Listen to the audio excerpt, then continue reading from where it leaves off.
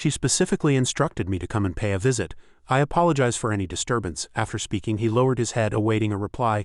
"Lord Kong, this clansman of mine has no official rank or title. As a first-rank official, for you to bow so deeply to a commoner is, I'm afraid, against propriety." Wendong was up to his old tricks. Before Lin Ke could speak, he had already jumped in, loudly criticizing Lin Ke for Kong Decheng to hear. "Our dynasty governs with filial piety as its foundation. Mr. Lin is my mother's savior. How could this official be disrespectful to a benefactor?" Kong Decheng glanced at him, thinking, "Who do you think you are, daring to shout here?" Wendong's face was a mask of confusion. "Savior, how could this kid possibly—" "That's right. Mr. Lin is an honored guest of my household. Anyone who dares to disrespect him is disrespecting me, Decheng." Kong Decheng, unable to tolerate the kid in his words, shouted angrily, "Father, father, what's wrong with you?" His two precious sons cried out in alarm as Jianchun suddenly grew dizzy. His body swayed, about to collapse to the ground. Our land, it seemed Jianchun could no longer bear to watch, for everything before him was crystal clear and irrefutable. He closed his eyes, let out a long sigh, and thought of the lands he had gambled away. "Old Patriarch, this is bad. A large number of soldiers have surrounded the place." The gatekeeper of the Lin family village ran in, panicked to report. Soldiers? This was like a bolt from the blue for everyone in the Lin family, especially the old patriarch. He immediately hobbled over to Kong Decheng with his cane and asked what grave crime his family had committed to warrant such a response. "Lord Kong, may I ask what crime our Lin family has committed to cause you to mobilize such a force?" But contrary to what everyone thought, Kong Decheng was genuinely unaware and quickly denied that those were his soldiers. "I only brought a few guards with me. I did not mobilize any troops. Standing here won't help. Let's go out and see what's going on." Outside, it was just as the gatekeeper had described, a scene of chaos. A troop of soldiers stood in neat formation, their expressions solemn as they looked inward. Lin Ke had never feared anyone and now was no different. He walked straight down to face the leading officer. "General of the Red Feather Army pays his respects to Mr. Lin," the lead officer suddenly said. It turned out that Lin Ke knew these men. They had come specifically to see him. "The Red Feather Army, even one of the court's main forces, the Red Feather Army, has come to visit." "Lin Ke, oh Lin Ke, who in the world are you?" Fifth Uncle was utterly stunned and filled with awe. He simply couldn't fathom how Lin Ke knew all these prominent figures. The Flying Eagle Gang, a prince, the governor of Lingzhou, a general of the Red Feather Army, the Zhanghu, the imperial court, royalty, and the army. What kind of lineup is this? I never thought I'd see these figures in the Lin family village. The more he thought, the more he couldn't believe it. What kind of person was Lin Ke? "The ancestors are watching over us. The ancestors are watching over us." The clan elders were in tears, muttering continuously as if hoping to wash away their ancestors' sins. Why? How does this kid know so many powerful people? Wei Sai and his brothers were only now beginning to feel afraid. Their faces were dark and cold sweat dripped down their brows. Was it too late for them to feel this way now? At this point, Lin Ke finally turned to face the highest-ranking members of the Lin family village. "If any of you have something to say, feel free to speak up." "Lin Ke, why are all these powerful people so courteous to you? How on earth did you do it?" The clan elders stopped beating around the bush and directly voiced the question on their minds. Lin Ke answered him frankly. "Nothing else but strength." "Strength?" the elders asked back in confusion. "Did this Lin Ke possess such great strength?" "That's right. I wonder if you've ever heard of a martial arts grandmaster?" Lin Ke prompted them again, asking about martial arts grandmasters. An elder named Shu Wu seemed to understand the term. A martial arts grandmaster is the goal of all martial arts practitioners. Across the entire Great Wu dynasty, there are only a handful who can be called a grandmaster. The elders finally understood. "Could it be that you are a martial arts grandmaster?" "No, based on the martial realms, my strength makes me a great grandmaster," Lin Ke replied. Looking them in the eye, "A great grandmaster," Lin Ke's words shocked them even more than before. "A great grandmaster, that's a legendary existence. It is said that in the entire Great Wu dynasty, only the national preceptor Long Kangming can be called a great grandmaster, and such a person is a disciple of our clan." Shu Wu couldn't believe his ears. He asked the other elders, trembling, "Is it true?" It all sounded a bit unreal. Not only were the elders and Shu Wu shocked, but everyone else in the vicinity also panicked upon hearing Lin Ke's introduction of himself. But while some believed, others thought it was a fantastic tale. Lin Ke didn't want to explain further. He directly demonstrated his martial skill for all to see whether what he said was true. "Watch carefully." With that, he raised two fingers. Lin Ke swiped his fingers toward the ground and a beam of light shot from his hand, flying straight ahead. His strength was truly extraordinary. It shattered the stone slab there, sending fragments flying outside the village gate. The power Lin Ke unleashed terrified the crowd. Everyone was drenched in sweat, their mouths agape as they witnessed such martial prowess. "Is that the power of a great grandmaster? It is only because we are of the same clan that I have bothered to reason with you. Since everyone happens to be here today, isn't it time we settled our previous accounts?" Lin Ke suddenly brought up the old matter. Jianchun and his family, having lost all their land in the bet with Lin Ke, were now leaving with their luggage. His wife didn't stop complaining the entire way. "It's all your fault for being so greedy. Now we have nothing. How do you expect us to live?" Woo woo woo, she started crying as she recalled the events of the past few days. Seeing their mother like this, their 3 sons didn't know what to do and could only remain silent. Seeing their family's plight, Lin Ku's mother couldn't bear it either. She said to her son, Care, although your eldest uncle and his family were not good to us, seeing them like this now really makes my heart ache. Lin Ke, however, was surprisingly calm, as this was the lesson they deserved for daring to oppose him. Mother, you're still so soft-hearted. Your eldest aunt came to beg me a few days ago, wanting to rent a few mu of land from our family. You see, she said hesitantly. I've already said that all family matters are up to you, Mother. You can do whatever you think is best, Lin Ke interjected.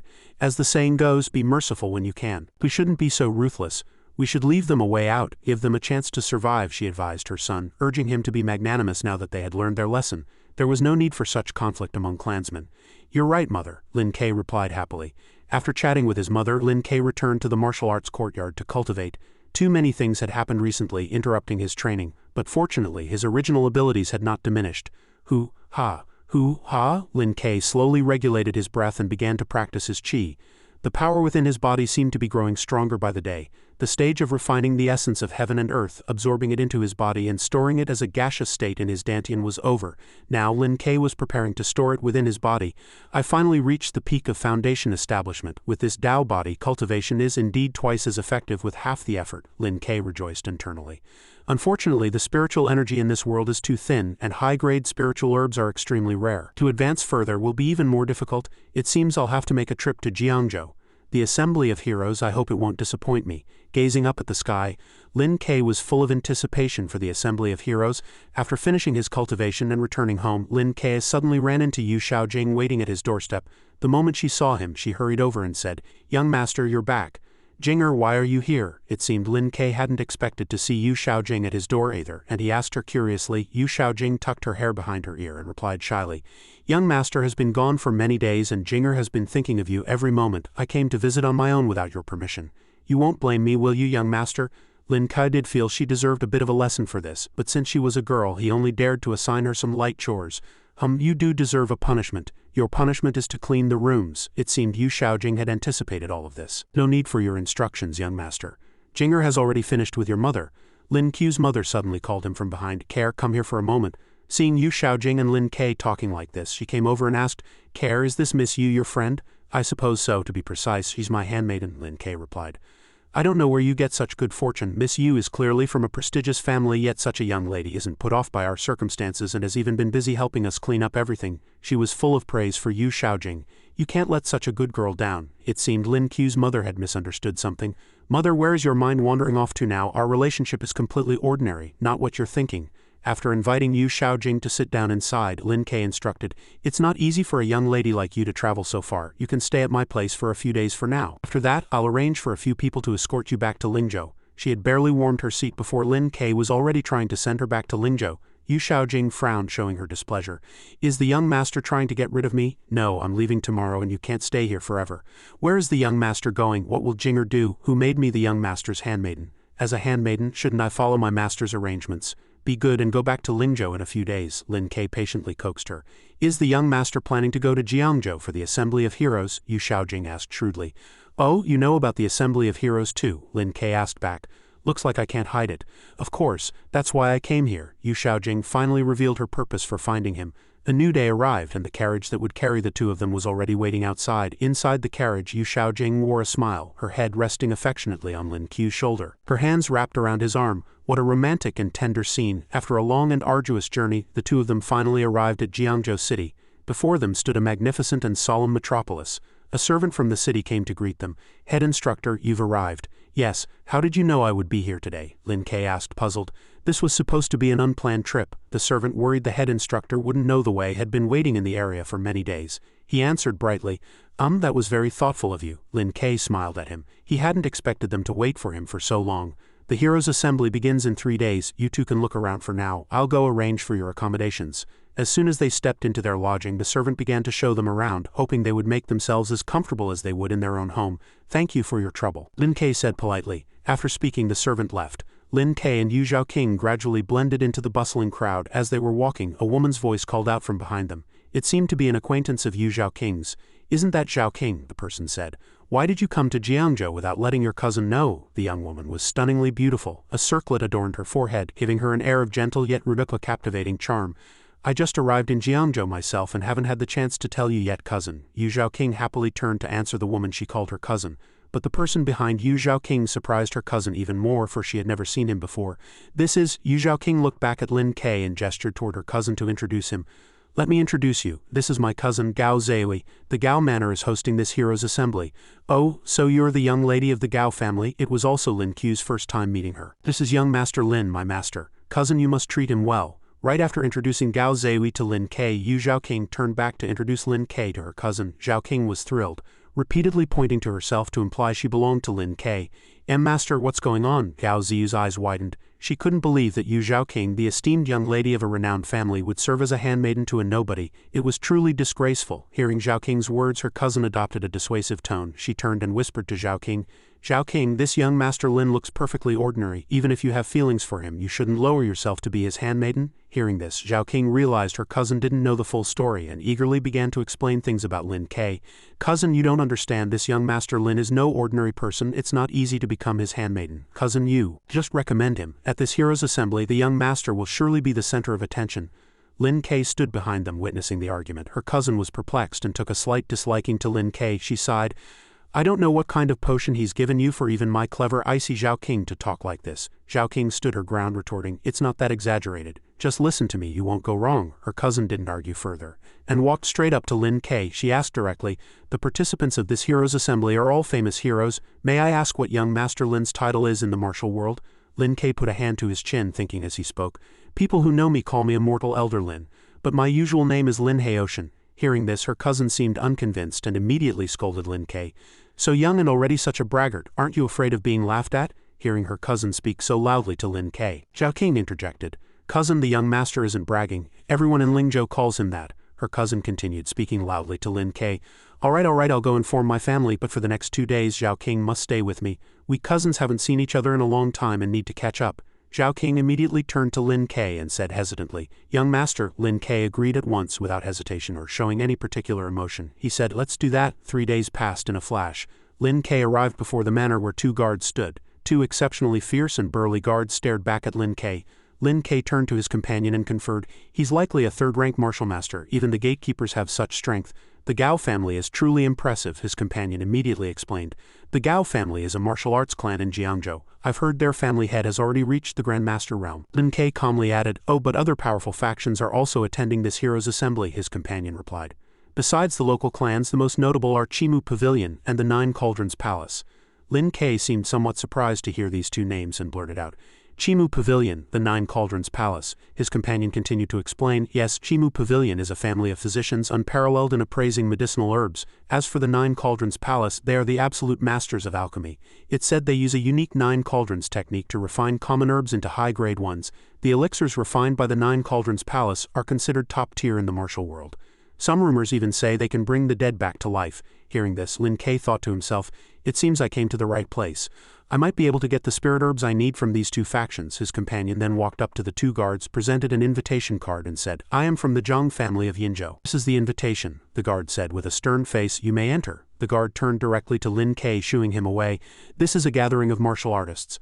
Unrelated people should leave now. His companion was very surprised and explained to the guard, this young Master Lin is from a great family. Doesn't the Heroes' Assembly welcome all heroes to attend? The 2 guards threatened. Just because you say he's from a great family he is. I could say I'm a royal grandson. That's right, that's right. Say one more word and you won't be getting in either, the companion said gravely. Bring your steward out. I wish to speak with him. Hearing the word steward, he roared. You want to see our steward? You're not worthy. In the distance, the figures of Zhaoqing and her cousin appeared. As they approached, the cousin called out loudly, let them in. Zhaoqing immediately walked to Lin Qu's side and said happily, young master, you're here. Lin Ke responded coolly with a grunt. Inside the manor stood many heroes. The cousin and Zhaoqing led Lin Ke and his companion into the manor. As they walked, the cousin spoke in a contemptuous tone. You can go in and look around, but don't get any other ideas. The people here are not to be trifled with. One wrong word could cost you your life. If something happens to you, I won't be able to protect you. Lin Qu's arrival still made Zhaoqing very happy. She reassured her cousin with a smile. Cousin, don't worry, it's the others who should be worried. Her cousin could only sigh at this. Meanwhile, inside the manor, the heroes began to murmur amongst themselves about Lin Ke. Have you guys heard? A master recently emerged in Lingzhou. Everyone calls him some kind of immortal elder. Yes, that's him. A fraud like that could only get by in a chaotic place like Linzhou. Here at our heroes' assembly we only have genuine masters. Zhao King heard all the discussion and turned to Lin Ke. Young master, those guys are talking nonsense. Should we open their eyes for them? Lin Te replied. Didn't your cousin tell us not to cause trouble? We'll just look around. A loud announcement came from the entrance.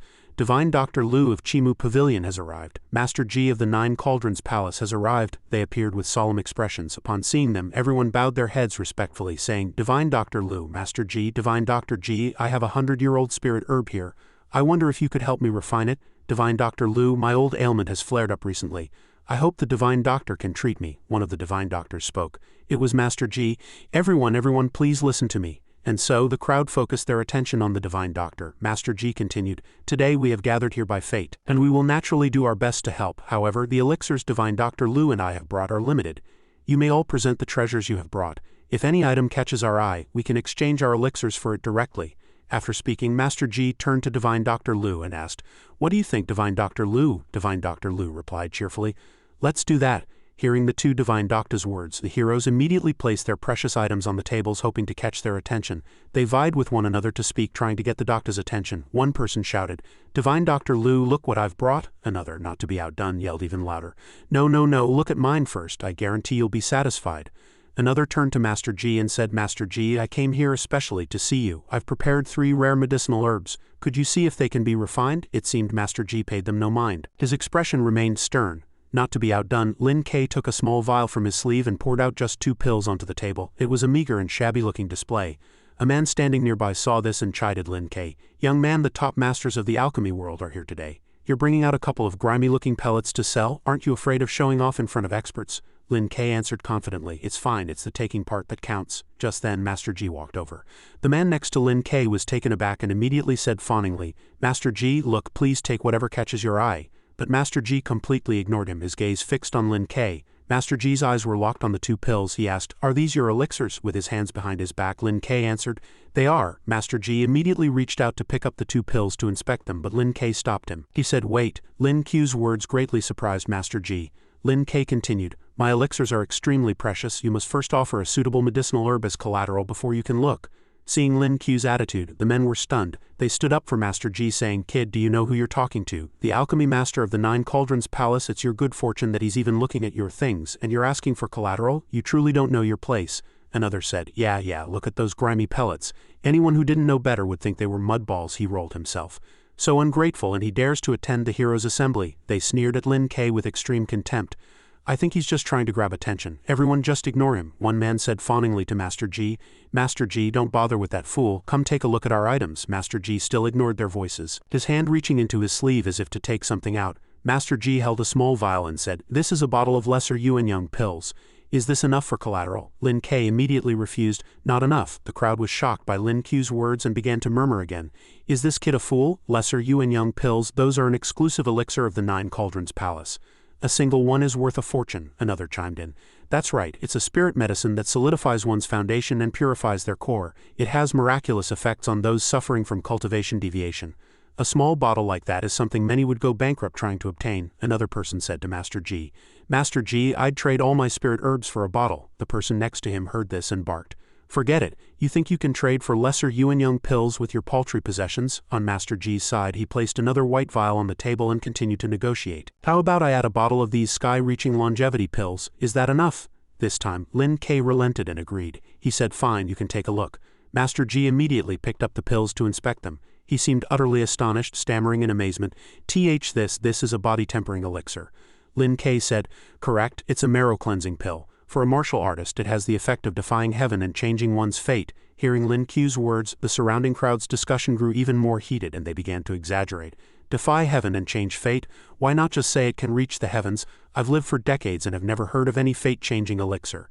So young and already learning to be a charlatan. If it were someone else, this kid might have a chance to swindle them, but unfortunately for him, he ran into Master Ji today. Master Ji continued to ask about the elixir. Did you refine this pill? Lin Ke continued to answer coolly, I did. They seemed jealous of Lin Ke, saying, Impossible. Even the master from the Nine Cauldrons Palace has been fooled. What a joke, one person asked Master Ji directly.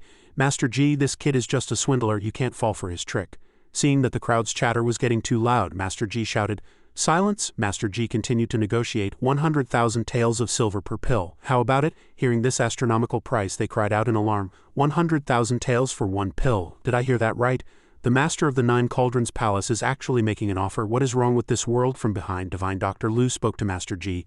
I say, Master G, you're an alchemist yourself. Elixirs are a simple matter for you. Why not yield to your brother today? Hearing Divine Dr. Lu's words, everyone around was shocked, thinking, even Divine Dr. Lu wants to buy it. Could this elixir be real? At this moment, after hearing the two Divine Doctors' appraisal of Lin Q's 2 pills, the crowd also began to clamor to buy them. They shouted, young brother, how about you let me have one? I'm willing to pay 150,000. Another person interjected, I want one too, 160,000. The people continued to discuss animatedly, their opinions divided. Could this kid be in cahoots with the two masters to scam everyone? What fool said that? With the status of Divine Dr. Lu and Master G, would they need to resort to such tricks to get money? It's obvious this elixir is extraordinary, which is why the two masters are competing so fiercely for it. A marrow cleansing pill is a marrow cleansing pill. It cleanses the marrow and reforges the bones. If it truly has such an effect, over 100,000 taels isn't expensive at all. Suddenly, a very burly man stepped forward and bid, I'll offer 500,000 taels. He had an extremely fierce appearance. The crowd turned to this stranger and began to murmur. Oh, I was wondering who was being so arrogant. So it's the Meng family of the West Sea. They place the utmost importance on tempering their bones and sinews. A marrow cleansing pill is the most suitable item for them. Another person asked doubtfully, the Meng family of the West Sea, who are said to be impervious to blades and spears and dominate the world with their powerful physiques? Another replied, who else? Is there any other Meng family? The man from the Meng family of the West Sea confidently negotiated with Lin K. How about it, young brother? I imagine no one will bid higher than me. However many of these pills you have, I'll take them all. Lin K coldly refused. I don't want money. If you can trade with a spirit herb that is over 1,000 years old, I can give you as many marrow cleansing pills as you want. The man from the Meng family couldn't hide his surprise. 1,000-year-old spirit herb? Are you kidding? 1,000-year-old spirit herbs are practically extinct these days. Aren't you just messing with me? Divine Dr. Lu said in a deep voice. In recent years, 1,000-year-old spirit herbs have indeed become nearly depleted. Such herbs haven't been seen on the market for a long time, however. My Chimu Pavilion does have a few stocks of 1,000-year-old ginseng. If you have the formula for the marrow cleansing pill, young brother, I can discuss it with my family head. Perhaps he will agree to trade one stock for it. Hearing this, the adjacent Elder G couldn't help but protest. Master Lu, that won't do. Trading a 1,000-year-old ginseng for the formula is too cunning. Seeing Elder G trying to interfere with his business, Master Lu was displeased. Elder G, we've been friends for over a decade. Opposing me like this is hardly the style of your Nine Cauldrons Palace. Elder G simply replied with a calm expression, don't blame me for being blunt, Master Lu. As the saying goes, the highest bidder wins. This formula is of great use to me, so please don't compete with me for it. Elder G said seriously to Lin K. 1,000-year-old spirit herb is indeed rare for an ordinary person, but for our Nine Cauldrons Palace, it's not a difficult matter. You must know, my sect has a heritage of several hundred years, and alchemy is our foundation. The Nine Cauldrons Palace does not lack for 1,000-year-old spirit herbs. As long as you are willing to hand over the formula, young brother, I can immediately send someone back to the Nine Cauldrons Palace to fetch spirit herbs for the exchange. Seeing the two of them arguing so fiercely, everyone present couldn't help but be filled with curiosity about Lin Q's abilities. Who on earth is this young man to make Divine Dr. Lu and Master G compete like this? At this moment, Lin K slowly spoke. The formula itself isn't particularly mysterious. It's just that it has extremely high requirements for the alchemist. In this world, I'm afraid I'm the only one who can refine it. Hearing him say this, Elder G was filled with astonishment. You're an alchemist? Lin K closed his eyes slightly and replied, I suppose so. Hearing Lin Q's confirmation, Master Lu immediately proposed. If this elixir was truly refined by you, sir, my Chimu Pavilion is willing to offer 3 stocks of 1,000-year-old ginseng in hopes that you will refine elixirs exclusively for us. The adjacent Elder G, not to be outdone, said, if you are willing to come to the Nine Cauldrons Palace, sir, you may use any of the spirit herbs in the valley as you please. You may also freely peruse our precious alchemy scriptures. Witnessing the two of them continuously making these unique offers, the crowd could only stare, dumbfounded. Heavens, this is the Nine Cauldrons Palace and Chimu Pavilion, to be so highly regarded by these two as an honored guest. This young man is truly peerless. To have such cultivation at such a young age, how have I never heard of him? At this time, the steward of the Gao family, who had been sitting calmly, suddenly stood up and gently reminded them, I'm afraid it won't be possible for you two masters to invite young Master Lin as your guest. This young master is an honored guest of our Gao family. Elder G and Master Lu greeted the Gao family's steward. A guest should suit the convenience of the host, since Steward Gao has said so. We will naturally comply. The crowd was once again amazed by the mysteriousness of the person who had just spoken. Who is that man? Why are even Divine Dr. Lu and Master G so respectful to him? The person next to him heard the question and hastily said, "You don't know, he's the organizer of this heroes' assembly, the steward of the Gao Manor, Gao Yiming, in the entire Gao Manor besides the family head who is in seclusion. His word is law. You don't even know such a big shot. What are you doing at the heroes' assembly?" The man was a bit embarrassed. "Shameful, shameful. This humble one has just arrived. I've made a fool of myself." Everyone looked at Lin Ke discussing endlessly. Even the Gao family's steward had personally stepped forward. It seemed this young man's future was about to become limitless. Sigh, comparisons are odious. Gao Yiming glanced quietly at Zhao King and asked in a low voice, "Zhao King, you've been at the manor for a few days. Why haven't you introduced this friend of yours to your uncle?" Zhao King was a bit surprised by her uncle's sudden question. She stammered in reply, "I've just been catching up with my cousin these past few days and haven't had a chance to introduce him to you, uncle." Gao Yiming looked at Lin Ke and said calmly, "This young master is Zhao King's friend, which naturally makes him one of the Gao family. If you are willing to serve the Gao family, half of our assets will be yours. And our family head will also take action on your behalf 3 times. Gao Yiming's words left the crowd so shocked their jaws dropped. Half of the Gao family's assets and the Gao family head, that's a grandmaster level figure with such a person as his backer. Wouldn't this young man be able to do whatever he wants in the martial world from now on? The Gao family is really putting down a huge stake." Lin Te replied in a deep voice, "I only want 1,000-year-old spirit herbs. I accept no other conditions." The crowd was once again greatly astonished. Heavens, is this kid a fool? To refuse such generous terms, it's unbelievable. This is a position that everyone under the heavens would envy. He just refused like that. Hearing Lin Ke's blunt reply, Gao Yiming wanted to ask again, "Won't you reconsider, young master?" Lin Ke reiterated, "I said I only want 1,000-year-old spirit herbs." Hearing him say this, Gao Yiming's expression darkened and he looked displeased. Suddenly he threw his head back and laughed loudly. "Ha ha ha." Gao Yiming looked at Lin Ke and said, very well, very well. Since you are unwilling, young master, my Gao family will not insist, but don't be so quick to decide.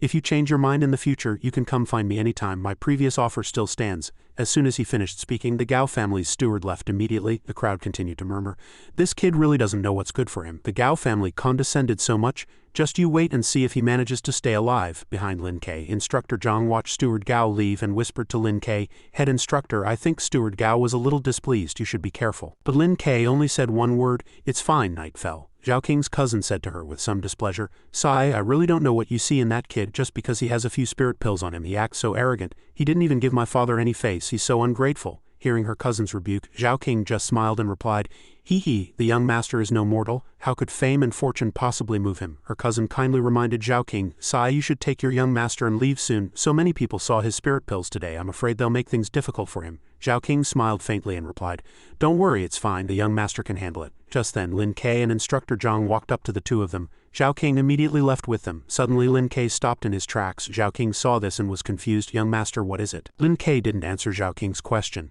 He asked in a deep voice, "You who are following, come on out. No need to be so secretive." Just as Lin Ke had sensed, a group of people had been tailing them since who knows when. "So it's Elder Ji, Divine Dr. Lu, and the man from the Meng family of the West Sea." Lin Ke looked at them and said indifferently, "To hold back for so long before making a move, it must have been difficult for you." The man from the Meng family of the West Sea said arrogantly to Lin Ke, "Kid, if you know what's good for you, you'll hand over the elixirs obediently. I didn't make things difficult for you earlier out of respect for the Gao family's steward, but now that we've run into you out here, it's out of your hands." But they were no match for Lin Ke at all. Lin Ke said calmly, "It seems you've all discussed this. I wonder how you've decided to split the spoils." The man from the Meng family of the West Sea replied, "The elixirs are mine. As for the formula, you'd best hand it over obediently. If you're unwilling, Divine Dr. Lu and Master Ji have plenty of ways to make you talk." Lin Ke couldn't be bothered to answer Meng Joshua. Meng Joshua threatened, "I'd advise you to cooperate. Otherwise you'll find that even dying will be a luxury." Lin Ke replied coldly, "Nice thought, but have you considered the consequences of failure?" As soon as he finished speaking, he immediately crossed his hands, adopting a stance and preparing to attack them. As Lin Ke channeled his spiritual power, a dazzling green light erupted from his body. Meng Joshua was a little surprised to see Lin Ke begin his move, but before he could react with a soft thud asterisk, Lin Ke had already sent him to the afterlife with a single strike. Meng Joshua died without even having the time to cry out. His death was so sudden that everyone present was stunned. Old Ji looked at Lin Ke, trembling, and stammered, You're so young, yet so vicious." Lin Ke glanced at him, a hint of displeasure in his eyes. He said coldly, "What, you're allowed to kill people, but I'm not allowed to kill you. If you want to kill someone, you must be prepared to be killed." Hearing this, Physician Lu and the others could only grit their teeth and glare at him, utterly powerless. His pride wounded by Lin Ke, Physician Lu could no longer hold back. He too immediately crossed his hands, preparing to attack Lin Ke. but his next move was somewhat surprising. He suddenly plunged 2 needles into the necks of 2 of Meng Joshia's subordinates. At Physician Lu's touch, the 2 men's bodies immediately contorted in agony, and they began to tremble uncontrollably. They cried out in succession. Then, for some unknown reason, the 2 men mysteriously became exceptionally strong. Their eyes filled with murderous intent as they menacingly advanced on Lin Ke, ready to attack. Just then, Instructor Zhang suddenly stepped in front of Lin Te and said decisively, "Chief Instructor, leave these 2 to me." As soon as he finished speaking, Instructor Zhang also swiftly launched an attack, countering the 2 men's moves. But this time it wasn't just those 2. Old Ji sent out 2 more of his tall burly subordinates to confront Instructor Zhang. From behind, Old Ji commanded them loudly, "Use the pills." As if their minds were controlled by him, the 2 men acted on his command without the slightest hesitation. 2 pills began to take effect, and their bodies also started to tremble as they let out thunderous roars. They quickly charged toward Lin Ke, launching an attack. Of course, Lin Ke wasn't going to just stand there and let them do as they pleased. He rushed towards them like a bolt of lightning, slashing at them mercilessly several times. But these men were no pushovers. Lin Ke frowned slightly, thinking they can block it with their bare hands. Seeing that Lin Q's attack was ineffective against his subordinates, Old Ji became conceited and arrogant. How about that? This form-devouring pill can increase the user's power tenfold. These 2 were already body refinement masters, and with the help of my pill, they are strong enough to withstand an army of thousands. But Lin Ke paid no attention to his words. He swiftly executed a lightning-fast technique, preparing to launch his next move against the 2 men. Hundreds of spiritual power threads controlled by Lin Ke assailed the 2 men's bodies. Old Ji stood to the side, continuing his arrogant tirade. "It's useless. Empowered by the form-devouring pill, they are invincible. To have such cultivation at your young age makes you a 1 in 10,000 talent. If you are willing to submit to me, I guarantee you a boundless future." Lin Ke remained silent, his gaze now more resolute than ever. Swish!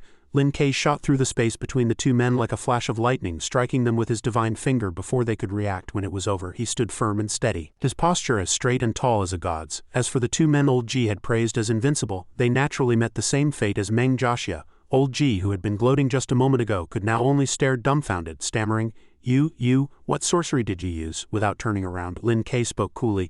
"So-called body refinement masters merely gather their vital energy on the surface of their bodies. I just struck their acupoints, dispersing their energy. Without it, they're no different from ordinary people." After dealing with Old Ji's 2 subordinates, it was Physician Lu's men's turn. They too met the same fate as the others.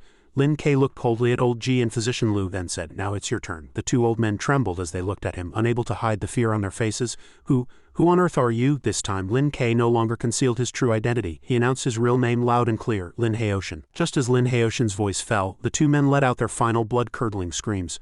Arg! Then they were sent to the afterlife. As expected, Old Ji and Physician Lu met the same fate as the others. At that moment, someone was secretly hiding behind a wall, having witnessed everything that had just happened. The few who had peeked at the scene were all terrified by Lin Haoshan's power.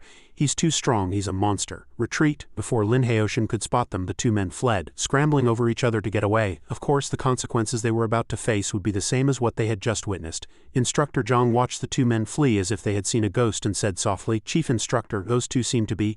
Lin Ke just replied nonchalantly, "I don't know." Night fell. It turned out that the 2 men were from the Gao family. They quickly reported the situation to Gao Yiming. After hearing their report, Gao Yiming was greatly shocked. "What, completely wiped out?" The man affirmed again, "Yes, I saw it with my own eyes." Gao Yiming replied in a low voice, "All right, I understand." Gao Yiming slowly walked to the window, looked up at the moonlight outside and thought, "Lin Haoshan, who in the world are you?" At this moment, the Gao family's steward stood behind him and spoke with difficulty. "Director, the people from Chimu Pavilion, Juding Palace, and Meng Joshia were all killed on our territory. I'm afraid this will be difficult to explain." Gao Yiming calmly proposed a solution. "What's done is done. We should inform them as soon as possible." The next morning, everyone gathered in the main hall. A buzz of discussion began. "Strange, why haven't we seen Physician Lu and Master Ji today? Hey, you don't know what happened yesterday. That kid has a top-grade pill, and both Juding Palace and Chimu Pavilion desperately wanted to borrow it, but the kid refused. An innocent man gets into trouble for carrying a treasure. Don't you understand that principle? For those who don't know, this idiom means that one who is guiltless may still attract disaster simply by possessing something valuable." The man finally understood. "I see, those 2 are probably fighting over the spoils somewhere. That's why I'm saying don't be fooled by the calm surface of this tournament of heroes. The undercurrents have already started to surge. We'd better be careful." At that moment, 3 figures slowly walked into the crowd and people began to shout, "Elder Ku of Juding Palace, Hall Master Meng Chong of the Meng family, Pavilion Master An Yuande of Chimu Pavilion, and Sect Master Fei Shu of the 8 Absolute Sect." Seeing these important figures, the crowd was stunned. These are all major figures who rule over their own domains. They rarely show themselves. Why have they come in person today? It seems something big has happened. At this time, the head of the Gao family also came out to greet them. Elder Ku, Hall Master Meng, Pavilion Master Un, Sect Master Fei. Sect Master Fei said coldly, Director Gao, our people were killed on your territory. As the hosts, your Gao family must give us an explanation. Hearing Sect Master Fei's words, the crowd was very confused. Killed? Who would dare to touch people from these families? The Gao family head spoke in a low voice. This is a long story. Why don't you all come to the rear courtyard and we can discuss it in detail? Pavilion Master Un said sharply. Who has time to listen to your ramblings? Hand over the murderer now or else. That moment a figure descended from the sky, interrupting Pavilion Master Un with a voice full of authority. Or else what? The person was none other than the head of the Gao family, Gao Bufan. Seeing him, Pavilion Master Un was startled, thinking to himself, walking on air, such a powerful aura, could he be? Gao Yiming bowed respectfully to him. Nephew greets the family head. The crowd was truly astonished. That's Gao Bufan, the head of the Gao family, a master in the Grand Master realm. He is the pride of the Gao family. Gao Bufan spoke calmly. To what do I owe the honor of this visit from all you esteemed sect masters? Pavilion Master Un gravely explained the situation. The Gao family hosted the Tournament of Heroes and we sent our people to attend. Now that they have been killed on your territory, you must give us a just explanation. Gao Bufan spoke in an authoritative tone. Every grievance has its source and every debt its debtor. Regarding the death of your people, our Gao family will naturally assist fully in the investigation. But if you target our Gao family because of this, then we will have no choice but to oblige you. Elder Ku interjected. As long as the Gao family hands over the murderer, we will naturally not make things difficult for you. Gao Bufan added, hand over the murderer? The Gao family was not responsible for this. For Elder Ku to say such a thing is perhaps inappropriate, Elder Ku said with displeasure. Before I came, I had already investigated thoroughly. The murderer is a distinguished guest of your Gao family, and Director Gao has previously admitted it himself. Upon hearing this, Gao Bufan frowned and looked at Gao Yiming, asking, Gao Yiming, what is going on? Gao Yiming replied with difficulty. This matter, Gao Yiming began to tell Gao Bufan the whole story. After understanding everything, Gao Bufan said to Gao Yiming, I see, in that case, send someone to bring that Lin Heoshan here. Let the two sides confront each other. If the matter is true, our Gao family will show no favoritism. Gao Yiming immediately replied, Nephew will see to it at once. But before Gao Yiming could leave, the person in question happened to arrive.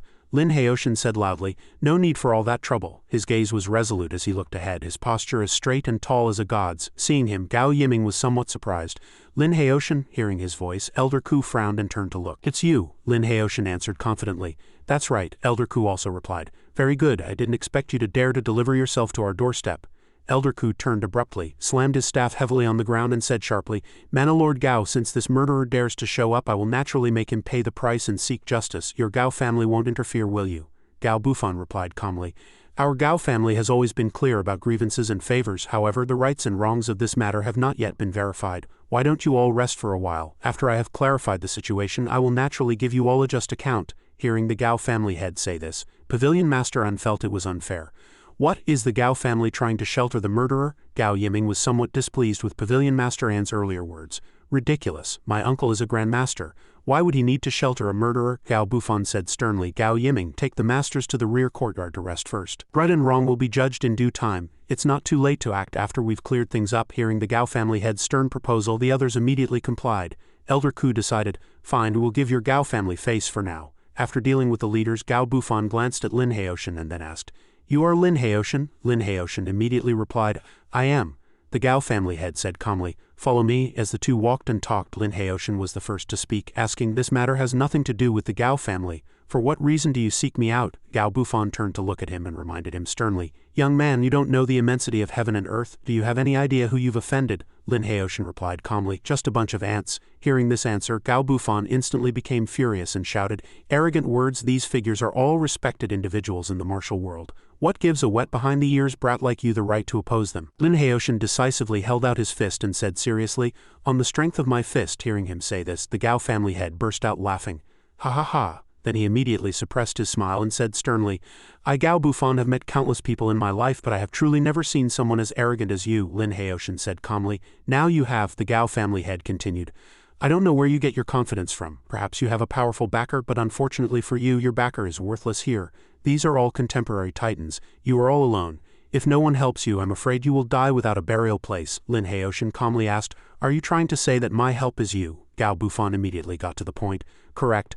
As long as you are willing to hand over the pill formula, our Gao family will guarantee your safety. Lin Heoshan just chuckled after hearing this. Hey, seeing him like this, Gao Bufan was displeased. What are you laughing at? Lin Heoshan replied in a low voice. I, Lin Heoshan, have roamed the world unrivaled. Why would I need you mortals as my aid? As for the pill formula, if your Gao family is willing to submit to me, I might be able to teach you a thing or two. Hearing this, Gao Bufan became even more furious. He shouted insolence, and aura of spiritual power began to swirl around his body. Lin Heoshan was displeased. What, you want to fight me here? Gao Bufan said arrogantly. HMPH, you're not worthy to fight me. You should worry about how to handle the current situation first. On the Gao family's martial arts arena, the current scene was Lin Heoshan standing tall in the middle, surrounded on all four sides by the four leaders. Gao Yiming spoke first. Our tournament of heroes was originally for sparring and exchanging techniques. Now that there is a grudge between the two parties, let's settle it according to the rules of the martial world. On the dueling platform, life and death are decided by fate. Our Gao family provides the arena and will not favor either side. Pavilion Master An's eyes burned with rage as he said sharply, You dare touch the people of my Meng Jiaxia? I will tear you to pieces. As soon as his voice fell, he immediately threw his massive fist, charging at Lin Heoshan. With his agile movements, Lin Heoshan easily dodged the blow and prepared to counterattack. He grabbed Pavilion Master An's wrist as fast as lightning, and with a flick of his hand sent him flying 1,000 miles away. Pavilion Master An's body crashed heavily into a pillar of the arena, shattering it into 100 pieces. Sect Master Fei was the next to strike. He began to launch an attack on Lin Heoshan. The technique Sect Master Fei used was the poisonous dragon whirlwind kick. With this move, his feet became extremely agile in the air, attacking his opponent at a dazzling speed. But it seemed this was still nothing compared to Lin Heoshan's abilities. He dodged it with ease, and the next figure in this 1-on-4 duel was none other than Elder Ku. He slammed the staff in his hand heavily onto the ground. Tens of thousands of demonic hands drilled out from under the ground, reaching towards Lin Heoshan's position. This move was called the Earth Prison Technique. The demonic hands he created surrounded Lin Heoshan, grabbing his feet tightly to prevent him from moving. High in the air, Hallmaster Meng, whose strength rivaled the Hulk's, carried a concrete pillar and smashed it down towards Lin Heoshan. Even though the pillar was already very close to Lin Heoshan's position, he still stood there calmly, without a trace of fear on his face.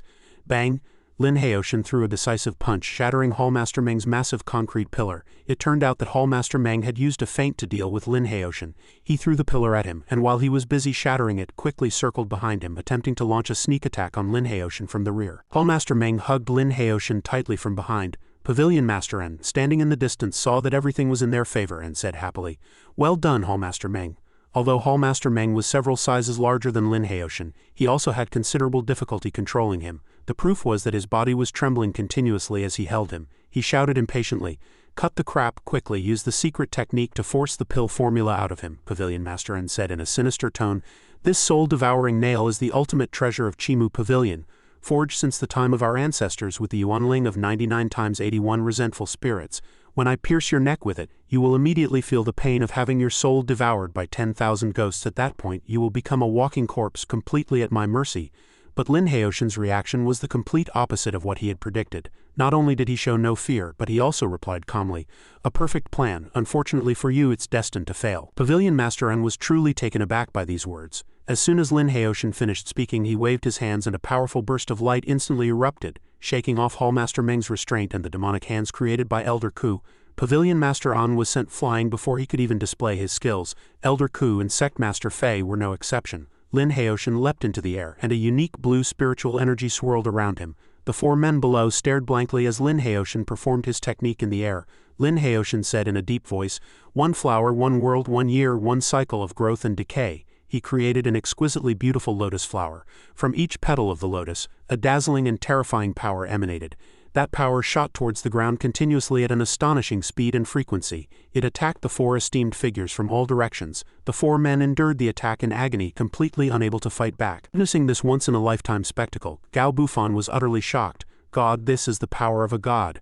After eliminating the four men, Lin Heoshan landed lightly amidst the stunned silence of the crowd, who were awestruck by the unprecedented scene. Everyone present dropped to their knees in unison and kowtowed to him. Gao Bufan said respectfully, Immortal Master Lin Heoshan, please forgive this old man for failing to recognize your greatness.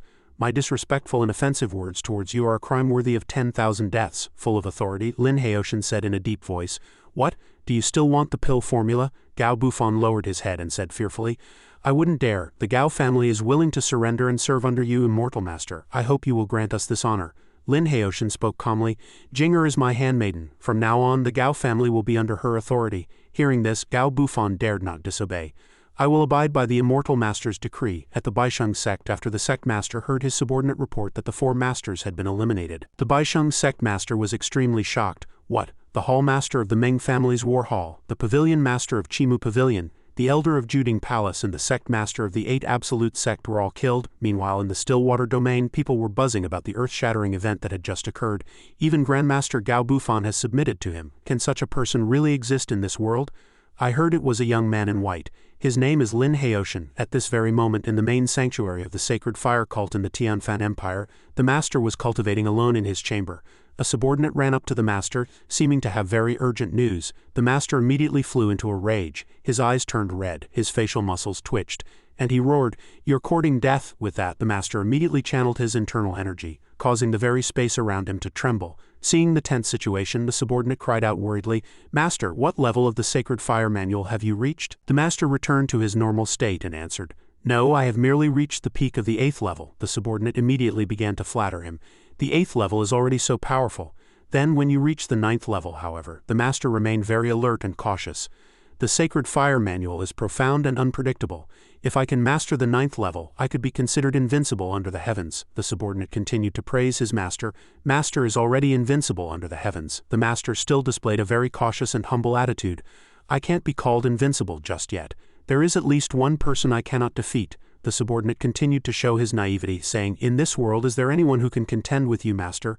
The master looked up at the sky, pondering as he spoke the name, the Great Wu Dragon Spear Alliance. Hearing this name, the subordinate was extremely surprised and repeated, his brow beaded with cold sweat, "The Dragon Spear Alliance." With his hands behind his back, the master calmly recounted, "Back then, our sacred fire cult was driven out of the Great Wu Empire, all thanks to this Dragon Spear Alliance. The remaining followers were hunted all the way to the Tianfan main sanctuary. After enduring countless hardships, we finally found a place to settle. Now that my divine art is complete, it's time to return to Great Wu and once again spread the fame of our sacred fire cult throughout the world." Hearing this, the subordinate immediately clasped his hands and bowed his head, saying to his master, "The sacred fire cult is unparalleled in the world. As the transmission elder, you are destined to leave your name in history." The master seemed to recall something from the past and asked the subordinate, "Have you found the person who killed Gong Sun Tai?" The subordinate replied, "Your disciple has already sent people to investigate. The murderer is a young man named Lin Haoshan. A few days ago, he also killed Elder Ku of Juding Palace, Hall Master Meng of Shihai, and Sect Master Fei Shu of the 8 Absolute sect."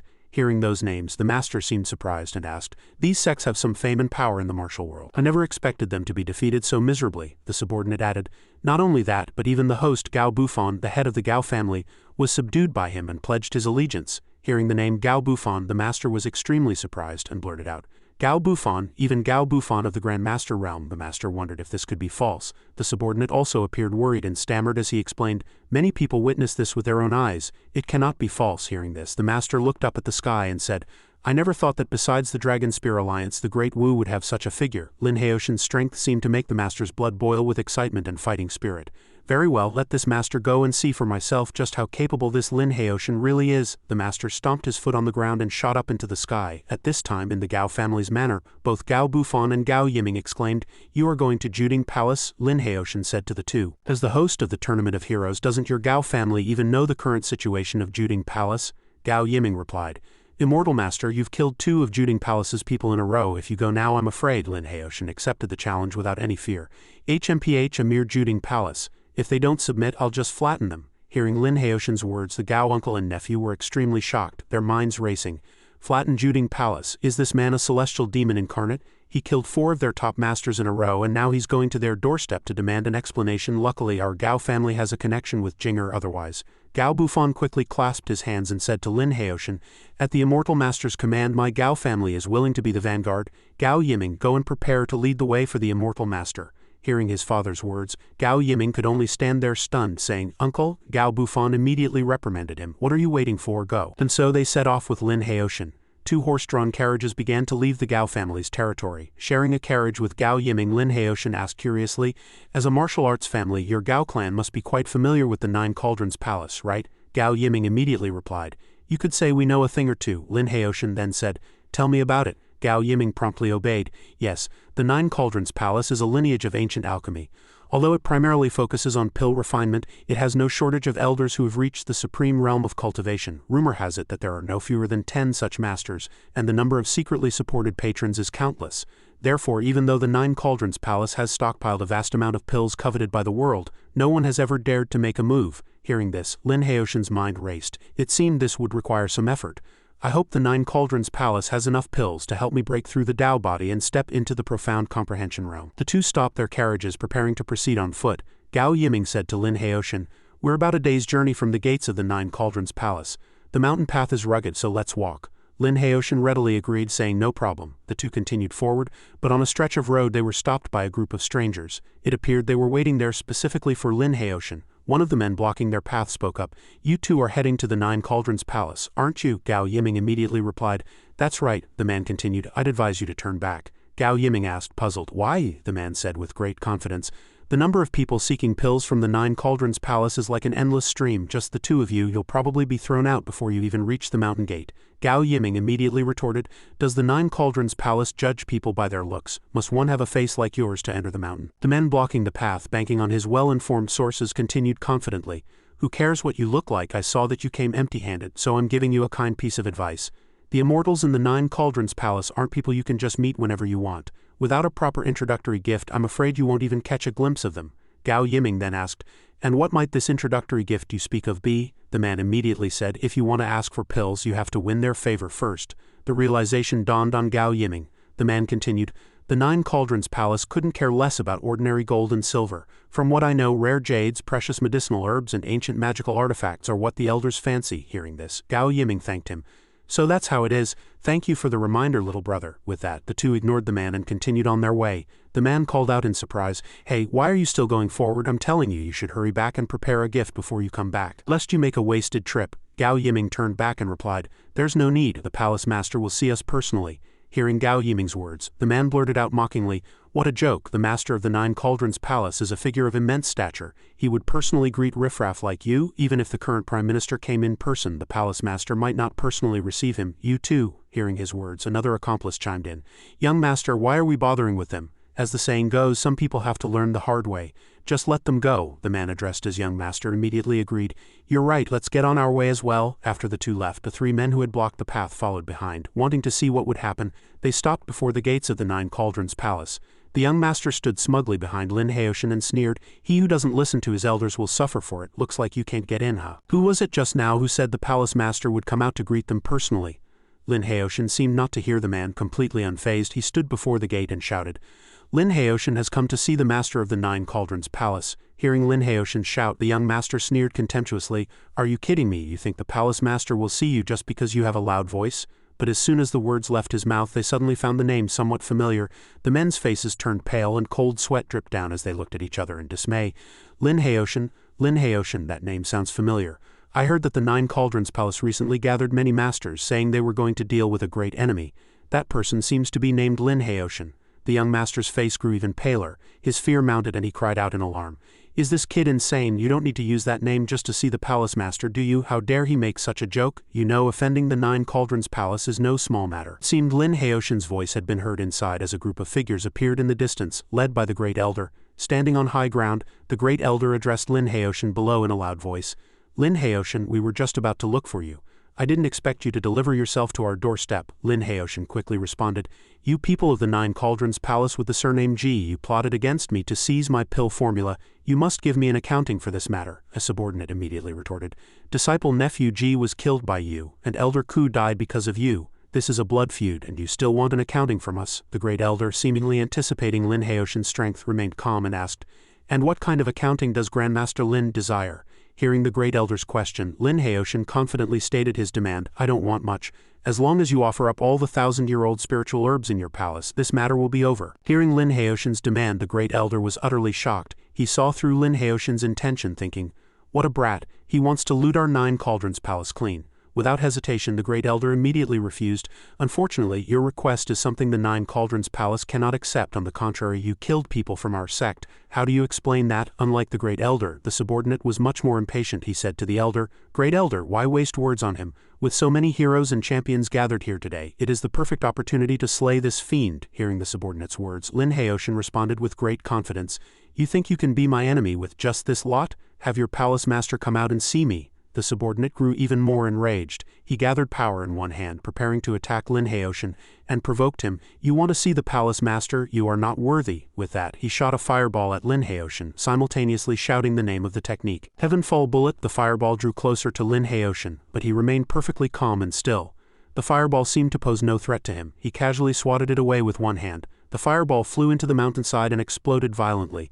Seeing Lin Haoshan's action, the subordinate was utterly shocked and cried out, "How is that possible? He deflected my Heavenfall Bullet with his bare hands?" Witnessing Lin Haoshan's power, the Great Elder immediately ordered all his men to attack at once. In an instant, countless weapons shot toward Lin Haoshan. This was nothing to Lin Haoshan.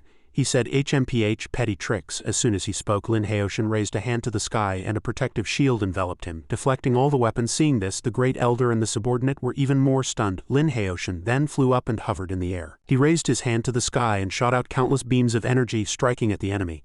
A monk threw his Dharma instrument into the air, shouting, "Get behind me!"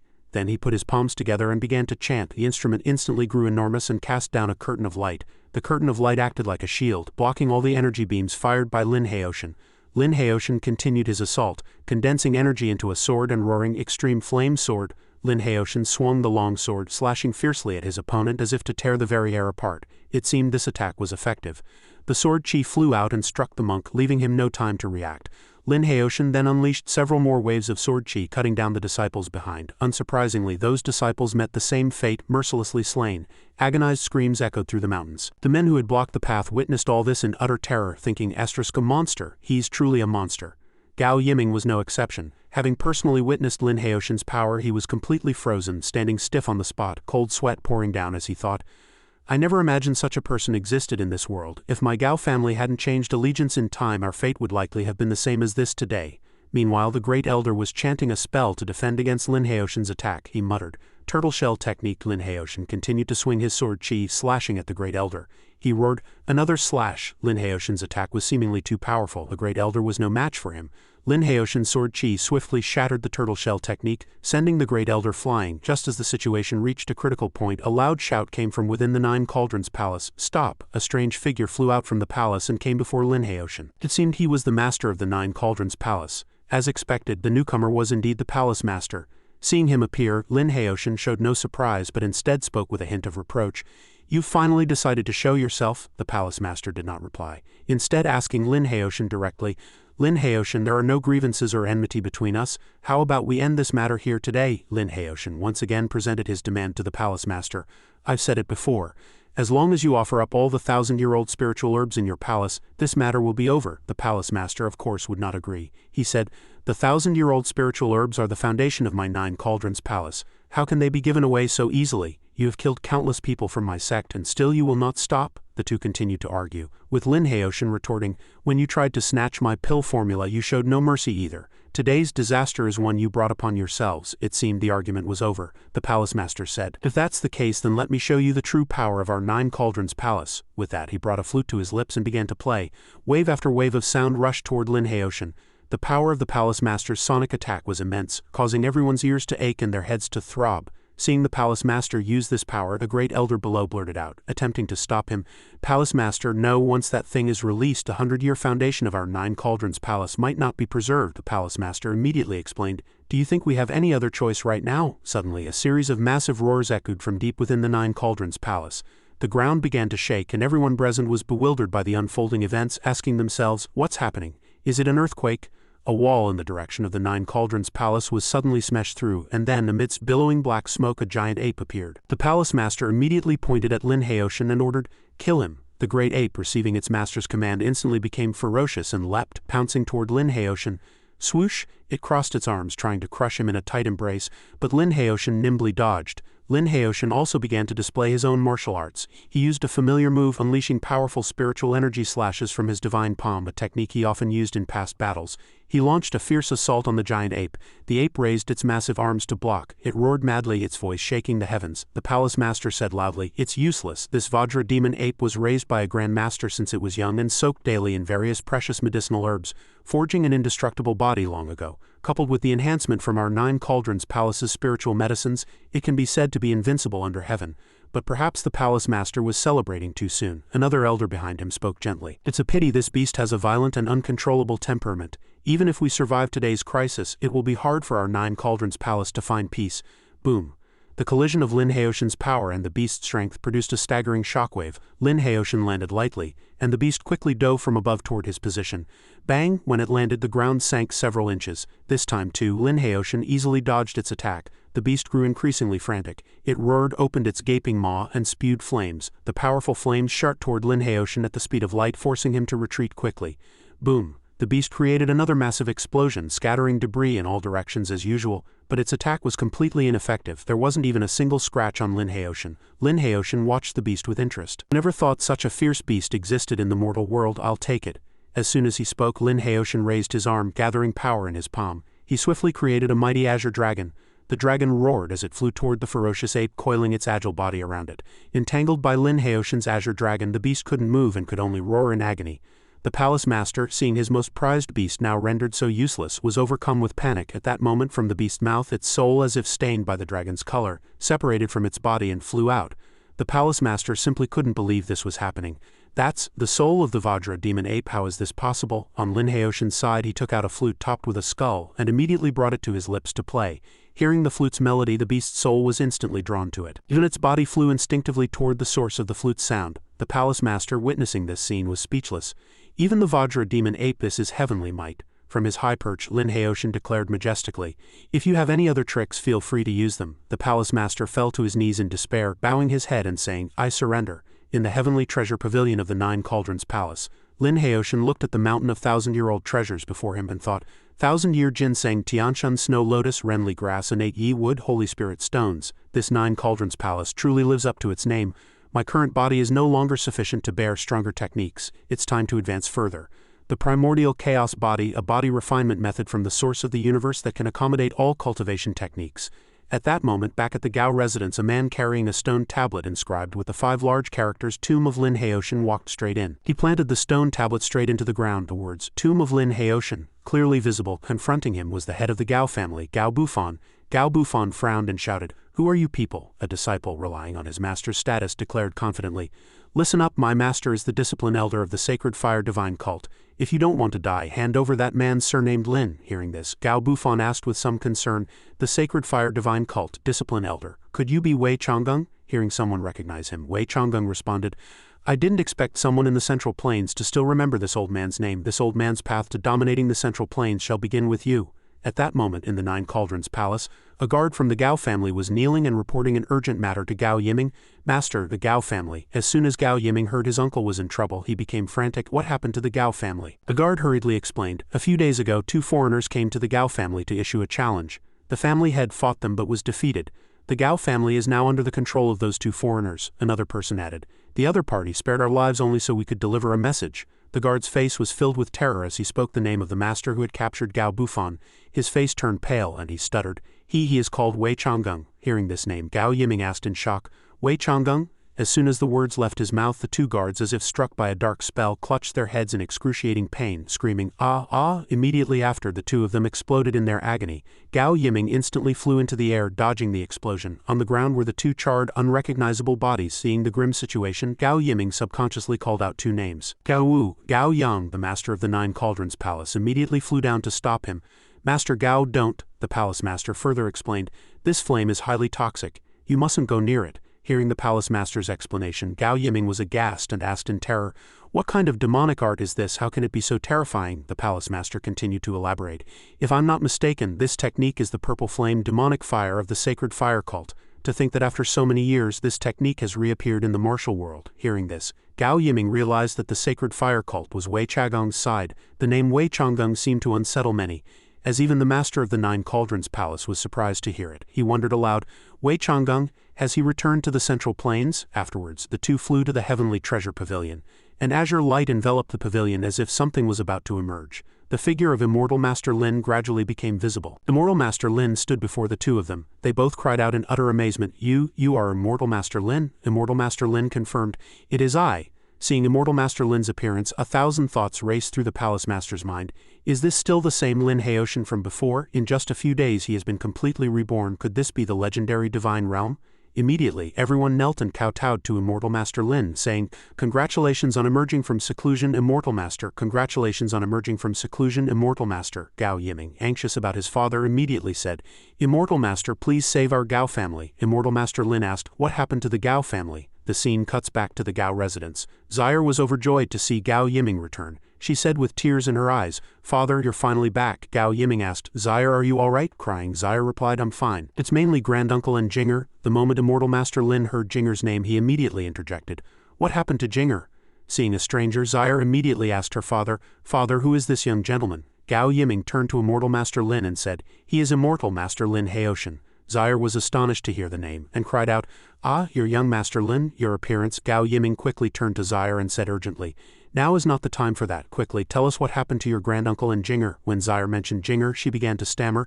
Jinger, Gao Yiming led Lin Haoshan into Gao Buffon's room and said, Uncle, Immortal Master Lin has come to see you. Hearing that Immortal Master Lin had arrived, the still weak Gao Buffon struggled to sit up and pay his respects. This old man pays his respects to Immortal Master Lin. You must go to sea. Old Liao III continued to explain, Sir, we humble folk make our living from maritime trade. If we don't go to sea, what will we eat? The official grew angry and shouted, Old Liao III, this is a military order from Lord Governor General. This matter concerns the security of the southeastern sea border. If something goes wrong, can you bear the responsibility? Old Liao III cupped his hands and pleaded, Sir, it's not that we won't obey the order, but this is our family's livelihood.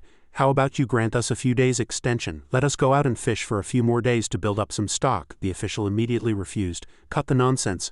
I have relayed the Lord Governor General's words. Whether you listen or not is your business. A swaggering soldier added, I've already said it, you won't be setting sail from here.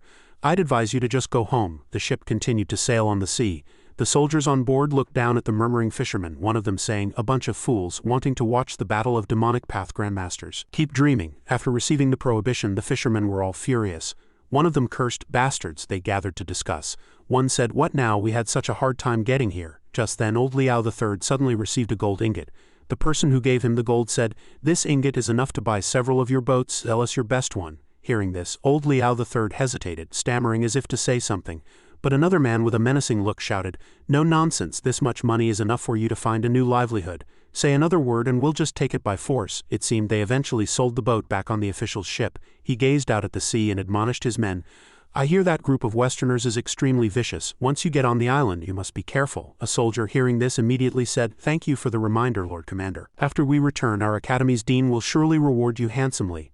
Suddenly, a soldier on the ship reported to the official, saying in alarm, Sir, there's a boat of unknown origin over there. Hearing this, the soldiers all rushed to the direction indicated, exclaiming, It's the boat from the Lingzhou Martial Arts Academy.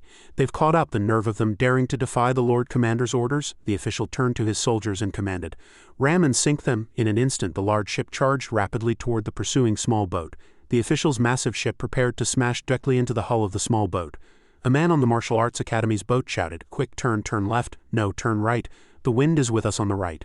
A soldier, seeing this scene, said smugly, A bunch of guys who don't know how to sail dare to go out to sea. They should just go feed the fish sooner rather than later. In the end, the large ship slammed violently into the hull of the small boat. The people on the boat were helpless to resist and were all thrown into the sea. Underwater, someone shouted in panic, Grab the planks. In the water, a man from the Lingzhou Martial Arts Academy yelled, You scoundrels from the Songyang Martial Arts Academy, if you have any guts, fight us fair and square. What kind of heroes are you using such despicable methods? The soldiers on the ship heard this and gloated, responding confidently, ha, just you wait to be fish food. You want to fight us? Maybe in your next life. With that, they sailed away. As they journeyed on, they spotted another ship following behind them. A subordinate on the ship noticed it and ran to report to the official, Lord Commander, there's a boat of unknown origin up ahead. The official asked, Is it flying the Lord Governor General's command banner? The soldier immediately replied, No. Hearing this, the official immediately ordered, Go after them. The soldier obeyed, Yes, sir. Aboard that unfamiliar ship was the venerable master of the sacred fire cult. Jinger walked up to the master and shouted, HMPH, I never thought a magnificent Grandmaster would stoop to being a bodyguard, the disciple immediately replied. Our only target is Lin Haoshan. As long as he shows up as promised we will let you go. Until then you'd best stay quietly by my side. Just then a voice came from the Lord's ship, catching the disciple's attention.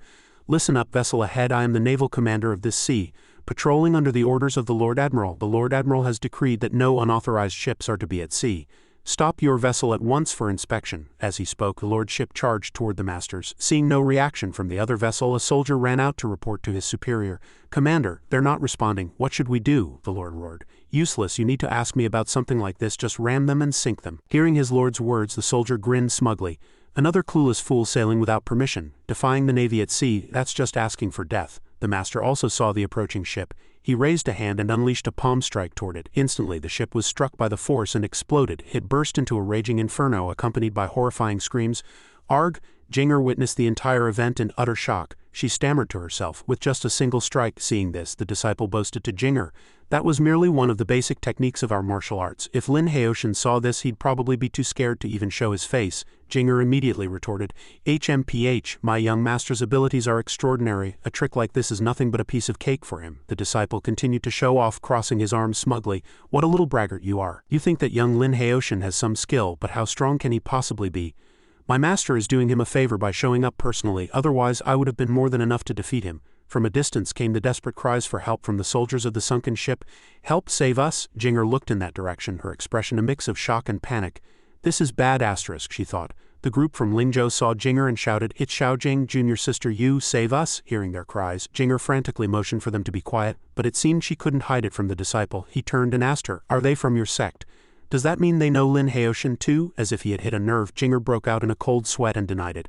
No, they've mistaken me for someone else. The disciple, however, seemed to have figured something out. He made his move and saved the men. The rescued man cupped his hands, bowed his head and said gratefully, Thank you for saving our lives, brother. The disciple immediately replied, No need for formalities. It is a vast world and to meet is to be bound by fate. May I ask why you all were adrift here?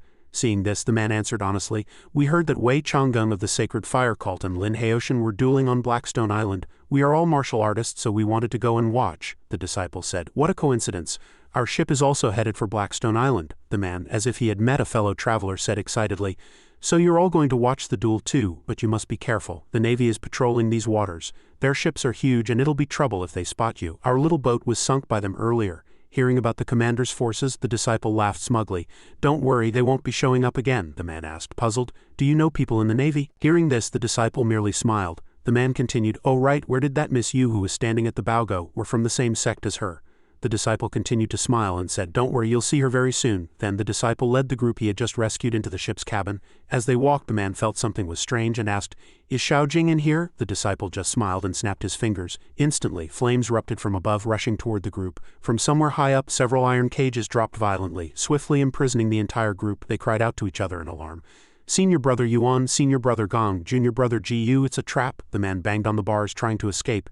Jinger's voice came from above. She said, It's no use, these cages are made of refined steel. With our level of skill, it's impossible to break them, the man replied weakly. Xiaojing, he thought for a moment, and realization dawned.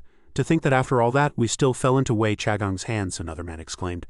So junior brother Lin is Lin Haoshan. To think that this great master is one of our own. This is incredible, another man continued the discussion.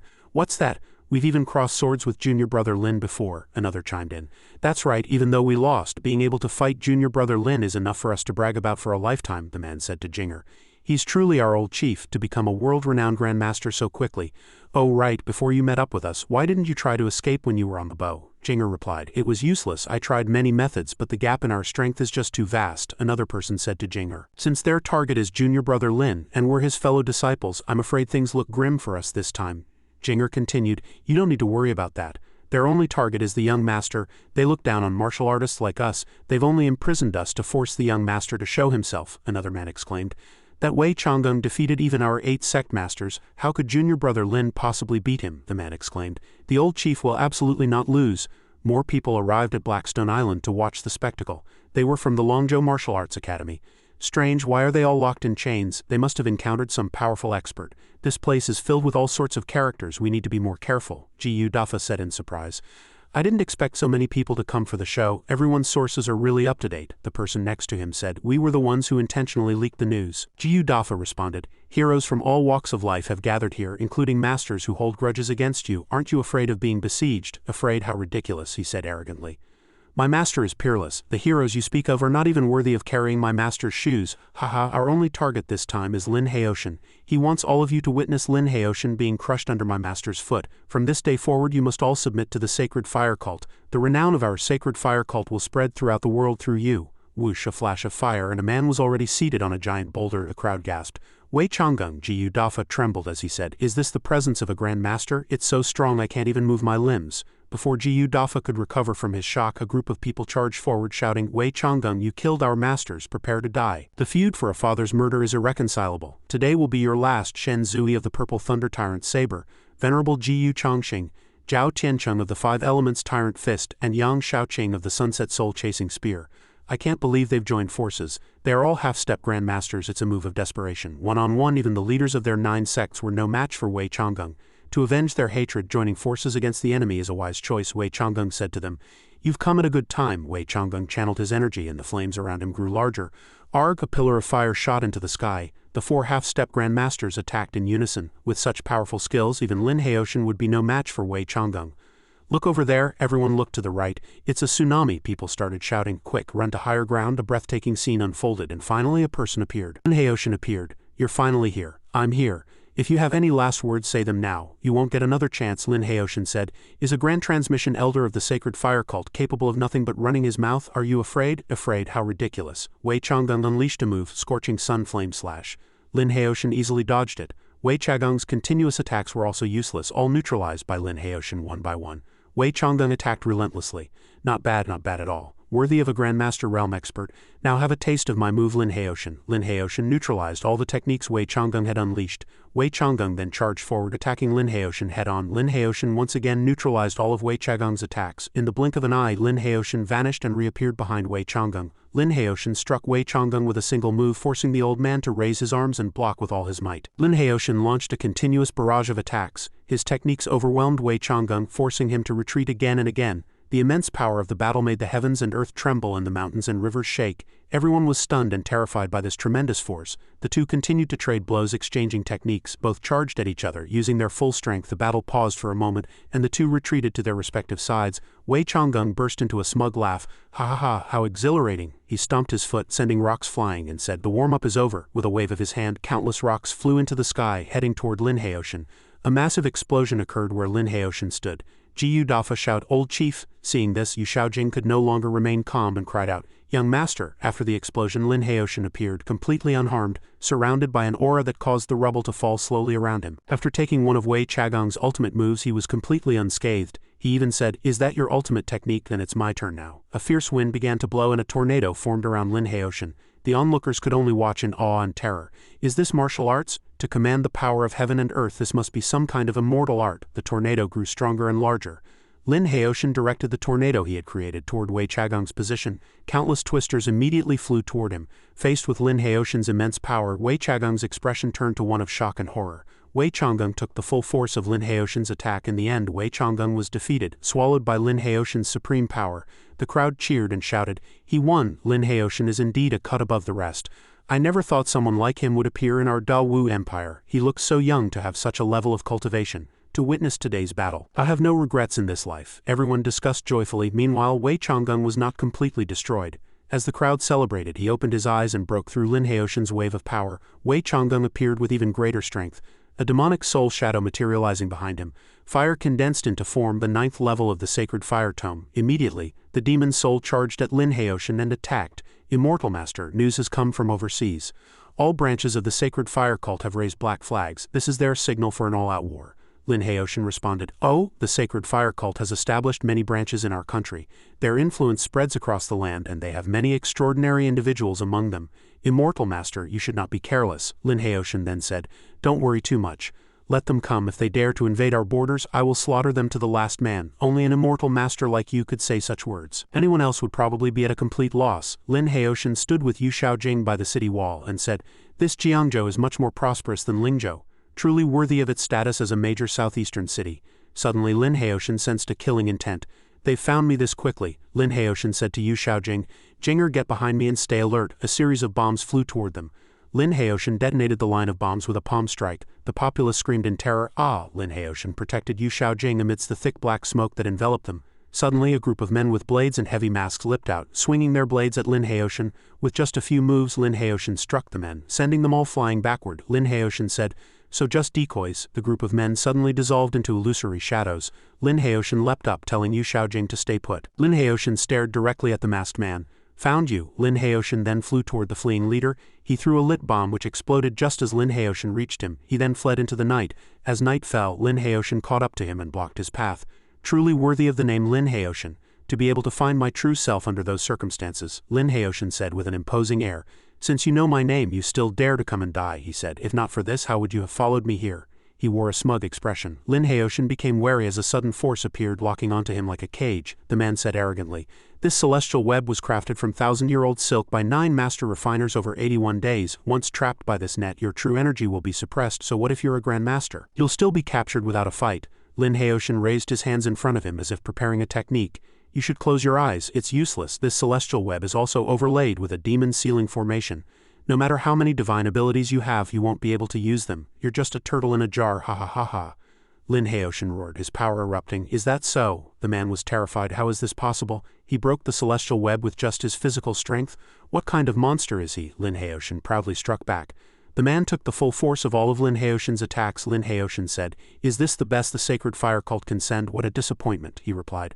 "Don't get cocky. I'm just part of the advance team. Once the holy war begins, the assassins of our Asakusan will hunt you to the ends of the earth. You will spend the rest of your life in endless terror." "Is that so? Very well, I'll let you all witness my methods." Under the dark night sky, Lin Haoshan appeared like a bright moon, an aura radiating from his body. He flew high into the air, a powerful force gradually condensing. "Found you." Lin Haoshan shot forward, instantly vanishing into the sky. In a certain forest, a mysterious figure was hiding in a tree. Dia should have succeeded by now. After all, he had the celestial web. Lin Haoshan is, at the end of the day, just a transcendent, and the celestial web is the bane of all transcendents. Soon our moment of glory will arrive. Lin Haoshan suddenly appeared behind the masked man and finished him with a single move. "One," Lin Haoshan said to him. "The agreed time has passed and we haven't seen Dia's signal. It seems the situation is not good. If they fail, then we're not safe either. Retreat along the agreed-upon route." With a loud bang, Lin Haoshan charged forward, sending masked men flying before they could react. They were all swiftly defeated. According to the confession of the previous assassin, the headquarters sent a total of 32 men. There are 13 left. Today none of you will leave this place alive. Those who trespass upon my borders will be killed without mercy. 31. This is the only way to deter these assassin organizations, but it's not enough. There's still one left. Only by killing him will everyone know the price of offending me, Lin Haoshan. "Commander Casal, where are you? Such powerful psionic power. I never expected the Central Plains to have a grand scion. A pity you chose to cross me." A bright aura surrounded the masked assassin. The sky was clear, and the moon shone brightly on the rooftops. Lin Haoshan stopped on a roof observing. Lin Haoshan stopped on a roof observing. Lin Haoshan shouted down below, "Come out. There's no need to hide anymore. You can't escape." Commander Casal appeared, proclaiming, "Who said I wanted to escape?" Lin Haoshan stood on high, letting him know the fate of the others. 31 men. "All 31 are dead except for you," Haoshan asked and answered his own question. "Do you know why I've let you live until now? It's because I want those old geezers from the sacred fire cult to see for themselves that the only fate for those who oppose me, Lin Haoshan, is a gruesome death." The commander couldn't deny Lin Haoshan's power, saying, "I know you have the ability to defeat Wei Changgung.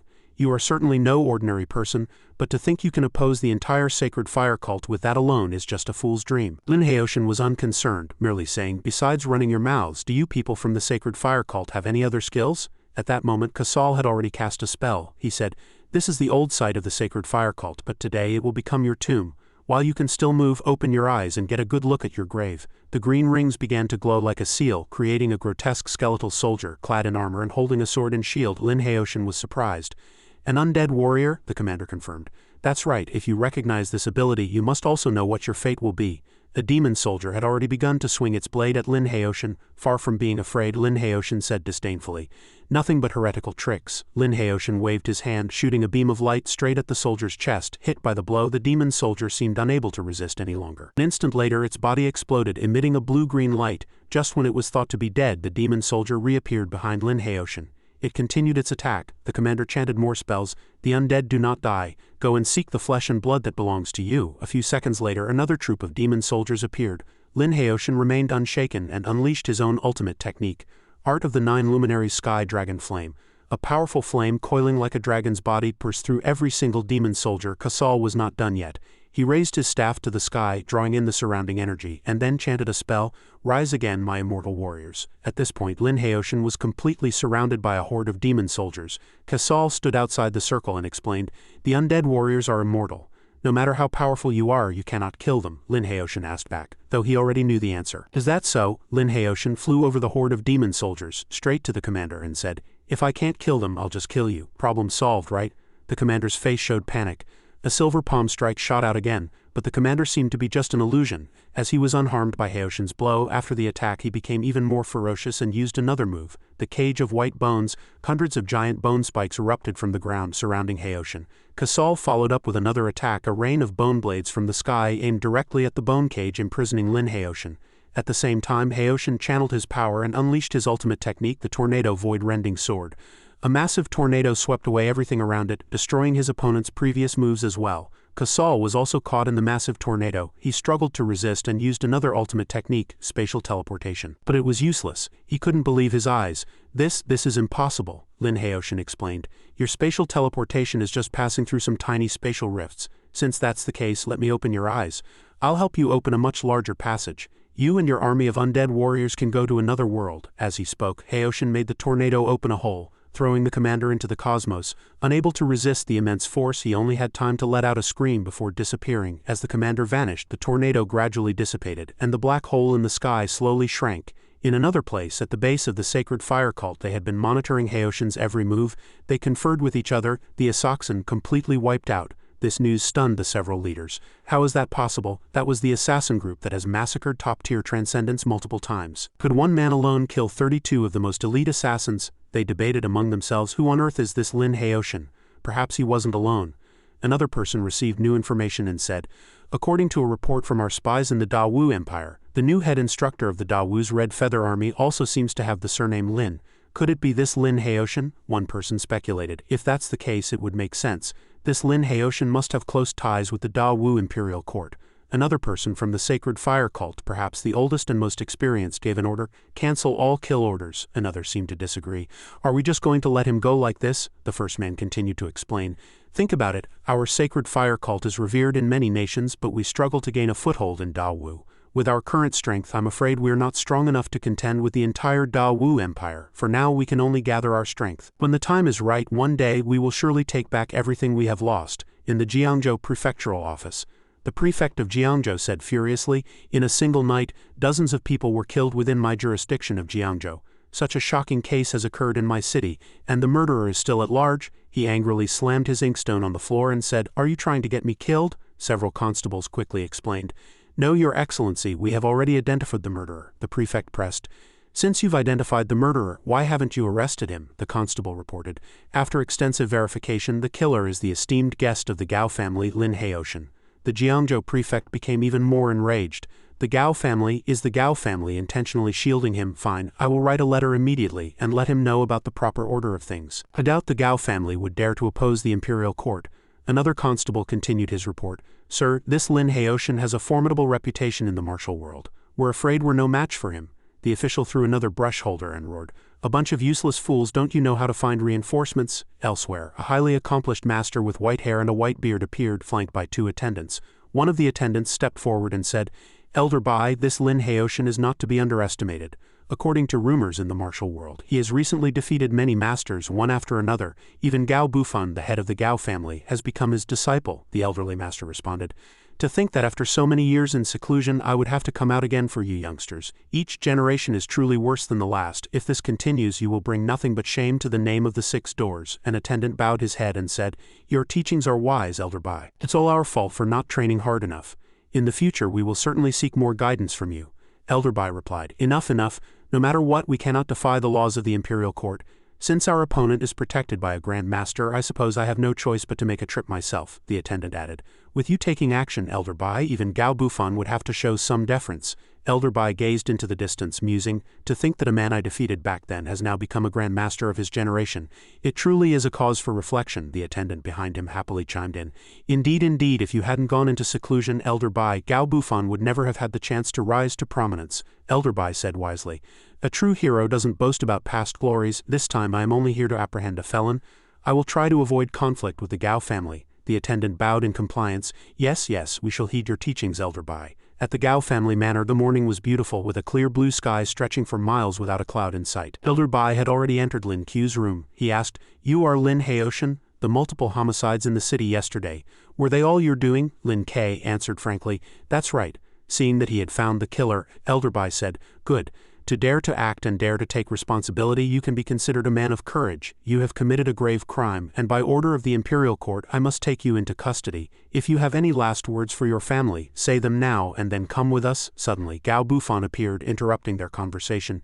Chief Bai, the people Immortal Elder Lin killed were all foreign rebels. By doing this, Immortal Elder Lin was eliminating a threat to the people. For you to come here and accuse him of a crime seems rather inappropriate, don't you think? Elder Bai said decisively. Whether he was eliminating a threat to the people is for the Imperial Court to decide. Today my only duty is to arrest him. But Gao Bufan interjected. I have already sent an urgent report to the Imperial Court regarding this matter. An Imperial edict will arrive shortly. Why don't you rest here for a few days, Chief Bai? It won't be too late for you to make the arrest once the edict arrives. Dissatisfied with this approach, Chief Bai shouted, Gao Bufan, you are a commoner. What right do you have to act first and report later? This is a matter of great importance. I advise you to stay out of it. Gao Bufan was done watching. Immortal Elder Lin is an honored guest of my Gao family, he said. If you want to lay a hand on Lin Haoshan, you'll have to get through me first. Elder Bai laughed loudly, pointing at Gao Bufan. I never thought that after all these years you and I would have another chance to cross swords. Since you're so stubborn, I'll just have to defeat you one more time, Gao Bufan retorted, not to be outdone. You only beat me by a hair's breadth back then, by a stroke of luck. Things are different now. With Immortal Elder Lin present, it is not our place to be so presumptuous. Elder Bai roared with laughter, his tone a mix of 3 parts contempt and 7 parts mockery. Gao Bufan, you are a Grand Master of your generation. Yet now you've become a dog for some young brat. It's truly shameful. Gao Bufan was now seething with rage. Chief Bai, I've been polite to you out of respect for your status as a Grand Master. You and I are but candle flames in the mortal world. While Immortal Elder Lin is the bright moon in the sky, you can disrespect me, but disrespecting Immortal Elder Lin is absolutely forbidden. Elder Bai mocked him further. Oh, so you've grown fond of being a dog. Since you're so loyal to your master, let's see if his skills are worthy of such devotion. Elder Bai immediately unleashed the Overlord sky-shattering palm, a giant palm print hurtling toward Lin Haoshan. Lin Haoshan raised a single finger to the sky and uttered the name of his technique.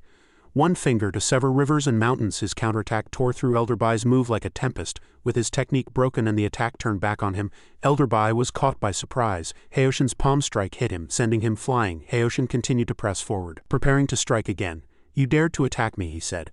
I trust you've already accepted death. Elder Bai was starting to panic, his eyes wide with fear. Suddenly someone burst in, interrupting the fight. Head instructor, stay your hand. The newcomer wore golden armor and had an extraordinary air about him. He was clearly someone from the Imperial Court. He pleaded, Head instructor, please show mercy. Elder Bai was surprised. General Qiu, you've come at the right time. This man is a fugitive wanted by the court. I was ordered to arrest him, but he resisted fiercely. This is open defiance of the Imperial Court. Your military cannot stand by and watch. General Qiu shouted. Silence, Elder Bai quickly explained. The night before last, several homicides occurred in Jiangzhou City. This man just confessed that he was the one responsible, the general said. This is young Master Lin, the head instructor of my Qiu army. How could he possibly be a fugitive wanted by the court? General Qiu's expression grew even more solemn. I came here precisely for this matter. The people who died in Jiangzhou City were all foreign rebels. The head instructor acted decisively to quell the unrest, ensuring the safety of the local populace. To commend Head Instructor Lin for his service, the Ministry of War has officially appointed Lin Haoshan as General of Martial Might. Upon hearing this, Elder Bai was thunderstruck. General of Martial Might, General Qiu produced an imperial edict. This is the official letter of appointment from the Ministry of War. Would you like to inspect it yourself? Elder Bai was speechless. General Qiu admonished him. You are but a minor official from a prefectural office, yet you dared to attack a general. If this were to be pursued, you would be guilty of a crime of gross disrespect. Elder Bai's 2 attendants were so frightened they fell to their knees and begged for mercy. General Qiu, spare us, we were only following orders and were unaware of the circumstances. General Chiyu could not make the decision himself. "This is not for me to decide," he said. "You should ask General Lin for his opinion," the two attendants kowtowed. "General Lin, please spare our lives." Elder Bai clenched his teeth, swallowing his anger, and knelt to beg for forgiveness. "I was blind and failed to recognize your greatness. I have offended you, General Lin, and deserve to die 1,000 deaths." But Lin Haoshin was not a petty man. He waved his hand and said, "Enough. You may return and report back. If your superior has any objections, tell him to come see me in person." Overjoyed, they kowtowed. "Thank you, General Lin, for sparing our lives." In another corner of the Gao family manor, Lin Haoshin still couldn't believe the court had appointed him. He asked again, "The imperial court wants me to be a general," General Chiyu explained. "That is correct. General Lin, you crushed the rebels and demonstrated our nation's might. You are more than deserving of the title of General of Martial Might." But Haoshin was not very interested in the position. "I was just settling some personal grudges," he said. "General Chiyu, please decline this official post on my behalf." General Chiyu continued to persuade him. "I know you are a man of the world, General Lin, and that this title of General of Martial Might is merely an added honor. You need not be bound by too many rules. With this position, it will be much more convenient for you to act in the future." Haoshin could only change the subject. "Well, General Chiyu, you've come a long way. Why not rest in the rear courtyard for a few days?" General Chiyu replied politely. "In that case, I shall impose on your hospitality." Outside, people were gossiping animatedly. As the saying goes, as the Yangtze's rear waves push the front, each generation produces new talents. Right now, the hottest topic in the martial world was the latest edition of the Chinkin ranking. Someone asked curiously, "What's the Chinkin ranking?" Another person explained. The Chinkin ranking is the most authoritative list in the martial world. It was originally created by an eccentric known as the Zhonghu Know-It-All. As a result, the list is objective and detailed, and it has gradually become the recognized authority. The crowd buzzed again. "I see. I wonder what the rankings in the latest edition will be." A gentleman stood up and announced, "Ahem, regarding the latest rankings, I actually have a few copies on hand, though they cost me a fair bit of silver to acquire. If any of you would like to have a look," a man in the crowd caught on. "I get it, you want money. Give me a copy." A large group of people started clamoring. "I want one too, I want one too. Give me one." The first person to buy a copy began to read aloud. Chinkin ranking number 16, Feng Weigu, 52 years old, Grandmaster of the Southern School of Fist Arts. His divine fist technique is masterful, with a destructive range of 30 feet and immensely powerful strikes. Early stage transformation realm. Killed by Wei Chang'o, he continued reading. Number 13, Huo Jushan of the Southwest, early stage transformation realm. He excels at controlling venomous insects and fierce beasts. It is rumored that he has a giant mutated toad as a mount.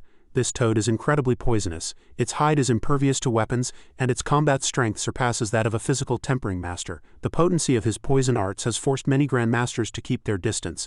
Next is number 11, Gao Bufan, patriarch of the prestigious Gao family of Jiangzhou. An expert in internal arts, his strength is unrivaled, and he has twice defeated Feng Weigu. During his time as head of the family, he has led many gatherings of heroes, attracting the finest talents in the land. He could be considered a man of great influence, but unfortunately he was recently defeated by Wei Chang'o. Chinkin ranking number 10, Bai Yuanjia, an unparalleled genius of the Xingyi school mid-stage transformation realm. He achieved the rank of Grandmaster before the age of 50 and can break through military formations single-handedly. He has been undefeated since his debut and is hailed as the Little Martial Saint. He joined the Six Doors many years ago and is considered a top-tier expert among government officials, the reader exclaimed. Oh, from number 10 onwards, they are all mid-stage transformation realm masters, and from number 4 up, they are late-stage. Chinkin ranking number 4.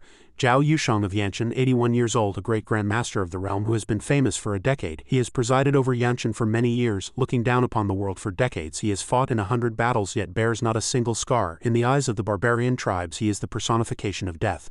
Chinkin ranking number 2. Long Kangming, 52 years old, peak transformation realm, from the Long family of the capital. The Long family are founding pillars of the empire and the most trusted force of the martial emperor. Long Kangming is the most outstanding representative of the Long family. 10 years ago, he was named imperial preceptor and is the renowned god of war of the Great Wu dynasty.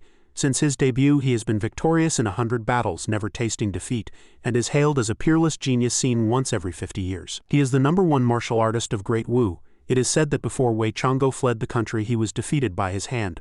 A bystander asked strangely, "What about Lin Haoshin? Why isn't Lin Haoshin's name on the list? Wasn't he hunting down Wei Chang'o a while ago? He should have a place on this list." Chinkin ranking number 1.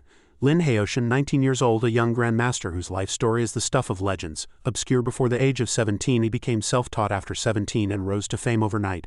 Facing 4 masters from the Wonderwood Loft, 9 Cauldrons Palace and 8 Absolute Sect, he annihilated them all with a single move. Before that, he had pulverized Wei Chang'o of the Sacred Fire Cult with one punch. and later killed dozens of top assassins in a single night. Not yet 20. His physique, martial arts, and cultivation have all reached their peak. He is the #1 Grandmaster of Great Wu, invincible beneath the heavens. Central Plains, a bustling region. Upon his arrival, Lin Haoshan thought to himself that it would be best to disguise himself as an ordinary person to avoid a lot of trouble along the way. Looking around, Lin Haoshan murmured, "So this is the Central Plains, the second most prosperous region of the Great Wu dynasty?" He recalled his earlier conversation with Director Sima. The director had told Lin Haoshan, "A carp has leapt through the dragon gate, and you have become a dragon. My humble martial arts academy can no longer contain a true dragon like you." Lin Haoshan was puzzled. "Director, are you trying to kick me out?" the director explained. "Kick you out? How would I have the power to do that? Your cultivation has long surpassed us old folks. If you stay any longer, I'm afraid people will start cursing me to death." Lin Haoshan gave a wry smile. "It's not that serious, is it?" The director handed Lin Haoshan a letter. "This is a letter of recommendation I wrote. Take it with you to the Central Plains." In front of a magnificent building, a long queue of people snaked its way forward. It was the Wying Hall. Lin Haoshan immediately recognized it as the top martial arts academy of the Great Wu dynasty, the Wying Academy. Lin Haoshan walked up to the registration desk. The old man in charge of registration at the Wying Academy asked, "Where are you from, and do you have any documents?" Lin Haoshan produced the letter. "I'm from the Lingzhou Martial Arts Academy. This is a personal letter from my director." The old man seemed unwelcoming. "The Lingzhou Martial Arts Academy?" he asked, then casually tossed Haoshan's letter into a basket full of other letters. The old man pointed to the side and said loudly, "Go wait over there." Lin Haoshan asked, "What's wrong? Aren't you going to look at my letter of recommendation?" The old man replied impatiently, "Take a look at yourself. What kind of place do you think the Wying Academy is? This is the #1 academy in Great Wu. What kind of talent could possibly come from a third-rate place like the Lingzhou Martial Arts Academy? I'm already doing you a favor by accepting your letter. Say another word and you can leave." Haoshan had no choice but to silently walk to the side. Another student greeted Lin Haoshan enthusiastically. "Are you also here to register for the Wying Academy? My name is Zhang Muya. May I ask your name, brother?" Haoshan replied, "Lin K." The man immediately recognized him. "So it's Brother Lin." In the registration line, a lavishly dressed person introduced himself to the old registrar. "I'm from the Xie family. Here is my token and a letter from my father." The registrar immediately became effusive. "So you're a young master from the Xie family, please come in." From a distance, Lin Haoshan saw the registrar smiling only at the young nobles. He fawned over another. "Young Master Wang, please come right in." Lin Haoshan asked the person next to him, "Why do they get to go in directly?" The person explained, "They are all scions of prominent families in the Central Plains. Their families have deep connections with the Wying Academy. These noble families donate heavily to the Wying Academy to ensure their children can enroll directly, so their descendants enjoy privileges that ordinary people can't even dream of." Haoshan said, "The esteemed #1 Martial Arts Academy of Great Wu, is this corrupt?" Zhang Muya could only accept the situation. "This is reality. If you have power and influence, you can take shortcuts anywhere. People like us from humble backgrounds can only leave it to fate." Seeing that Lin Haoshan looked like he was about to make a move, Zhang Muya quickly tried to stop him, shouting, "Brother Lin?" The registrar was yawning when he suddenly saw Lin Haoshan in front of him. He said impatiently, "Didn't I tell you to wait over there? Why are you back here?" Lin Haoshan asked sternly, "Why do they get to go straight in? Does the Great Wying Academy have no rules?" The old man roared, "Rules? I am the rules. If I say you can enter, you can enter. If I say you can't, not even a god could get in. The Wying Academy is no place for a country bumpkin like you. Get lost." Lin Haoshan grabbed the old man by the collar. He panicked. What do you think you're doing?" Haoshan slammed the old man's head onto the desk. "I think it's time to change these rules of yours." The registrar remained defiant. You dare hit me?" Haoshan said. "A sycophantic parasite like you, don't you deserve to be hit?" Suddenly, 3 martial instructors flew over shouting, "How audacious, how dare you cause trouble at the gates of the Wying Academy?" Just as 3 flying kicks were about to connect, Lin Haoshan channeled his energy and blasted the 3 instructors away. One of the 3 instructors was shocked, thinking to himself, "This kid has some impressive skills." He neutralized our 3-pronged attack with his bare hands. One of the masters asked, "Who are you? Why are you here injuring people?" Lin Haoshan introduced himself. "I came from Lingzhou, hoping to broaden my horizons, but from what I've seen, the Wying Academy is nothing special." Insulted, one of the instructors grew furious. Channeling his energy, he shouted, "Audacious, how dare you spout such nonsense? Do you really think we can't handle you?" Lin Haoshan's eyes turned cold. "Now this is more like it," he said. Suddenly a loud shout interrupted the conflict. "Stop!" A great Wu master wearing glasses and neat clothes walked down the steps. The 3 instructors addressed him as headmaster. The registrar from before also rushed forward to report, "Headmaster, this kid came out of nowhere and dared to hit one of our own from the Wying Academy. You must stand up for us." The headmaster asked, "Who are you, and why did you strike a member of my Wying Academy?" Lin Haoshan said without a hint of fear, I am from the Lingzhou Martial Arts Academy. I thought the #1 academy of Great Wu, the Wying Academy, would have something extraordinary to offer. But it seems I was mistaken, the registrar yelled. Insolence, who are you to pass judgment on the Wying Academy? The registrar continued, reporting to the headmaster. Headmaster, this kid is of lowly birth and yet dares to speak so arrogantly. You absolutely cannot let him go, the headmaster asked. Are you the one recommended by Director Sima? Lin Haoshan replied. That's right, the headmaster asked again. Do you have the letter? Lin K answered. The letter is here. After reading the letter, the headmaster noticed something unusual. He said in surprise. So you are Lin Haoshan? Lin Haoshan replied humbly. I am but a humble cultivator. There's no need to mention my past. As for what happened today, the people around can bear witness. Would you like to question them, headmaster? The headmaster bowed with his hands clasped. No, that won't be necessary. What happened today was due to the Wying Academy's poor handling of the situation. I will certainly deal with this matter appropriately, the registrar cried out in grievance. Headmaster. The headmaster turned to him and said, The Wying Academy provides education without discrimination and is a sacred place in the hearts of students everywhere. If we want the martial arts of Great Wu to flourish with talent, we must never look down on anyone, much less judge them by their background. As a steward, you have focused only on status, violating the very principles of the Wying Academy. The steward, whose surname was Zhe, tried to argue. Headmaster, the headmaster made his decision. You're dismissed. Go to the bursar's office, collect your wages, and go home. Steward Zhe cried and begged, Headmaster, but he was blocked by the 3 instructors. Please come with us to the bursar's office. The headmaster happily led the way for Lin Haoshan. Young Master Lin, this way please. The architecture of the Wying Academy was truly magnificent, with towering pagodas rising one after another.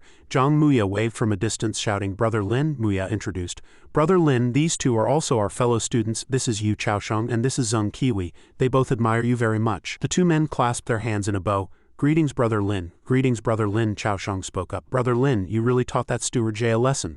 You gave us a chance to vent our frustrations. That steward used his family's influence to oppress us and extort money from us examinees, but everyone was too afraid to speak up, Kiwi added. You're truly incredible, Brother Lin. We'll have to ask you for guidance in the future. Muya said happily.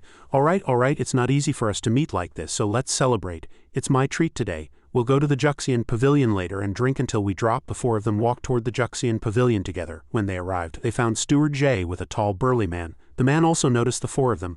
Muya advised, Brother Lin, maybe we should go somewhere else. Lin K asked. What's wrong? Lin K said contemptuously. He's just a stray dog who's lost his home. What's there to worry about? Let's go, Chaosheng said.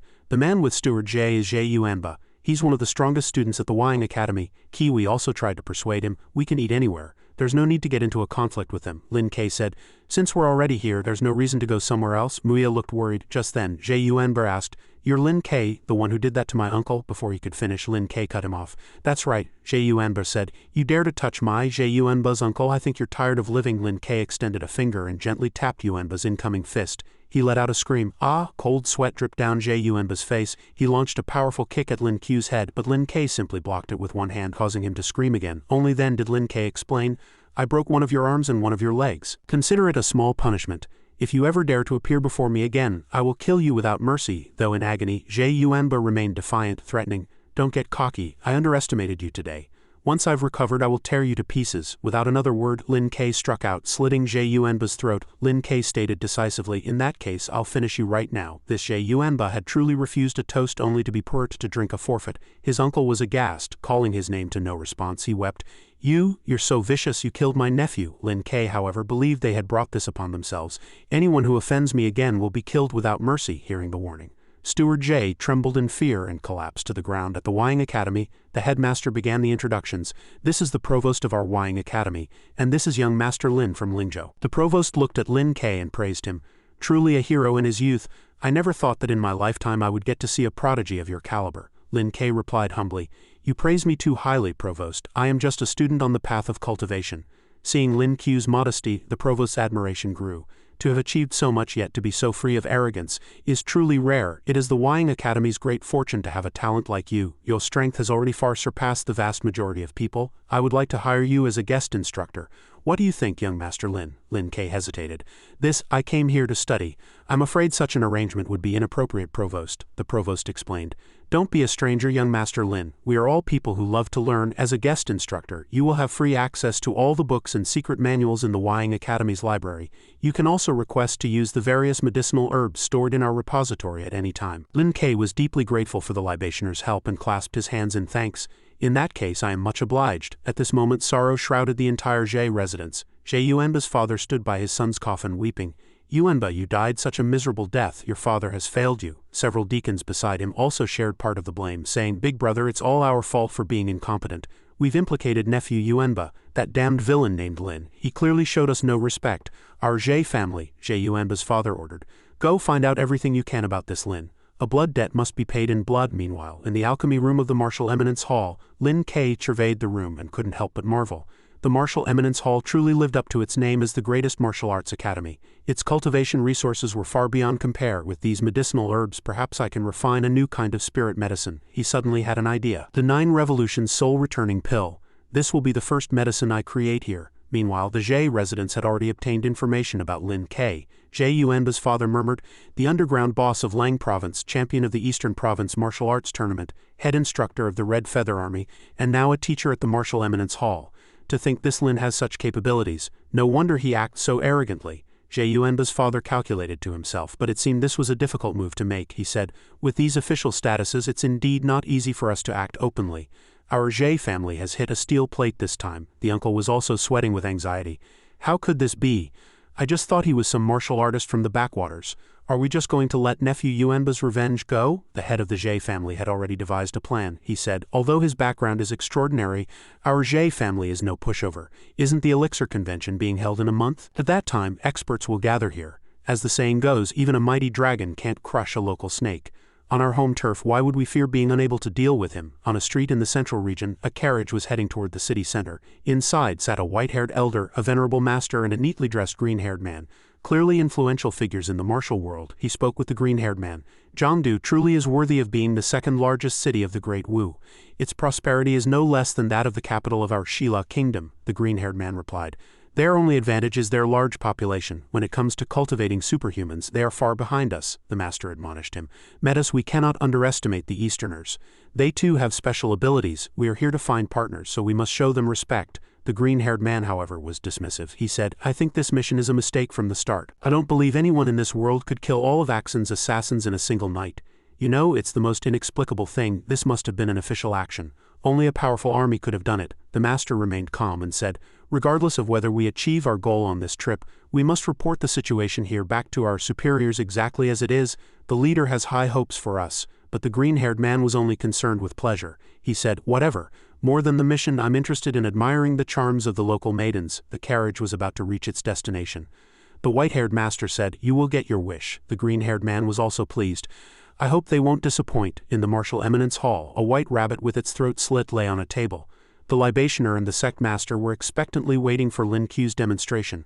Lin Ke dripped a drop of the potion he had just concocted onto the rabbit's neck. Green light emanated, knitting the wound on its neck together. The rabbit opened its eyes, came back to life, then hopped off the table and ran away. The sect master asked in utter amazement, What kind of spirit medicine is this? It can actually bring the dead back to life. Lin Ke then began to explain. This medicine is called the 9 Revolutions Soul Returning Pill. The potion in this bottle is what the pill transforms into. Still in disbelief, the sect master asked again. The 9 Revolutions Soul Returning Pill, does a spirit medicine that can revive the dead truly exist in this world? Lin Ke said. Bringing the dead back to life isn't entirely accurate. The rabbit just now hadn't completely stopped breathing, which is why the medicine was effective. If any more time had passed, it would have been beyond saving. The sect master thought it was still too miraculous. Even so, to heal a fatal wound in seconds is something we've never heard of. It wouldn't be an exaggeration to call this a divine elixir. Only then did the libationer speak. To witness such a miracle today is truly a blessing of 3 lifetimes. I wonder, where does this formula come from? Lin Ke explained, the ingredients for this medicine came from the storehouse and I refined it myself. Please consider it a greeting gift for you both. The libationer clasped his hands in thanks. Teacher Lin, for you to give such a grand gift, we truly have no way to repay you. This medicine's miraculous effects will be a great aid to our great Wu. How about I draft a memorial to the throne on your behalf to request a commendation for you? Lin Ke said, the essence of this medicine is concentrated in the medicinal catalyst which consumed a vast amount of ingredients. Most of the materials in the storehouse were used to refine this one bottle. The libationer understood and replied, I see. Teacher Lin, to be so young yet so proficient in cultivation techniques and elixirs is truly a blessing for our great Wu. Despite this, Lin Ke remained very modest. You flatter me, libationer. I shall not disturb you any longer. After leaving the Martial Eminence Hall, Lin Ke was stopped by someone. The man asked, You are Lin Ke? Did you kill Jie Yuanba? Lin Ke didn't waste words and replied, That's right. The man roared in anger. Yuemba was my disciple, you murdered him without distinguishing right from wrong. In any case you must give me an explanation, Lin Ke retorted. What kind of explanation do you want? Yuemba's master said. A state has its laws and a family has its rules. My martial eminence hall is a place where talent gathers. It has no room for a murderer like you. Leave on your own accord, 'cause less trouble lest we all lose face. Lin Ku's lips curled. You want to drive me away? I'm afraid you don't have the authority. The man grew even more furious. Very good, we'll see about this. After speaking he brushed past Lin Ke and walked away. He entered the martial eminence hall to seek justice for his disciple. Lord Libationer, that villain Lin Ke murdered my disciple. His actions are utterly vicious. How can such a brute be a teacher in our martial eminence hall? I ask that you rescind his appointment and restore peace to the hall. The sect master berated him. Lei Meng, appointments are the Libationer's responsibility. As the master of the White Tiger sect, it is inappropriate for you to speak this way. Lei Meng remained adamant. My disciple was killed. As the master of a hall, of course I must intervene. I hope the Libationer will reconsider and grant my disciple justice, the Libationer reminded him. This matter requires careful consideration. With Lin Ku's abilities, let alone being a guest teacher if he so desired, he could even take my position as Libationer. Sect Master Lei, do not make an enemy of him. Remember this. Receiving no sympathy from the Libationer, he said, For Lord Libationer to favor an outsider like this is truly disappointing. With that, Lei Meng turned and left. The sect master shouted, Lei Meng, how dare you be so rude? But the Libationer was a man who understood people and was very considerate of him. Sect Master Lei has lost his beloved disciple. It is only human for him to be upset. Sect Master Mei, you need not mind. In a tavern, 4 newly sworn brothers were gathered happily. After the banquet, as they walked out of the tavern, they happened to run into an acquaintance, Miss Shui. Miss Shui's eyes lit up as she called out, Young Master Lin. The two found a tea house to sit down and catch up. To meet an old friend in this place is truly a delight. Miss Shui explained that she had just returned from Duke Jingguo's birthday banquet. I was invited to play a piece of music. I never expected to meet you here, young master. It's a wonderful surprise. Thank you for your guidance the other day. I have not dared to slack off since, but I always feel I haven't quite grasped the subtleties of the piece. Today I would be so bold as to perform for you and ask for your guidance. Lin Ke did not refuse. All right, it has been a long time since I last listened to music. At the Court of Colonial Affairs, the Master and Metis were negotiating with the guards at the gate. We have already submitted our state credentials to the authorities. You are to wait here patiently, and you may enter the capital only after receiving approval. After the guards left, Metis complained, These Easterners love to beat around the bush. I'm starting to regret coming to this place. The Master said, What can we do? This is a foreign land after all. We'll just have to follow their rules. The green-haired man was only interested in touring the capital, prompting the Elder Master to constantly remind him, Don't forget our mission. Don't cause trouble. But that guy, he didn't know the meaning of fear. Trouble, with the strength of these Easterners, what can they possibly do to me? On the bustling, crowded street, Shui Ruyu's maidservant marveled at her mistress's skill. Miss, your zither skills are getting better and better. All those dignitaries and nobles outside were completely mesmerized. Shui Ruyu, however, showed no pride and said, It is all thanks to young Master Lin's guidance. But then Miss Shui grew melancholic. It's a pity we have to leave tomorrow. Her little maid said, This young Master Lin, really, he knows you're leaving, miss, but isn't even coming to see you off. Shui Ruyu reminded her maid. Don't talk nonsense. What kind of person is young Master Lin? How could he bow for a humble woman like me? To be able to meet him again here is already my blessing. We cannot trouble him further. In the distance, Metis was walking with his arms around 2 beauties when he suddenly caught sight of the stunning Miss Shui. Lust immediately filled him. He thought to himself, a true beauty. He couldn't care less about the other 2 women anymore. This beautiful young lady, my name is Metis from the great Shila Kingdom. Your beauty is intoxicating. I wonder if we might share a few drinks? Miss Shui gently refused. I'm sorry, I'm not interested. Shower, let's go. The green-haired man spread his arms, blocking their path. Shower asked from behind her, What do you think you're doing? The green-haired man loved to flirt and cause trouble. He said, It's simple if you want to leave. Just take off your veil and let me see your true face. Shower was furious and cursed. Shameless lecher, if you keep pestering us, we'll report you to the authorities. Not wanting to escalate the situation, he stepped aside. He watched them leave, but he remembered that evening. Interesting, at the Martial Eminence Hall a disciple came to report, Instructor Lin, there's a young lady at the gate looking for you. It's urgent, a young lady. Miss Shower, what can I do for you? Shower said in a panic. Young master, my mistress is missing, at Shui Ruyu's residence in her room. Shower explained, I helped my mistress rest for the night yesterday and I haven't seen her leave her room since. It was only early this morning that I discovered she was gone. Lin Ke began to investigate, asking, Does Miss Shui have any enemies? Shower said, My mistress has always been kind to others and has never made any enemies. Then has she offended anyone recently? Shower thought for a moment and said, My mistress rarely interacts with outsiders, but Shower suddenly remembered. On our way back yesterday we ran into a pervert. He had ill intentions and only backed off after I threatened to report him to the authorities. As if finding a clue, Lin Ke pressed, What did this pervert look like? Shower searched her memory and described him. That pervert seemed to be from a vassal state. He had a high nose and deep-set eyes, clearly not one of us from the Central Plains.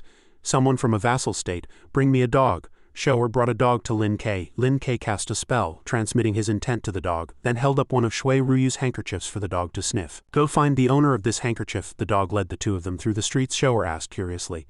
Young Master Lin, how is this dog so smart? It's as if it can understand human speech, Lin Kei explained. Dogs are intelligent by nature. I just used my power to imbue it with my request. Now, apart from being unable to speak, its intelligence is no different from an ordinary person's. Shower marveled from the side. That's amazing. Before long, the dog stopped in front of an inn, barking loudly. Woof woof, signaling to them that it had found the trail. We've found Miss Shui. Meanwhile, Miss Shui lay motionless on a bed. Hiro, the white-haired master, went to check and found that she was no longer breathing. But the green-haired man was still unrepentant. Damn it, this place is bizarre. Just a songstress, and she dared to refuse my advances. Hiro grabbed the man by the collar and shouted. I told you not to stir up trouble, you idiot, Metis retorted stubbornly. It was an accident. An accident. She killed herself. Damn it, Hiro explained to the foolish pervert. This is the Central Plains. A person disappearing without reason will draw the attention of the authorities and the public. She's already dead, and you brought her back here. You think we don't have enough trouble already? The despicable green-haired man said. Oh my dear Hiro, I thought you could save her. Since you can't, I'll just dispose of her myself. With that, he hoisted Shui Ryu onto his shoulder, preparing to go out and dispose of the body. Suddenly, a strange pink light exploded in front of him. The pink light grew larger and Lin Kei appeared. Who are you? How dare you barge in here? Lin Kei said flatly. Put the young lady down and I can give you a quick death. Hiro calmly stepped forward to defuse the situation. Must be her friend. This is just a misunderstanding. Lin Kei didn't want to waste words and roared angrily, put her down. Then he took out a medicine vial. Hiro feigned regret. It's a true pity she's already dead, but we will provide you and her family with generous compensation. Lin Kei poured the potion from the 9 Revolutions soul-returning pill onto the wound on Shui Ruyu's neck. The wound healed and then vanished without a trace, as if nothing had ever happened. Miss Shui also slowly opened her eyes. Faced with this miraculous life-saving ability, the 2 men from the vassal state were stunned. It's divine water, Shui Ryu said weakly. Where am I? The underworld, Shower cried out ecstatically. Miss, you're not dead. Young Master Lin saved you, Miss Shui called out emotionally. Young Master Lin, Lin Kei quickly stopped her, saying, you are very weak right now. There's no need to say more. Shower, take good care of your mistress. Shower complied. Yes, young Master Lin. Hiro still hadn't recovered from his shock. Heavens, I never expected the East to have such divine water. This is a major discovery. The Holy See has been here for so many years and never found this. The green-haired man was also speechless. Divine water, that's right. This is a legendary holy artifact. I must report this immediately. At this moment, Lin Kei turned to Shower and confirmed the identity of Miss Shui's kidnapper. The lecher you mentioned, was it them? Shower pointed straight at the green-haired man's face. It was him, without another word. Lin Kei channeled his power, preparing to attack the scoundrel. How audacious to dare lay a hand on my friend. Prepare to die. A bolt of lightning shot toward the green-haired man, but fortunately Hiro was quick enough to block the attack for him. The master Hiro tried to mediate. This is a misunderstanding. Your friend committed suicide. Since she has been revived with the divine water, why don't we sit down and talk? But the madman Metis, far from being repentant, burst out cursing. Damn it, you Easterners are all a bunch of lunatics. I just made a small request to do that thing with her and she killed herself over it. Damn it, tears welled up in Shui Ryu's eyes. Young master, he did not succeed. I have preserved my innocence. I did not want you to look down on me. Seeing Ryu's state, Lin Kei could not help but be moved. You fools, I'll have you pay with your lives. Hiro was shocked once again. Such a powerful aura, to think the East also has superhumans who have reached such a high realm. The green-haired man also quickly cast a transformation spell, turning into a powerful werewolf. But in Lin Ku's eyes he was still just a beast. The two charged and clashed. Lin Kei slashed straight at his chest. The werewolf howled in agony. Hiro could no longer stand by and watch, hastily creating a magic shield to protect his man. Lin Kei added another strike, slashing again and sending both men from the vassal state flying. The master Hiro couldn't block in time. He's too strong. I must send out the intelligence on the divine water immediately. But Lin Kei would give them no escape. This time it's an attack from all directions. Let's see how long you can block. Another slash. Countless magical attacks struck simultaneously, one cleaving the werewolf in two, another slashing across the stubborn master's neck. Neither had time to dodge and met the same fate. Hiro couldn't even let out a sound, his mind flashing with a final thought. I never thought I would die here. I hope everyone has received all the intelligence on the divine water. At the Jie residence, Jie Yuanba's father was crying miserably, kneeling before Lei Meng. Sectmaster Lei, my son died such a terrible death. Lei Meng quickly consoled him. Master Jie, don't be like this. Please get up. I don't know what kind of bewitching potion that villain Lin fed the libationer, but the libationer is blindly protecting him. Now that Lin Kei is my colleague, I really can't make a move against him for the time being. Master Jie looked sorrowful. The world is unjust. Is there really no way to get justice for my son? Murderous intent filled Lei Meng's eyes as he said with certainty, "Don't worry, Master Zhe. Although I, Lei Meng, cannot act personally, I know some friends in the martial world. If you are willing to offer a generous reward, those friends will certainly be willing to make a move." In Jiangdu City, 3 ferocious-looking assassins had arrived in the central region. Holding a portrait of Lin Ke, one of them spoke, "The imperial court is getting more and more corrupt, letting a pretty boy who still smells of his mother's milk become an instructor at the Martial Eminence Hall." Another added fuel to the fire. "If a pretty boy like that can be an instructor with Big Brother's abilities, forget being an instructor at the Martial Eminence Hall, you could even take the old emperor's throne." The leader slapped him. "I'm not that old." The man rubbed his head fearfully. Yes, Big Brother is in his prime. What's the old emperor? After we 3 brothers finish this job, we'll definitely live it up in this city. I haven't even had a taste of a top courtesan yet." The leader was a bit smarter. He said, "You brat, you're all grown up but haven't improved a bit, always thinking about that stuff. Once we get the reward, we'll find someone to pull some strings. And at least get some minor official post. Wouldn't that be better than this business of licking blood from a knife's edge?" Hearing of such prospects, the 2 underlings flattered him even more. "Big Brother is right. With your abilities, you're sure to soar to the heavens in the future. Success and fame are just around the corner. You 2 just stick with me. I won't treat you poorly in the future." The other underling said, "Big Brother, we can't be careless. As the saying goes, you can't judge a book by its cover. This Lin fellow might actually have some real strength. We should plan this out carefully first." At the Zhe residence, the uncle was talking with Master Zhe. "This Lin guy has extraordinary skills and acts with extreme ruthlessness. Rumor in the martial world is that he has single-handedly killed dozens of people on multiple occasions. If those 3 men aren't thorough," but Master Zhe was no simpleton. He had already bought off important people who could help him get his revenge. "HMPH, you think I'm foolish enough to have only arranged for those 3? I have already sent someone with a generous gift to Lord Kai's residence. When the time comes, the guards for the Elixir Convention will all be our men. Add to that the various heroes I've contacted, and even if that Lin Haoshan sprouts wings, he won't escape death. But what if he escapes? With that kid's personality, he'll definitely come to our residence for revenge. It would be impossible for us to guard against him." Master Zhe reassured his brother. "I've already sent a letter to my second brother in the capital. We should have a reply by tomorrow. With his power, what's to fear from a mere instructor?" After hearing this, the uncle had an epiphany and clapped his hands in praise. Big Brother is truly meticulous in his planning. With second brother being an official in the capital, even if 10 Lin Ks came, none would return. In Jiangdu City, at a Zaifan church, some men in black were talking. "Metis and Hyoro are dead. Have you found out who did it?" one subordinate asked, sounding quite indignant. "I have sent people to negotiate with the authorities, but these damned Easterners clearly don't take this matter seriously. For now, we can only rely on our own strength to investigate." A bald man beside them was also angry. "Distinguished mages of the Shila Kingdom, dead in a place like this. This is a humiliation to our dark holy court. I suggest we immediately report to the Pope and organize an order of knights to crusade against these foolish and barbaric Easterners." A cloaked figure stopped him. "Put this matter aside for now." According to the message Hiro sent back, he seemed to have found traces of the so-called divine water. "Therefore our most pressing task right now is to find its whereabouts." The other 2 were stunned. "Divine water?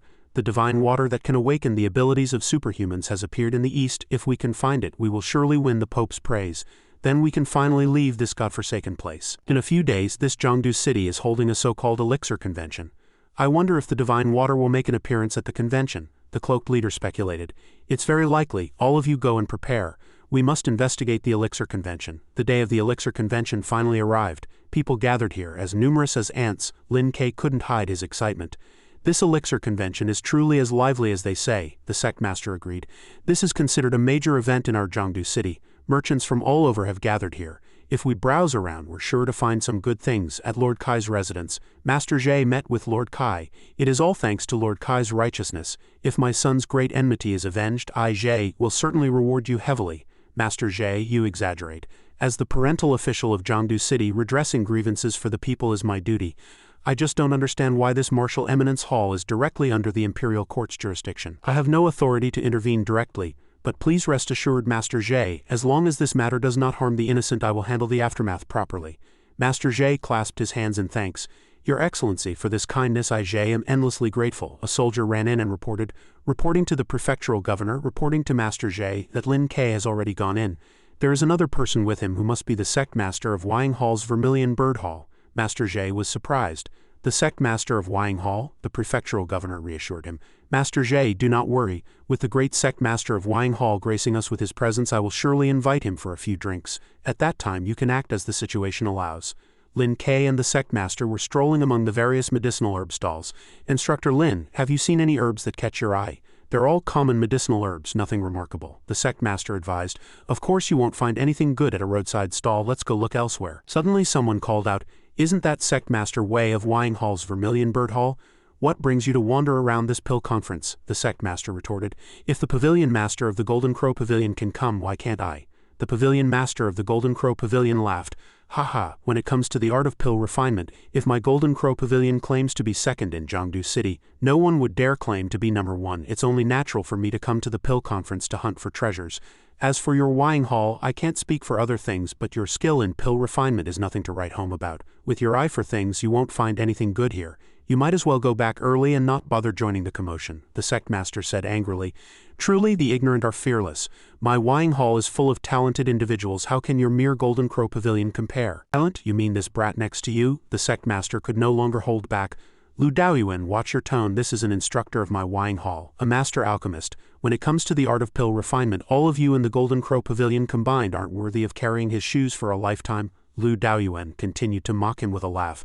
"Haha, your Wying Hall is truly on the decline. You take a handsome stipend from the imperial court, yet you send a wet behind-the-ears brat like this to make up the numbers in the path of alchemy. Talent is certainly important, but experience and knowledge are the foundation that determines one's skill level. This boy is still wet behind the ears. Can he even recognize all the medicinal herbs? To call him a master alchemist is simply absurd." Lu Daoyuan tried to recruit him. "Kid, if you want to learn alchemy, there's no future following Wying Hall. I think you'd be better off becoming my disciple. You might actually achieve something." Lin K looked at him coldly. "You're not qualified to be my mentor." Seeing this young whelp dare to be rude to him, Lu Daoyuan said angrily, "You truly don't know your own limits. You should know that the number of people who wish to study under me, Lu Daoyuan, is as countless as the carp crossing a river." The sect master sneered from the side. "Lu Daoyuan, your alchemy skills are indeed not bad, but compared to our instructor Lin, you are but a firefly's glow daring to compete with the bright moon. I think you'd be better off respectfully kneeling and kowtowing 3 times. Perhaps if Instructor Lin gives you a pointer or two, you'll benefit for the rest of your life." Lu Daoyuan remained contemptuous. "I'll just assume the boy is young and ignorant and not stoop to his level. I never expected that you, the esteemed sect master of Wying Hall, would also spout such outrageous words. Since you're both so confident, why don't we have an alchemy duel and see who is truly skilled?" Seeing their past relationship, the sect master wanted to give him a way out. "Lu Daoyuan, I advise you not to bring humiliation upon yourself. The two of you came to the pill conference to search for spirit herbs, right? When it comes to collections of precious spirit herbs, if my Golden Crow Pavilion says we're second, no one would dare claim to be first." Lin K was surprised. "Oh," Lu Daoyuan stated the stakes. "If you can beat me, you may take any 3 spirit herbs from the Golden Crow Pavilion's collection. If you lose, we will take 3 martial arts manuals from Wying Hall. What do you think?" Lin K said coldly. "If you want to have an alchemy duel with me, your stakes are not high enough." Lu Daoyuan was stunned by this rejection. "Do you have any idea how much our Golden Crow Pavilion's medicinal pills are worth? Countless people are willing to bankrupt their families just to obtain a single spirit herb from the Golden Crow Pavilion, and you dare say it's not enough?" Lin K proposed an unbelievable condition. "I want all the spirit herbs in your Golden Crow Pavilion. In addition, you must kowtow to me 3 times in front of everyone to apologize for your earlier disrespect." Lu Daoyuan was shocked by this wager. "All the spirit herbs? Are you insane?" Seeing that he didn't dare to accept, the sect master said, "If you can't afford to lose, then don't bet. Why bring this humiliation upon yourself?" The alchemist was about to leave, but on second thought he stopped. "Wait, I'll take that bet. If you lose, I want to look through all the manuals in your Wying Hall. How about it?" It seemed he was extremely confident in his own experience. 2 enormous bronze cauldrons were prepared for the competition. One for Lu Daoyuan and one for Lin K. The surrounding crowd was buzzing with discussion. "What are they doing? Why is such a large crowd gathering? Didn't you see the man on the left? That's the pavilion master of our Jiangdu City's Golden Crow Pavilion. It seems he's about to compete with someone in alchemy. The Golden Crow Pavilion master, Lu Daoyuan, is a world-class master alchemist. Who is so bold as to show off their meager skills in front of him? It's that young man over there. I hear he's an instructor from Wying Hall." "Someone from Wying Hall? In that case, it's hard to say who will win or lose. You're clueless. Wying Hall excels in cultivation techniques. In the art of alchemy, they are far behind the Golden Crow Pavilion. Besides, look at the age difference between them. Experience is the most important thing in alchemy, so you can tell the winner just by their age." "Who is that old gentleman in the middle?" someone explained. "You don't even recognize him. He is one of the organizers of this pill conference, the president of the Four Seas Commerce Guild, Yuan Mobai. President Yuan is a master of pill appraisal. There's no one more suitable to judge this competition." "I see. I didn't expect to see such excitement today." The cauldron fires were lit and the alchemy began. Lu Daoyuan sat cross-legged, channeling his energy to refine a unique pill. When the time for refinement was up, Lu Daoyuan shouted, "Open the cauldron." The surrounding crowd watched nervously. Lu Daoyuan held a red pill and explained, "This is a 3-union qi nourishing pill, which has a miraculous effect on replenishing blood and nourishing qi. Everyone present is a connoisseur, so why not take a look at the quality of my pill?" Holding the pill, Yuan Mobai exclaimed, "Pavilion Master Lu's skills are truly divine. To be able to refine a high-grade profound rank pill in such a short time, these pill veins are clear proof." The crowd erupted in another uproar. "High-grade profound rank, heavens, that's a pill worth hundreds of thousands of taels of silver, and he refined it in such a short time? Don't you know who that is? That's the master alchemist Lu Daoyuan." Lu Daoyuan reminded Lin Ke. "Well, it's your turn." Lin Ke remained silent, his cauldron still burning. Lin Ke blew an azure glow onto his fingertips and then infused it into the cauldron. The spectating crowd watched Lin Ke's every move with bated breath. "The pill is complete. Please inspect it." Holding the pill, Yuan Mobai was somewhat puzzled. "Forgive my old failing eyes, but I truly cannot determine the grade of this pill." Lu Daoyuan laughed contemptuously. "What do you mean you can't determine the grade? This pill is a complete dud, something even a novice alchemist could produce. I thought you had some great ability, but it turns out you're just a braggart. With this level of skill, you dare to have an alchemy duel with me." He then turned to the sectmaster and sneered. "Sectmaster Wei, you've seen it too. I refined a high-grade profound rank pill while your instructor Lin produced nothing but a dud. Who won and who lost is clear at a glance." Lin Ke asked him seriously. "Who said I refined a dud pill? Everyone saw it. Calling that dark unremarkable thing you produced a dud pill is being polite." Lin Ke added, "A pill is meant to have an effect, not to be admired, and certainly not to be judged by its appearance alone. As for its actual effects, a simple test will reveal all." Lu Daoyuan became even more arrogant. "Who would dare use this thing?" In contrast, Yuan Mobai asked calmly, "May I ask the name of this pill?" Lin Ke replied magnanimously, "This pill is called the 9 Revolutions Rejuvenation Pill. It has the effect of reversing aging and bringing the dead back to life." Hearing this, Lu Daoyuan flew into a rage, believing Lin Ke was bluffing. "I can understand that young people like to boast, but I never thought you'd be this shameless. How dare you claim a dud pill can bring the dead back to life? Let alone this dud pill of yours. Even looking across the entire great universe, no one has ever heard of a spirit medicine that can revive the dead. How can a frog in a well know of the affairs of the world?" Lu Daoyuan was once again rendered speechless with anger. At this moment Yuan Mobai proposed a solution. "This old man is willing to test the medicine. Would Instructor Lin allow it?" Lin Ke nodded.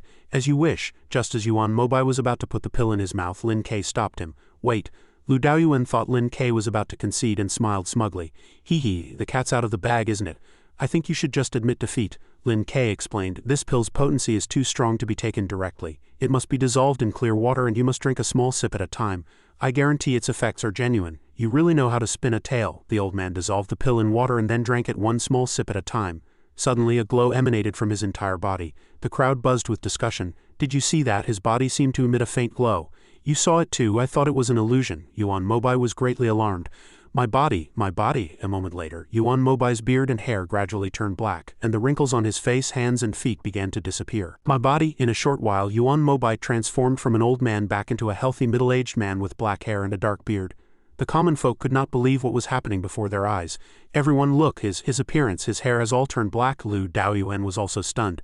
This is impossible. This is definitely a trick of the eye." Yuan Mobai bowed to Lin Ke with clasped hands and said respectfully, "I never thought such a miraculous medicine truly existed in this world. This old man thanks Instructor Lin for granting me this medicine." In the crowd, a blonde foreigner witnessed the entire event and thought to himself, "Divine water, this is the effect of the divine water. This white-haired young man actually has the divine water. Ciero's death must be related to him." Yuan Mobai announced the result of the competition. "Pavilion Master Lu, your pill is excellent, but in terms of efficacy it can in no way compare to Instructor Lin's. In this alchemy duel you have lost." Lu Daoyuan still refused to believe it. "Impossible, this is impossible. You must have conspired together. This is all an illusion." "Pavilion Master Lu, are you perhaps questioning my integrity?" Only then was Lu Daoyuan truly speechless. The crowd began to denounce him. "Pavilion Master Lu, this is not right of you. We all saw the changes in President Yuan's body with our own eyes. We really can't imagine what kind of illusion could make someone decades younger. A loss is a loss. Does your Golden Crow Pavilion dare to make a bet but not admit defeat?" The sectmaster spoke up. "The winner has been decided. It's time to fulfill the terms of the bet." Lu Daoyuan gritted his teeth, knelt and kowtowed 3 times before turning and leaving in a rage. Lin Ke reminded him, "I'll give you 3 days. After 3 days I will come to your door to collect the herbs." Lu Daoyuan staggered away, his spirit crushed. His throne as the #1 alchemist had here at the Pill Conference in the span of a single hour been kicked over by a young alchemist. Crowd was bustling with people coming and going. Over here, Lin K walked in front with Sect Master Wei following behind, seemingly wandering around. Suddenly a soldier approached, clasped his hands and reporting to Sect Master Wei, "The prefectural governor requests your presence."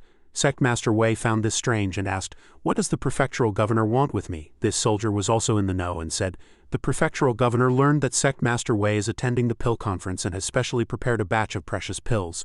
He hopes Sect Master Wei can help appraise them. I believe he wishes to invite you to appreciate this batch of pills." Hearing it was a good thing, Sect Master Wei was excited and couldn't refuse such a kind gesture. Instructor Lin is a master alchemist of our Wying Hall. Since there are pills, we should naturally go together. Sect Master Wei wanted to invite Lin K to have a look as well. However, the soldier looked troubled and anxious. Well, the prefectural governor instructed that only Sect Master Wei is to be invited. Didn't that just mean only Sect Master Wei was invited? Hearing this, Sect Master Wei's excitement diminished by more than half. Without much thought, he refused outright. "Is that so? In that case, I'll just continue walking around here with Instructor Lin." Sect Master Wei seemed to be a thoughtful person. Since he was with Lin K, he would never leave him alone, unhesitatingly rejecting any invitation meant only for him. But contrary to Sect Master Wei's good intentions, Lin K said with a smile, "Haha, since the prefectural governor has invited you, Sect Master Wei, please go on ahead, I'll be fine just walking around." Sect Master Wei somewhat disagreed and was quite surprised by Lin Q's suggestion. But how can that be okay? Haha, it's fine, I'll just wander around, you go and tend to your business first, don't worry about me." Lin K probably knew that Sect Master Wei had refused out of concern for him. He was also considerate and tried to put the Sect Master's mind at ease. The scene changed to the prefectural governor's residence. The governor was not alone, there were 2 others with him. They were sitting and drinking, their expressions mostly the same, maintaining an air of authority. Sect Master Wei walked in and seeing the assembly he asked, "Sect Master Lei, you're here as well?" The prefectural governor greeted him warmly.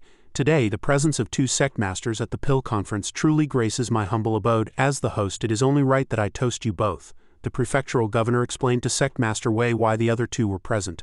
At this point, one of them, who looked sturdy and had a majestic light blue beard that matched his hair, spoke up. He seemed to be filled with guilt as he raised his cup and said, "Old Wei, I have offended you in the past. Today, thanks to the prefectural governor's arrangement, I will first punish myself with 3 cups to atone for my previous disrespect." There was another who referred to himself as this old man. He said to Sect Master Wei, "This old man has met Sect Master Wei. When my son was alive, he mentioned you many times. Although you never personally instructed my son, he benefited greatly from your writings. Thinking of it now, it is truly lamentable." In their eyes now, Sect Master Wei was like a hero, an important figure in their lives. Hearing this, Sect Master Wei finally remembered the purpose of the prefectural governor's invitation. "Ah, right, the prefectural governor invited me here to appraise some pills, didn't he? This is his area of expertise, and he's very excited about it." The prefectural governor also responded, "Appraising pills is one thing, but today is mainly about admiring the grace of you 2 sect masters, so I wanted to fulfill my duties as a host. Wying Hall is the top academy in the Great Wu Empire. As a local official of Jiangdu, I should naturally get closer to all of you." This meant that the prefectural governor had invited Sect Master Wei for more than just appraising pills. There were other matters to discuss. Sect Master Wei also understood the meaning behind his words, and got straight to the point. "Then I suppose everyone is here today not for me, Wei, but for Instructor Lin, is that right?" This time, Sect Master Wei was not as excited as before. It felt like discussing Lin Q's matter was more important to him than appraising pills. "Sect Master Wei, you jest. How could a newly arrived instructor compare to a sect master?" The prefectural governor had long recognized Sect Master Wei's experience and knowledge, so when Wei intentionally elevated Lin K, he found it somewhat amusing. But how could he know that it was precisely because of his rich experience and brilliance that Sect Master Wei could see what kind of person Lin K was? The man with the full beard and blue hair turned serious. "Old Wei, to be honest with you, this time I did want to talk to you about that brat surnamed Lin." He could no longer beat around the bush and directly stated his intentions. It was indeed about Lin K. Hearing this was not surprising. Sect Master Wei just let out a slightly surprised "oh" without any other extreme reaction. But this conversation would now revolve solely around Lin K, so he adopted a serious and focused demeanor. "That person surnamed Lin, he doesn't know what's good for him. He indiscriminately killed the innocent, murdering Lord Libationer Zhe Yuanba. The prefectural governor has his own considerations and hasn't taken any action, so I won't say more. But it is understandable that the Zhe family is aggrieved after losing their beloved son." He stated his views and opinions on Lin K. "Regarding the full story of this matter, I believe everyone present knows it better than I do. I wonder what your purpose is in summoning me here today?" Sect Master Wei wanted to know why these people were so curious about Lin Q's affairs. He must have guessed they had other plans, so he pressed on. "As the saying goes, a life for a life, a debt for a debt. The Zhe family wants to settle this feud. We hope that Sectmaster Wei will not interfere in this matter. The bearded man probably knew that Sectmaster Wei was always with Lin Ke, so if he made a move he would only see Wei protecting Lin Ke. In this situation he wanted old Wei to stay out of it, leaving the rest for him to handle himself. Oh, Sectmaster Lei, by presiding here personally, are you not also interfering in this matter? Sectmaster Wei found the man's words and actions inconsistent and ridiculous, so he refuted his point. This is a personal grudge between the Zhe family and that brat surnamed Lin. I, Lei Meng, will naturally not take either side, he replied firmly to Sectmaster Wei. So after all that talk you were just afraid I would ruin your plans. Rest assured I will not interfere. Sectmaster Wei immediately understood the intentions of the three men before him, and clear anger showed on his face. The bearded man, however, was very surprised by what Sectmaster Wei had just said. They must have thought it would be difficult to persuade him, but who would have known? I should say I am not qualified to interfere, Sectmaster Wei said as he turned to leave. Instructor Lin's abilities are far beyond your imagination. Anyone who dares to make an enemy of him will be reduced to dust. Out of sympathy, old Wei was warning them in advance that the consequences of their actions would be terrifying and that they should not act rashly. He continued, does a person of his caliber even need my help? We are all aware that the brat surnamed Lin has some tricks up his sleeve. We invited you here because we didn't want things to get ugly for everyone involved. The bearded man ignored old Wei's words and insisted on his own course of action. Sectmaster Wei stopped in his tracks and said without turning back, you know nothing, let me give you a piece of advice. Whatever plan you have, stop it immediately, or it will be too late for regrets. Over here, Lin Ke had also blended into the crowd, wandering around and exploring everything. Even while just strolling, he still maintained his dignified presence. It seemed a stranger, his head wrapped in a green scarf, was standing on a small tower holding a gun and aiming at someone below. As expected, he was one of the prefectural governor's men, and his target was none other than the strolling Lin Ke. The scope had already locked onto the target. His only question now was when to act to kill Lin Ke. At that critical moment he fired the gun and a loud bang was heard.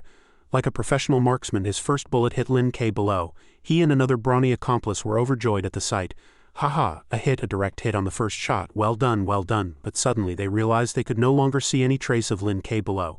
They were greatly astonished, not knowing where he had disappeared to after being shot. Before they could regain their senses, Lin Ke had already located them and flew up to their side.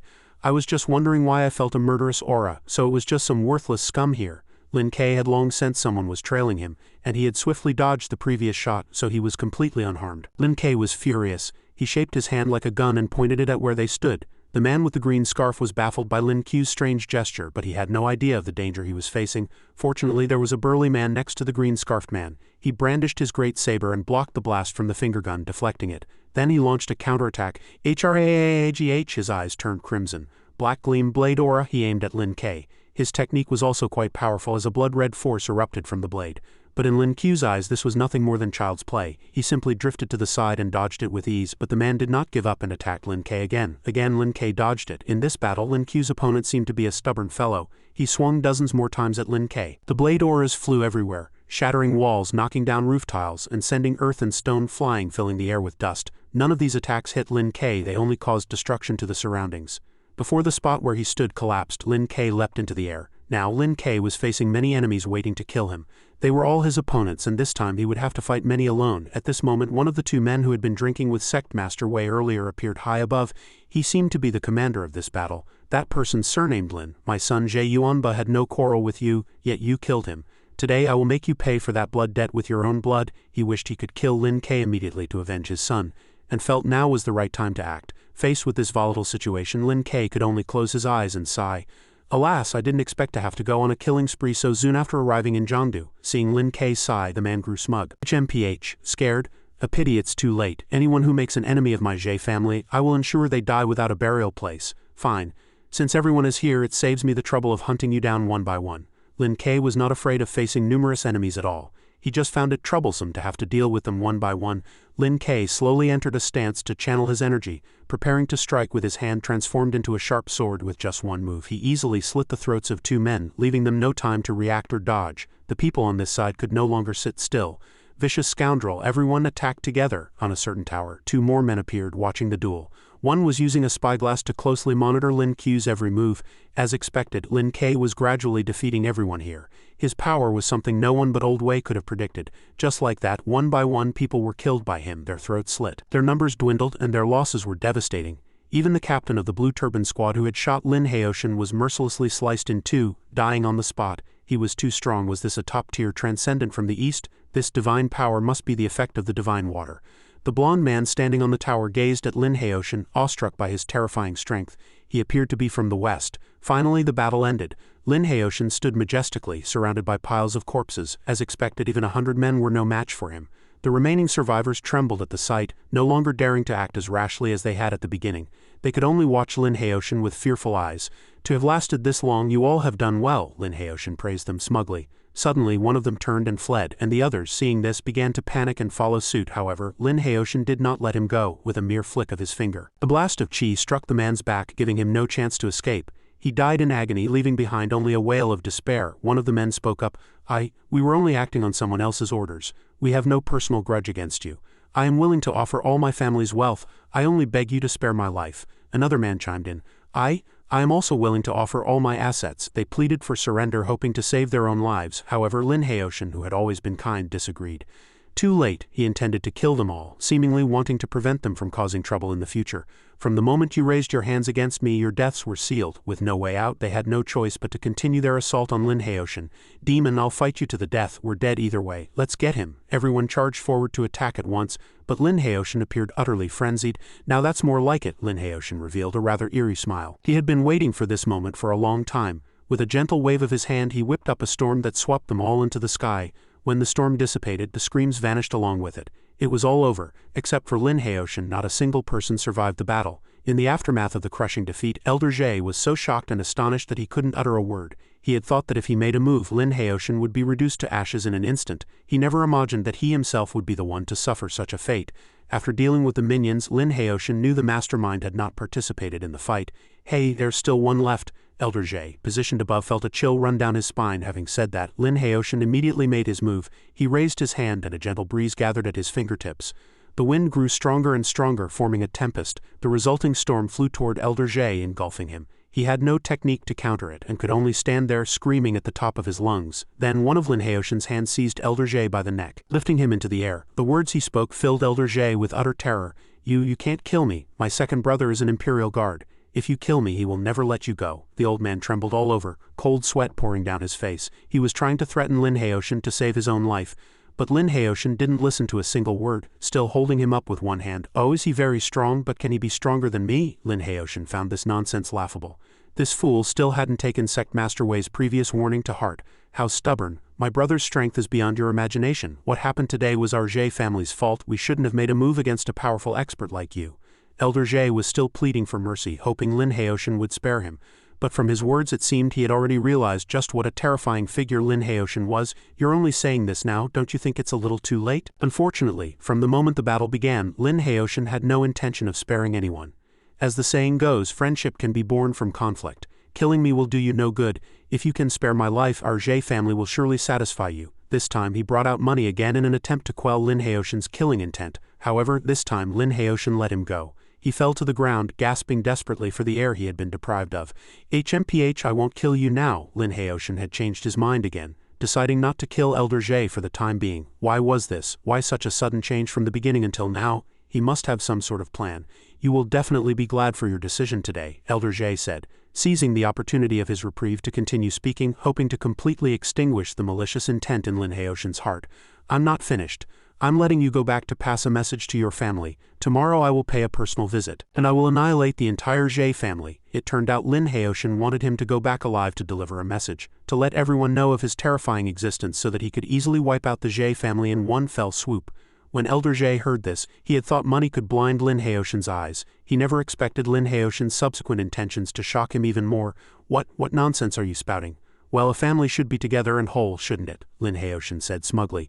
"Demon, you are a demon." Elder Jie was scared out of his wits by these arrogant words. "From the moment your Jie family crossed me, this ending was sealed," Lin Haoshan said, his face darkening as he threatened him. With that, Lin Haoshan turned and left, leaving Elder Jie kneeling paralyzed behind him. At this moment he was filled with nothing but fear, his legs so weak they felt as if they could no longer move. Night fell. Under a sky full of stars in a grand residence, Elder Jie had returned home. "Second brother, you're finally back." Two people were at the door. Apparently Elder Jie's family. The two were still unaware of Elder Jie's crushing defeat and greeted his return with smiles. "Big brother, are you all right?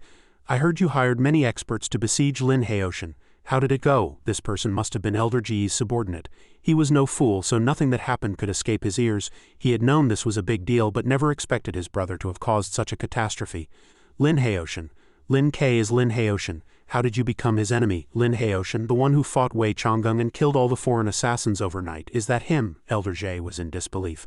Why was Lin Haoshan the same guy who had single-handedly taken out dozens of foreigners? He hadn't recognized such a famous figure and had even led people to stir up trouble only to end up in this state. His brother confirmed it, hoping to make Elder Jie see reason. It's him, the newly crowned #1 master of Deu, you damn scoundrel. This is all your fault. You've brought a monumental disaster upon us. I'm going to beat you to death.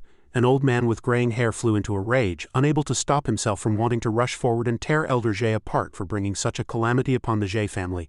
What's done is done. Beating him to death is useless now. This Lin Haoshan is ruthless and never leaves survivors. It seems the imperial court wants to recruit him. The brother analyzed the situation shrewdly. Right now no one dared to oppose Lin Haoshan because even the court was on his side. Their Jie family was just a small fry, so how could they dare to stand against him alone? It's over. It's all over. Only now did Elder Jie realize it, but it was too late. The day after the duel, Lin Haoshan had already appeared before the Jie family's main gate. He stood with his arms crossed, admiring the surrounding scenery. I am Jie Yuantu, first-class Imperial Guard. Jie Yuantu saw Lin Haoshan and introduced himself first. But he didn't care. Lin Haoshan was concerned with other matters. Where is that old fool Jie? Hurry up and tell him to come out and face his death, Lin Haoshan threatened loudly, wanting to call out everyone in the Jie family and deal with them all at once. As the saying goes, forgive when you can. You've already killed so many of our Jie family members, it's time to stop. This Jie Yuantu wanted Lin Haoshan to cease his killing immediately. At this point he had already caused considerable losses, so he should stop. When you all besieged me before, you didn't think about stopping, did you? Lin Haoshan wanted to teach them a lesson.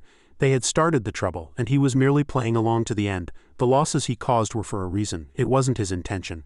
I have already gotten to the bottom of this matter. It was just a small misunderstanding. It really shouldn't have escalated to this point, Lin Haoshan said mockingly. Jie Yuantu tried to change Lin Haoshan's mind. Shouldn't have if I weren't strong enough. I would have been killed by your Jie family long ago. You have brought this upon yourselves. Who's right and who's wrong is no longer important. I just hope this feud can end here. Jie Yuantu realized that if this wasn't stopped it would only lead to greater losses. He wanted to end it here so that everything could return to normal. If you want to resolve this, it's simple. Hand over the people involved in this matter for me to deal with. I'll spare the rest for now, otherwise I will leave no one alive. Lin Haoshan wanted to hunt down his targets so that no one else would be harmed. As a first-class Imperial Guard, I am already giving you enough face by standing here and speaking with you. Don't push your luck. Feeling his pride had been wounded, Jie Yuantu couldn't help but retort, it seems you won't shed a tear until you see the coffin. Fine, let's start with you. Seeing that he was unwilling to call the others out, Lin Haoshan immediately prepared to strike. He pointed a finger to the sky, and with a gentle wave generated a massive force that attacked Jie Yuantu. Despite seeing that he was being attacked, Jie Yuantu still hesitated slightly. He clenched his fist, seemingly wanting to unleash a technique to counter Lin Haoshan. Indestructible golden body. Flames erupted all over Jie Yuantu's body, his eyes turned golden, and his face looked even more ferocious. He took a defensive stance, intending to block Lin Haoshan's strike. The battle remained fierce, with neither side willing to back down. Outside, Jie Yuantu remained on the defensive, warding off Lin Haoshan's attack. Instantly the attack was deflected, losing its direction and crashing into the ground, causing the earth to shake violently. However, Jie Yuantu himself was completely unharmed. HMPH, an attack of this level is not enough to defeat me. Jie Yuantu felt that Lin Haoshan's technique was still too weak to defeat someone like him, who possessed both status and strength. Seeing this, Lin Haoshan offered him a few words of praise. I didn't expect the Jie family to have someone like you. It seems I'll have to get serious. Stop here and you can still save some face. At your age, to have made such a name for yourself is truly not easy. Jie Yuantu frowned. He thought he could defeat Lin Haoshan and continued, when two tigers fight, one is bound to be injured. If you are unfortunate enough to lose, everything you now possess will turn to dust. He was threatening Lin Haoshan that if he lost the battle, he would lose everything, including his renowned title. Haha, you think you can take me down with you? How ridiculous. In my eyes you are nothing but an ant. Lin Haoshan wanted him to wake up and reconsider what he had just said. Who would truly suffer the immense consequences? Arrogant fool. Enraged by the comment, Jie Yuantu gathered his power and threw a punch. His punch generated a tremendous force, visibly several times greater than that of an ordinary person. On the other side, Lin Haoshan still had his arms crossed, seemingly preparing to react. However, Lin Haoshan simply sidestepped, letting Jie Yuantu's attack hit nothing but air. But overall the force was extraordinary, capable of destroying a house. Among the younger generation, you are indeed outstanding. With time it wouldn't be impossible for you to surpass us old folks, Jie Yuantu said. Unfortunately, you are too brazen and don't know when to retreat. Today I must teach you a lesson on how to conduct yourself." After speaking, Zhe Yuantu used another technique called Golden Battle Aura, which seemed to summon a wind that made his robes flutter. "Don't think you're invincible just because you've defeated a few foreign masters. You should know that there is always someone better out there." It must have been Lin Haoshan's arrogance that he despised, which was why he attacked in anger. At that moment, hundreds and thousands of fist shadows were flying towards Lin Haoshan at the speed of light. "Is this your ultimate move?" Lin Haoshan smiled faintly, still feeling that this technique was too easy to handle. "Since you want to fight with fists, I will grant your wish." Lin Haoshan stopped dodging and immediately charged at Zhe Yuantu. The two men's fists now clashed head-on. Lin Haoshan's fist passed through the thousands of fist shadows and struck Zhe Yuantu squarely in the face. Each had their strengths, but for Lin Haoshan this had always been a piece of cake, so the power comparison at this moment seemed to have a huge gap. How is this possible?" Zhe Yuantu was completely caught off guard this time, finding it hard to comprehend what was happening before his eyes. He was originally full of confidence in his own power, but now the situation had been reversed. "Why was my golden battle aura so easily blocked and my indestructible golden body? It was broken just like that?" Even now, he still couldn't believe it. Under Lin Haoshan's powerful punch, he too fell heavily to the ground. "I told you, in my eyes you are nothing but an ant," Lin Haoshan stated firmly once more. "I am an Imperial Guard. If you kill me, you will be making an enemy of the royal family. No matter how powerful that person is, you are no match for them." Zhe Yuantu coughed up blood. He was using his older brother's old trick again, threatening Lin Haoshan with words, "Unfortunately, you won't live to see that day." Lin Haoshan flashed a wicked smile. This sentence foreshadowed his next course of action. Zhe Yuantu remained on the ground, unable to get up. Cough, cough. "To trade my life for the survival of my entire clan, I die without regret." Cough, cough. "Don't get too smug. For everything you've done to us, our Zhe family will repay you 100-fold. As Zhe Yuantu was on the verge of death, he was still threatening Lin Haoshan. "After today, do you think the Zhe family will still exist?" Lin Haoshan retorted. He pointed a hand towards the sky, intending to end his life immediately. Zhe Yuantu's eyes widened as he witnessed it all. Void Talisman. One of Lin Haoshan's hands manipulated a rather mysterious technique. Draw bloodline. Lin Haoshan also made his move. The blood inside Zhe Yuantu's body seemed to be sucked dry without a single drop left, flying towards Lin Haoshan. At this moment, Lin Haoshan was like a bloodthirsty demon. Blood is a vital part of the body. Without it, no one can survive, yet Zhe Yuantu was suffering the agony of being drained dry, and he screamed in pain. "Wah!" Zhe Yuantu's blood gathered together, resting calmly on the technique at Lin Haoshan's fingertips. Void blood curse. At this moment, Lin Haoshan clenched his fist, controlling the blood which swirled around him as if being absorbed into his body. Meanwhile, a ship was anchored at sea. "I wonder how Second Brother is doing now." Second Brother is an Imperial Guard. Lin Haoshan wouldn't dare lay a finger on him, even if he had 10 times the courage. Besides, with Second Brother's strength, even if he can't beat Lin Haoshan, he can definitely protect himself. These appeared to be members of the Zhe family hiding on this ship to avoid being found by Lin Haoshan. "I hope so." Elder Zhe was also hiding here, doing his best to comfort everyone. "We can't stay in Jiangdu City any longer. Our only option now is to find a way to escape overseas, and this is all thanks to you." Elder Zhe looked at his brother angrily, who responded, "I didn't know things would turn out this way. Forget it, forget it. With our Zhe family's connections and wealth, once we get overseas and focus on development, we can definitely stage a comeback. When that time comes, I will take back everything I've lost," Elder Zhe said with great ambition. Right, right. For a gentleman, 10 years is not too late for revenge," his brother agreed with Elder Zhe's sentiment. Suddenly, a thump, thump, thump, thump, thump sound came from within everyone's body. "What's going on, my heart?" It was the sound of their heartbeats. Could the blood Lin Haoshan had just absorbed be able to control people with a similar bloodline? Suddenly, everyone began to cough up blood. Men and women, young and old, none were spared. Annihilation complete. The one who had done this was none other than Lin Haoshan. His objective was achieved. The complete slaughter of the Zhe family. On the ship carrying the Zhe family as they fled overseas attempting a comeback, Steward Li stood arrogantly on the deck and said, 7 more days and we'll be out at sea. I never thought a great family like the Zhe family would be court to flee overseas." A sailor stood behind him and said doubtfully, "It seems the Zhe family's opponent is just one person. I wonder who that person is." Hearing these words, Steward Li turned around and said sternly, "Ahem, it's best we don't inquire. Let's get to sea and return to the main family as soon as possible, and our mission will be complete."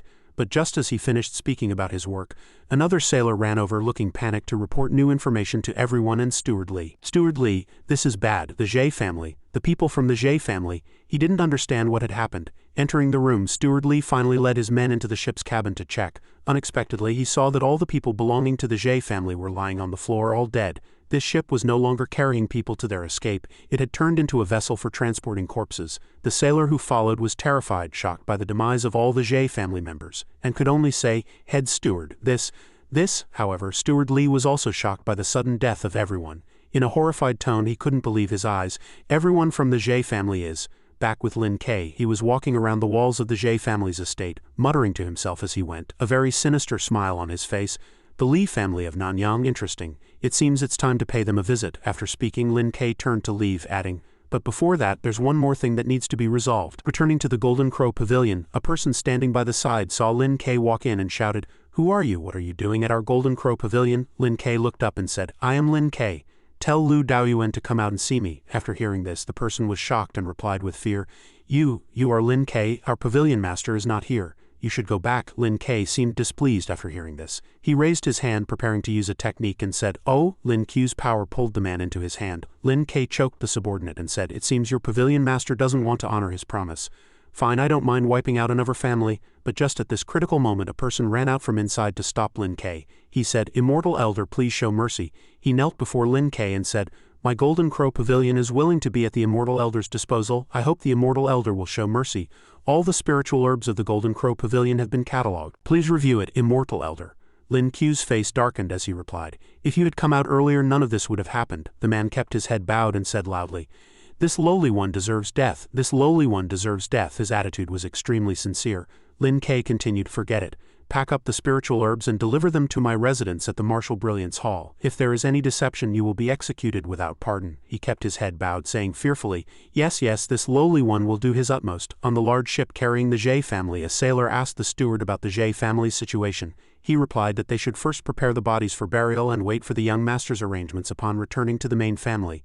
But as the two were discussing, someone suddenly rushed over with a very panicked expression to report, "Steward, someone is blocking the way ahead." After hearing this, the steward's face showed anger. He said, "Who is so bold as to block the path of my Li family? Tell them to move. If they don't listen, just ram them." But the steward's subordinate replied in terror and astonishment, "No, it's not a ship. The one blocking us is a person. He is standing on the water." The steward angrily disbelieved the boatman's words. He roared, "Madman, this isn't land. How can a person be on the water without a boat?" But his subordinate pointed ahead and said, half believing, "It's true. See for yourself if you don't believe me." The person was standing on the water in front of the steward in an extraordinary manner.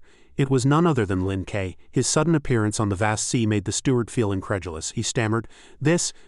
Lin Ke immediately leapt high into the air and landed skillfully on the ship, putting everyone on board on high alert. The steward asked fearfully, "May I ask who you are, sir? What is your purpose for boarding our ship?" Lin Ke retorted, "Are you all from the Nanyang Li family?" The steward immediately composed himself. He said sternly, "Since you know of the Nanyang Li family, you must also be aware of our strength.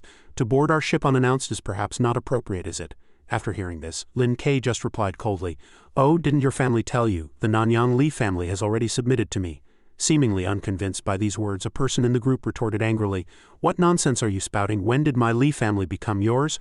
I think you should get off this ship while you can and we won't press the matter." Lin Ke seemed displeased after hearing the man's words, and then he used a secret technique, saying dangerously, "Is that so?" In an instant his hand had already grabbed the man's neck. He smiled as his face darkened, saying, "If your masters didn't tell you, then I will tell you now," Lin Ke threatened. "If your masters didn't tell you, then I will tell you now." Lin Ke, your Li family's young mistress has already promised that all of the Li family's affairs are to be arranged by me. Do you understand clearly now?" The steward inside shouted, "Let him go. I don't know what agreement you have with the young mistress, but right now the Li family is under the young master's authority. If you have any business, take it up with the young master." After hearing these words, Lin Ke asked, "Oh, the young master is in charge? Then what about the Li family's young mistress?" His hand was still tightly gripping the man's neck. The steward said, "The young mistress has withdrawn from worldly affairs and is focused on mourning at the old master's memorial. Let him go now or we won't be polite." Hearing this challenge, Lin Ke threw the man into the sea. He struggled and cried for help. "Steward, save me." The steward was furious. He raised his hand and said, "Such audacity to cause trouble on my Li family's ship. Seize him." Lin Ke said, "Oh, do you want to suffer the same fate as the Jie family?" The steward retorted, "You killed the people of the Jie family." Lin Ke replied, "That's right." A person in the steward's group spoke up to reassure everyone. "Head steward, don't believe his nonsense. He's only one person. Are we afraid we can't capture him?" But as soon as the words left his mouth, a beam of light shot straight into the man's forehead, causing him to fall down under the astonished gazes of the crowd. After making an example of him, Lin Ke said, "You should believe me now, right?" Witnessing Lin Ke's power, the steward instantly lost his earlier bravado. He became frightened and said, What do you want?" The question finally got to Lin Ke's purpose. He smiled and replied, "Take me back to the Li family. Your young master and I are old acquaintances." The ship carrying Lin Ke set sail. After some time, the ship finally docked at a place called Shuanglong Island. The steward cupped his hands and spoke very politely. "Young Master Lin, please rest here for a moment. I will go and report to the young master right away." Lin Ke was confused and asked, "Oh, can't you just take me there directly?" The steward smiled and said tactfully, The young master's whereabouts are uncertain. I wouldn't dare trouble you, young Master Lin. It's better to let me announce your arrival first, then I'll come back to invite you in. Lin Ke didn't want to delay any longer, so he let the steward go alone. But to prevent him from slipping away, Lin Ke said, "Fine, I won't make things difficult for you. But if you dare to play any tricks on me, the Zhe family is a recent lesson for you," the steward quickly assured him in a loud voice. "I would never dare, I would never dare." The steward then ordered his subordinates to treat Lin Ke well. "Ah Chang, take young Master Lin to find a quiet place to rest his feet." Ah Chang replied, "Yes, sir." On the way to find a place to rest, Lin Ke suddenly sensed something. He let out a soft, Lin Ke thought to himself. To think that such a small pier would have so many powerful auras gathered here. No, they aren't martial artists but sorcerers. I've long heard that the occult arts of magic and feng shui are prevalent in the south. It seems the rumors are true. Seeing Lin Ke seemingly lost in thought, Ah Chang asked, "Young Master Lin, is something wrong?" Lin Ke closed his eyes and calmly replied, "It's nothing, let's go." A girl looked at her grandfather with a worried expression. "Grandpa, what's wrong?" the old man answered. "Strange, just now I had the feeling of being watched." "Grandpa, you're a feng shui master, the head of the wind spirit sect, a top-tier grand sorcerer. Who would dare to spy on you?" The old man looked up at the sky and replied, "That's true. At this Southern Occult Arts Conference, our sect will definitely show those feng shui masters the ultimate techniques of the wind spirit sect." With that, the two of them ran towards the crowded area. Gaiyuan Mountains. Chen Schwantz has held sway over the southern feng shui world for far too long. It's about time for a change. Chen Schwantz does have some skill, after all. He is the #1 grandmaster in the south. As for Gaiyuan Mountain, it's time for them to give up the title of Daoxuan's #1 grandmaster. At this moment, Lin Ke had arrived in a packed area. He asked Ah Chang, "Why are so many people gathered over there?" Ah Chang replied, "That's the sea market." Lin Ke asked curiously, "Why is it called the sea market?" "Many traveling merchants pass through here, so a trading market gradually formed. Because the customers come from all corners of the land, it's called the sea market." Ah Chang continued to explain, "Because it's a free market, it's rampant with swindlers, but occasionally some rare treasures can be found," Lin Ke said with great interest. "Let's go take a look." Around a wide platform, a crowd of onlookers stood. A man was standing in the center of the platform, speaking loudly as if making a proclamation, trying to get everyone present to participate. He said, everyone, the next item to be presented is the most special item of the day.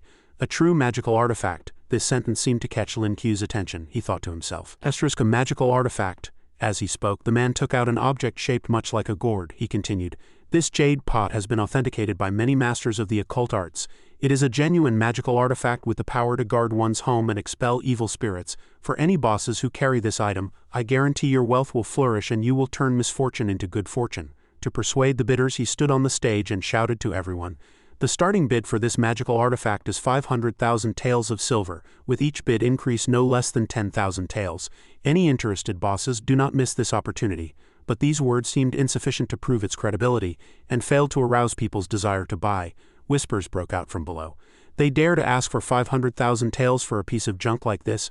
I think they're taking everyone here for a fool." Someone immediately chimed in, Yeah, they should have put more money into organizing this event. At the very least, they could have found something that looks a bit more presentable." Suddenly a man in the crowd raised his hand high and said, 500,000 taels, I'll take it." The others were bewildered by his action. Someone said, "Is there really a fool taking the bait?" Another person replied, Tisk, you just don't get it, do you? If you want to sell something for a good price, you can't do without a shill," he said with a confident tone. "This is a conspiracy between the seller and his accomplice." The person who had just spoken asked again, "You mean he hired someone to be a shill?" But he quickly denied what he had just said. "Shish, I didn't say anything." Just then, Lin Ke saw the jade pot in the seller's hand glowing. He thought in surprise, "Oh, that thing is a bit strange." Lin Ke immediately stood up and shouted, joining the bidding, 600,000 taels. But the whispers and various disdainful comments continued, Tisk, I didn't expect there to be so many shills." Then another man spoke up to bid for the jade pot. 1,000,000 taels again. Murmurs rippled through the crowd. 1,000,000 taels, who's so rich? Could he be a shill too? Someone warned, "Shish, quiet down, we can't afford to offend that person." After receiving bids from 3 different people, the man selling the jade pot was sweating profusely. He smiled and said, "So it's Gang Leader Fei of the Wild Sand Gang. My apologies for not recognizing you," he continued. "Since Gang Leader Fei wants it, then this treasure naturally belongs to you." But before the man could unfairly obtain the jade pot, Lin Ke continued to bid. He said, 2 million. "I'll bid 2 million. It seemed Lin Ke had offered a considerably high price, forcing the seller to reconsider. Lin Ke said, "What? Since this is an auction, shouldn't the highest bidder win?" This statement struck a nerve with the seller. He said with difficulty this. He turned to the other man and stammered, "Gang Leader Fei." "You see," Gang Leader Fei turned to Lin Ke and said with a displeased tone, "Kid, are you intentionally making an enemy of me?" Lin Ke showed no fear, smiling confidently as if the auctioned item was already his. "My apologies, but I'm very interested in this item. If you want it, just bid higher. It seemed gang leader Fei was also a man with a powerful background. He responded, "Very well, we'll see." As dusk fell, the final winner of the auction was none other than Lin Ke. Ah Chang followed behind, holding the box containing the treasure with a worried expression, afraid that it was a fake and that he had embroiled Lin Ke in this scam by mentioning the sea market. He thought guiltily, "It's all my fault for running my mouth, causing young Master Lin to buy this thing. What if he regrets it and takes his anger out on me?"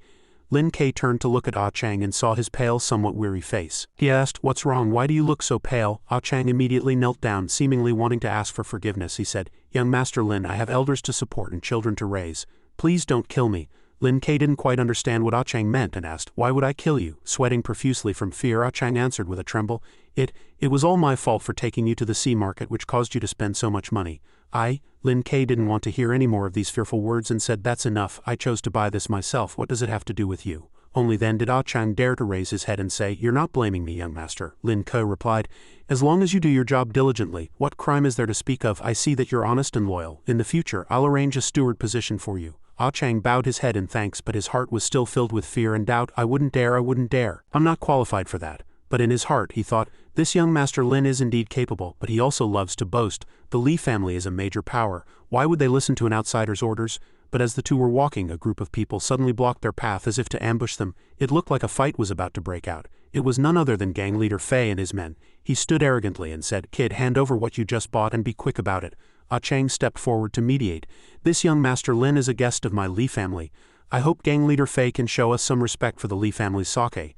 Still seeming to hold a grudge from the auction, gang leader Fei said harshly, "The Li family, others might fear your Li family, but our wild sand gang does not." He then issued a threatening warning, "If you want to leave here in one piece today, you'll leave the item behind." Hearing these words, Lin Ke had no choice but to act. He said, "I didn't expect to run into people with a death wish everywhere I go. All right, since you're in such a hurry to meet your end, I'll send you on your way."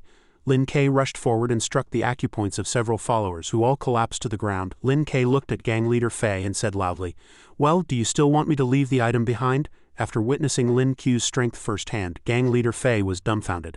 His attitude did a complete 180. No longer cocky, he became terrified, raising his hands as if to surrender. He said fearfully, "No, that won't be necessary." He fled in terror, looking back at Lin Ke, wanting to get away as fast as possible before he too became one of Lin Ke's victims. Lin Ke seemed to see through his intentions and vanished in a flash. He reappeared right in front of gang leader Fei. Terrified by Lin Ke's presence and power, Fei immediately dropped to his knees. He clasped his hands together, begging for his life, repeating, "Mercy, hero, mercy." But before he could continue, Lin Ke asked sternly, "What is the use of this jade gourd? Why are you so desperate to seize it?" Kneeling, Fei said sincerely, "I don't know either. I was just hired by someone else. I meant no offense. I hope you can spare my life, hero." Lin Ke picked up on the new information and, wanting to find the mastermind behind the attempt to seize the jade pot, said to Fei, "Take me to the person who hired you. Once this is done, I'll spare your worthless life." At that moment, Ah Chang, who was standing behind, came forward and said, "Young Master Lin." Lin Ke seemed to anticipate what Ah Chang was about to say and instructed him, "Give me the item. You go back and wait for me." Ah Chang looked bewildered and continued, "But you haven't settled in yet, young master, and you don't know where I've gone." Lin Ke replied, "It's fine, make your own arrangements. I'll find you when I return." Afterward, Lin Ke followed gang leader Fei to a house that looked very old. He knocked on the door and a voice from inside asked, "Who is it?" Fei replied, "It's me." The person inside seemed to recognize the familiar voice and opened the door asking, "Did you get the item?" Fei gave an awkward smile and replied, "Not yet, but I brought the owner of the goods." He looked at Lin Ke and quickly recognized a familiar face. He asked, "Immortal Elder." Lin Ke sat down to talk with him and began, "What are you doing here?" The man replied, "Immortal Elder, you must have come for the Li family. Unfortunately, the Li family is no longer under the young Mrs. control. Now I'm like a stray dog, hiding everywhere, unable to fulfill the promise I made back then." Unclear about what had happened, Lin Ke asked, "Oh, what changed? Tell me." The man then recounted the events in detail. "That day we brought back the spirit medicine. The old master's condition improved immediately after he took it. The young miss was overjoyed and took care of him diligently for several days. Who knew that a few days later his condition would take a sharp turn for the worse?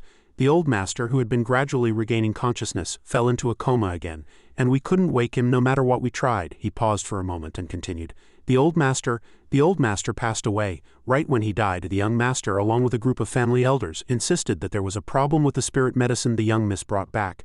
They said she had long harbored ill intentions, that her trip to find medicine was a pretense, and that she had actually been colluding with a lover to conspire and seize the Li family's assets. Lin Ke felt there was something fishy about this and let out an "Oh." The man, still with a grave expression, continued his story. The young miss was wrongly accused. She was forced to relinquish all her responsibilities and focus on mourning the old master. They call it mourning, but she's actually under house arrest.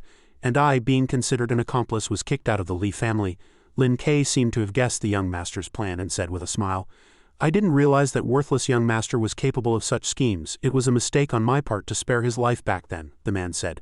This wasn't the young master's doing alone. There must be someone helping him from behind the scenes. Lin Ke asked him, So what do you plan to do now? The man said. I made numerous inquiries and learned that a magical artifact had found its way to Guangnan. So I entrusted someone to try and find it. I never expected to meet you here, immortal elder. It's truly. Lin Ke picked up the jade pot and said, From my observation, this jade pot was likely just an item carried by a cultivator.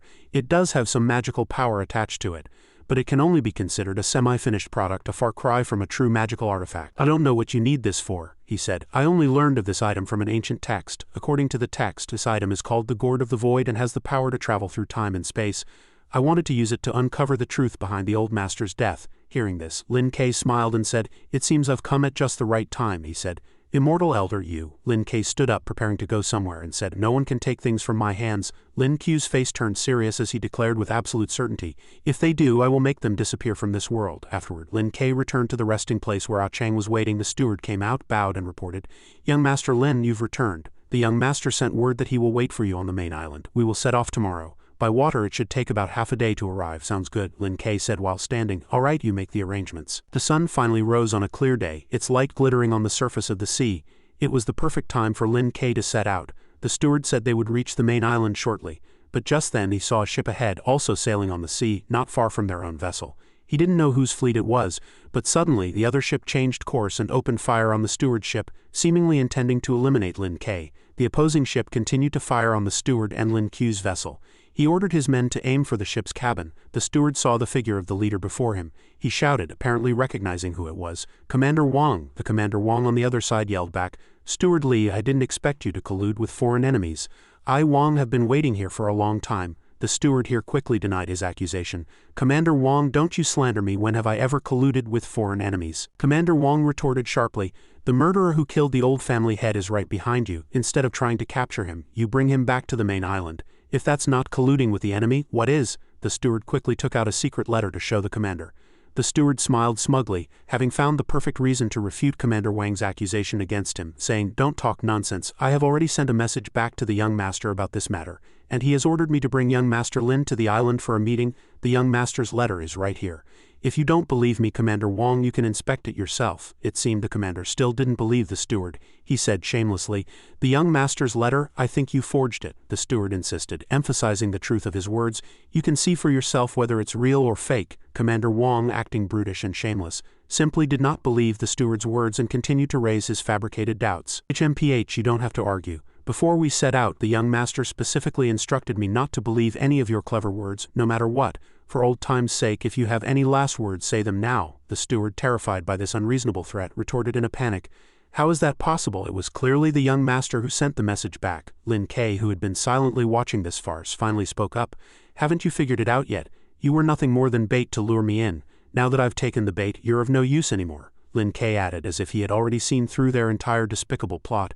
Unfortunately for you, no matter how you scheme, it's all just a waste of effort. With that, Lin Ke walked to the bow of the ship and deliberately shouted loud enough for the other side to hear clearly, Listen up, you on the ship ahead, anyone who abandons ship right now, I can let you leave with your lives. Then Lin Ke warned the people on the ship before making his move. Otherwise I will leave no one alive. The commander remained arrogant and ignorant of Lin Ku's power. He personally stepped forward and ordered his men to attack Lin Te swiftly. He commanded his subordinates with contempt, Still spouting nonsense when you're about to die. Sink them for me.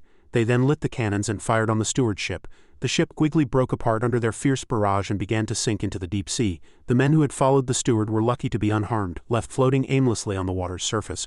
Commander Wang immediately ordered his men to search for Lin Ke. He said, Quick, order the water ghost to get in the water. We must capture that kid surnamed Lin alive. Hearing the order, the soldiers replied loudly, Yes, sir. Soon, Commander Wang's men lowered ropes and descended into the sea to search for Lin Ke, preparing to capture him alive. Commander Wang smiled, calculating smugly in his mind. Asterisk, the young master is still too young. He went on one trip, met one or two masters, and lost his nerve.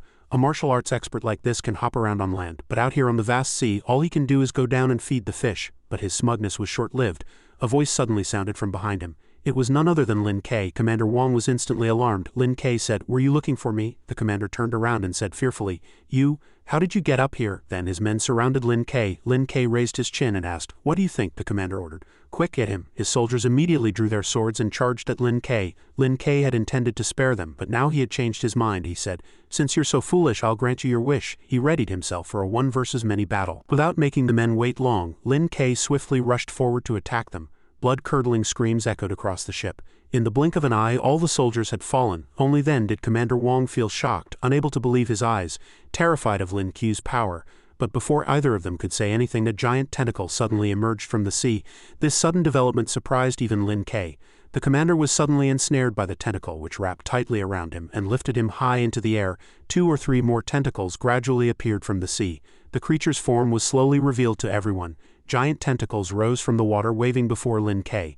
They then extended, preparing to grab him. However, Lin Ke flew up just in time, evading the terrifying appendages.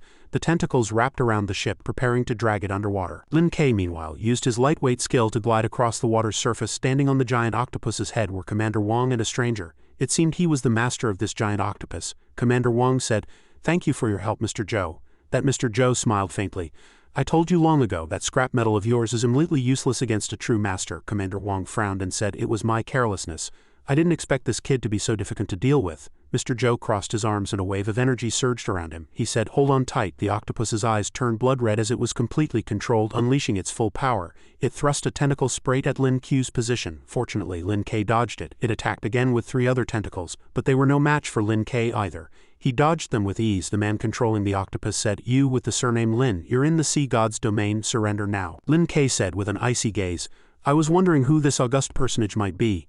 Turns out it's just a fish farmer." The man was enraged. "Still talking tough when you're about to die." At this moment, dozens of tentacles surrounded Lin Ke, but with a single move he sliced every tentacle into several pieces as if preparing sashimi. But new tentacles grew from the severed ends, and in no time they had regenerated as if nothing had happened. They continued to encircle Lin Ke. The man controlling the giant octopus gloated, "You can't escape. Be a good boy and become food for the sea god." Lin Ke gave a light smile and asked, "Is that so?" At this point, Lin Ke decided to unleash a final blow to settle everything.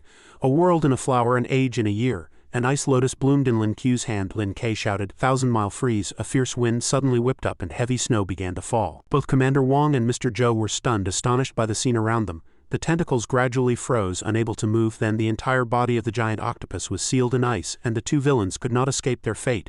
Frozen motionless on the octopus's head, Mr. Zhou muttered in disbelief. What kind of sorcery is this?" Lin Ke answered calmly. "Just ordinary ice sorcery." The man was still stunned. "Impossible. Even my master has never been able to cast a spell of this level. How can you?" Lin Ke asked. "Who is your master?" he said. "My master is the #1 Grand Master of Occult Arts in Guangnan, Chen Xuan's." Lin Ke thought to himself. #1 Grand Master of Occult Arts. He seemed to be coming to his senses. "Yes, today's events were all a misunderstanding. We are all peers. There's no need for this to end in death." Lin Ke said, "Oh," and then severed his neck with a single slash of his sword. Although Commander Wong was frozen, he could still be seen trembling. He pleaded, "Don't kill me." Lin Ke asked, "Where is that worthless young master of the Li family?" His face turned blue with fear as he stammered, The young master is on the main island celebrating the mistress's birthday, at the Li family manor on the main island." A servant asked, "Family head, you sent for me?" The family head said urgently. "Well, is there any news?" The servant replied, reporting to the family head. "Not yet." The Li family's young master said, "All right, report to me immediately if there's any news." The servant said fawningly, "Family head, you needn't worry.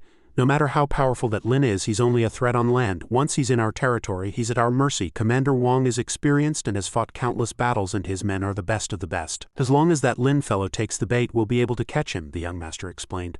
"That Lin is no ordinary man. Commander Wong alone probably won't be enough," but his attendant replied. "Even if Commander Wong fails, don't we still have Master Chen's direct disciple here? What is there to fear?" the young master recalled. "HMPH, Father praised that Mr. Zhou to the heavens. I wonder if he lives up to his reputation," the attendant said. "Master Chen Xuan's is the #1 master of spiritual arts in Guangnan. His disciples are bound to be extraordinary. Young master, you can rest assured and just wait." Suddenly, someone walked in and shouted, "All the guests in the mansion have arrived. Why are you still here?" Zicheng felt guilty and stammered, I was feeling a bit stuffy just resting here for a moment." Lord Li said angrily, "You are the head of the Li family now. On your mother's birthday, how can you not be out here entertaining the guests? Let's go at your mother's birthday banquet." Zicheng called out, "Mother," and saw that the madam seemed very busy. The madam asked, "Chunger, you don't look well. Is something on your mind?" Zicheng replied, I'm fine, the madam reminded him. You are the head of the Lee family now. I'm holding this banquet to help you take over the family business sooner. The guests today are all the master's business partners. You must build good relationships with them. Suddenly, Lin Kei appeared outside the door. He bellowed, "Where is Li Zicheng? Get the hell out here!" Inside, Li Zicheng had already lost his composure. Sweat streamed down his face as he stammered, Lin Kei. Lin Kei strode in confidently, carrying something in his hand. Seeing someone dare to cause trouble at her birthday banquet, Zicheng's mother became furious and shouted, "Where did this bastard come from, daring to cause trouble in my Li family's home?" Lin Kei slapped her aside with a single blow. "Watch your mouth," Lord Li asked. "You are Lin Kei. How did you get in here? What did you do to Mr. Zhou?" Lin Kei threw the cloth bag in his hand forward and said, "Are you looking for him?" The Li Zicheng father and son duo turned pale with fright. Lord Li pointed at Lin Kei, trembling. You killed Mr. Zhou?" Lin Kei answered without a second thought. "He was just an ant." "I kill as I please. What's so strange about that?" The guests at the banquet started whispering. "Mr. Zhou, the direct disciple of Chen Xuanzi, the greatest master of spiritual arts in Guangnan?" "That's right. I was fortunate enough to meet him a few times. I never expected that today." Lin Kei stood by and explained. "Back then, to save your life, your sister begged me and promised to hand over the Li family to me. Not only did you not honor that promise, but you also set a trap to murder me. What do you have to say for yourself now?" Zicheng was still shaken. Unable to speak. "Ah," the madam at his side bellowed. "Nonsense," with her hands on her hips. The madam accused Lin Kei. "You must be that wench Li Shanglin's lover, aren't you?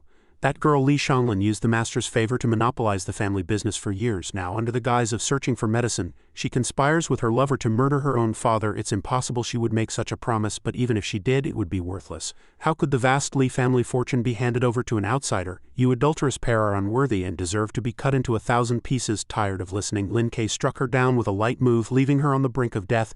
Zicheng and Lord Li rushed to embrace her, crying out, "Mother, darling." But there was no response. Seeing his mother dead, Zicheng was overcome with rage and rushed forward, saying, "You killed my mother, I'll make you pay with your life." With just a light punch from Lin Kei, Zicheng was sent flying several meters away.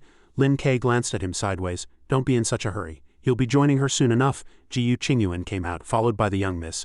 "Immortal Master Lin, I have brought the young miss." Before leaving, Lin Kei looked back and said, "Inform all the Li family elders to meet me at the ancestral hall in 3 days, otherwise they can prepare to collect this trash's corpse." With that, Lin Kei grabbed Li Zicheng by the neck with one hand and flew away. At the Li family ancestral hall, 2 guards saw Lin Kei and moved to block him.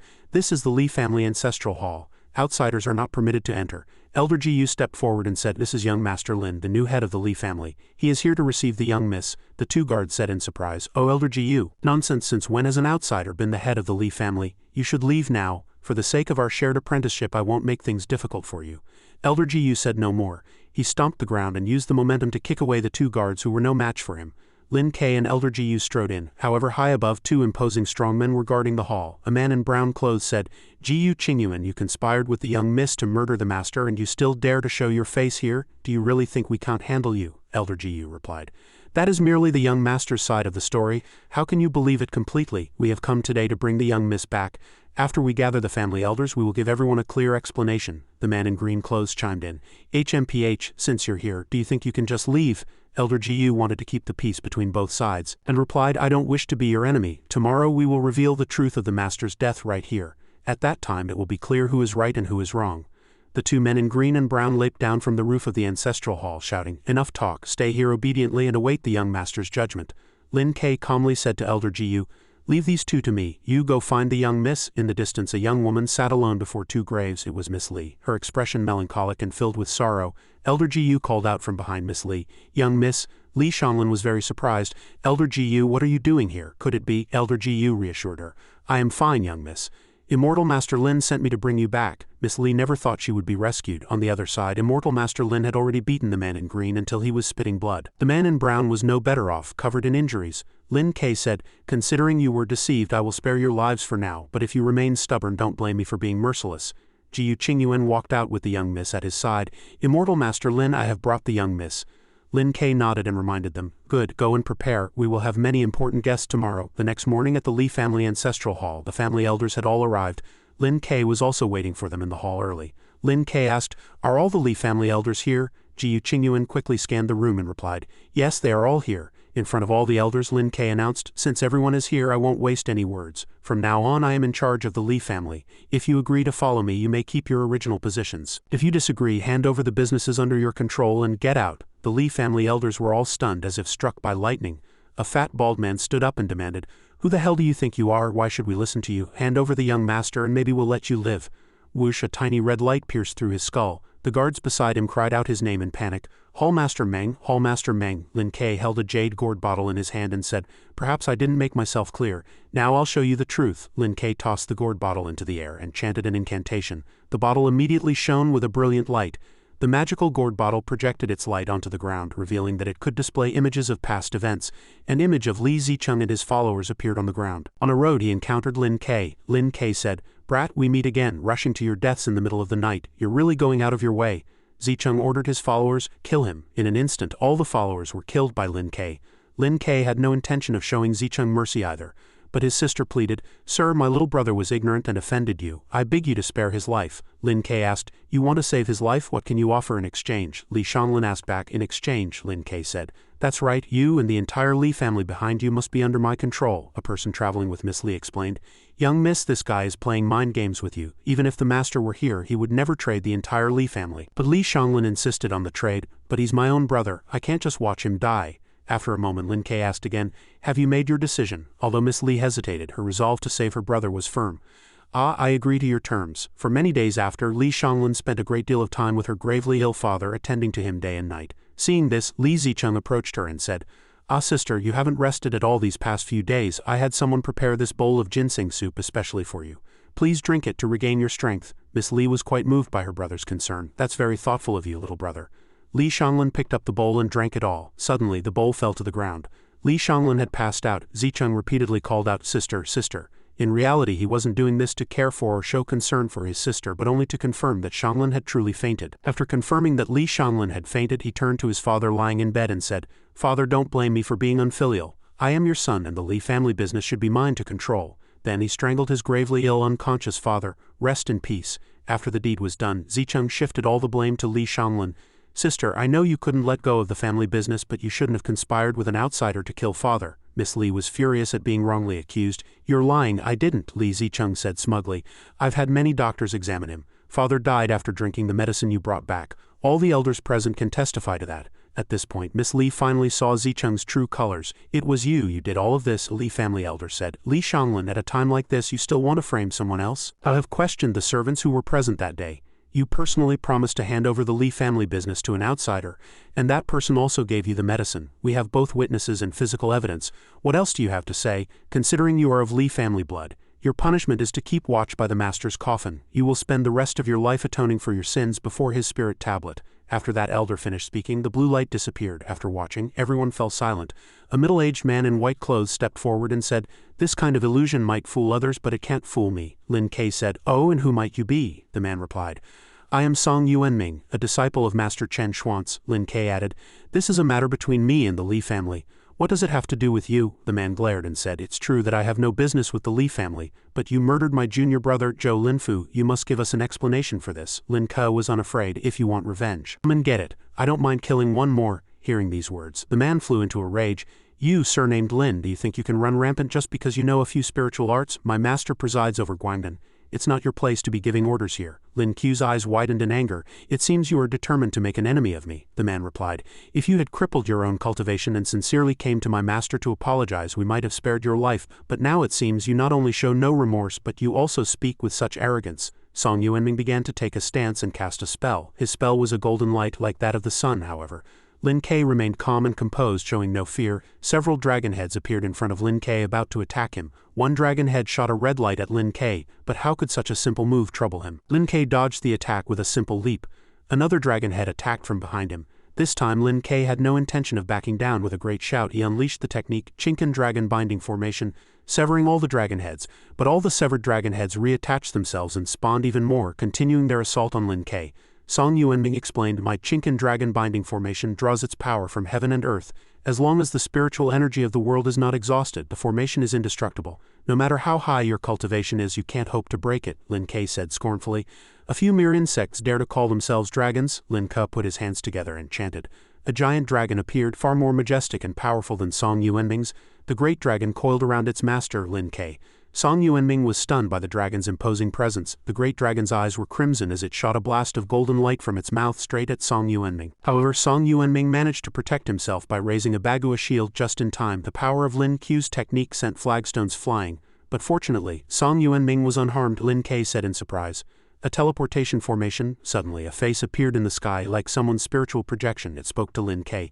Fellow Taoist Lin, you have already killed one of my disciples. Why must you be so merciless as to kill them all? Lin Ke asked. Chen Xuanqi's phantom said, let this be the end of it for today. In 3 days at the summit of Yuanlong Mountain, you and I will settle this matter personally. With that, the phantom disappeared, leaving Lin Ke looking up at the empty sky. The Li family elders were secretly delighted. Excellent, Master Chen is finally making a move. The Li family is saved. Lin Ke landed on the ground. Everyone's face was filled with fear. Lin Ke said, is this what you were relying on? Fine, in 3 days I will make you submit completely. 3 days later, at the foot of Yuanlong Mountain, a little girl with pinkish-purple hair skipped beside her grandfather and asked, Grandpa, why are there so many people on the mountain today? The old man replied, haven't you heard the talk these past 2 days? Chen Xuanz is making a move. He's set to fight someone right here on Yuanlong Mountain. The purple-haired little girl then asked her grandfather, Grandpa, you once said that Chen Xuanz hasn't fought in nearly 10 years. Why is he personally taking action this time?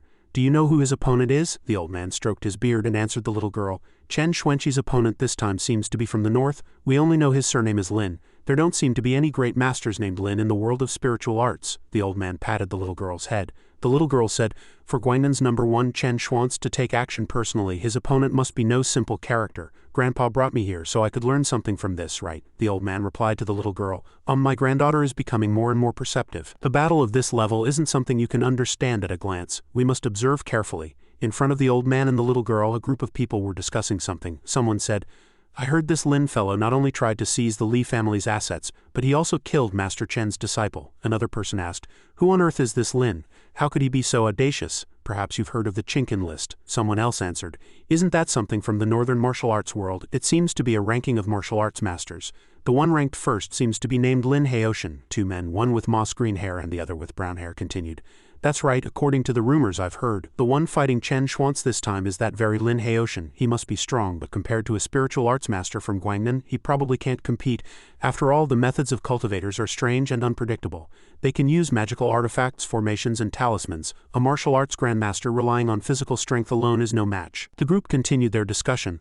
Although the martial arts and spiritual arts worlds have little contact, it's undeniable that martial arts practiced to the highest level can compete with spiritual arts. The #1 martial artist versus the #1 spiritual artist. This is a once-in-a-century event, so we need to find a good spot to watch, not just for a clear view but also to avoid getting caught in the crossfire.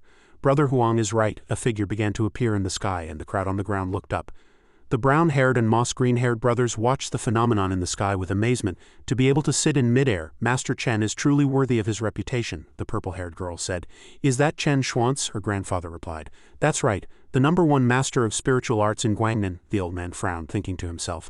I thought that after years of hard training I had earned a place in the world of spiritual arts. Even if I couldn't be Chen Xuanqi's equal, I thought I could at least come close. Seeing him today, I realize I am still far from his level. Chen Xuanz floated silently in the air. Lin Haoshan flew in with a graceful posture, his expression cold and stern. The old man was even more astonished when he saw him. This is the Lin Haoshan they were talking about. He looks to be less than 20 years old, yet he can stand on equal footing with Chen Xuanz walking on air. Such a prodigy actually exists in this world? Chen Xuanz flew before Lin Haoshan. Fellow Taoist Lin, you are indeed a man of your word. I thought you might hesitate and choose another place to fight me. It seems I was mistaken. His voice was laced with killing intent. A mere Chen Xuanz is worthy of my fear, he replied. Is this the legendary divine sense? I didn't expect the gap between our realms to be so small, fellow Taoist Lin. As the #1 master of spiritual arts in Guangdon, you still haven't stepped into the divine realm, he then replied. The divine realm is difficult, more difficult than ascending to the heavens. For decades I have never heard of a new master reaching the divine realm. This battle will determine not only a winner but also who lives and who dies. Are you prepared to die? Haha, fellow Taoist Lin, it is not yet certain who will emerge victorious. After speaking, Chen Xuanz swung his horsetail whisk and attacked. Lin Haoshan quickly dodged and raised his hand to strike with his palm. Chen Xuanz was startled, thinking to himself, my whisk is woven from 1,000-year-old ice silkworm silk. No spiritual art can sever it. Lin Haoshan unleashed his 9 Heavens Dragon Flame art. Launching it toward Chen Xuanz, he used his whisk to block it. The whisk grew longer and entangled the 9 Heavens Dragon Flame. Lin Haoshan then prepared to unleash a new technique which swept toward Chen Xuanz like a tornado. At this moment, Chen Xuanz opened a magic formation with both hands. He then flew toward Lin Haoshan to attack. The two rushed at each other, clashing fiercely. Seeing the earth-shattering battle, the old man couldn't help but exclaim, so this is a duel between masters of spiritual arts? After Haoshan's palm strike, Chen Xuanz was sent flying back. Fellow Taoist Lin, your skills are truly extraordinary. I'm starting to regret this duel. "A pity you realized it too late," he expressed. "I have cultivated bitterly for decades and earned a humble reputation. You killed my disciple and weakened my sect. If I didn't fight you, wouldn't I be ridiculed by the whole world?" Haoshin pointed a single hand to the sky and continued, "Very well, since you've come to this realization, I shall help you get what you wish for." Now a tornado swirled around Haoshin. Chen Xuan's watched this scene, slightly worried. It seemed he was preparing to use his final technique.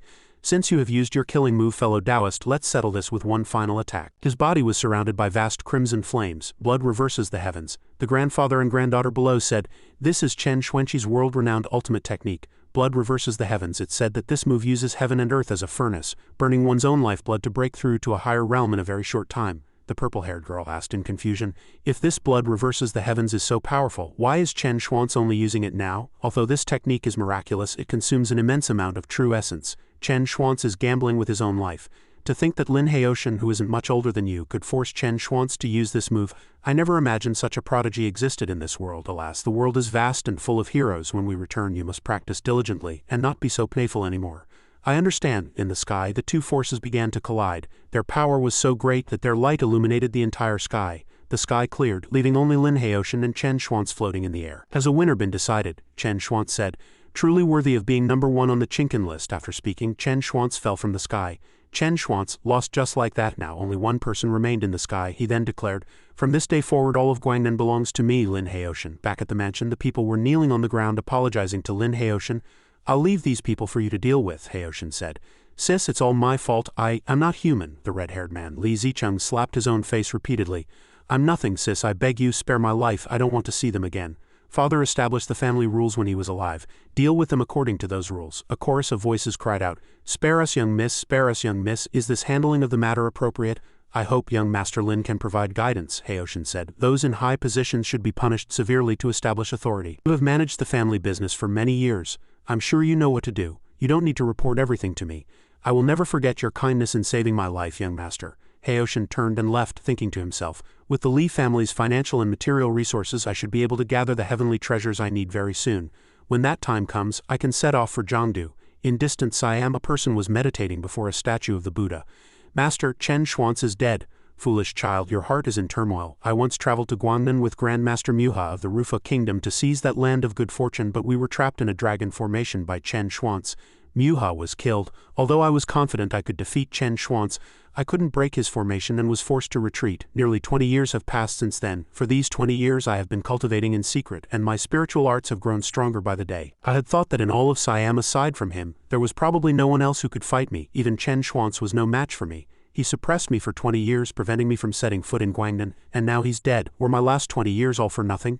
The subordinate asked, his face filled with terror. "Master, the one who killed him was a martial arts grandmaster from the Great Wu Kingdom named Lin Haoshin." "Lin Haoshin? I've heard of the top martial arts grandmasters from the Great Wu Kingdom, but I've never heard of any Lin Haoshin." "Well, master, he is a new expert who has risen in the Great Wu Kingdom this year. He killed Wei Changgang as soon as he made his debut. I hear the people of the Great Wu Kingdom honorifically call him the first grandmaster. Wei Changgang died at his hands. I witnessed Wei Changang's martial arts 10 years ago. Although he was strong, he was still no match for me. However, for this Lin Haoshin to be able to kill Chen Xuan's is truly beyond my expectations. I hear this Lin Haoshin seems to practice a union of Tao and martial arts, but the martial path we pursue is in essence singular and pure. By cultivating both martial arts and spiritual arts at the same time, isn't he violating the way of single-minded focus and committing the great taboo of distraction?" He seemed to have figured out the problem. "I see now. I don't understand. Martial arts are easy to learn but difficult to master. So there are more people in the world who cultivate martial arts than spiritual arts. Consequently, there are few masters of spiritual arts, but every one of them who achieves mastery reaches the pinnacle. The spirit in the divine realm refers to one's spiritual consciousness. In the last 100 years, very few people have been able to enter the divine realm through martial arts. Almost all have relied on spiritual arts, whether it's Jingtu sorcery, feng shui, jiu witchcraft, ninjutsu, or spellcasting. They grow stronger the further one cultivates them.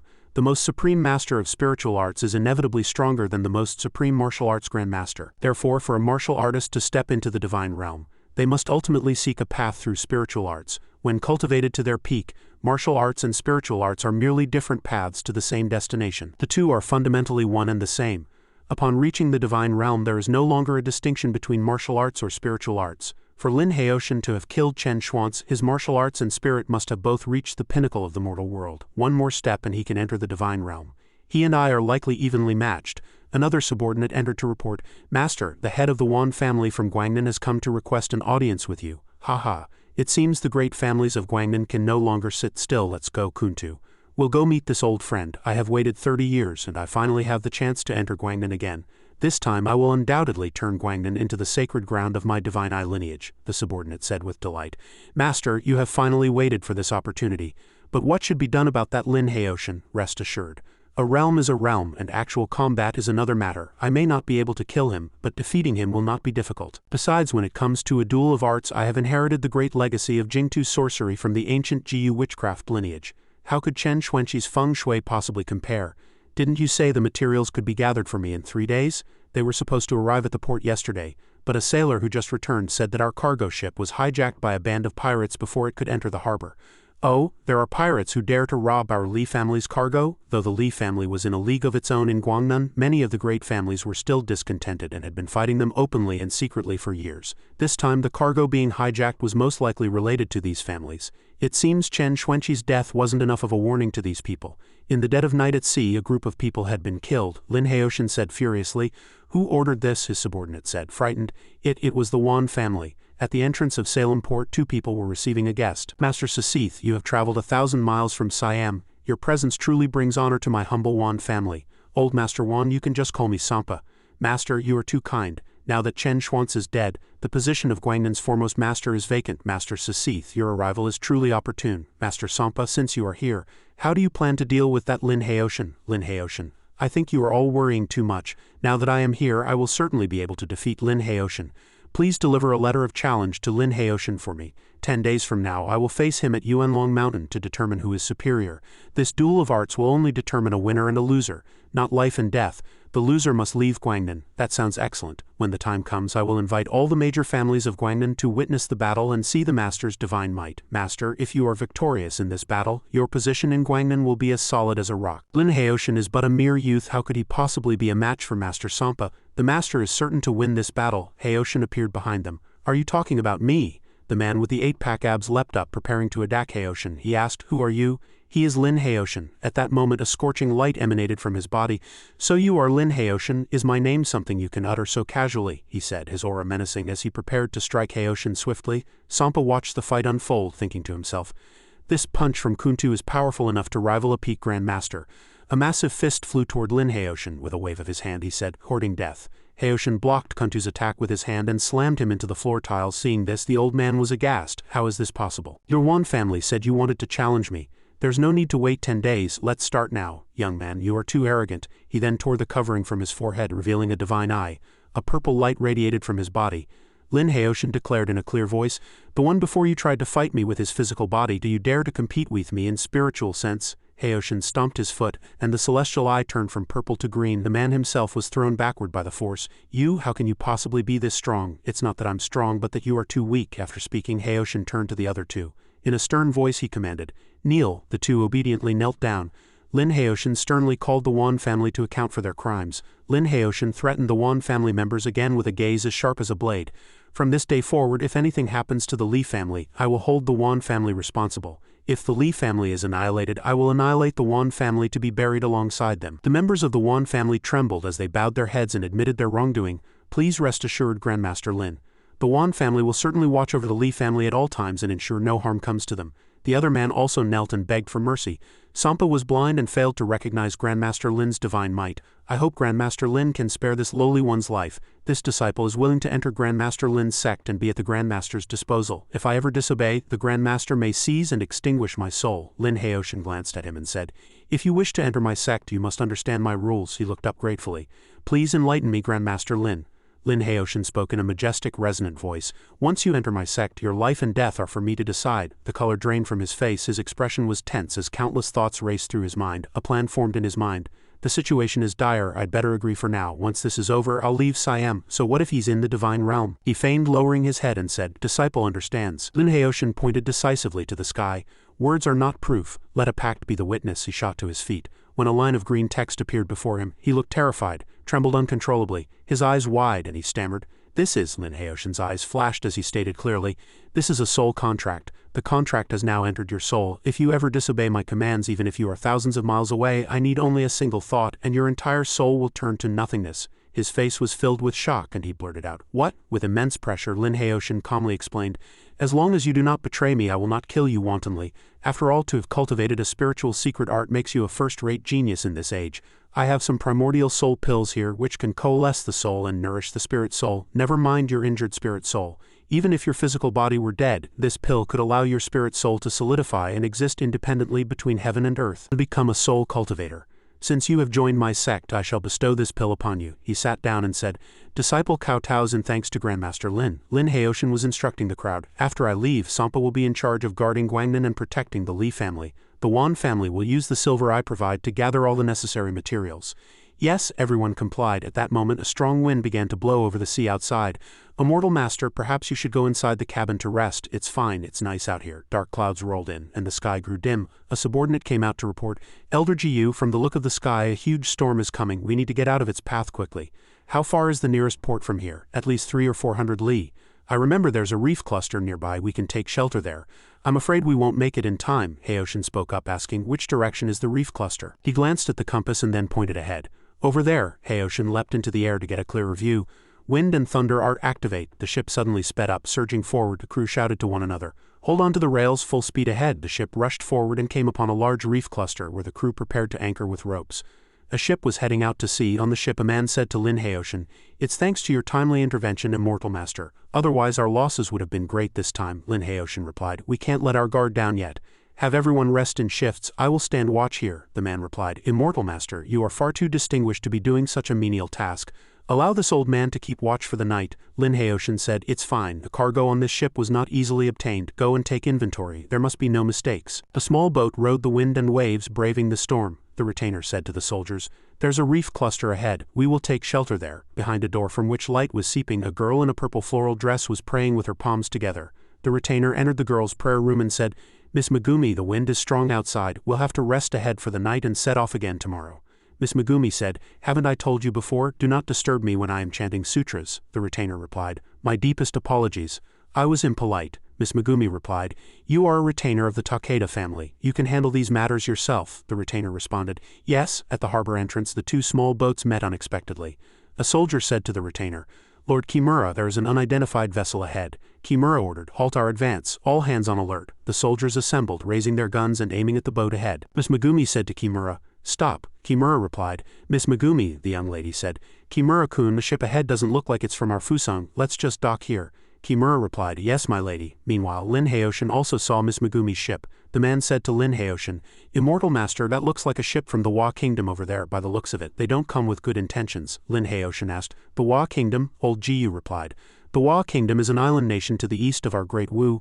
The Wa people are fierce, and Ronin often gather at sea to plunder passing merchant ships. We should be careful." Lin Haoshan said to Old Jiyu, "These should be the waters of our Great Wu. Why would they appear here?" Old Jiyu replied, "There is a great deal of trade between Great Wu and the Wa Kingdom. Many merchants from Wa hold credentials issued by the Foreign Trade Administration, allowing them to travel between Great Wu and their country." Old Jiyu continued, "Of course there are also many who fish in troubled waters. Merchants in times of peace, pirates in times of chaos. The sea is vast. Although our Great Wu has many naval vessels, we cannot guarantee patrols over all sea regions." Lin Haoshan replied, "I have heard of this before. The Woku pirates causing trouble along the coast. It seems it's true." Old Jiyu said, "Decades ago there was civil unrest in the Wa Kingdom. Many samurai fled to the sea and colluded with treacherous merchants from Great Wu, which did indeed cause a lot of trouble. However, with the court's strict crackdown and the gradual stabilization of the political situation in Wa, the disturbances from there have mostly disappeared in recent years." Lin Haoshan said, "Old Jiyu, strengthen our defenses. If they make any strange moves, sink them immediately." Old Jiyu replied, "Yes." The sky cleared and the two ships began to approach each other. Seeing this, Old Jiyu asked Lin Haoshan, "Immortal Master, the Wa ship has been following us. Should we sink them?" Lin Haoshan replied, "Let's ask their intentions for now." Old Jiyu replied, "Yes." Old Jiyu shouted, "Who are you? Why do you keep following us?" Old Jiyu turned to a subordinate and said, "Repeat what I just said in the Wa language." The subordinate shouted to the other ship in the Wa language. Upon hearing this, Kimura replied, "The ship ahead belongs to the Li family. Our young lady has had some dealings with the Li family in the past and wishes to speak with your manager." Seeing this, Old Jiyu said, So there were people who can speak the official language. Old Jiyu replied, I wonder who you might be, sir. If you are an old acquaintance, you are welcome to come aboard for a chat. We are from the Shimada family of Kyushu Island. Our Miss Megumi is grateful for the long-standing friendship with the Lee family and has prepared some humble wine, hoping you will grace us with your presence, Hayoshin asked, puzzled. The Shimada family of Kyushu, the old man said with a worried look, a mortal master. Elder Jiyu turned and said, when the old master was alive he did indeed do business with some families from the Wa Kingdom. I don't know the background of this Shimada family. Who cares about their background? We'll find out when we go over. Then the two of them flew over to the other ship. Hayoshin flew onto the ship and the young woman said, I am Shimada Yukari, head of the Shimada family. May I ask how to address you too? My surname is Jiyu and I serve as an elder in the Lee family. This is young Master Lin, the head of our Lee family. So it is Lord Lin and Elder Jiyu, a pleasure to meet you. This humble girl has only prepared some simple wine. Please, Lord Lin and Elder Jiyu, take a seat. The four of them sat around a table looking at each other. The young woman then spoke, when my father was alive he encountered danger at sea and was fortunately rescued by a Lee family cargo ship. My father mentioned this to me many times, instructing me that if I were ever fortunate enough to meet someone from the Lee family, I must thank them in person. To meet you both here today on this vast sea is truly a fortune for my Shimada family, Kimura added. I heard that the old head of the Lee family is advanced in age and no longer manages family affairs, and that the Lee family's business is managed by the eldest young lady of the family. I wonder when young Master Lin became the head of the Lee family. Elder Jiyu replied, young Master Lin has shown great kindness to our Lee family. The eldest young lady has already sworn fealty to young Master Lin and awaits his commands. She raised her cup and invited. I have long heard that the eldest young lady of the Lee family is blessed with both beauty and talent. Under her management these past few years, the Lee family has not only avoided decline but has seen its business prosper. For young Master Lin to be able to win the admiration of such a woman, you must be exceptionally talented. Yukari toasts to you, young master. Hayoshin looked at her without saying a word. Elder Jiyu spoke on his behalf. My young master does not care for wine. This old man will drink in his stead. I have long heard of the etiquette of the people from the Central Plains. To see it today is truly a great disappointment. The head of our Shimada family is personally offering a toast. You should at least have your family head return the gesture. Make me toast you. Are you even worthy? Kimura angrily prepared to draw his sword. The young lady shouted. Stop, she knelt and said, my deepest apologies. We were rude. Please forgive us, young Master Lin. She turned to her retainer and said, Kimura-kun, hurry up and apologize to young Master Lin. He obediently bowed his head in apology. I'm sorry I was rude. Please forgive me, young Master Lin. Hayoshin did not seem to have forgotten the earlier action. You were about to draw your sword? He looked up and answered, Ah, do you know that to draw a sword in my presence means only one thing, death? Miss Megumi pleaded for Kimura-kun. He is my family's retainer. Young Master Lin, for the sake of the past relationship between the Shimada and Lee families, please forgive him this once. The two of them looked at the ship ahead. Hayoshin and Elder Jiyu had already flown back to their ship and shouted loudly, Do not follow us again or you will be killed without mercy. After the ship ahead had moved away, Kimura asked the young lady, My lady, why did you bow down to them? Forget it. Our purpose on this trip is to make friends, not enemies. These people from the Central Plains are always arrogant and look down on us from Fusong. If we want to be respected, we must show our strength, she continued. This young Master Lin was able to become the head of the Lee family. His skills must be extraordinary. We cannot afford to have a conflict with him. Just then, two more small boats approached Hayoshin's ship. Miss Yukari and Kimura saw this as well. He turned and said, Miss Yukari, it looks like there's a situation up ahead. She asked, What kind of ships are those? Kimura used his eagle eye technique to see farther. They're pirate ships from our country of Fusong, she ordered. Move in at once. Prepare for a coordinated attack. But Kimura said, Miss Yukari, this has nothing to do with us. We don't need to get involved, she replied. The Lee family showed us kindness. We cannot stand by and do nothing. Besides, if we save the head of the Lee family, it will also be beneficial for the future development of our Shimada family. Their so-called family head is just a title they use with each other. We can wait and see for a while to gauge their level of skill. By Hayoshin's ship, the two of them also saw two ships ahead preparing to attack them. The pirates then shouted, Hey, surrender now or you're dead meat, Mr. Lin replied. What a bunch of ants. At this moment, before Lin Hayoshin and Elder Jiyu was a large ship with many crew members standing on it. Elder Jiyu stared for a moment and said, This bunch of Woku pirates doesn't know life from death. Let this old man take care of them. Lin Hayoshin also agreed with this idea. I'll leave it to you. As soon as he got the approval, Elder Jiyu leapt into the air. When he landed, he came face to face with a large group of busy bandits on the ship. They were all stunned at the sight of him. Each held a weapon, their muscles bulging, looking extremely strong. Kneel down quick, or I'll kill you. A bandit leader stepped forward, acting tough as he threatened Elder Jiyu. but Elder Gu paid no heed to the man's nonsense and acted swiftly, slowly moving his hands to summon his technique. Blue energy radiated from his body, vibrant and beautiful. It was an unprecedentedly cold technique. The bandit was instantly frozen solid. The mouth he had just been speaking with was now frozen so stiff it couldn't close. He stood there, motionless. Then Elder Gu waved a hand over his frozen body, and his head immediately separated from his neck. Not a single drop of blood fell. It was truly killing without a trace.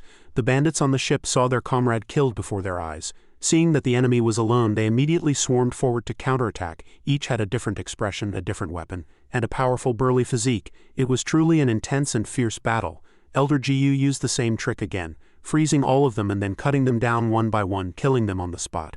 Even though he was facing so many people, Elder Gu was completely unharmed. They couldn't even touch him. Over here, the two from the Shimada family were also observing the battle. "Well, what do you make of it?" asked Shimada Yukari, who was Kimura's younger sister. Her older brother from the Shimada family, Kimura, was so shocked that veins bulged on his forehead. He couldn't believe his eyes. This Elder Gu had single-handedly wiped out an entire ship of pirates. He was clearly stunned by Elder Gu's terrifying power. One man leveling a whole ship, it was simply impossible to fight back. The Lee family truly deserves its reputation as a great family that dominates the southern seas. To dare sail the vast ocean without escort ships, they clearly have something to rely on. Shimada Yukari suspected that the Lee family must have a powerful expert backing them to be so arrogant as to travel alone on the vast sea without an escort fleet. He seems to be using some kind of spiritual art, Kimura noted, finding Elder Gu's technique peculiar. Shimada Yukari sensed this as well. The Central Plains are full of outstanding people and a land of spiritual energy, with numerous extraordinary individuals. But when it comes to spiritual arts alone, they are not much different from us in Fusong. Besides, we have ninjutsu and kendo. Our Fusong kendo is invincible. If any opponent were to face the full-powered strike of a kendo master, they would surely die. Kimura, ignoring the current situation, still believed he was stronger and that no one could match him. Shimada Yukari covered her mouth and chuckled in response to his words. As the direct disciple of the Shinkage-ryu, Kimura-kun truly holds kendo in the highest esteem. Unlike Shimada Yukari, Kimura was very serious about the current situation.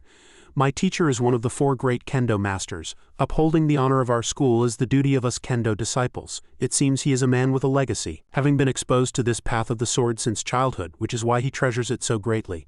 On Elder Gu's side, he had already defeated all the enemies single-handedly. They lay frozen and motionless on the deck. "Run, run," shouted the remaining foreigners on the other ship. They were shouting to each other to run. Elder Gu noticed that ship as well. Elder Gu used his hand to manipulate the seawater, which danced in a spectacular fashion. He immediately froze the water droplets, which remained suspended in his hand. At that moment, the water droplets transformed into sharp icicles. Elder Gu directed them to shoot rapidly toward the ship where the bandits were hiding. Every strike was incredibly precise, and one by one the bandits fell. After eliminating all the bandits, Elder Gu finally stood down. He was trying to fly somewhere. It turned out he was returning to the spot where Lin Heoshin stood watching the battle. Elder Gu had calmed himself after the decisive fight. "Immortal Master, it has been dealt with." Elder Gu reported to Lin Heoshin with a cupped fist salute.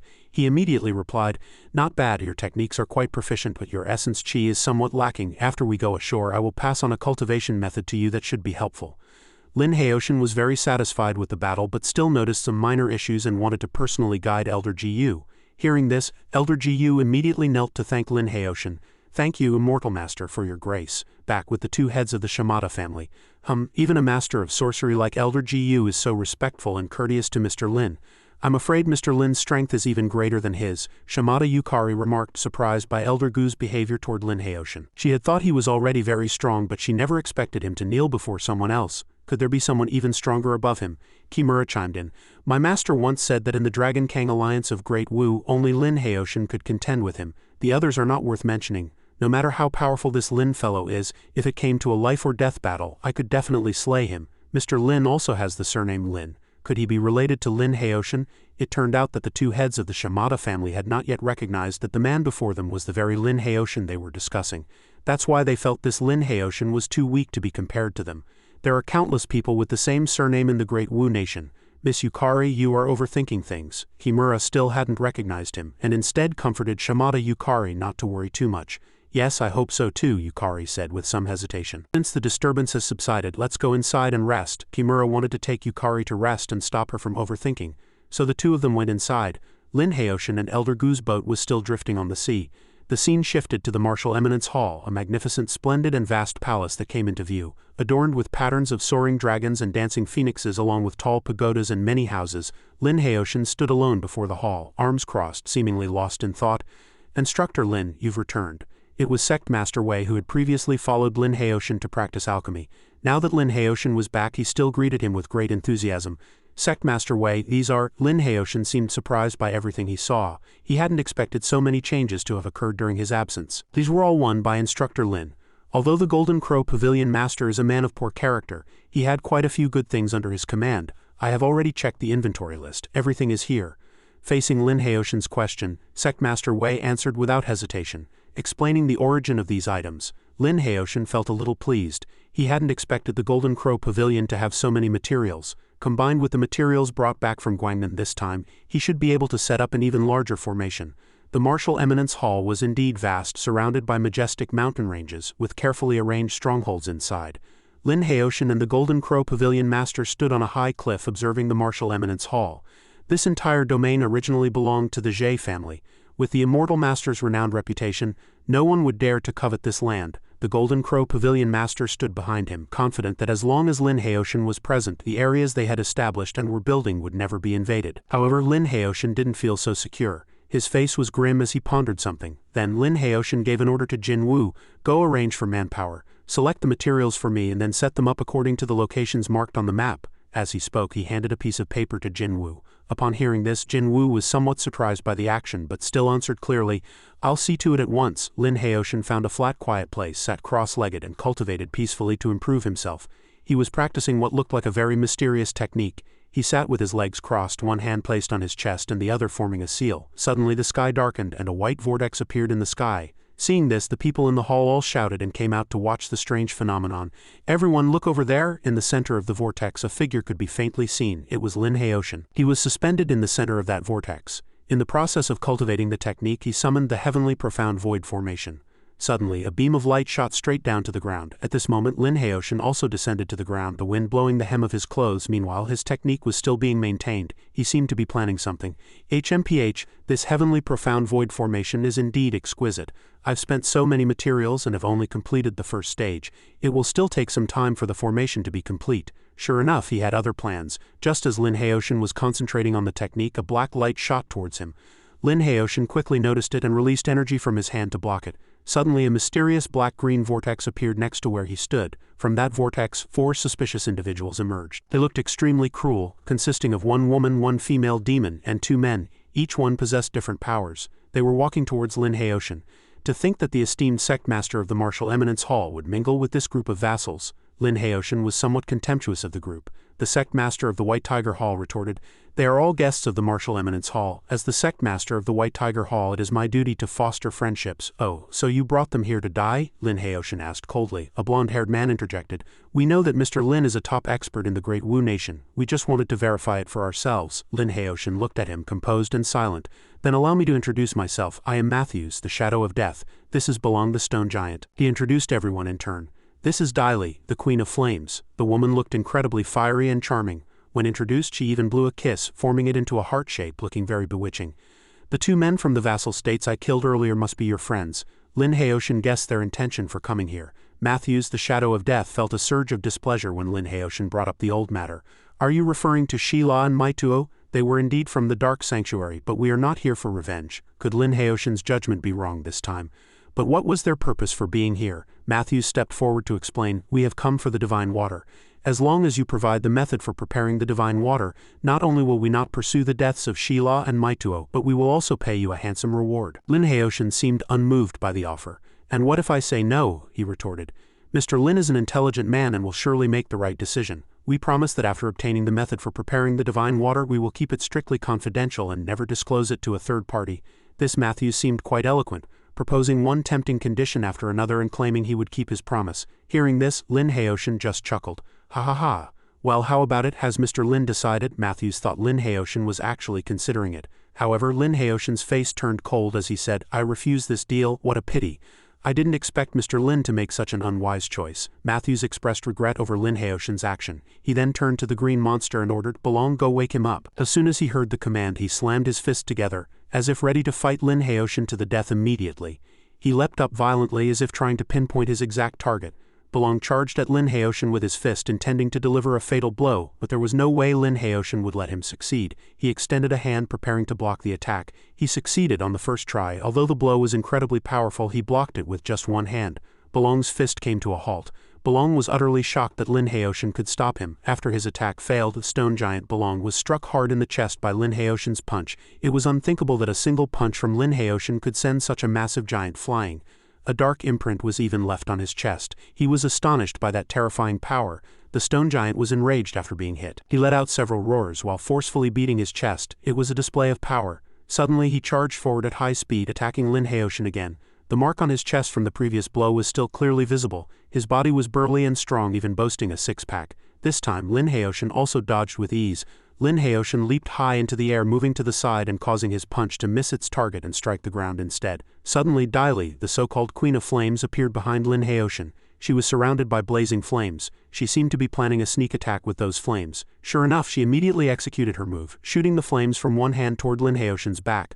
A triumphant smile hung on her lips as if she believed her plan would succeed. However, Lin Haoshan sensed it instantly. He also moved swiftly, dodging the flames that could incinerate anything. Such good intuition. He can feel it even without seeing in all directions. Matthews seized the opportunity, invoking a spell to attack Lin Haoshan continuously, leaving him with no escape. He raised his staff and chanted some kind of technique looking very mysterious. Shadow tentacles, the technique was successfully summoned, and numerous sharp claw-like black tentacles lunged upward at Lin Haoshan. At this moment he was fighting them in midair, not at all in a predicament. Lin Haoshan needed only one hand to sever every single tentacle. He didn't even need to look at them. The slashes were still incredibly precise. At this point Lin Haoshan was no longer on the defensive. He turned to attack the Queen of Flames, Dai Li. She was still suspended in the air, her guard down. Fortunately, the stone giant reached out to protect her. It was a scene that was both cool and somewhat romantic. The protected Queen of Flames was also surprised, not having had time to react. Lin Haoshan continued his assault, striking the stone giant again. The green giant didn't hesitate to block the fatal blow with his hand. Lin Haoshan didn't stop attacking relentlessly, unleashing one fierce move after another on the stone giant, but he still had the stamina to resist. But with the final move, Lin Haoshan decisively kicked the stone giant in the chest. This time he could no longer block it and was kicked to the ground. After a free fall, the stone giant's landing triggered a small explosion. Surrounding soil and rocks flew everywhere and dust obscured everything. After being protected, the Queen of Flames. She then rushed forward, attacking Lin Haoshan with a beautiful morning glow fire. But anyone who touched it would be instantly burned. To counter this flame, Lin Haoshan used a technique to reflect it back at the Queen of Flames. She was immediately hit by her own attack. The flames were bounced back, injuring her. Matthews witnessed the attack from above and became a bit flustered. He then observed everyone's condition, which was very dire. So many people were ganging up on him, yet Lin Haoshan was completely unharmed. On the contrary, they were the ones getting injured one by one. Looking at the stone giant, he was beaten black and blue, struggling to sit up. As for the Queen of Flames, she was also severely injured by the flames. After the attack, her body was covered in soot and her hair was a mess.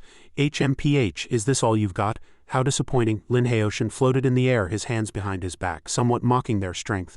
They were no match for him at all, yet they dared to make such demands. His hands behind his back, somewhat mocking their strength. They were no match for him at all, yet they dared to make such demands. Hearing this, Matthews fell silent and thought, "Don't get cocky too soon. This is just the beginning," he said firmly, as if reminding Lin Haoshan that there were more powerful moves to come, and what had happened before was just a fraction of it. Therefore he continued to counterattack, summoning the Shadow Demon domain. As he attacked, he ordered Belong and Dai Li to try and restrain Lin Haoshan so he could land his attack. Sure enough, he was trying to use the strategy of overwhelming him with numbers again. Belong, Dai Li, hurry and grab him. Don't let him escape. Hearing the order, the stone giant used the muscle petrification technique to carry out the command. He gnashed his teeth in anger. It seemed he was more determined this time than before. The giant's body immediately turned to stone. From the looks of it, it seemed he couldn't be harmed no matter what. Immortal Bird, the Queen of Flames, also took action, summoning a fiery red giant bird that illuminated the entire sky, a truly spectacular sight. Below her, the stone giant also readied himself for this attack.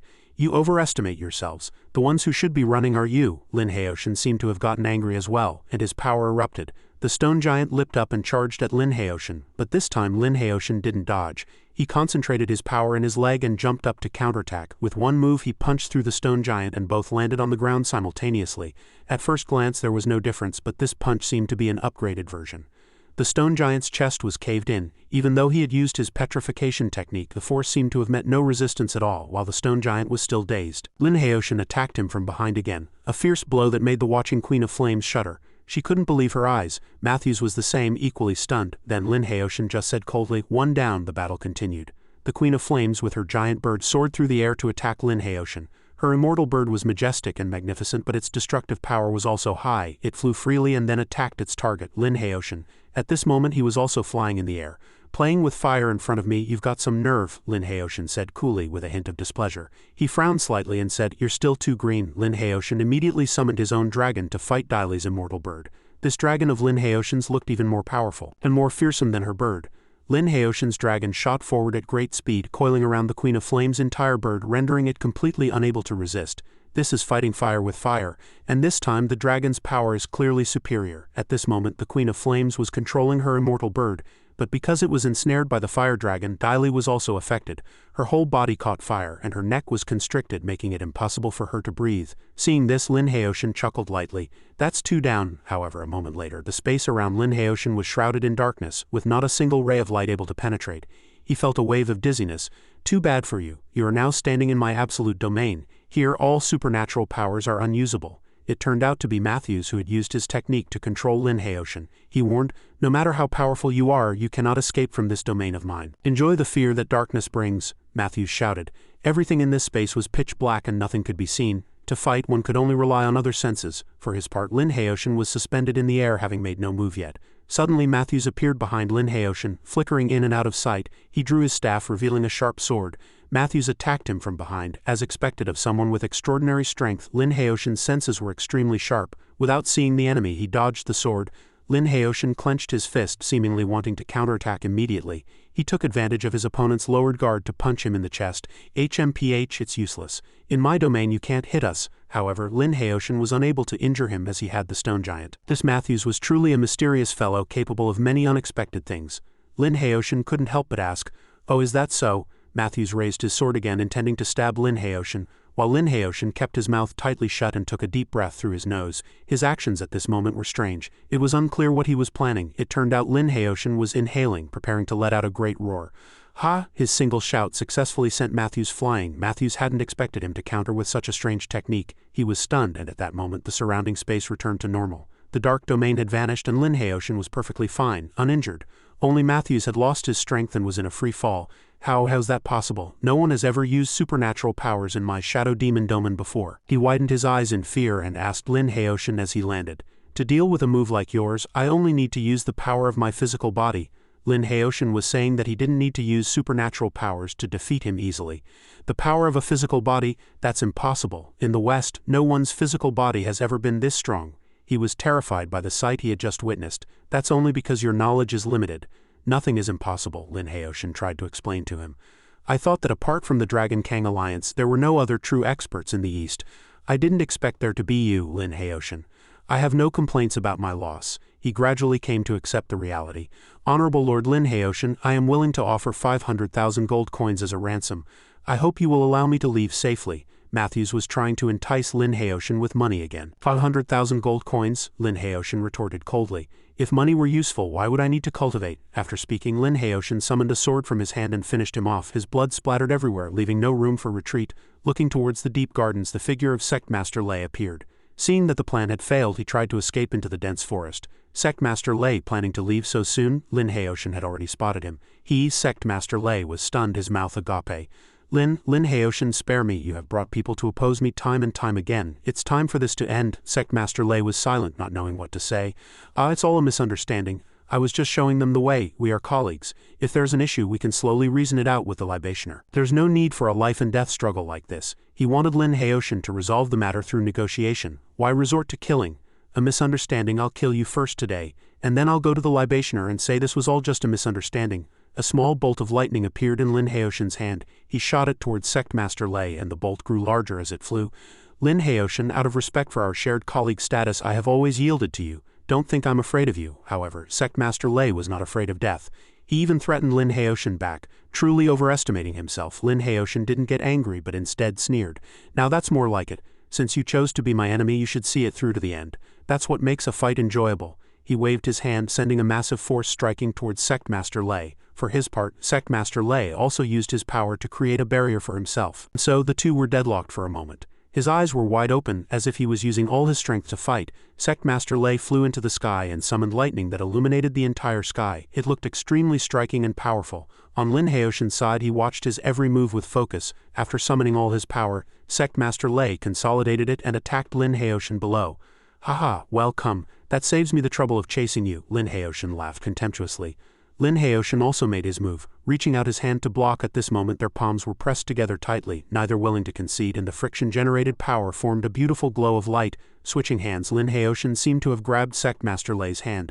His power was being rapidly eroded, and he was utterly shocked. He clenched his teeth tightly as if enduring something. It turned out his hand was being gripped so tightly that blood seemed unable to circulate. He could bear it no longer and struck his own arm fiercely, as if to sever it. After doing so, he leaped away to dodge Lin Haoshin, his right arm now severed. Sect Master Lei turned to flee from this place again to escape from Lin Haoshin. However, Lin Haoshin didn't let him go. Suddenly a dragon made of lightning blocked Sect Master Lei's path, forcing him to stop, unable to advance further. He subconsciously looked back at Lin Haoshin, who was approaching from behind. Nice reaction. I was planning to absorb your power to nourish this thunder dragon. It seems that's unnecessary now, Lin Haoshin said with a triumphant smile. He controlled the newly formed thunder dragon with his hand. Lin Haoshin seemed to have Sect Master Lei wrapped around his little finger. Don't you get cocky. One day you'll end up just like me, arg. Although Sect Master Lei was tightly bound by a dragon of condensed lightning, already on the brink of death, he didn't forget to viciously threaten Lin Haoshin. Arg! Sect Master Lei's agonized scream rang out, filled with pain, before his voice gradually faded. Sect Master Lei's body, now little more than charred flesh with wisps of smoke rising from it, collapsed and died right before Lin Haoshin's eyes. After dealing with the matter, Lin Haoshin stood silent, his face grim as he seemed lost in thought. Clap, clap, clap, clap. Suddenly a strange round of applause came from behind him, seemingly from an outsider. As expected of Lin Haoshin, first on the Chinkin ranking. To think you could eliminate a master from the dark papacy all by yourself. Suddenly a stranger appeared wearing a black mask that covered the lower half of his face. Judging by his attire, he was clearly no ordinary person. He also had a full head of white hair. He praised Lin Haoshin as he clapped, walking toward him. Then he stopped clapping and looked at Sect Master Lei's corpse, which was burned beyond recognition. HMPH, who are you? Why are you here? Are you here to avenge them? Lin Haoshin coldly questioned his presence. No, please don't misunderstand. I have nothing to do with them, he quickly explained. Let me introduce myself. I am Tan Lang from the court's Zhenbei division. I was ordered to come to Jiangdu to see you. So he had come on the court's orders with no other purpose. Lin Haoshin found this strange and pressed further. See me, I'm not interested in the court's affairs. If there's nothing else, you may leave. Hearing this, Tan Lang replied, I've long heard that Lin Haoshin is proud and aloof. Seeing you now, I see the rumors are true. Lin Haoshin, originally named Lin Kei from Sanhe Town in Jiangzhou. 3 years ago, your father passed away and your family's fortunes declined. You then went to Longzhou to seek refuge with the Guo family. Unwilling to live under someone else's roof, you decided to strike out on your own. Your fame skyrocketed after you subdued a fierce tiger on Qingluan Mountain. Tan Lang read from something in his hand, recounting everything in detail.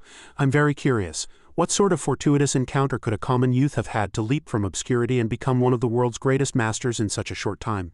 Tan Lang seemed to be doubting Lin Haoshin's abilities. HMPH, you investigated me. There was a hint of fury in Lin Haoshin's eyes, and a powerful killing intent burst forth from him. Seeing this, Tan Lang stepped aside. Such strong killing intent, he thought, then said, The Zhenbei division is naturally very interested in a famous person like you. What, you want to be my enemy too? The fact that so many people seemed to view him as an enemy made him furious. He clenched his fists. Tan Lang quickly raised his hands.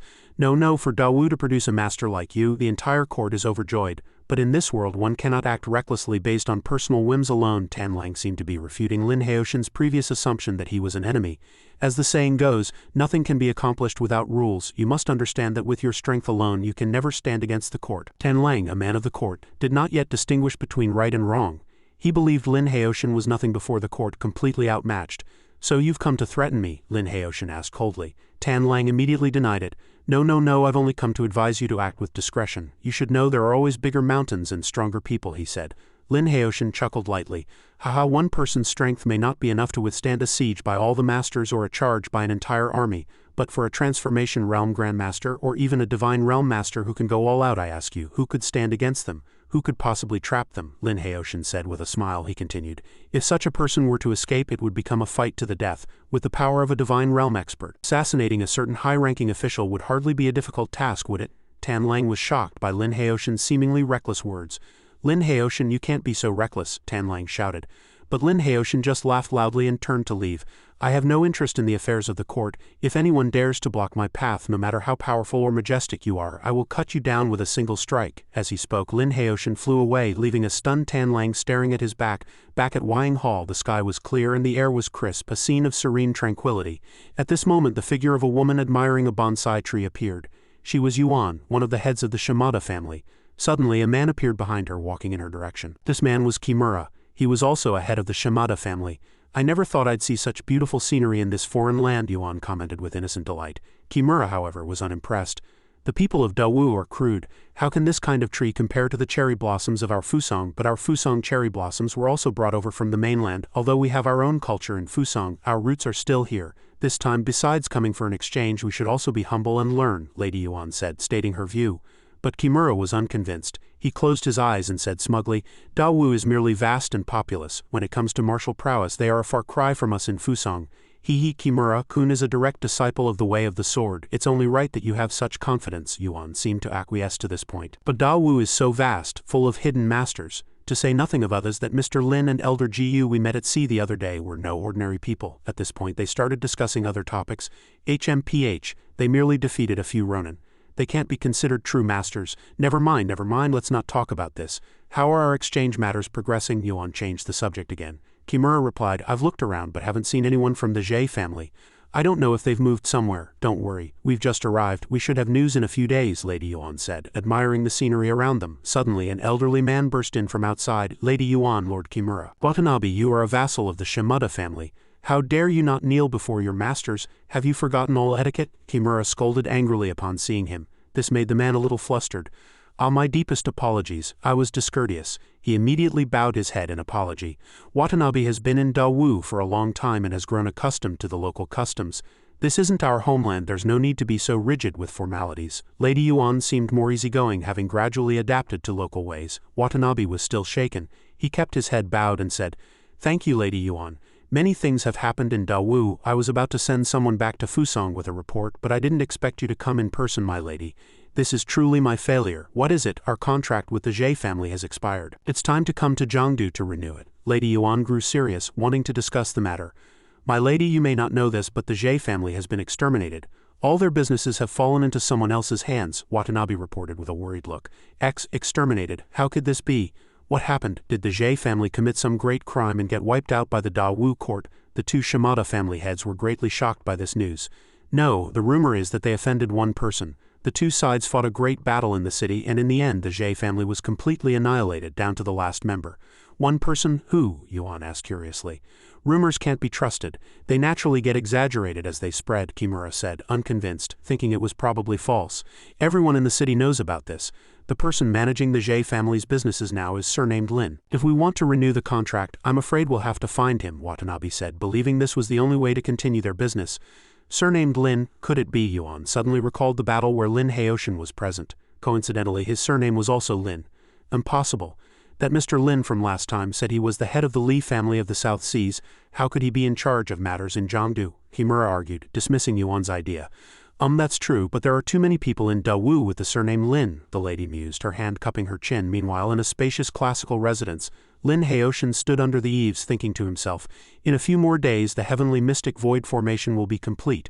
With its enhancement, the production of spirit herbs will increase, and my cultivation will advance another level. From a distance, the shouts of two people could be heard. This is Immortal Master Lin's place of quiet cultivation. You cannot enter. This also caught Lin Haoshan's attention.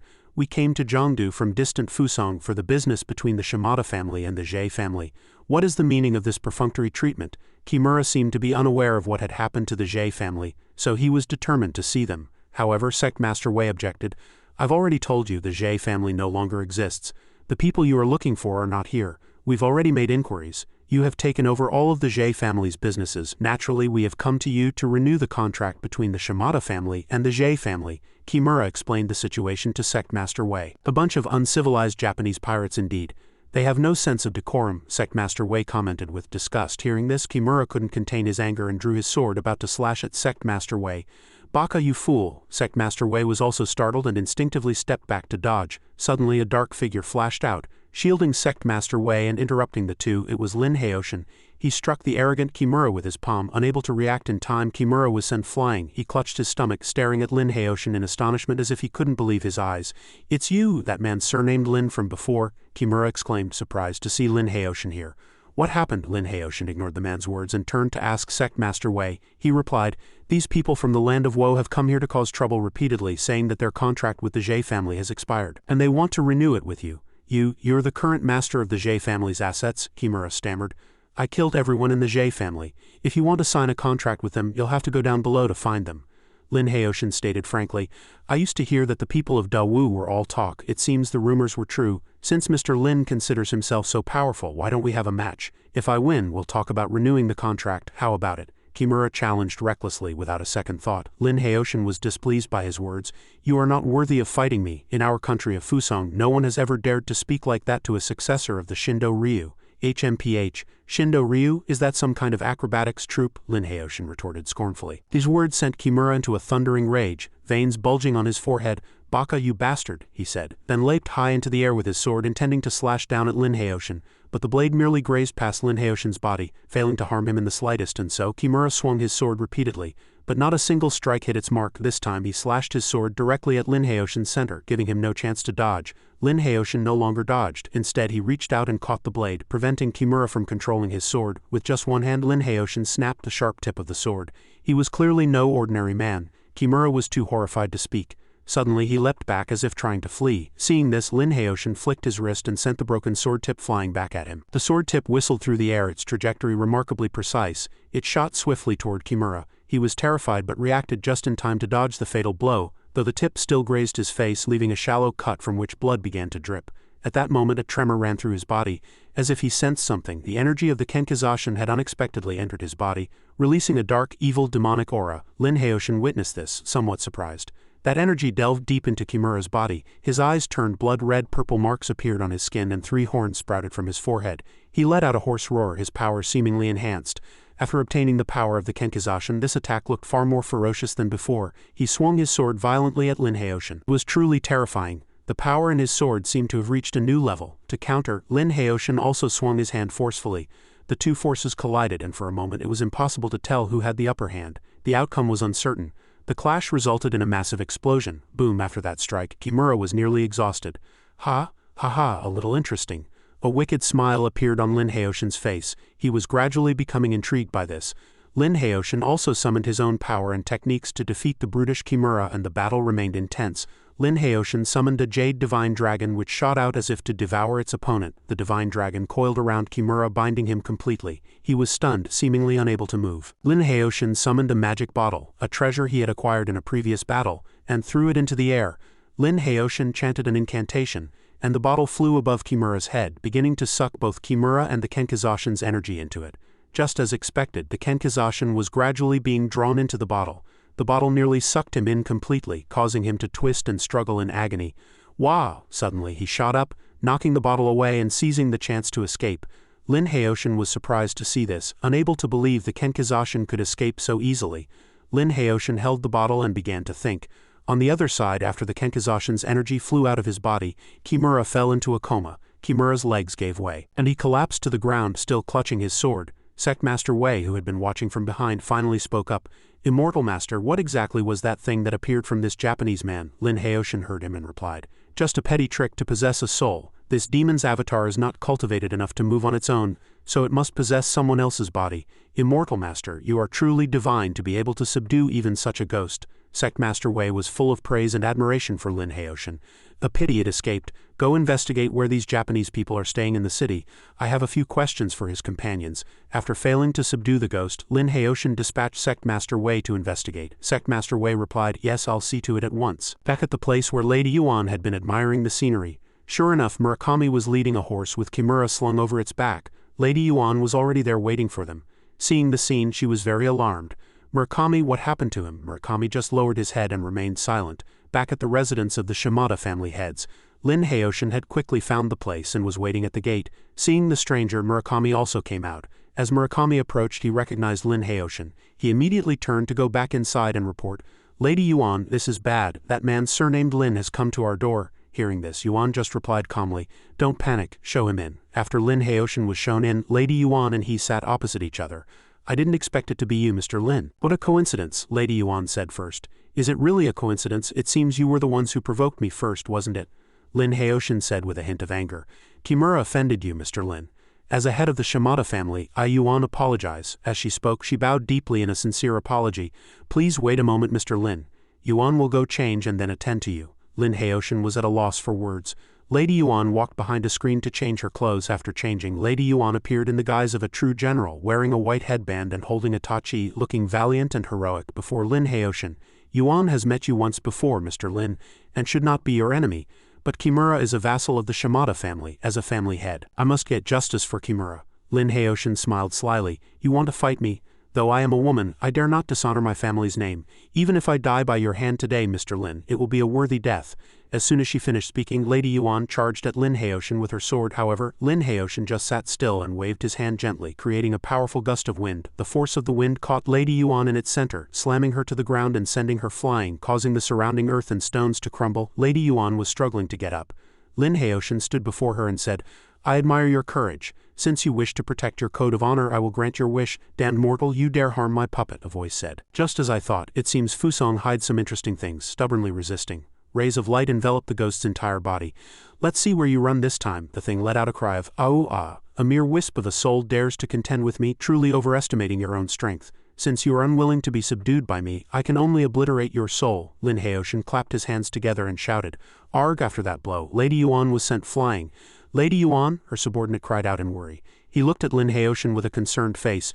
You killed little Yuan. Relax, she's not dead. But whether she lives or not depends on your performance from now on." Back to the room, the two were kowtowing to Lin Haoshan. He held up a drawing of a tiger with long horns and asked them what it was. Lady Yuan answered immediately, "Isn't this the Shikigami enshrined in our shrine? So you've been to our Fusong, Mr. Lin."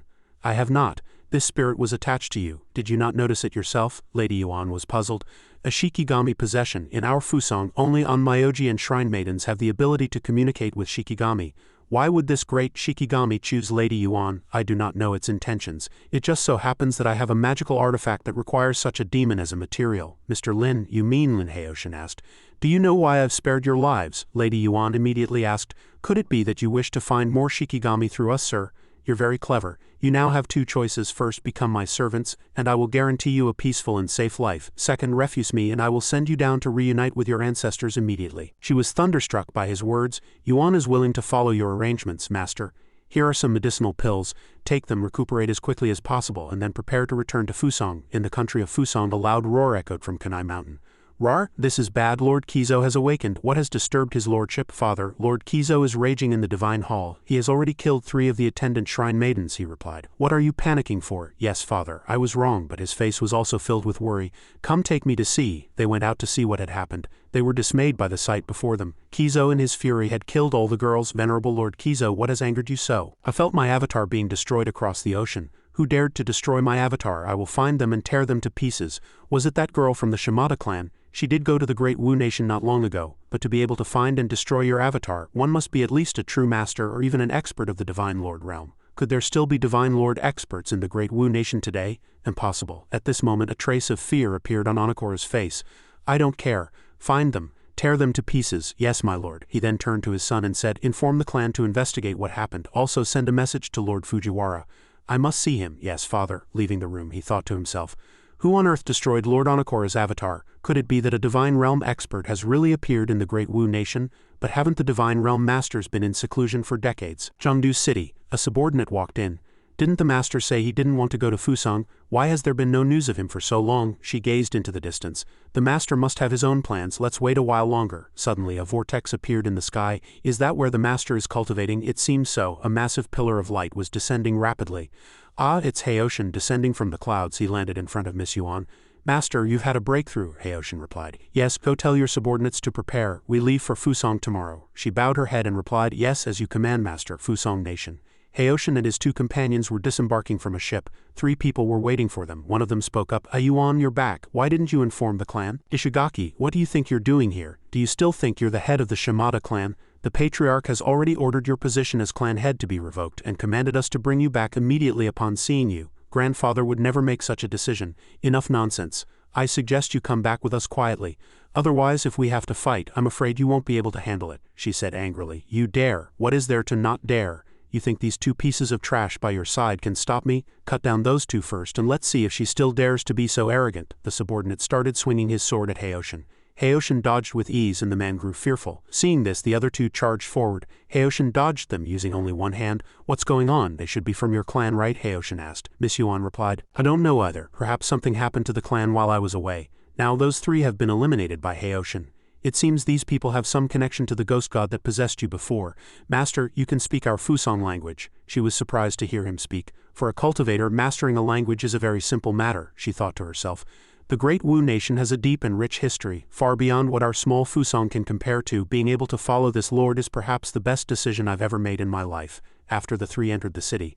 "Master, where are we going next?" "Straight to your main family estate. We'll get to the bottom of this." "Master, you just killed Ishigaki and the others. The main family will surely find out soon. What, are you scared? Since A Yuan has chosen to follow you, Master, she will naturally live and die with you." "Very well. Prepare a carriage and lead the way." "The Shimada estate.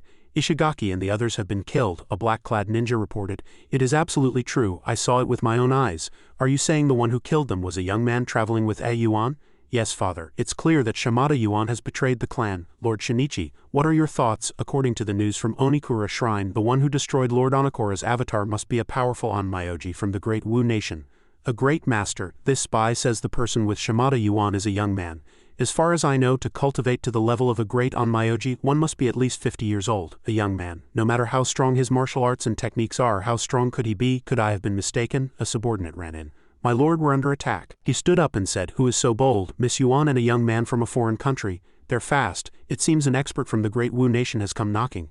"With Lord Shinichi here, what expert from the great Wu nation? They're nothing but trash." Heiyoshin and his group walked into the compound greeted by a sea of hostility. With everyone holding swords and shouting, someone roared, "Get him, kill him for me!" Heiyoshin leapt into the air and sent a palm strike toward the crowd. Wah! The group of men was sent flying. At this moment soldiers ran out. The soldiers commanded, "Arquebusiers ready." The teppo is an arquebus, a type of matchlock firearm introduced to Japan in 1543. He ordered fire, bullets flew out, all aimed at Lin Heiyoshin. Heiyoshin created a protective barrier deflecting the bullets. The men were astonished. "How is that possible?" Miss Yuan exclaimed in admiration. "The master is truly a deity." Heiyoshin then unleashed several beams of energy at the soldiers, knocking them all to the ground with the soldiers' bodies piled before them. The elders seemed somewhat frightened. One of them stepped forward and said, "Your Excellency is a master from the great Wu nation, yet you slaughter common people like this. Do you have no dignity as a master?" "Master Shinichi, please kill this villain and Shimada Yuan as well. That traitor dared to bring someone to slaughter our Shimada clan. She must be torn to pieces." Miss Yuan was worried. "Master, don't worry. As long as I'm here, no one can touch you." Big words. "When I, Shinichi, truly want to kill someone, no one has ever been able to stop me." With that he swung his sword. The blade's energy shot straight toward A Yuan. A Yuan cried out in panic. Heiyoshin quickly created a shield to protect A Yuan. The shield was shattered. The men laughed triumphantly. He thought to himself, "Although I broke his shield, it took a great deal of my strength." He marveled, "When did such a young expert appear in the great Wu nation? Why have I never heard of him before? Could he be one of those legendary generals from the great Wu's National Defense Division?" Only now did he begin to ask questions properly. "Who are you, Your Excellency? What is your position in the great Wu nation?" Heiyoshin raised a hand and said, "You are not yet worthy of knowing my name. However, if you can take this next move of mine and survive, you will naturally find out who I am." With that he flew into the air again, and lightning began to gather in his hands. He unleashed a powerful strike toward the master. He watched and said, "A divine wind?" He swung his sword, performing a cross slash. Clang! Two forces clashed. The divine wind shattered his technique. He was shocked. How is this possible? "I've lost. I finally know who you are, but it's too late." He fell. The crowd panicked. "Shinichi, one of Fusong's 4 great sword masters, is dead just like that?" Heiyoshin started walking toward the remaining survivors. One of them raised his sword in self-defense. "You stay back." Heiyoshin flicked him in the middle of his forehead with a finger. Heiyoshin and A Yuan walked into the room. Inside, A Yuan's grandfather was sitting, waiting for his granddaughter. He spoke, "My granddaughter, you finally returned." "Granddaughter? In your heart, I'm afraid you stopped thinking of me as your granddaughter long ago." "A Yuan, why would you think that?" she asked him.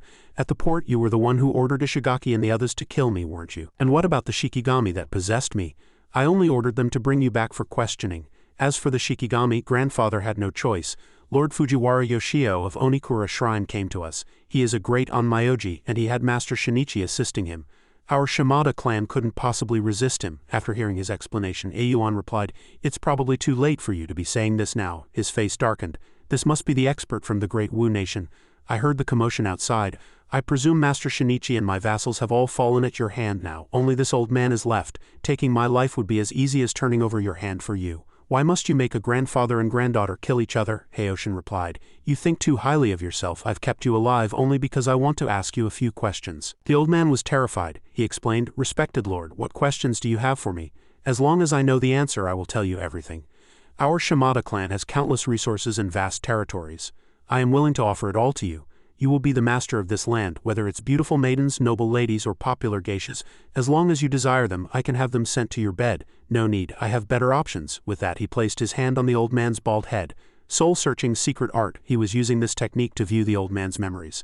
The so-called ghost gods are the divine souls of powerful experts. Divine realm experts continue to exist by converting to the path of Shinto. Interesting. After some discussion, Heiyoshin finally had time to rest and relax by a hot spring. If one cannot step into the innate realm, even a divine sea realm cultivator can only live for 150 years. Even with life-extending pills and spirit fruits, one can live to 180 at most. But after the physical body dies, the divine soul can exist for several hundred years. If the power of faith from the path of Shinto is used to sustain it, it can indeed last even longer. However, this divine realm is not entirely worthy of its name. Inner strength refines power, the transformation realm refines chi, and the divine realm refines the spirit. Upon reaching the divine sea realm, the divine soul can leave the physical body and exist independently for several days. With a place like the Onikura Shrine, it can survive for decades or even centuries. Ayuan walked in, interrupting Heiyoshin's thoughts. She asked with a blush, Master, would you like me to serve you? I am still a virgin, he asked. How is the takeover of the clan going? Under the master's authority, the other members of the Shimada clan dare not resist. My third uncle, Shimada Saburo, was the first to submit. I have already sent him to bring the forces in other regions under control, in a few more days at most. The entire Shimada clan will be under your control. Very good. With the Shimada clan as my eyes and ears, I won't have to worry about that ghost god escaping. Master, you are a godlike figure. How could a mere ghost god possibly be your opponent? Inside Onikura Shrine, 2 men and a woman were sitting together discussing something. The old man Fujiwara spoke with a puzzled and displeased tone. Who on earth is this guy? The Shimada clan didn't even last a day before he had them under his thumb, a man named Konishi responded. The Shimada clan's strength is not to be underestimated. Even we couldn't just charge in head-on, we'd first have to find a way to deal with their Teppo guards, he added with a tone of admiration.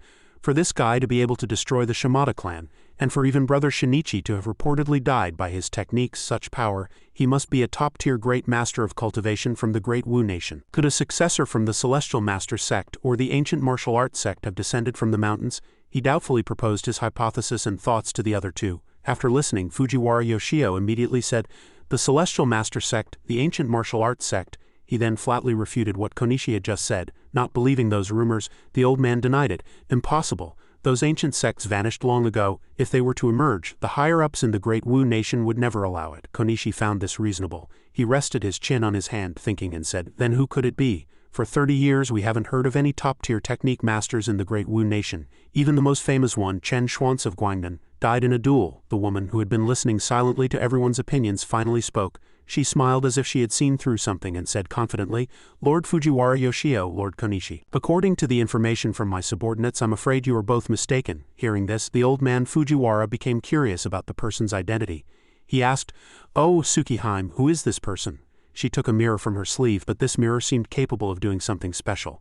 She brought the mirror before the other two and said with a very confident smile, See for yourselves. Then she added, This is a vision of the battle at the Shimada estate. In this battle, the Shimada clan's elite forces were all deployed, and even Shinichi was killed by this man in a single move. The mirror reflected the figure of a person. It was none other than Lin Heiyoshin. He fought the entire Shimada clan's army alone, yet remained completely unscathed. Lin Heiyoshin looked at the people he had struck down. Konishi was extremely surprised by Lin Heiyoshin's astonishing power. He said doubtfully, From his appearance he's just a teenager. How could he possess such power? Then he added, as if disbelieving Lin Heiyoshin's strength, Where did the great Wu nation get such a young true master? It's too unreasonable. Seeing this, Tsukihime began to guide the conversation. As if hinting at something, she asked, What if he's not from the world of technique masters? At this moment the old man Fujiwara seemed to realize something. He said, Not from the world of technique masters, so young and yet so powerful, and from the great Wu nation. Could it be Lin Heiyoshin? At this point, Tsukihime, Konishi, and the old man Fujiwara all thought of one person. Lin Heiyoshin, the youngest martial arts grandmaster of the great Wu nation and the strongest pinnacle expert of the current era. He still had many doubts and said, How is that possible? Lin Heiyoshin only rose to prominence a year or two ago. He has no grievance with our Onikura shrine, so why would he come all the way to Fusong to cause trouble for us? Fujiwara remained in a typical Japanese kneeling posture. He further explained to Konishi, Konishi, have you forgotten? Lin Heiyoshin is likely only half a step away from the divine realm now. And at this time, what does he want most? At this, Konishi replied, Lord Fujiwara Yoshio, you mean, he wants to explore the secrets of the divine realm. After saying this, Fujiwara Yoshio continued, looking up, besides the divine realm and Lord Onikura in the shrine, what else could attract an expert of Lin Heiyoshin's caliber? The divine realm experts of this era have almost all vanished. In recent decades, there has been no word of any divine realm master appearing in the Great Wu Nation. He seriously explained Lin Heiyoshin's plan further.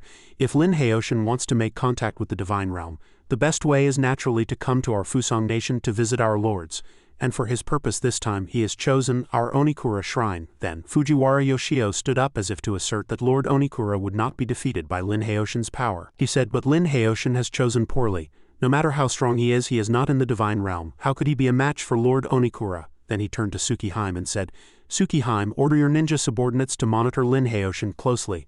I will go report to Lord Onikura. If Lin Heiyoshin dares to come, we will ensure he never leaves. Tsukihime heard his command clearly. She knelt, bowed her head and said, Yes, Lord Fujiwara. The scene shifts back to Lin Heiyoshin. He was strolling around with Miss Yuan as if investigating something important. Suddenly, as they were walking, Lin Heiyoshin noticed something. He whipped around, immediately raising a hand to unleash a technique behind him and said, Where did this pest come from, daring to follow me all this way? Instantly, a ninja sent by Tsukihime to observe and monitor Lin Heiyoshin's movements was hit by the technique and slammed heavily into a century-old tree nearby. Then he used another technique to pull the ninja back into his grasp. In an instant his neck was in Lin Heiyoshin's grip. Seeing this, Ayuan said in surprise, It's a ninja from the Tsukikage ninja clan, why would they be here? Lin Heiyoshin gripped the ninja's neck, his expression terrifyingly dark. He said, The ones following me this whole time were your accomplices, weren't they? The ninja remained stubbornly silent, not letting Lin Heiyoshin know his purpose. Seeing this, Ayuan said, Master, ninjas are death commandos. They would rather die than reveal their master's information. Hearing this, Lin Heiyoshin said angrily, Is that so? Then go die. Subsequently, the ninja's entire body burst into flames. He didn't say a word, only let out a blood-curdling scream. Witnessing this scene, Ayuan was terrified of Lin Heiyoshin's power and his ruthlessness. Afterward, to avoid wasting time, Lin Heiyoshin said, Let's go. Ayuan pulled herself together and responded, Yes. They continued on their way. Along the way, Ayuan provided Lin Heiyoshin with information.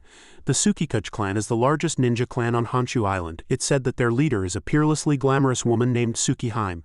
Tsukihime has assassinated many important figures, so her reputation is immense. Lin Heiyoshin grunted and expressionlessly. Ayuan continued, Master, you shouldn't underestimate ninjas. Unlike samurai, ninjas live purely by killing, poisoning, setting traps, deception, assassination. They stop at nothing. Every ninja is a master of assassination with endless methods that are impossible to guard against. Many important people have died at their hands. Master, you must not be careless. Lin Heiyoshin laughed confidently and said, It doesn't matter. They may have 1,000 methods, but I will cut them all down with a single swing of my sword. Then Lin Heiyoshin continued walking and said to Ayuan, Let's go. Since they've already discovered us, we'll go straight up the mountain to meet that ghost god. Lin Heiyoshin and Ayuan finally arrived at the location of the Onikura shrine. Lin Heiyoshin stood before the shrine's gate and announced loudly, Lin Heiyoshin of the Great Wu Nation has come to pay his respects to the demon god Onikura. Afterward, Lin Heiyoshin used some kind of technique to make his voice slowly penetrate the interior. The gate finally opened. 3 people slowly walked out from inside, appearing before Lin Heiyoshin and Ayuan. It was the old man Fujiwara Tsukihime and the man named Konishi. The old man Fujiwara spoke first, introducing himself to Lin Heiyoshin. Respected Master Lin Heiyoshin, I am Fujiwara Yoshio, a servant of the god Onikura. On behalf of the entire Onikura shrine, I welcome you from your long journey. He extended his hand, making a gesture to invite Lin Heiyoshin inside. His smile was amiable and he appeared very hospitable. We are aware of the purpose of Master Lin's visit. The god Onikura is very pleased and is willing to resolve the master's doubts. Please, come in. Hearing his invitation, Lin Heiyoshin agreed without a second thought, saying, All right, he continued to add. Master Lin Heiyoshin, this is the divine hall where we worship the god Onikura.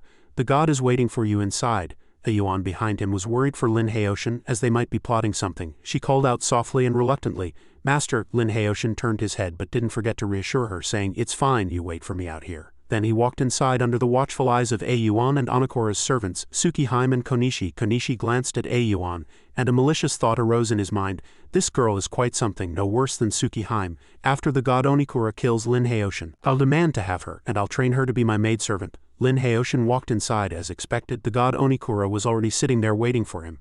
The god Onikura was a giant, terrifying-looking demon, sitting cross-legged. Perhaps sensing Lin Haoshin's arrival, the ghost god spoke, raising a hand with sharp nails in an inviting gesture. He said, "An honored guest has come from afar. Please have a seat." Then the god Onikura introduced himself. "I am Onikura Masamune. Honored guest, you have traveled far from the great nation of the Central Plains. I presume you have come seeking me," Lin Haoshin responded quickly. "I did indeed come looking for you. I just didn't expect that you would choose to continue existing in this manner." The god Onikura said again, "The path of heaven is blocked. The road ahead is severed. People of my generation had no choice but to transform into ghost gods through the faith of Shinto," he continued to add. "In the great nation of the Central Plains, the last terrestrial immortal was the revered Chingye. That was 1,000 years ago. In recent years, I've truly never heard of any divine realm expert who managed to overcome their tribulation and become an immortal." After listening, Lin Haoshin smiled, a rather dangerous expression on his face as he asked, "Oh, you've been to the Central Plains?" The god Onikura remained seated and continued to recount his past experiences. He said that 200 years ago, he had sent a part of his spirit to travel the Central Plains. He visited the Celestial Master sect of Mount Longhu, the foremost Taoist sect at the time, and also discussed the Tao with the old shaman god of the Ghost Shaman sect whose power shook the world. He continued to list, "I also entered Mount Zhenwu and witnessed the ancient martial path sect's way of unifying martial arts and the Tao. The Great Wu truly deserves its name as the great nation of the Central Plains. Its Taoist techniques are ancient and profound. Divine realm experts emerged one after another." After listening, Lin Haoshin asked, "According to you, after the divine realm comes the terrestrial immortal?" The god Onikura continued, "That's what the ancient books say. But although the Great Wu has produced generations of masters and is filled with divine realm experts, I've never heard of anyone who could take that final step, to become a terrestrial immortal. Later I began to doubt whether the celestial beings and immortals recorded in the ancient books were real or just a myth. If that step is impossible to take, then the so-called celestial and terrestrial immortals are likely just a speculation of the ancients." Lin Haoshin listened intently. He asked the ghost god, "You couldn't take that step, so you simply learned the path of Shinto and became a ghost god?" Lin Haoshin then asked, "You couldn't take that step, so you simply learned the path of Shinto and became a ghost god?" After hearing this, the ghost god laughed. "Haha, that's right. When there is no path ahead, one must naturally find a new one. After transforming into a ghost god, I receive offerings of incense. My divine soul condenses into a physical form and I can live for several more centuries. Why wouldn't I do it?" he continued to explain. "You came all the way from the Central Plains seeking nothing more than how to step into the divine realm. I can give you the method to be reborn as a ghost god. This way you can be like me, continuing to exist in this world for hundreds of years after death." Lin K asked, "Oh, and what do you want?" But the ghost replied that it wanted nothing. "I heard from Fujiwara's group that you are the #1 martial artist in the Great Wu Kingdom, only half a step away from the divine realm. I greatly admire such a rare talent and wish to help you to foster a good relationship. In the future, if my shrine is in trouble, I'll have someone to help." Lin Haoshin laughed sinisterly. "Hee Gizang, if it were anyone else you might have fooled them. But how could a petty trick like this deceive me?" Lin Haoshin stood up and continued, "Reaching the divine realm is just a matter of time for me.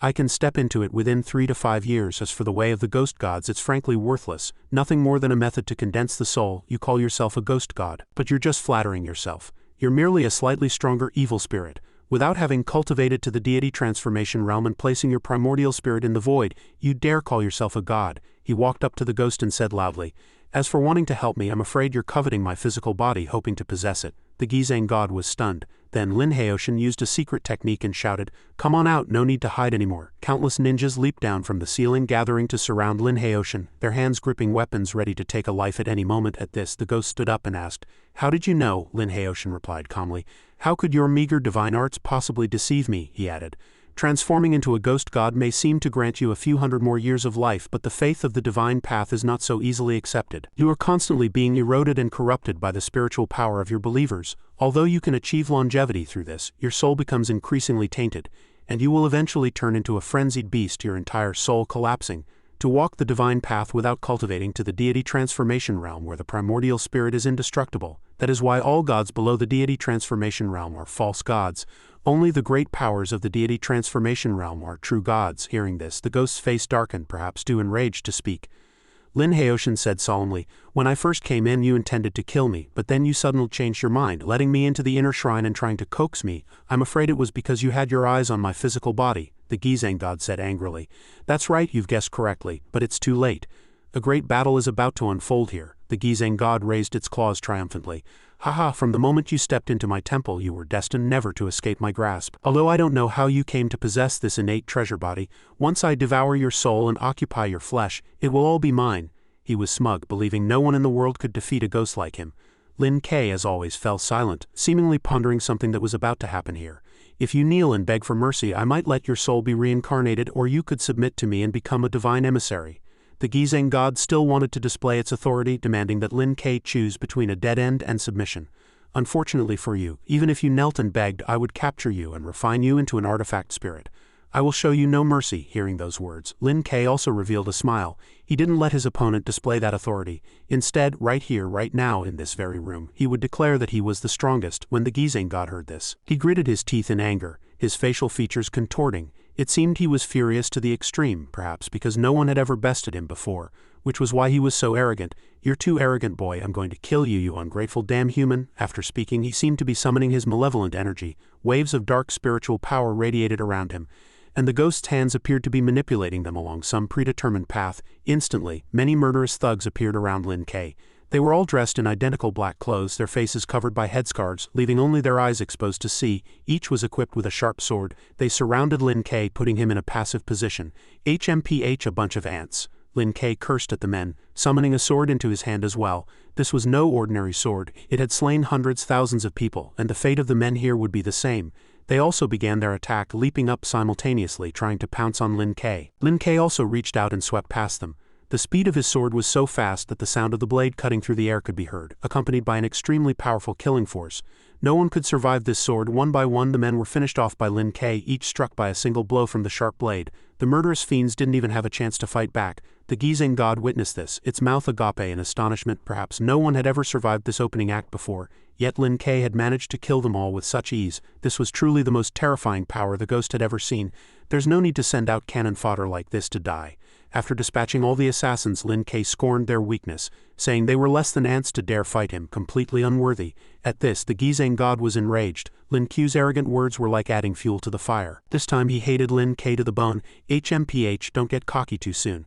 I'll show you what the power of a true divine realm is. As soon as he finished speaking, he stretched out his hand, wanting to kill Lin Ke himself. In that instant, thousands of the ghost's claws rushed toward Lin Ke. Those palms looked several times larger than his own body, but seeing this, he responded calmly. Lin Ke ignored the palms. He had already switched his target, and his main goal was the Gizeng god, not its claws. Lin Ke charged at the speed of light, wanting to end the battle quickly. Before the Gizeng god could react and dodge, Lin Ke had already flown past him. The Gizeng god was instantly struck twice on the chest and once on the leg. He howled in pain. Too slow. You dare call yourself a god with this level of skill? After successfully striking the ghost, Lin Ke was somewhat disdainful. How could such a weak being deserve such immense power? He was simply no match for someone like Lin Ke. After being struck, the ghost was expected to be gravely injured, but instead its body began to heal its wounds right before Lin Ke's eyes. This time, after recovering, it seemed even stronger than before. The malevolent energy around it gathered as if it were charging itself. It floated up, its body revealing a solid form. Its brows were furrowed, seemingly realizing that Lin Ke's power was not to be trifled with. Lin Ke watched his restored form, not having expected this. He became more serious in dealing with the matter. Hey, I underestimated you. As expected of the #1 Grand Master of the Great Wu Kingdom. The Great Kingdom of the Central Plains is truly full of experts, with geniuses as numerous as trees in a forest. It's not something my small country of Fusong can compare to. However, you still haven't entered the divine realm, so how strong can you be? The Gizeng god somewhat acknowledged Lin Ke's power, but it still believed no one could stand against it. Lin Ke, on the other hand, fell into contemplation after hearing those words. Inside this shrine I am immortal. No matter how strong you are, what can you do to me? The ghost taunted smugly. Relying on his so-called immortal power, he could recover from any injury, no matter how severe. Is that so? If one sword isn't enough, how about 1,000? Lin Ke didn't stop. He intended to use a power several times stronger than before to tear the Gizeng god to pieces. Lin Ke once again summoned his longsword before the ghost. Standing in front of it, one could clearly see the ghost was 10 times his size, but Lin Ke showed no fear. Instead, he became even more arrogant, wanting to defeat it. The people waiting outside the courtyard were unaware of the situation inside. It seems Lord Gizeng has made his move. Hearing the noise, they thought their master had already struck and killed Lin Ke, not realizing that that person was actually Lin Ke.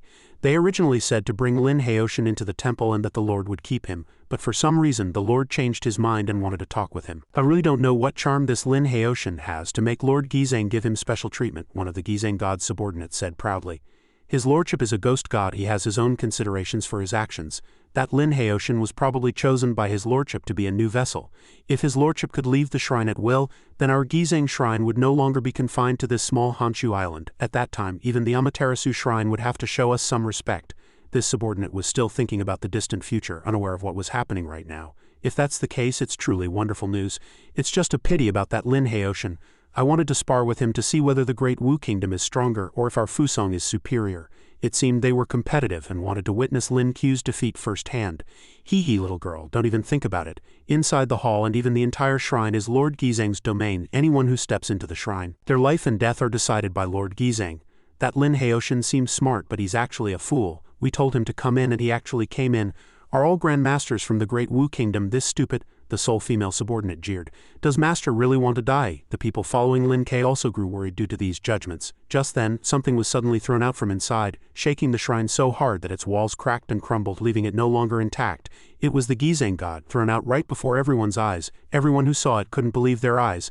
Dust flew everywhere, obscuring the view, making it impossible to tell who was who. After the Gizang god left the shrine, its body was no longer immortal. This time it was officially and gravely injured. Ah, my body, you're too weak. At this moment Lin Ke appeared, looking majestic.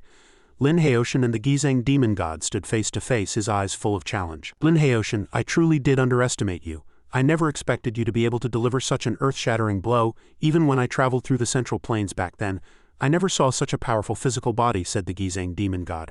I am determined to have this kind of earthly immortal treasure body. As he spoke, he charged toward Lin Haoshan to attack. Lin Haoshan showed no fear and sneered, foolish. Saying this, he performed a spell, and a deep purple light like a bolt of lightning appeared at his fingertips. Purple lightning soul-locking technique, Lin Haoshan shouted. His spell aimed directly at the Gizang demon god. It was instantly bound by Lin Haoshan's spell. The Gizang demon god was panic-stricken. It couldn't move, couldn't attack, and could only stand frozen in place, ensnared and held fast by Lin Haoshan's technique. You escaped last time. Let's see where you run to this time. With that, Lin Haoshan materialized a brown flute adorned with a green skull. He then brought the flute to his lips and began to play. The Gizang demon god's face started to distort into a vortex. He screamed, "Whoa!" The Gizang demon god's soul swirled and flew towards the flute Lin Haoshan was playing. Seeing this, Fujiwara, Yoshio and Konishi were utterly aghast. Lord Gizang is being absorbed. The Gizang demon god's soul was officially absorbed into the flute in Lin Haoshan's hand. With a ghost god of this level as its artifact spirit, the ghost flute can be considered a great success, he mused. He then tossed the flute into the air and shouted, "Come forth, my divine general." The skull-shaped flute emitted a golden light. The Gizang demon god's soul reappeared, but this time as Lin Haoshan's subordinate, its body golden in color. The Gizang demon god reappeared under the watch of 4 people and 8 eyes. Lord Gizang, Fujiwara and Konishi shouted in unison. Lin Haoshan said, "It's no longer your Lord Gizang. It is my divine general." With that, he ordered the Gizang demon god to capture them. I have some questions for them. The Gizang demon god immediately rushed towards Fujiwara. It then grabbed Fujiwara's entire body with its giant palm. Konishi angrily threatened, holding his own sword to Yuan's neck. "Release Lord Fujiwara now or I'll kill her." Lin Haoshan instantly dashed over. Konishi's expression changed drastically. Lin Haoshan's attack passed through Konishi, rescuing Yuan while Konishi was struck in the heart, his face turning black. "No one threatens me," Lin Haoshan said coldly. Just then, Tsukihime slowly walked toward Lin Haoshan. Lin Haoshan glanced over, his eyes icy and terrifying. Tsukihime's soul nearly left her body at the sight, and she quickly begged for mercy. "Please don't kill me. I am willing to follow you, Lord Lin Haoshan." Fujiwara also pleaded earnestly. "Honorable Lord Lin Haoshan, the Gizang Shrine is willing to obey your commands. Please spare me." Only then did Lin Haoshan give the order. Gizang let him down. "In the Gizang Shrine, my lord, please spare my life. I have in my possession the wealth accumulated by the Gizang Shrine over hundreds of years. As long as you command it, I can make the entire island of Honshu submit to you," Fujiwara pleaded while kowtowing to Lin Haoshan. Lin Haoshan looked at him sternly and asked, "I ask you, in all of Fusong besides the Gizang Shrine, which other shrines also enshrine ghost gods?" Fujiwara listened as Lin Haoshan spoke. The gray-haired Fujiwara asked, "My lord, do you intend to capture them all and absorb them into your artifact as well?" Lin Haoshan said coldly to Fujiwara. "It seems you haven't figured out your place. I'm the one asking the questions now." Fujiwara's face turned pale with fear and he immediately bowed his head low. My deepest apologies, I was impolite," he continued. "To answer, my lord, our country of Fusong has a total of 5 great shrines. Within these 5 shrines exist great Onmyoji from ancient times who are at the divine realm level. In the 6 great shrines, the Amaterasu shrine is the strongest. The ghost god they enshrine can even leave the shrine for long periods. There are even rumors that a true slumbering deity resides in the Amaterasu shrine, but this is a very old rumor. That deity hasn't been seen for at least 1,000 years, Fujiwara said. After hearing this, Lin Haoshan said, "Only 5, though it's a bit few. It's enough for my artifact forging." Fujiwara immediately spoke up after hearing this. "My lord, you mustn't do this. If you do, you will make an enemy of all of Fusong. The imperial court will not stand by and watch. We will die without a burial place." But just then a ray of light instantly shot into his forehead. "You talk too much," Lin Haoshan said. Tsukihime knelt before Lin Haoshan. "I beg my lord to spare my life. I am willing to offer the entire Tsukikage clan to become your servants. Please don't kill me, you're very smart, Lin Heiyoshin said, looking at her.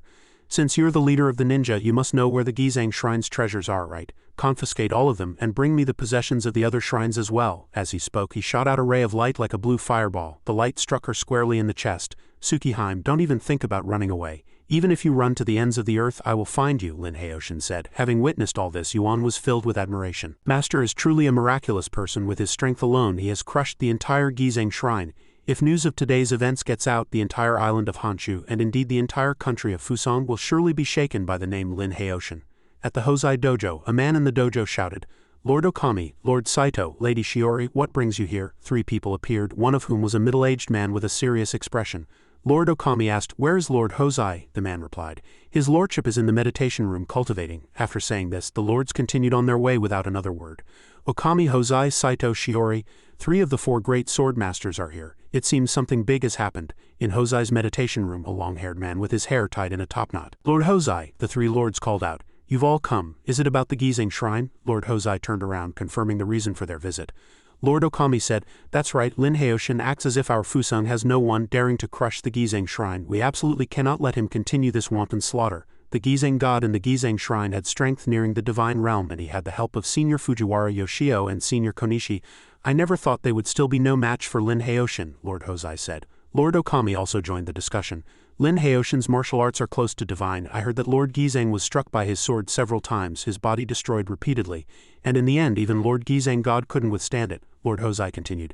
If Lin Heiyoshin possesses such heavenly martial arts, even if we join forces, I'm afraid we would not be his match. Beside them, Lady Shiori said, Lord Hosei, we have come on this trip to ask Lord Ito Sai to take action, to slay Lin Heiyoshin and restore the might of our Fusang's martial ways. What? Ask Master to take action? But he has been in seclusion for many years. Hosei was surprised by Shiori's suggestion. Please, Hosei, Lord Okami persuaded. Hearing this, Lord Hosei hesitated and fell into silent thought. After some consideration, he agreed. All right, it seems this is the only way. In a house with majestic mountains and a stunningly beautiful waterfall behind it. Lord Hosei and Miss Shiori walked together. Lord Hosei said, Master is meditating here, he said. Since entering seclusion, Master has put down his sword and begun to cultivate his mind through Zen, seeking a way to break through to the divine realm. He has basically seen no outsiders these years, Shiori said. The situation is urgent. I must ask Mr. Hosei to announce us, Lord Hosei replied. Of course, a voice rang out. Is that Hosei? It's been a while since I last saw you. Why have you brought a young lady? You know I don't see outsiders, the voice continued.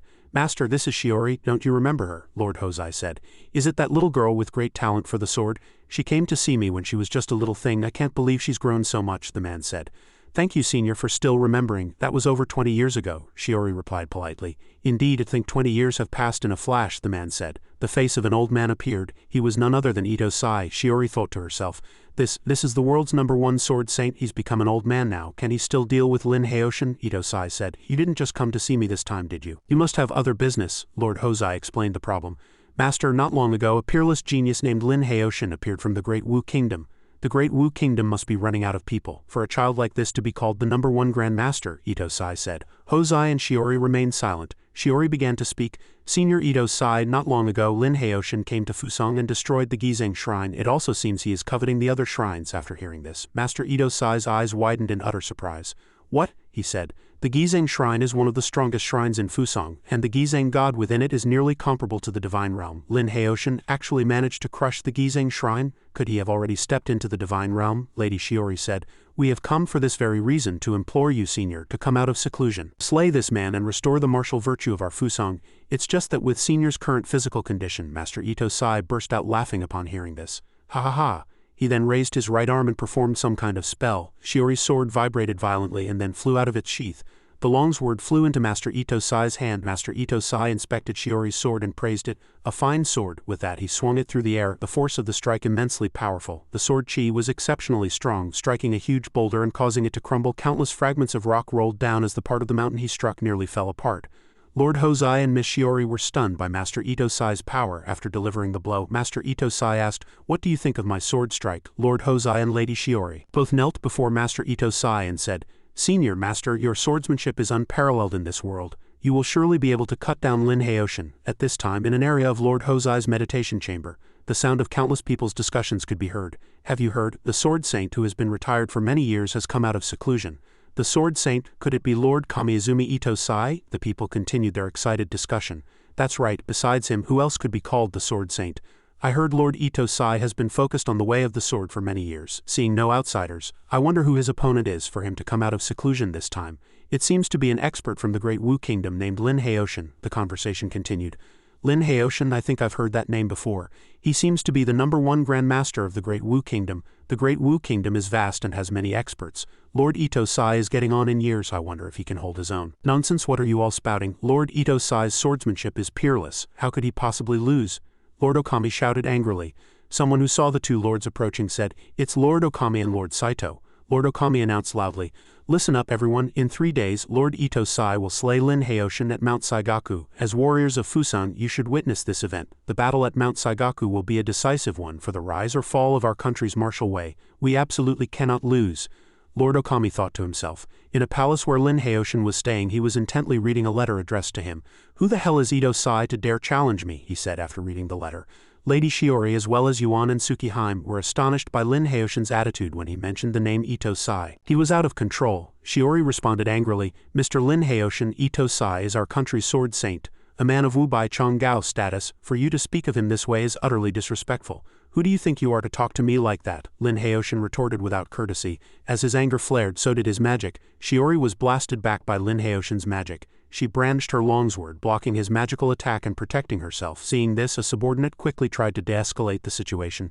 "Please both of you, calm down," he said.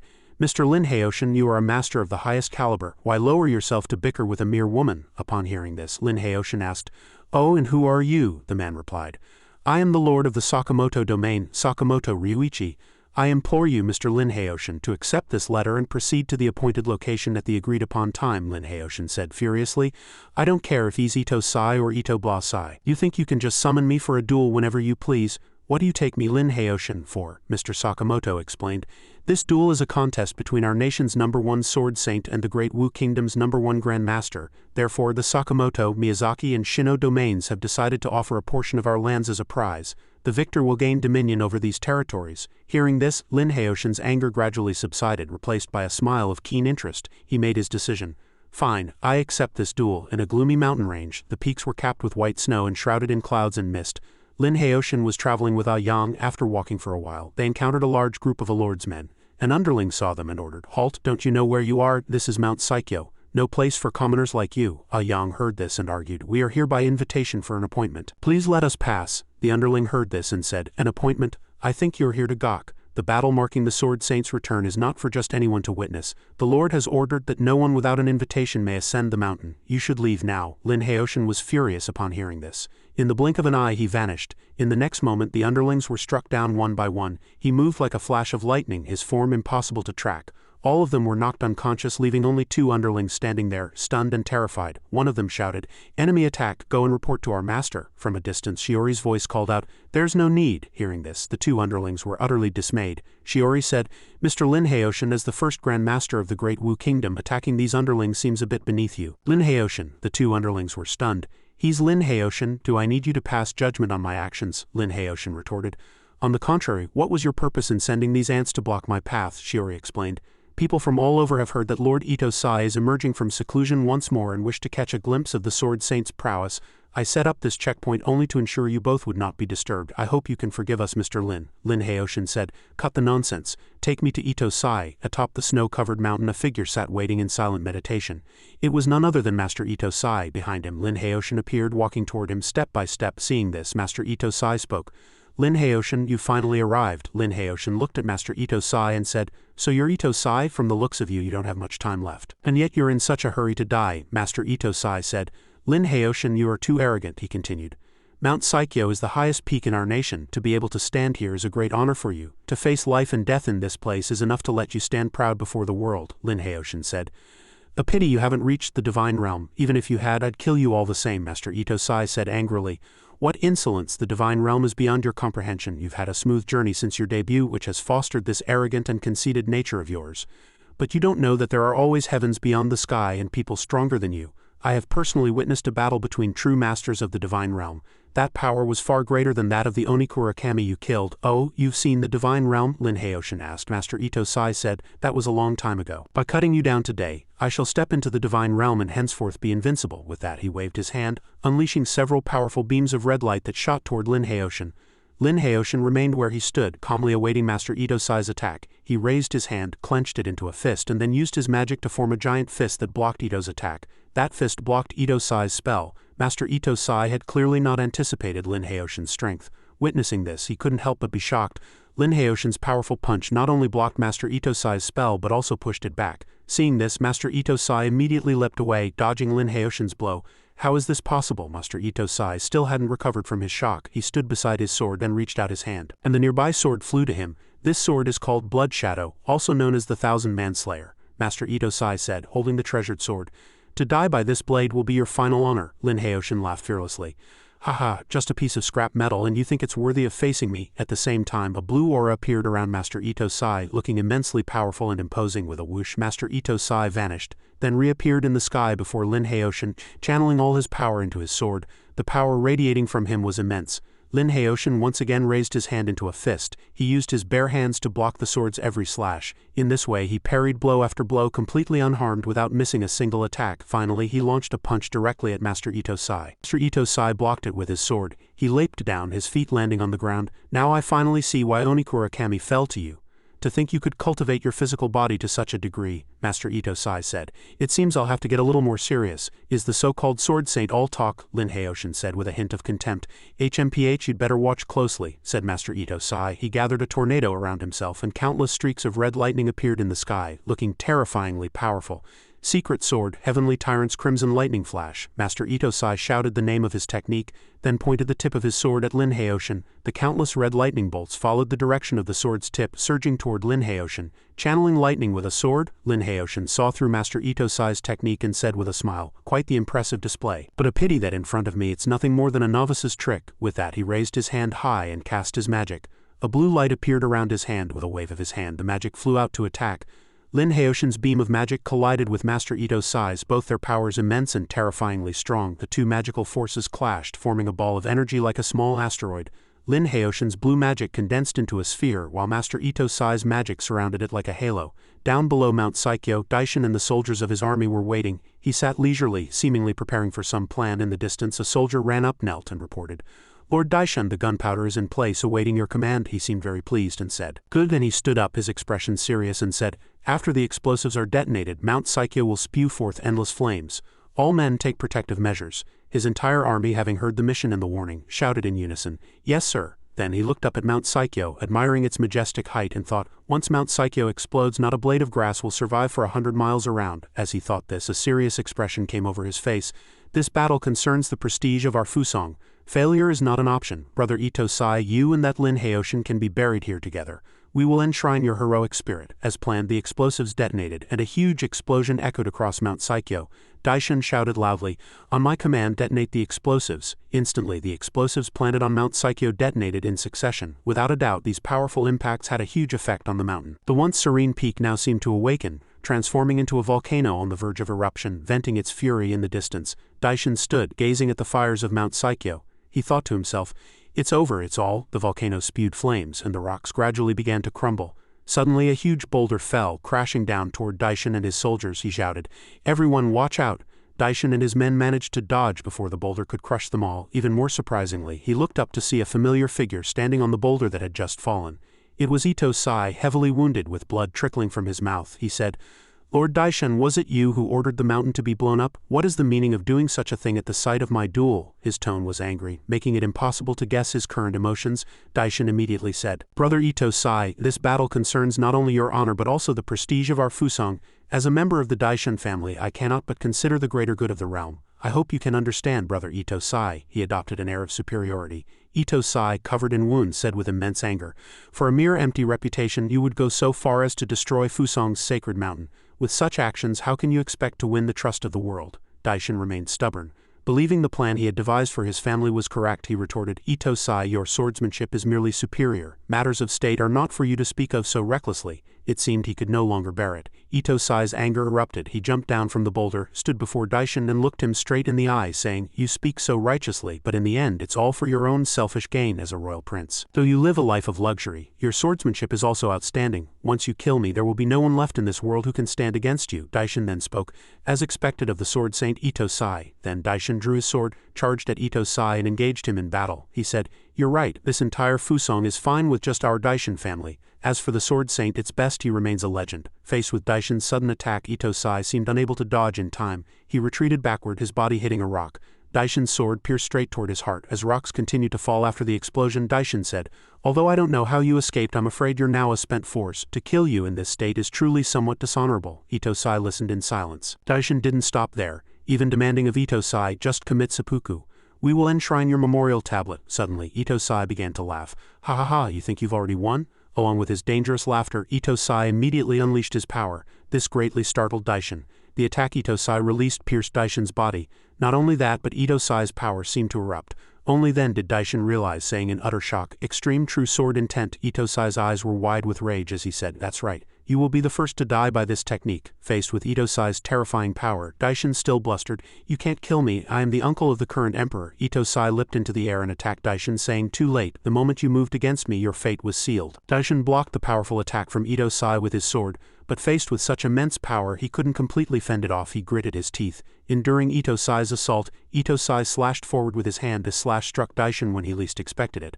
Seeing him cut down, Daishin's soldiers immediately cried out, "My lord, Lord Daishin!" At the same time, Ito Sai felt his stamina rapidly draining due to the explosives Daishin had detonated on the mountain earlier. He panted, exhausted. Ito Sai lifted his head and with all his remaining strength shouted toward the mountain, "Lin Haoshin, the culprit who disturbed our duel, has been executed. You can show yourself now." As soon as his voice fell, a blue light shot down from the mountain. It was Lin Haoshin. Lin Haoshin leapt down, accompanied by a draconic aura of blue light. Seeing this, Ito Sai spoke. "Lin Haoshin, our duel is not yet decided. Now that the meddler is gone, it's time to fight to the death." Hearing this, Lin Haoshin raised his hand as if in provocation and said with a smile, "Ito Sai, your heart meridians are shattered, and not even a tenth of your energy remains. What makes you think you can still fight me?" At this point, with what little strength he had left, Ito Sai coughed several times, blood spurting from his mouth. Ito Sai trembled with his faint strength. He spoke as expected of the first Grand Master of the Great Wu Kingdom. "You saw right through me." Then he admitted his defeat to Lin Haoshin. "This contest I have lost." After that, Ito Sai suddenly leapt high into the air. The lightning of his power flared violently one last time. Ito Sai spoke his last words. "To have fought against a master like you, I can die with no regrets." Gradually, Ito Sai's figure vanished in midair. Lightning seemed to devour the man. He was dead. Lin Haoshin watched quietly, saying nothing. Two soldiers, seeing this, said to each other in a panic, "It's over. Lord Daishin is dead too. How are we going to explain this when we get back?" The other said, "As subordinates who failed to protect our master will have to commit seppuku upon our return anyway." Then Daishin's soldiers slowly walked toward Lin Haoshin. One of them spoke up, "Please, please wait." His expression was frantic. Lin Haoshin stood there and said in a questioning tone, "Oh, you think the likes of you can stop me?" But unexpectedly, all the soldiers knelt before Lin Haoshin one after another. A soldier spoke on behalf of all his comrades. My lord, we face certain death if we return. We are willing to follow you and we hope you will take us in." At this, Lin Haoshin turned to look at the soldiers and said, "You wish to follow me? I'm afraid you are not yet worthy." The soldier who had spoken earlier to show his determination added, "Although our martial skills are humble, we command a contingent of troops. We are willing to lead all our subordinates to pledge allegiance to you, my lord." Lin Haoshin was silent for a moment, seemingly in thought. Then he spoke, "Very well, for now go and await my orders at the Onikura shrine." All the soldiers bowed their heads in unison, saying, "Thank you, my lord." But in his heart, that soldier was plotting revenge. He thought, "I've escaped death for now. Once I get back, I'll find a chance to kill this Lin Haoshin, and that should be enough to redeem myself." Lin Haoshin said nothing, but a ball of blue flame materialized in his hand. Then, with a wave of his hand, the small flames drilled into the soldiers' bodies. Lin Haoshin spoke, "I have planted a cursed seal within your bodies. If you ever harbor thoughts of betrayal in the future, you will explode and die. I hope you will honor your promise and remain loyal." The soldiers bowed their heads and said, "We wouldn't dare, we wouldn't dare. We will surely be loyal subjects." Back in the city, a man from the Sakamoto family approached Lin Haoshin with documents and said, "Mr. Lin, here are the deeds and household registers for the 3 domains. Please accept them." Lin Haoshin raised a hand and asked in a questioning tone, "I have a question. This duel had nothing to do with you, yet you willingly offered up your own domains. What is your true motive?" The man from the Sakamoto family replied, "To be honest, we were forced into this. The current king is ambitious and is vigorously pushing for the abolition of fiefs. Small domains like ours are in a precarious position. It just so happened that you and Ito Sai arranged to duel on Mount Saikyo, and you are both top masters of this era, so Lin Heoshan finished his sentence for him. So you wanted to borrow our strength to resist the royal family? His tone was like an interrogation. The man bowed his head and said, we truly had no other choice. We hope you can understand, Mr. Lin. At this, Lin Heoshan spoke, reaffirming his position. I'm not interested in your power struggles, but if you want my protection, this small offering is not enough. He then continued, obey my commands and I can ensure your safety. This statement was like a clap of thunder. The man from the Sakamoto family felt troubled and said, this. With that, he bowed his head and spoke his final parting words.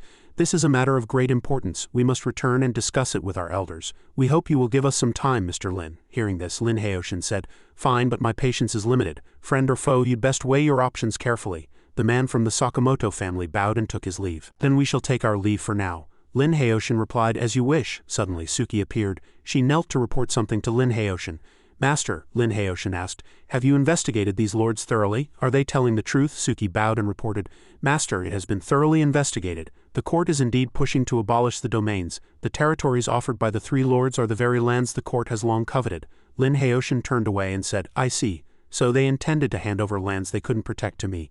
By doing so, their conflict with the court would be completely shifted onto my shoulders. Then Lin Heoshan lunged forward in anger, saying, fishing in troubled waters to reap the rewards, a pity that the only fisherman here will be me.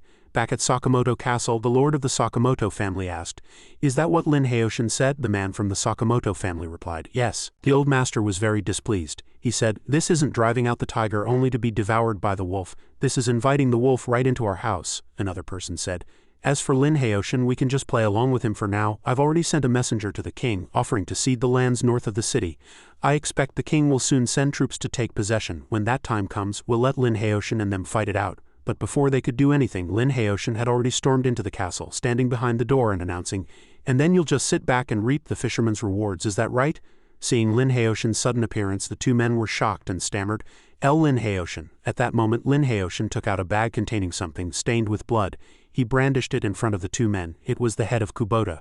Seeing the vacant-eyed head, the man from the Sakamoto family cried out in terror, that's Lord Kubota. Lin Heoshan crossed his arms and said, this man Kubota was the court's special envoy, wasn't he? You asked me to fight the court, so I had to do something right. Do you have any complaints? The man stammered, unable to speak.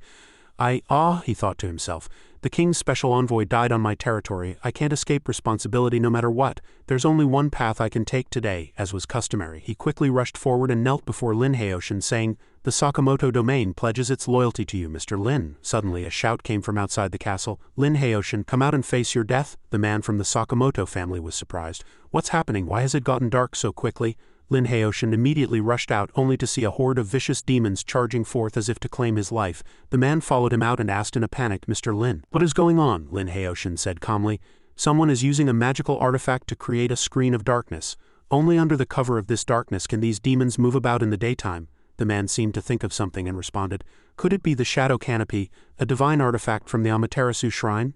Lin Heoshan turned and asked, the shadow canopy? The man from the Sakamoto family quickly explained, the shadow canopy is a divine artifact of the Amaterasu Grand Shrine. It is said to be an evil artifact refined by the Grand Shrine hundreds of years ago based on Western alchemy. Its purpose is not only to draw out ghosts but more importantly, within it, Oni gods can exist outside of their shrines. At that moment, 3 demons suddenly appeared before Lin Heoshan. The man from the Sakamoto family, being well informed, said, the White Bone deity, the Sky Crow deity, and the Yamada deity. He was terrified, unable to believe his eyes, and said, 3 of the 5 great Oni gods of Fusang are here. Lin Heoshan remained perfectly calm. He smiled faintly, exuding confidence, and said, excellent, this saves me the trouble of hunting you down one by one. Today I'll catch you all in one fell swoop and I won't have to run around anymore. In contrast to Lin Heoshan's confidence, the man said in a panic, these great deities usually reside in different places and even hold grudges against each other. How could they all gather here at the same time? The White Bone demon laughed loudly. Lin Heoshan, did you think we didn't know what you were planning? You want to destroy our shrines one by one and take us as your Shikigami. Although we deities have our grudges, when faced with a mortal enemy like you, how could we not join forces? Should we just wait for you to come and pick us off one by one? Hearing the White Bone's words, Lin Heoshan laughed. Ha ha ha, it's truly wonderful that you could all gather together. It was arranged by a go-between.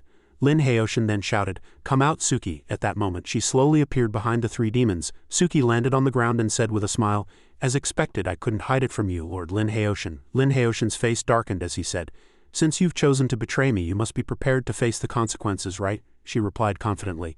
Lord Lin Haoshan, no matter how strong you are, you will eventually leave Fusong. When you're gone, your enemies won't be able to take revenge on you, so they'll surely come after our Shuga ninja clan. Besides, we ninja clans have always served the strongest, and here in Fusong it's clear you are not the strongest. Lin Haoshan put his hands behind his back and said, I can understand everything else, but how did you remove the seal I placed on you? Suki confessed everything she had done, saying, the master of the Amaterasu Grand Shrine helped me remove it. That master also ordered me to bring the Shadow Veil and assist the 3 demon godlords. He also said that if you manage to escape this death trap, he will personally come to deal with you. As she spoke, she spread her arms wide, a picture of mockery and arrogance. Lin Haoshan didn't speak, he just started laughing. Ha ha ha. The woman placed her hands on her hips and laughed. What's wrong? Are you losing your nerve, Lord Lin Haoshan? Lin Haoshan clenched his fists and said, for your betrayal, not only do I not blame you, but I should thank you. If you hadn't gathered these demon gods, I would have had to hunt them down one by one. Now that they're all here, I can wipe them out in one fell swoop. Seeing Lin Haoshan's confident demeanor, Suki said in confusion, you. At this point, she could no longer stand his arrogance. The Tengu demon shouted, don't listen to his nonsense, he's at death's door just bluffing. The Yamata demon didn't remain silent either, speaking up, Lin Haoshan, no matter what you say, you will surely die today. With the 3 of us demon gods gathered, so what if you've entered the divine realm? It's not like we haven't killed someone at that level before. As soon as he finished speaking, the 3 demons shouted and attacked. The Yamata demon controlled his poisonous snakes to charge at Lin Haoshan, but Lin Haoshan quickly used his power to slice the snakes in 2. At the same time, the white bone demon controlled a giant skeleton, which swung a large sharp sword down at Lin Haoshan. But he dodged the blow. In the sky, the soaring Tengu demon flapped its wings, shooting sharp feathers down to attack Lin Haoshan. But Lin Haoshan created a shield and the feathers couldn't penetrate it at all. Lin Haoshan raised his arm and said, soul-slaying sword. He then chanted some incantations at the sword, then stretched his hand forward as if controlling the sword's trajectory and said, go. The sword immediately pierced the Tengu demon's forehead, but unfortunately the blow failed to finish him. The Tengu demon laughed heartily. Haha, we demon gods are all immortal. To think you can fight us with a little knife like this is just a fool's dream. At this, Lin Haoshan revealed a dangerous smile and said, is that so? The spell Lin Haoshan used seemed to strike the demon in some way. It suddenly opened its mouth wide in shock. Then Lin Haoshan grunted. In front of him were the white bone demon and the Yamata demon, charging to attack. The white bone demon controlled its skeleton, while the Yamata demon controlled its poisonous snakes to launch an assault on Lin Haoshan. Lin Haoshan continued to infuse his seal incantations into the sword, and rushed forward, blocking all the attacks from the 3 demons. Suki witnessed the entire battle between Lin Haoshan and the 3 demons. She had initially thought he had no chance of winning against 3 opponents, but after seeing Lin Haoshan single-handedly fight the 3 demons, cold sweat beaded on her forehead and she couldn't believe her eyes. How can he be this strong? She thought, her face filled with astonishment. Lin Haoshan laughed. You 4 pieces of trash dare to make an enemy of me? With this sword in hand, even if 10 more of you came, you couldn't withstand a single strike from me, he asked contemptuously. Hearing these arrogant words, the Tengu demon roared in anger. Lin Haoshan, don't get cocky. Then he suddenly cast some sort of technique, and behind him a dark black aura began to expand. That dark aura was the Tengu's transformation spell, and in an instant he turned into a giant. At this moment in the demon's eyes, Lin Haoshan was no different from a tiny ant. The Yamata demon and the white bone demon stopped attacking Lin Haoshan and paused to watch. The white bone demon laughed loudly. The Tengu is going all out. He and the Yamata demon then prepared to use their own ultimate techniques. He said, even the Tengu is putting his life on the line. What are we afraid of? If we don't go all out now, are we just going to wait for Lin Haoshan to slaughter us with one strike? Lin Haoshan's laughter rang out. Ha ha ha. He summoned a staff with a blue skull on top and said, did you think you were the only ones with trump cards? It was a flute. Lin Haoshan raised the flute and began to play it. Suddenly as he played, a golden light gradually appeared from nowhere as if it were a technique to summon someone. Slowly the mysterious golden light began to reveal who it was. With its enormous body and ferocious face, it was none other than Onizo. Onizo's appearance made the demons disbelieve their own eyes. The white bone demon exclaimed in disbelief, Onizo? At this moment Suki recognized Lin Haoshan's magic artifact and said, it's the demonic flute in his hand. After Lord Onizo was absorbed into it, he became like a puppet at his beck and call. It's because he has this that he dared to move against you, my lords. The 3 demons looked at Onizo's massive form and could no longer contain themselves. The Tengu demon, his face filled with rage, issued a challenge. Lin Haoshan, you have some nerve daring to command a demon god. I will not rest until one of us is dead. Lin Haoshan stretched out his hand using a spell to make his sword several times larger than before. Then Lin Haoshan pointed the sword at Onizo and said, Onizo, take the sword. Onizo quickly reached out and grabbed the sword. The huge sword was a perfect fit in Onizo's hand. From behind, Lin Haoshan gave the order. Cut them down. Onizo charged at the Tengu, and a great battle was about to erupt. Without waiting for the Tengu to make the first move, Onizo rushed forward and, catching the Tengu demon off guard, brought the sword down from his shoulder. Seeing their comrade being cut, the white bone demon and the Yamata demon shouted, Tengu, After attacking the Tengu, Onizo turned and charged toward the Yamada demon. Cold sweat dripped down the Yamada demon's face. He tried to say something to awaken Onizo's immense pride as a demon god. "Wait, Onizo, we are all demon gods. How can you obey the orders of a mere mortal?" But these words had no effect on Onizo's mind. He rushed forward, raised his sword, and cut down the Yamada demon. Lin Heoshin quickly played his flute, subduing the Tengu demon and the Yamada demon, who were gradually being sucked into his demonic flute. The scene over Sakamoto Castle became clear and bright once more. Lin Heoshin held the demonic flute and said nothing, seemingly waiting for Suki's explanation. Now only Lin Heoshin and Suki were left. Dejectedly, she couldn't believe her foolproof plan had failed. She said, "How could the 3 demon god lords lose just like that?" She then quickly performed her secret technique, ninjutsu shadow escape jutsu. She intended to flee, and a cloud of black smoke rose up as if to blind her opponent. But just as she was about to slip away, Lin Heoshin raised his hand and cast his spell. He said, "HMPH, a petty trick." Suki was immediately pulled back to her original spot. At this moment, Lin Heoshin's hand was wrapped around her neck. Suki screamed in fear, "My lord, spare me, I know I was wrong." But once betrayed, Lin Heoshin would never give that person another chance. He said, "Too late." Suki immediately burst into flames. He screamed loudly. Lin Heoshin burned Suki alive, but as he prepared to turn and leave, he saw the mirror Suki had dropped on the ground. Lin Heoshin held the mirror in his hand, looked at it, and muttered, "Shuga Ninja Clan." The scene then shifted to what looked like a desolate mountainous area. It was Shuga village where Suki had once lived. The entire village was asleep when suddenly a ninja ran to the elder's house and shouted, "Elder, this is bad." "Suki," a voice came from inside the house saying, "Didn't I say not to disturb me unless the Shuga Ninja Clan was facing extinction?" The ninja said in a panic, "This is the clan's greatest crisis. Lin Heoshin killed Suki and will be here soon." The elder finally came out of the house, opened the door and said, "Lin Heoshin, that doesn't sound like a name from our Fusong." The ninja immediately explained, "That's right. This Lin Heoshin has caused a bloodbath ever since he entered Fusong." He told the village elder everything Lin Heoshin had done.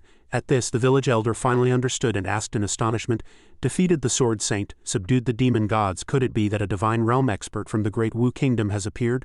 But before he could say anything more, a beam of light suddenly struck the ninja in the heart, giving him no time to react. The village elder was stunned, not knowing who could have struck so quickly. The small beam of light immediately turned into a blue flame, igniting the ninja's entire body and making him scream in pain.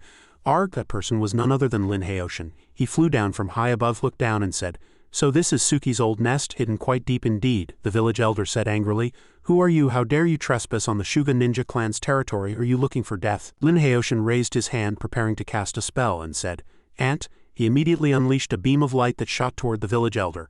But at that moment the elder was also performing a secret ninja technique. Before he was hit, the village elder had already disappeared. He appeared behind Lin Heoshin, formed a triangle with his hands and blew through it, creating a ball of fire that attacked Lin Heoshin. Lin Heoshin laughed contemptuously. "A petty trick." He then swatted the fireball away with a wave of his hand, completely unharmed. The fire bounced back toward the village elder, setting him ablaze with the very flames he had just created. The elder was burned black, but he suddenly turned into a log of wood. It turned out to be just a ninja's transformation trick. His real body was standing on the roof. Lin Heoshin laughed. "So this is the ninja's substitution jutsu? A little interesting." But even though he had dodged, he was still injured, with 2 trickles of blood running down the corners of his mouth. He continued to perform his ninjutsu, shouting, "Demon Vine Jutsu!" Suddenly, numerous thorny vines appeared from nowhere and grew rapidly. The vines tried to bind Lin Heoshin. He added attack together. Numerous ninjas appeared from nowhere and charged toward Lin Heoshin to engage him. With a slash from his hand, the vines were no match for him. Lin Heoshin summoned a tornado that swept all the ninjas away. The village elder couldn't believe how powerful Lin Heoshin was. Lin Heoshin quickly rushed toward the village elder to attack. He threw a punch fast and fierce, knocking the elder to the ground. He landed on the ground, summoning an orange-red object in his hand. Lin Heoshin threw the object, and it immediately transformed from a small item into a giant fire dragon, destroying the entire Shuga village. The entire village was burned to the ground. Lin Heoshin didn't even bother to look, turning to go home. The next morning in Sakamoto Castle, Sakamoto's subordinate asked him in surprise, "Master, are you leaving Fusong?" Lin Heoshin replied, "That's right, my business here is done. It's time to go back," the man said distractedly. "But if you leave, what about us?" Lin Heoshin turned and said, "Don't worry, I have my own arrangements." In the city, a group of people were kneeling before their master. Someone reported, "Your Majesty, the Sakamoto domain, Masaki domain and Shinano domain. Those traders have already submitted to Lin Heoshin. If this continues, our entire country will fall into enemy hands," another person said worriedly. "Indeed, 4 of Fusong's 5 great divine halls have already fallen. This Lin Heoshin intends to shake the very foundations of our Fusong nation." The man behind the wooden screen was silent for a moment, then said, "I understand, you are all dismissed for now." Outside the city, a man turned to his companion and said, "Quickly, go and invite Lord Amaterasu for a discussion." But just then, Lin Haoshan appeared in the sky holding a person and said, "Were you looking for me?" To the men's astonishment, Lin Haoshan appeared and threw the person he was holding in front of them. The two men were shocked and said, "Lord Amaterasu," one of them asked fearfully. "You killed Lord Amaterasu?" Lin Haoshan replied calmly. "That's right," the man said angrily. "Who are you? How did you get past my guards?" Lin Haoshan looked down from on high and replied, "I am Lin Haoshan. As for those ants outside, I killed them, of course." With that he jumped to the ground. The man asked fearfully, What do you want?" Lin Haoshan laughed. "What do you think?" his loyal retainer said angrily. "Insolent fool, how dare you be disrespectful to the king of Fusang?" But before he could finish his sentence, Lin Haoshan cast a spell, shooting a beam of light through his forehead. The king of Fusang was greatly shocked. Lin Haoshan said, "A mere ant dares to make a fuss." The king was terrified. He raised his hands, showing a completely unmanly fawning attitude, and said, You can't kill me. I am a descendant of Fusang's 1,000-year-old royal family. Killing me means making an enemy of all of Fusang, and the world will descend into chaos." Lin Haoshan waved his hand, shooting a beam of blue fire to punish the king, just as he had done to the ninja from Shuga village. The flame immediately shot toward the king's heart. He asked fearfully, "What did you do to me?" Lin Haoshan smiled dangerously and said, "I've planted a curse mark on you. With a single thought I can turn you to ash at any time. Your life and death are entirely in my hands." After hearing Lin Haoshan's threat, the king asked fearfully, What do you want?" Lin Haoshan put his hands behind his back and said, "My demands are simple. You are not to take any hostile action against my territories, otherwise you will die without a burial place. Do you understand?" Under this threat, the king stammered his reply, though his expression was very reluctant. I understand." Hearing this, Lin Haoshan thought no more of it, flying away and adding, "Very good. I hope you will always remember today's promise." Back at his own place, Lin Haoshan was soaking in a hot spring with Yuan. She asked, "Master, are you really going back? Half of Fusang is now under your control. Even the king has to obey your orders. Master, why not stay in Fusang? Isn't it exhilarating to command the wind and rain?"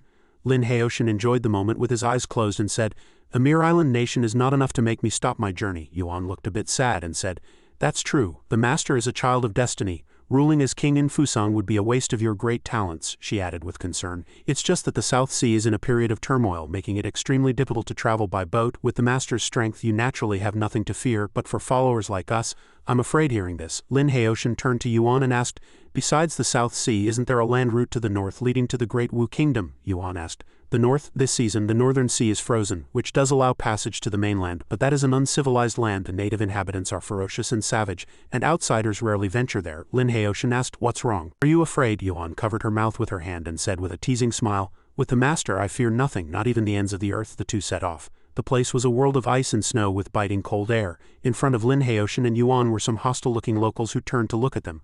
Both were surprised. Yuan turned to Lin Haoshan and said, "Master, these skulls seem to belong to people from the Central Plains." A man jumped out from nowhere and said, "Dastardly villain, give me back my brother's lives." Lin Haoshan reached out to counterattack. The man attacking Lin Haoshan was struck in the hand and his sword fell. He then collapsed in front of Lin Haoshan. "Who are you? Why did you attack me?" Lin Haoshan asked him. You're from the Central Plains?" the man asked. Lin Haoshan looked at him and replied, "That's right. Are the ones who died here your comrades?" "You are from the Central Plains. Why did you travel so far to this place?" he replied. "We are all merchants in the fur trade. We heard there were good pelts here, so we came together." "Who would have known?" The merchant told Lin Haoshan the whole story. Lin Haoshan asked the merchant, "According to you, the tribesmen here are immensely strong, and ordinary swords can't harm them at all? Do these people also cultivate?" The merchant replied, "I don't know. The barbarians here seem to have become immensely strong after eating a strange fruit. Dozens of us skilled men were no match for them." Upon hearing this, Lin Haoshan became interested. "A fruit that can enhance strength. Where can I find these people?" Lin Haoshan asked the merchant. The merchant listened, stunned. "Sir, are you thinking of against the backdrop of the mountains?" Lin Haoshan, Yuan and the merchant were walking when suddenly the merchant's face changed as if he had seen something. Many rebellious soldiers appeared on the cliff, drawing their bows and shooting arrows at Lin Haoshan. The merchant turned pale with fear, not knowing what to do. He shouted, "Young Master Lin, save me!" Lin Haoshan stretched out his hand and cast a spell. The arrows flying from the sky were suddenly frozen in place by Lin Haoshan's spell. But even so, the group of soldiers showed no signs of retreating. They took out their axes and swords and jumped down to where Lin Haoshan was to engage him. Seeing this, Lin Haoshan did not let himself be put on the defensive and took the initiative to leap up, preparing to attack. With just one sweep as fast as lightning, all the rebellious soldiers had lost their footing. Lin Haoshan slowly descended to the ground while the soldiers fell one after another, crashing heavily, clearly having suffered serious injuries from Lin Haoshan's attack. "Master, be careful!" the young woman Yuan shouted. Lin Haoshan looked back and saw that there were even more soldiers waiting for him, ready to charge forward and attack. "Tisk!" Lin Haoshan clicked his tongue, looking annoyed. He then shot out a winding fire serpent. The fire serpent charged into the group of soldiers, and any who were touched by the spell were burned alive. The soldiers who were hit fell down screaming in agony, "Arg!" But there was still one figure on the cliff, a soldier who was watching his comrades being incinerated. He couldn't help but feel surprised and terrified. Then he turned and hastily fled. "Master, there's one more up there," Yuan shouted, seeing the fleeing man, alerting Lin Haoshan. But Lin Haoshan said calmly, "It's fine, this is just what I wanted." The snow on the mountain was falling heavier and the blizzard was growing fiercer. It seemed like a snowstorm was forming. The soldier who had fled just now arrived at a mountain full of caves. Was that his base, hiding some mystery? Lin Haoshan's footsteps also appeared there. He had already caught up with the soldier. In front of him in Yuan was perhaps the territory of the group that had attacked them earlier. Lin Haoshan instructed the two, "Find a place to hide. Come out after I've cleaned up." The two waited quietly while Lin Haoshan descended from the cliff to the ground. This time even more soldiers appeared than before, preparing to attack Lin Haoshan. All the soldiers wore armor with spikes on the shoulders, were bare-chested, and had their long hair tied back in ponytails. Lin Haoshan cast a spell and summoned the divine flute with the blue skull. The men hadn't expected this and looked extremely surprised. Lin Haoshan began to play the flute, and as the melodious music played, a spirit creature appeared in the air, a giant humanoid ape, looking very strong and fierce. "Little mongrels, let it play with you," Lin Haoshan whispered with a smile. The ape began to wreak havoc on the battlefield, leaping high into the air and charging into the group of soldiers. Lin Haoshan left, letting the ape deal with the group. He looked up at a cave entrance, intending to go inside. Just as Lin Haoshan was standing outside the cave preparing to enter, a soldier suddenly appeared, holding a longsword high, ready to slash down at Lin Haoshan. Lin Haoshan didn't even need to exert himself. A gentle touch to the man's body sent his opponent flying back. The man was frozen by Lin Haoshan's spell, unable to move. Lin Haoshan continued deeper into the cave, leaving behind the body of the ambusher lying on the cold ground. Lin Haoshan walked on, the cave growing deeper and deeper, until he finally stopped. "Don't kill me, don't kill me," a man's voice screamed in plea upon seeing Lin Haoshan as he ventured deeper into the cave. Lin Haoshan asked with a blank expression, "Are you from the Central Plains?" At this, he began to tell Lin Haoshan his story. The man said, "I was plundered by these barbarians and captured here. It was only because I know how to repair ironware that I was lucky enough to keep my life, young master. How did you get here?" "Those barbarians are immensely strong and their bodies are as hard as stone. They're monsters," Lin Haoshan explained. "You don't need to worry. The barbarians outside have all been killed by me. I heard that this group of barbarians became so savage after eating a certain fruit. Do you know anything about this?" After hearing this, he said, "That, I've been imprisoned here, so I don't know much about their affairs, but their elder would surely know." Lin Haoshan cast a spell to break the chains binding the man. "Will you take me to him?" he asked. Lin Haoshan then continued, "How long have you been here?" "Almost a year now," the man replied. Lin Haoshan asked again, "Can you speak their language?" He answered, "A little." The two of them moved to another location, entering a different cave. Lin Haoshan unleashed his powers and effortlessly dispatched the soldiers, the only sounds echoing in the cave being their agonizing screams. On the cold snow-covered ground of winter lay the bodies of several dozen soldiers and their swords completely motionless. My God, to think he could defeat all these monsters with his bare fists. The newly rescued man was filled with admiration and awe. Who in the world was this young master? Lin Haoshan then encountered an older man who was likely the elder of the strange group. The elder began to speak angrily and disapprovingly, but it was in a completely unfamiliar language. "Go ask him where the thing I'm looking for is," Lin Haoshan ordered. The man stepped forward to face the elder. Seeing this, the elder perhaps found the act extremely disrespectful or dangerously close, and the displeasure on his face deepened. He then picked up his weapon and struck the man hard on the head. The elder began to curse and roar, but because of the language barrier, no one could understand what he was saying. "What did he say?" Lin Haoshan asked the green-haired man he had just saved. He doesn't want to say," he replied. "It's fine if he won't talk. I have my own ways of finding out." After speaking, Lin Haoshan cast a spell and stretched out his hand. The elder began to lift off the ground, suspended in midair. He was utterly astonished. Finally, Lin Haoshan grabbed the elder's head with his hand. He had no intention of attacking. Suddenly, a cliff appeared in his vision. On it grew a very mysterious fruit, shaped like a sugar apple but orange in color, with leaves clustered together like green lotus petals. This was the spirit origin fruit. Lin Haoshan was very surprised. Where did this fruit grow? Lin Haoshan continued his probe. Perhaps out of helplessness or fear, the elder finally spoke. "What did he say?" Lin Haoshan asked, turning back to the man.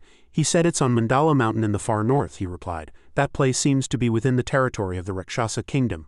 "The Rakshasa Kingdom?" Lin Haoshan asked back, as if hearing of the place for the first time.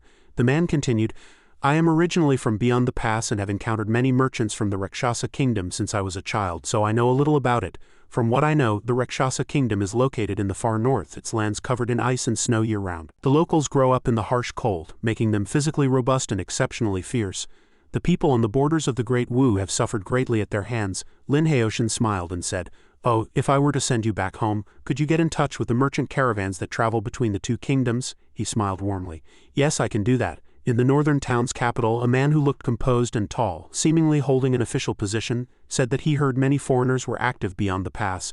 Yes, more precisely in Jingyuan Border City, said a man with platinum blonde hair and a black mask. The official continued, "Oh, these foreigners aren't going to the main capital, nor are they coming to this city. What are they doing there?" another person reported.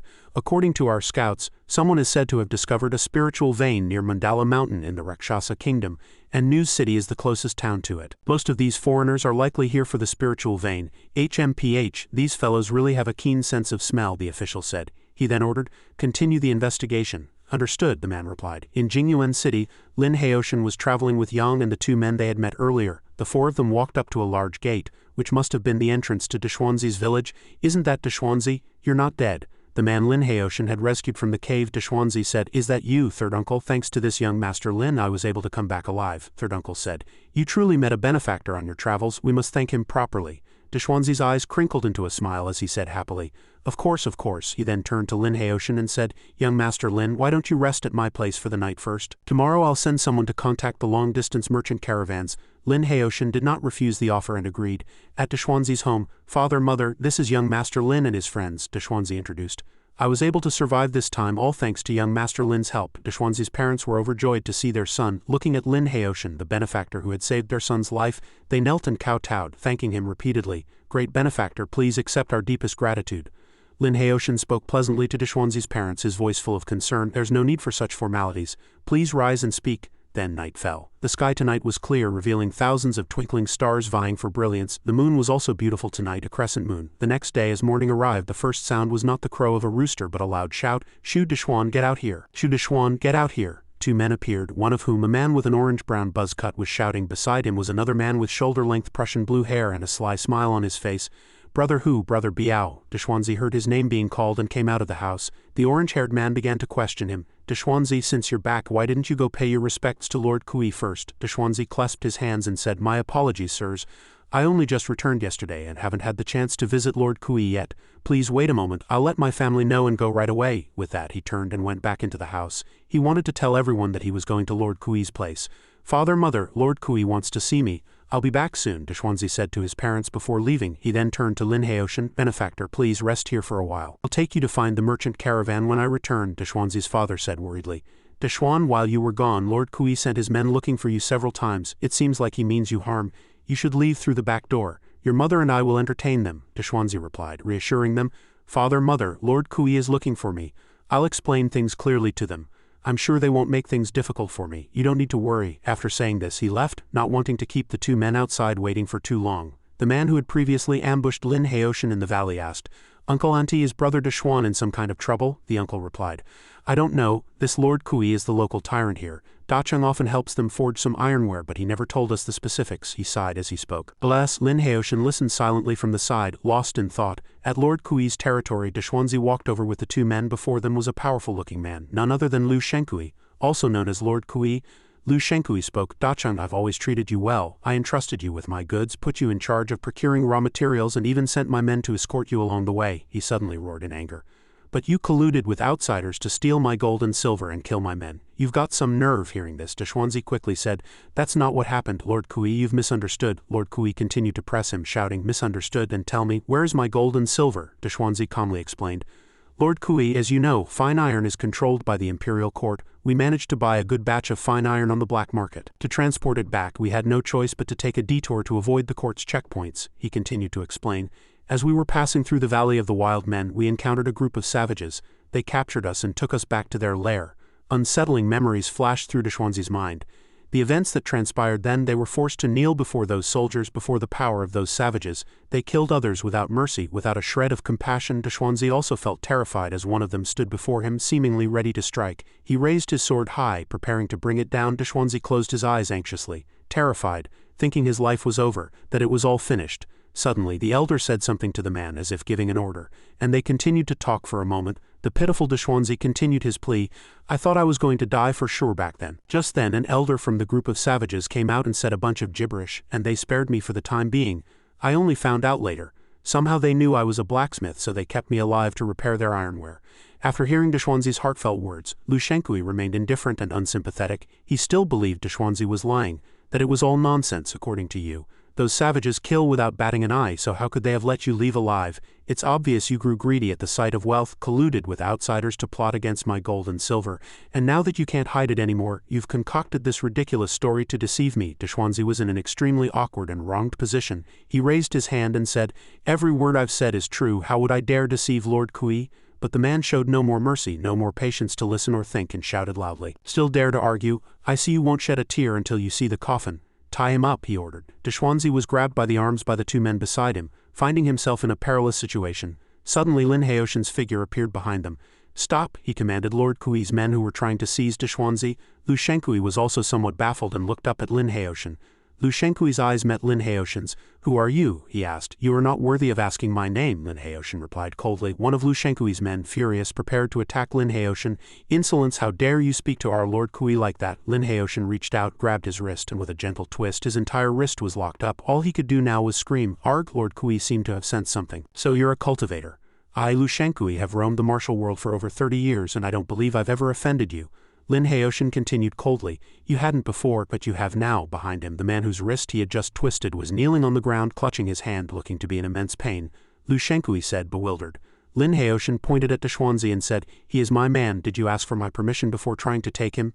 Lu Shenkui didn't back down, stepping forward to say, "I'm speaking to you nicely out of respect for your strength, but don't push your luck." Deshuanzi heard this and said, "Lord Kui, I was able to return alive all thanks to his help. This young Master Lin killed all those savages." Lu Shenkui shouted, "Shut up, setting aside the matter of you colluding with outsiders to steal my gold, now you dare to deceive me with such talk. Do you take me for a 3-year-old? Despite this, Deshuanzi tried hard to explain to him. "Lord Kui, I am not deceiving you. If you don't believe me, you can go and see for yourself. Your batch of fine steel is still in the savage's lair." But Lu Shenkui remained stubborn. Not believing a word of Deshuanzi's pitiful plea, he said, "Trying to trick me into walking to my death? Too bad you won't get the chance." Poor Deshuanzi could only stammer, unsure how to convince him that he was telling the truth. "I'm really not lying." Lu Shenkui not only berated Deshuanzi but also pointed his finger at the standing Lin Haoshen, then put forth his own hypothesis as he pointed. "If you're going to team up with an outsider to deceive me, you should at least come up with a decent story. This kid looks so green. Even if he knows some martial arts, how could he possibly be a match for that group? You should know each of those savages can fight 100 men. Even the Imperial Court's elite soldiers don't dare to face them head-on. And you're telling me this kid alone killed them all?" Lu Shenkui said indignantly. Hearing this, Deshuanzi quickly defended. "Young Master Lin is no ordinary person. In front of him, those men were like a flock of weak chicks. I saw it all with my own eyes."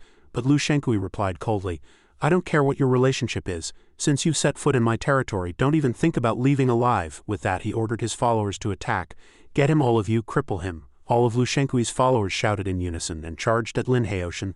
Lin Haoshen materialized some small blue marble-like spheres in his hand. Then, with a wave of his hand, he threw the small spheres at Lu Shenkui's followers. The men were all struck by Lin Haoshen's magic spheres and seemed to pass out, unable to continue their attack. He hadn't expected Lin Haoshen's strength. Seeing how young he was, he had assumed Lin Haoshen was weak, but witnessing his attack firsthand, Lu Shenkui couldn't help but be astonished. "You, who on earth are you?" Lu Shenkui began to ask. Extremely frightened and amazed, Lin Haoshen repeated his earlier answer, his tone still as cold as ice.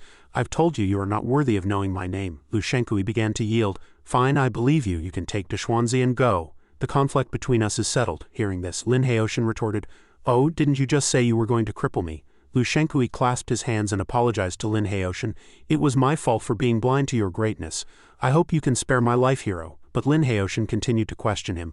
"What's in it for me if I spare you?" Lu Shenkui quickly added, "I have operated here for many years and have accumulated a considerable fortune. I am willing to offer all my possessions just to ask you to spare my life." "Not enough," Lin Haoshen replied coldly.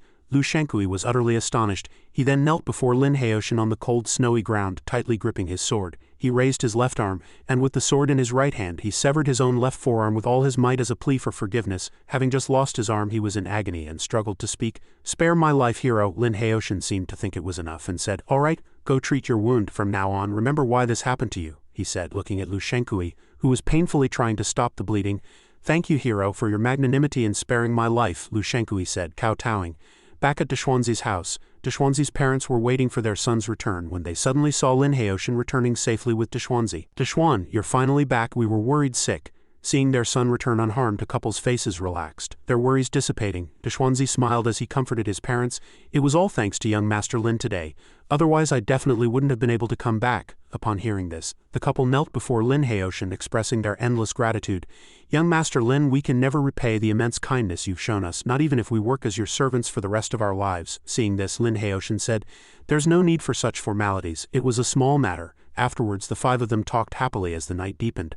The next morning, in front of Deshuanzi's house, hundreds of soldiers in jade-blue uniforms, each looking incredibly strong, stood in straight formation waiting for someone. In the crowd, a leading man on a dark brown steed dressed in red and yellow armor stood out prominently. He was likely the commander of this group of soldiers. He turned to Lu Shenkui and asked, "You said the person is here?" Lu Shenkui bowed his head and replied, "Reporting to you, my lord. They are indeed here." After speaking, he turned to a soldier and ordered, "Go and announce our presence." The man acknowledged the order. "Hey," he shouted loudly. "Listen up, everyone inside, the commander of Jingbai is here. Come out and greet him at once." Deshuanzi's parents were surprised and flustered. "The commander of Jingbai, that's the local emperor beyond the pass." His father turned to his son and said, "Deshuan, how did you get involved with such a powerful figure?" Deshuanzi was also surprised by the situation and stammered in his reply to his father, I don't know either." Lin Heotian said, "Calm down, they're here for me. None of you need to worry." He stood up ready to go out and face them. Deshuanzi quickly said, "Benefactor, we're the ones who have implicated you. A wise man doesn't fight against the odds. I'll go out and tell them you've already left." Lin Heotian said with a calm expression, "He's merely a commander. No matter how large his contingent, I can handle it. You all stay in the room." But before he could say more, Lin Heotian had already turned and walked out without another word. Lin Heotian finally stepped out of the house to face the crowd waiting for him. "That's him," Lu Shenkui whispered to the commander of Jingbai. The commander of Jingbai spurred his horse forward, moving closer to Lin Heotian. Then he said with a stern face, "This man has reported to me that you beat his men and forced him to sever his own arm. Is this true?" "Wrong," Lin Heotian replied calmly. "Do you have an old grudge with him?" he continued to ask. Lin Heotian answered, "Never," the commander of Jingbai said grimly. "If there's no old grudge, why do you dare to injure people at will under my jurisdiction?" Lin Heotian replied nonchalantly. "A bunch of ants. I kill them as I please. Do you have any objection?" The commander of Jingbai did not expect such an answer and shouted, "Insolence! Behind me are elite soldiers who have weathered 100 battles. Are you not afraid that I will punish you here according to the law?" Lin Heotian replied seriously, "Just this group of yours. Even if you came 100 or 1,000 times, what could you do to me?" Lu Shenkui said from behind, "Commander, this villain dares to speak so arrogantly. He clearly has no respect for you." The commander of Jingbai also fell into deep thought. Then he looked directly at Lin Heotian and asked, "There are few in this world who dare to speak to me like this. Who are you and what gives you such confidence?" Lin Heotian replied in a firm tone, showing no sign of hesitation or fear. "I'm Lin Heotian, and my fists are my confidence." The commander of Jingbai was greatly surprised by his introduction. Lin Heotian, after hearing this, he leaped down from his steed. "This general pays his respects to General Lin," the commander of Jingbai said as he bowed respectfully. Seeing this, Lu Shenkui's jaw dropped and he stared dumbfounded, utterly bewildered by the sudden thunderous turn of events. It was also possible that the name he had just heard had struck him like a bolt from the blue. "You know me?" Lin Heotian was equally surprised. The general bowed and reported, "General Lin's esteemed name is renowned throughout the land, admired by all. Though I am stationed at the border, I have long admired you. To see you in person today is truly the honor of a lifetime for this humble general." Lin Heotian, Lu Shenkui was still muttering the name in a daze. "How can it be?" he continued to mumble. He began to foam at the mouth, his mind reeling. He just kept muttering, "Ah, ah," as if he had suffered a great shock. He collapsed onto the snowy ground and fainted on the spot. Lin Heotian approached and asked the general, "Did you come here to condemn me because of this man?" Hearing this, he quickly bowed and replied, "This general would not dare. General Lin has his reasons for his actions, and this general dares not pass judgment. General Lin has come from afar, and I should host a welcome banquet for you." "I hope General Lin will not refuse," Lin Heotian immediately said. "There's no need for a banquet. I will be leaving this place soon. This family has been acquainted with me for many years. You are not to trouble them in the future," he said, turning towards Deshuanzi's house. "This general will obey your command." After speaking, he bowed once more. The general and his soldiers, having concluded their business, all departed. "That scared me to death," Deshuanzi said as he came out from behind. Letting out a sigh of relief, he continued, "Young Master Lin, you are truly awe-inspiring. Even the commander himself has to be so respectful to you. I will remember the kindness you've shown our family for the rest of my life."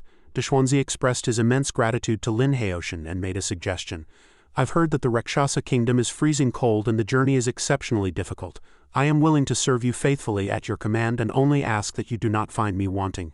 Lin Heotian did not refuse Deshuanzi's gesture of respect and replied, turning back, "Very well, in that case we need to contact a merchant caravan to the Rakshasa kingdom as soon as possible." The two of them went to a room together. "Young Master Lin, this is Leader Wang," Deshuanzi introduced. Leader Wang, this is the young Master Lin I mentioned to you, Leader Wang said arrogantly. I'll take your deposit first. The journey to the Rakshasa kingdom is long and you'll definitely need a lot of money on the road, Lin Haoshan replied. As long as we can arrive safely, money is not an issue. Leader Wang continued. I can get you out of the country, but you'll have to prepare your own luggage, travel permits and other necessary items for the journey yourselves. Lin Haoshan smiled and said, all right, I'll have everything ready in 3 days and come find you then. Then Lin Haoshan turned to Deshuanzi and said, Deshuan, I'll write a letter in a moment. Take it to the Jingbai commander and have him prepare some travel permits for us. What a boaster. Thinking you can get the commander to issue travel permits with just a letter. How ridiculous, Leader Wang said from behind. Lin Haoshan simply remained silent after hearing this. Deshuanzi replied happily, with a hint of pride and admiration. Leader Wang, you may not know this, but this young Master Lin's identity is extraordinary. Even the commander himself holds him in high esteem. The commander would bow to a few nobodies? Commander Wang said, are you dreaming? Then he shooed them away. Go on, get out of here. I don't have time to listen to you brag, don't bother me again. Lin Haoshan was starting to get angry. Oh, so you're going back on your word, he said. Don't you know there's a price to pay for breaking a promise to me? I was going to take you with me, but if there's one thing I can't stand, it's a braggart. Consider me merciful for letting you go. After speaking, Commander Wang waved his hand to dismiss the two of them. If you linger any longer, don't blame me for being rude, Dachuanzi quickly interjected. Commander Wang, we've already paid the deposit. If you want to back out now, you should at least give us our money back. But the commander replied dismissively, Deposit? You came here to bother me and waste my time. How should we settle that score? Hearing this, Dachuanzi was at a loss for words. But before Dachuanzi could finish, Lin Haoshan pointed a finger and Commander Wang collapsed to the ground unconscious. Looks like we'll have to find another guide, Lin Haoshan said to Dachuanzi. Yes, of course, Dachuanzi replied. With the deal off, the two returned to Dachuanzi's home. Young Master Lin, you're back. I was just about to look for you, Dachuanzi's father said happily. There's a man from the capital who said he wanted to see you. Lin Haoshan was surprised. You're from the capital? A familiar figure emerged from behind. Lin Haoshan, we meet again. Lin Haoshan was astonished. Tan Lang, what do you want with me? Tan Lang stepped forward and said, I've come to seek your cooperation. Lin Haoshan continued. Cooperation? I really can't think of anything we could cooperate on. Haha, you're looking for a guide to the Rakshasa kingdom, aren't you? Tan Lang said. So what if I am? Lin Haoshan retorted. Tan Lang began to explain. You must know that besides you and me, many others covet the treasured land of the Rakshasa kingdom. With your strength and the help of our Zhenbei intelligence department, we will surely gain the upper hand in the struggles to come. What a pity. I'm not interested. Please leave, Lin Haoshan said, walking past Tan Lang. Such a stubborn fellow, Tan Lang remarked with a slight smile. Inside the Jingbai general's manor a voice rang out. It was General Mo speaking to Lin Haoshan. General Lin, your presence graces my manor. I have failed to welcome you properly. My apologies, there's no need for such formalities. Are the documents I requested ready? Lin Haoshan asked in a low voice. General Mo clasped his hands in a salute. It is all prepared, please, General. Step into the inner chamber. I would like to introduce someone to you. Please, General Mo said, gesturing for Lin Haoshan to enter. This subordinate pays his respects to General Lin. A figure appeared from behind. He was a middle-aged man in a light brown shirt with a sturdy build. General Mo began the introduction. This is Instructor Yang from my army. Instructor Yang has practiced martial arts since childhood and is an expert in fist techniques. In his youth he traveled for many years in the Rakshasa kingdom and is fluent in their language. He is the most suitable person to be your guide. I'm very thoughtful, Lin Haoshan replied. General Mo turned to Instructor Yang and instructed, This journey is long and arduous. You must do your utmost and follow General Lin's orders. Instructor Yang clasped his hands and said, Rest assured, my lord, I will not fail my mission. Lin Haoshan and Instructor Yang left the Jingbai general's manor together. He turned back to Instructor Yang and said, I'll be troubling you on this journey. Instructor Yang said solemnly, To serve the general. It is my greatest honor. If the general commands it, I would not hesitate to die 10,000 times. Good. Your contributions will not be forgotten upon our return, Lin Haoshan praised. Upon hearing this, Instructor Yang immediately said, Thank you for your grace, General Lin. The scene changed and they were now surrounded by a continuous range of snow-capped mountains. Lin Haoshan, Ling, Dachuanzi and Instructor Yang were on the road, each riding a fine horse. Instructor Yang, being the most experienced, led the way at the front of the group as they rode on. Instructor Yang turned back to Lin Haoshan and said, General Lin, another 20 li and we will reach Euroberg, a border town of the Rakshasa kingdom. Let's enter the town and rest for a while. Lin Haoshan heard him and replied, All right, you make the arrangements. In a small snow-covered village, General Lin, let's stop here for a moment, Instructor Yang advised the group. The road ahead is covered in heavy snow, and the horses will have difficulty proceeding. We need to trade them for a couple of sleds. Lin Haoshan found the explanation reasonable and agreed. Inside a classic-style bar in the village, a blonde bartender was wiping a glass with a towel. Suddenly he saw a familiar and dear figure walk in. It was Instructor Yang. My dear Yang, long time no see, what wind blew you in? The bartender joked happily. as he hadn't seen Instructor Yang for a long time. Seeing his long-lost friend, Instructor Yang also smiled happily. "Kolop, my friend, what, are you not happy to see me?" As Kolop poured Instructor Yang a glass of orange liquor, he said, "How could that be? You are my most distant friend. I couldn't be happier to see you again. Come, let's have a drink." The two old friends, who hadn't seen each other in a long time, drank and chatted cheerfully. They talked happily. Instructor Yang said to Kolop, "I came this time to trade my horses for sleds." Kolop was surprised. "Sleds? Those things can only run in the ice and snow. Are you thinking of feeling the northern winds?" he asked half-jokingly. Instructor Yang said, "We are going to Manhua Mountain this time to search for medicinal herbs. The horses can't get there." Knowing his friend was serious and not joking, Kolop also became solemn. "Manhua Mountain, the situation there seems to be not good." Hearing this, Instructor Yang asked, "What's wrong with it?" Kolop began to tell a story. "A few days ago, a few hunters came to my shop covered in injuries. They didn't say a word, each ordered several bottles of vodka and drank themselves into a stupor." Kolop frowned and continued in a hushed voice, "Not many days later, those men all went mad. One of them just kept spouting nonsense. Later, I heard people say they were all hunters from Manhua Mountain. It seems they encountered something extremely terrifying and their minds just broke." Instructor Yang fell silent, not knowing what to say. He then clasped his hands to thank Kolop for the story and the warning. "Thank you for the heads up, we'll be careful." Kolop clapped him on the shoulder and sighed. "Old Yang, I know what you're capable of, but those hunters were all extraordinarily skilled, far from ordinary men. Even the most elite royal guard might not be their match. I really don't want to see you go mad," Instructor Yang reassured Kolop. "Don't worry, I'm just guiding the way this time.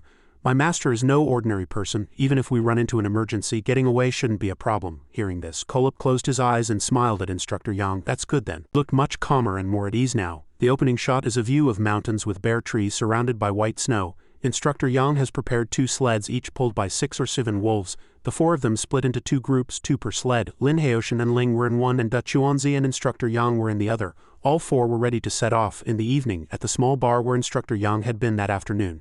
It was getting late. "We're closing for today. Come back tomorrow," Kolop said to a customer who had just walked in. No, we're not here for a drink," the customer said.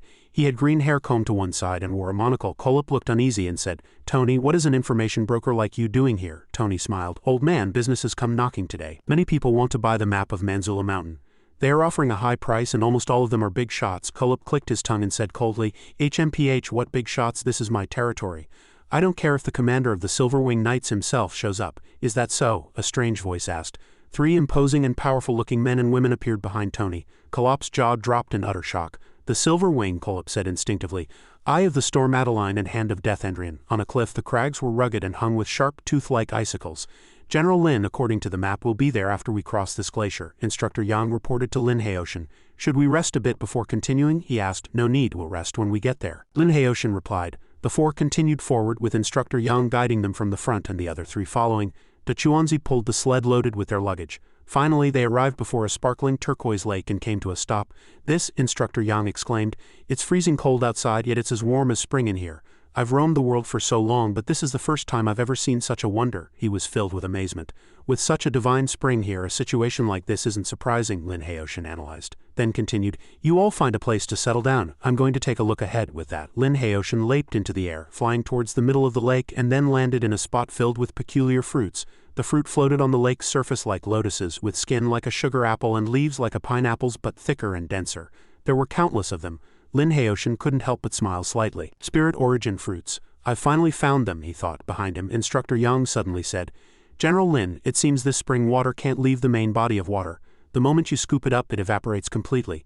All spirit liquids are like this, formed from the convergence of spiritual energy. Once separated from the spirit vein, they will dissipate into the heavens and earth, just like salt in water." Lin Haoshan analyzed. Hearing this, Instructor Yang asked with concern, "Then we," Lin Haoshan continued, "with our current means we can't take this spirit liquid away. The best way is to stay here and cultivate.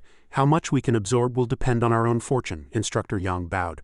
"Thank you for your guidance, General Lin." Meanwhile, Lin Haoshan thought to himself, "Things are proceeding as planned. If I cultivate diligently here, won't my cultivation level rise to another realm?" He continued to ponder. "These spirit origin fruits are still very unripe. While they would have miraculous effects on ordinary people, they are far from enough to elevate my current realm. No matter. I will set up a spirit accelerating formation here. With the help of this divine water, I believe they will mature quickly." Lin Haoshan once again leapt into the air, preparing to cast a spell, his right hand gathered, ready to chant. The water in the lake, the spirit liquid, began to snake and spiral into the air like spiritual serpents. The ascending spirit liquid converged into a sphere of water, suspended above Lin Haoshan's head. The vortex of spirit liquid grew larger and its range wider. Such a powerful spell filled everyone present with awe and admiration. General Lin is truly worthy of being number 1 on the Chinkin ranking, Instructor Yang thought with admiration. This is no longer martial arts but the immortal arts of legends. To witness it with my own eyes today is a blessing of 3 lifetimes. Lin Heoshin remained suspended in the air and said in a loud voice, I have borrowed the vital energy of the spirit liquid to set up the formation. You should also seize the time to cultivate on your own. Quickly, Lin Heoshin urged his companions. In that valley, Lin Heoshin sat cross-legged on the snow, his hands on his knees, eyes closed, deep in meditative cultivation. Instructor Yang and Ling did the same. Meanwhile, on a snow-swept road amidst a blizzard, the group that had met Kolop earlier appeared. Convey, Eye of the Storm Adeline, and Hand of Death Andrian. Before them was the place where Lin Heoshin and his group were cultivating. The place we're looking for should be just ahead, one of them. Convey commanded. Guard Captain, send someone to scout ahead. The man proceeded down the path. The entrance was blocked by countless fallen rocks. He returned to report to Lord Convey. My lord, the path ahead is blocked by a large amount of fallen earth and rock from a landslide. Convey analyzed. It seems someone has already beaten us to it. Back with Lin Heoshin's group, he was still meditating. Suddenly a loud crash came from the entrance, interrupting Lin Heoshin's cultivation. The other group had broken in. Lin Heoshin began to take notice of the 3 individuals. The group continued deeper. Convey exclaimed in surprise, This is the divine water. It's really the divine water? The guards beside him immediately jumped into the lake, cheering, Heavens, so much divine water, how many elite troops could we forge with this? Then they began to fight over it, shouting, Damn it, this is all mine, don't even think about taking it, don't take mine. Seeing this, Instructor Yang said to Lin Heoshin, General Lin, it seems these people are also here for this divine water. Lin Heoshin commanded, Drive them away. Instructor Yang replied, Yes, sir. Instructor Yang approached the group and asked, Who are you? We found this place first. Please leave at once. Easterners? Convey questioned. A guard spoke rudely, Yellow-skinned monkey, get the hell out of my way. Instructor Yang slammed his foot down and struck the insolent guard in the chest with his fist. The punch sent the man flying high into the air. The other guards were stunned, standing frozen in place, not knowing what to do. Convey saw this but said nothing. Instructor Yang continued, Anyone who dares to take another step toward the divine water will be killed without mercy. Are the Easterners rebelling? Convey said. Interesting. Andrian, standing to the side, spoke up. A yellow-skinned monkey dares to speak of rebellion. Watch me take care of him. As soon as he finished speaking, Andrian vanished into thin air, and in the blink of an eye he had already launched his attack. Instructor Yang's eyes widened as if he had seen something. Andrian appeared right in front of Instructor Yang, close enough to attack. He reached out his hand towards Yang as if to grab him. His magical energy surged toward Instructor Yang as well. Due to the vast difference in power, Instructor Yang was on the defensive, able to do little more than protect himself under Andrian's spell. Instructor Yang struggled to hold on. It had to be said, Andrian's magic was truly powerful.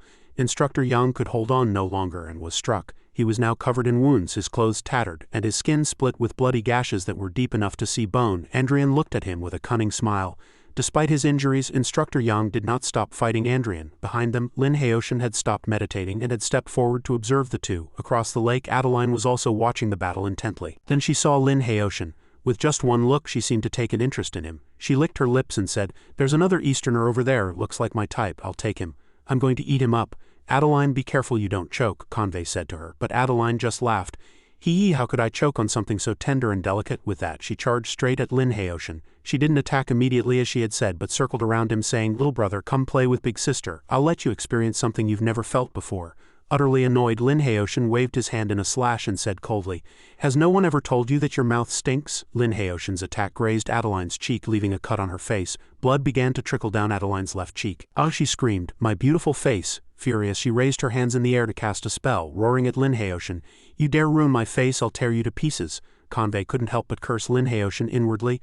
Foolish Easterner to dare provoke the Storm Queen. You should know that when the Storm Queen is enraged, even I don't dare go near her. Adeline unleashed her churning tornado storm, hurtling it straight towards Lin Heoshin. Lin Heoshin was surrounded by Adeline's spell, but he remained calm, hands behind his back, observing her magic. Wind-based arts? Lin Heoshin saw through her technique and said with a smile, Showing off your meager skills before an expert. Lin Heoshin began to raise his hand. A seemingly all-powerful whirlwind gradually appeared around him. The whirlwind grew larger and spun more fiercely, completely neutralizing Adeline's magic. How is this possible? My hyperspeed storm was actually— Adeline's face turned pale with shock at Lin Heoshin's power. Lin Heoshin's storm gradually swept Adeline into it. She screamed in agony. Ah, it wasn't just her. From a distance, Kanvei's expression also changed drastically upon seeing Lin Heoshin's spell. He stammered. The Storm Queen was torn apart by a hurricane formation. In the distance, Andrian was still attacking Instructor Yang with all his might, a cunning smile on his face. Instructor Yang still stood his ground, trying to counterattack while desperately defending himself. From afar, Lin Heoshin unleashed a bolt of lightning, striking Andrian with his thunder magic. Andrian looked towards Lin Haoshan, his body paralyzed by Lin Haoshan's lightning. Convey was shocked once again. How is that possible? How can someone cast both wind and lightning arts at the same time? Who in the world is this Easterner? Then Lin Haoshan said in a clear voice. This is our place. Scram if you don't want to die. Convey paused for a moment. Who are you, sir? He asked Lin Haoshan. If you intend to claim this place for yourself, you should at least leave your name. My name is Lin Haoshan, he said. Now that you know, get lost. Lin Haoshan? Everyone was stunned when they heard the name. A guard next to Convey said, could it be the Lin Haoshan who annihilated the Assassin's League, slayed the Masters of the Dark Church, and is known as the #1 in the East? What is he doing here? Convey's expression grew heavy. So it's him. I miscalculated this time. With that, he decisively ordered all his guards. We're leaving. A guard beside him asked, my lord, we came all this way, are we just going to leave like this? Convey analyzed, let's yield this place to them for now. This is our western territory. No matter how powerful that Lin Haoshan is, he's no match for all of us Westerners combined. What belongs to us no one can take away. Outside the cliff leading to the Divine Water Lake, Convey and his group were on their way back. As they walked, a giant white wolf suddenly appeared on the cliff. It looked exceptionally fierce, with bulging muscles and immense power. The wolves began to jump down one by one, blocking Convey's party. It wasn't just a few. A large pack came, their numbers equal to or even greater than Convey's men. The closer they got, the more terrifying they looked, with strong agile bodies, long sharp fangs, and crimson eyes that revealed their ferocity. Wolves, werewolves, a guard said in panic. No, they are not werewolves, Convey said. The guard, hearing this, asked in confusion, not werewolves, then what are they? Convey glanced at him and asked, have you heard the stories of the invasion of ancient creatures? The guard immediately replied, you mean the legendary demons? Convey began to analyze. Whether they're demons or Satan, it's all the same. We cannot communicate with them through language. A long time ago, at a critical moment when the entire human world was in peril, we in the West obtained a trans-domain weapon. The Staff of God, he continued. With the help of that trans-domain weapon, humanity finally managed to eliminate most of the ancient creatures. The rest of them disappeared amidst human negligence, he said. The guard heard this and asked, are you saying these are the very ones in front of us? That's right, they are the descendants of those ancient creatures. The Icefield Wolf Clan, Convey said, looking at the wolves. The wolves now appeared even more ferocious, standing up like men. Heh heh heh, one of the wolves chuckled slyly. I didn't expect anyone to still remember our name. Since that's the case, I'll save you for last. As soon as it finished speaking, it and the other wolves charged at Convey's group. In this moment of crisis, Convey unleashed his magic. He held his longsword horizontally and shouted, Holy Light Cross Sword. He then swung it fiercely, unleashing several powerful beams of lightning that struck the wolf pack. However, the wolves were unharmed. There were only some scorch marks on their fur, without a single drop of blood drawn. Convey was stunned and began to worry. How is this possible? How could the Holy Light Cross Sword, which can sever all things, be useless? The werewolves continued their assault on Convey's men. The snow on the mountain fell heavier and the wind blew stronger as if in a blizzard. Within the territory of the Spirit Liquid Lake, Lin Haoshan continued to sit quietly in cultivation. Suddenly, Convey appeared before him, but this time he was alone. Didn't I tell you to leave? Why are you back? Lin Haoshan said loudly. Convey was now covered in wounds with a scratch on his face and blood seeping from the corner of his mouth. His face had changed drastically, and he stammered, Icefield, wolves, but before he could finish, a wolf lunged out from behind him. It moved with incredible speed and still struck Convey with heavy impact. Lin Haoshan looked at the wolf, his face filled with astonishment, not yet understanding what was happening. The appearance of this werewolf seemed to surprise him, and at the same time something flashed through his mind. The wolf was drooling, its eyes crimson red as it snarled viciously, the fresh blood of humans. The moment the words were spoken, it shot upward. The werewolf leaped up and pounced straight at Lin Haoshan, launching a fierce assault. Lin Haoshan remained seated calmly, raising a hand to shoot several rays of light at the werewolf. The light hit the creature, but just like before, it caused no harm. Using the momentum from its jump, it swooped down toward where Lin Haoshan was sitting. Seeing this, Lin Haoshan also leaped away from his original position to dodge the attack. He conjured a bolt of lightning and then slashed down with his hand as if wielding an invisible sword to strike the werewolf. The werewolf was struck and fell backward, landing hard on its rear in excruciating pain. It let out a whimpering growl but did not pass out, still roaring fiercely. Seeing that this werewolf was not as easy to deal with as he had thought, Lin Haoshan's expression eased. Then he drew a circle with both hands, cupped his palms into a dome, and his expression became focused and solemn. Grand Heavenly Brahma Seal. He extended his arms, holding them parallel, and the phantom image of a colossal golden ethereal arm instantly appeared in the air. This giant hand, conjured by the spell, pressed down toward where the werewolf stood. The werewolf could only watch as Lin Haoshan's magical hand drew closer and closer. When the giant hand struck the ground, it made a thunderous sound, as if lightning had struck the earth, smashing a huge deep crater into the ground.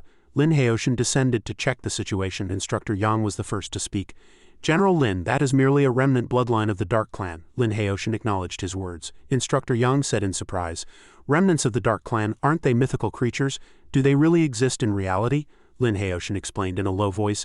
So-called legends are merely exaggerated descriptions of events experienced by our ancestors. While there's a good deal of fiction mixed in, they are not entirely false, Lin Haoshan continued. These creatures, neither man nor wolf, are descendants of the Dark Wolf clan. It's just that their genes are impure and their strength is far inferior to their ancestors. What? Instructor Yang was shocked. This monster had just easily defeated that group of Westerners. How strong must the true Dark Wolf clan have been? Lin Haoshan replied, if the Dark Wolf clan still existed, a single attack could probably destroy an entire country. Instructor Yang was stunned. What?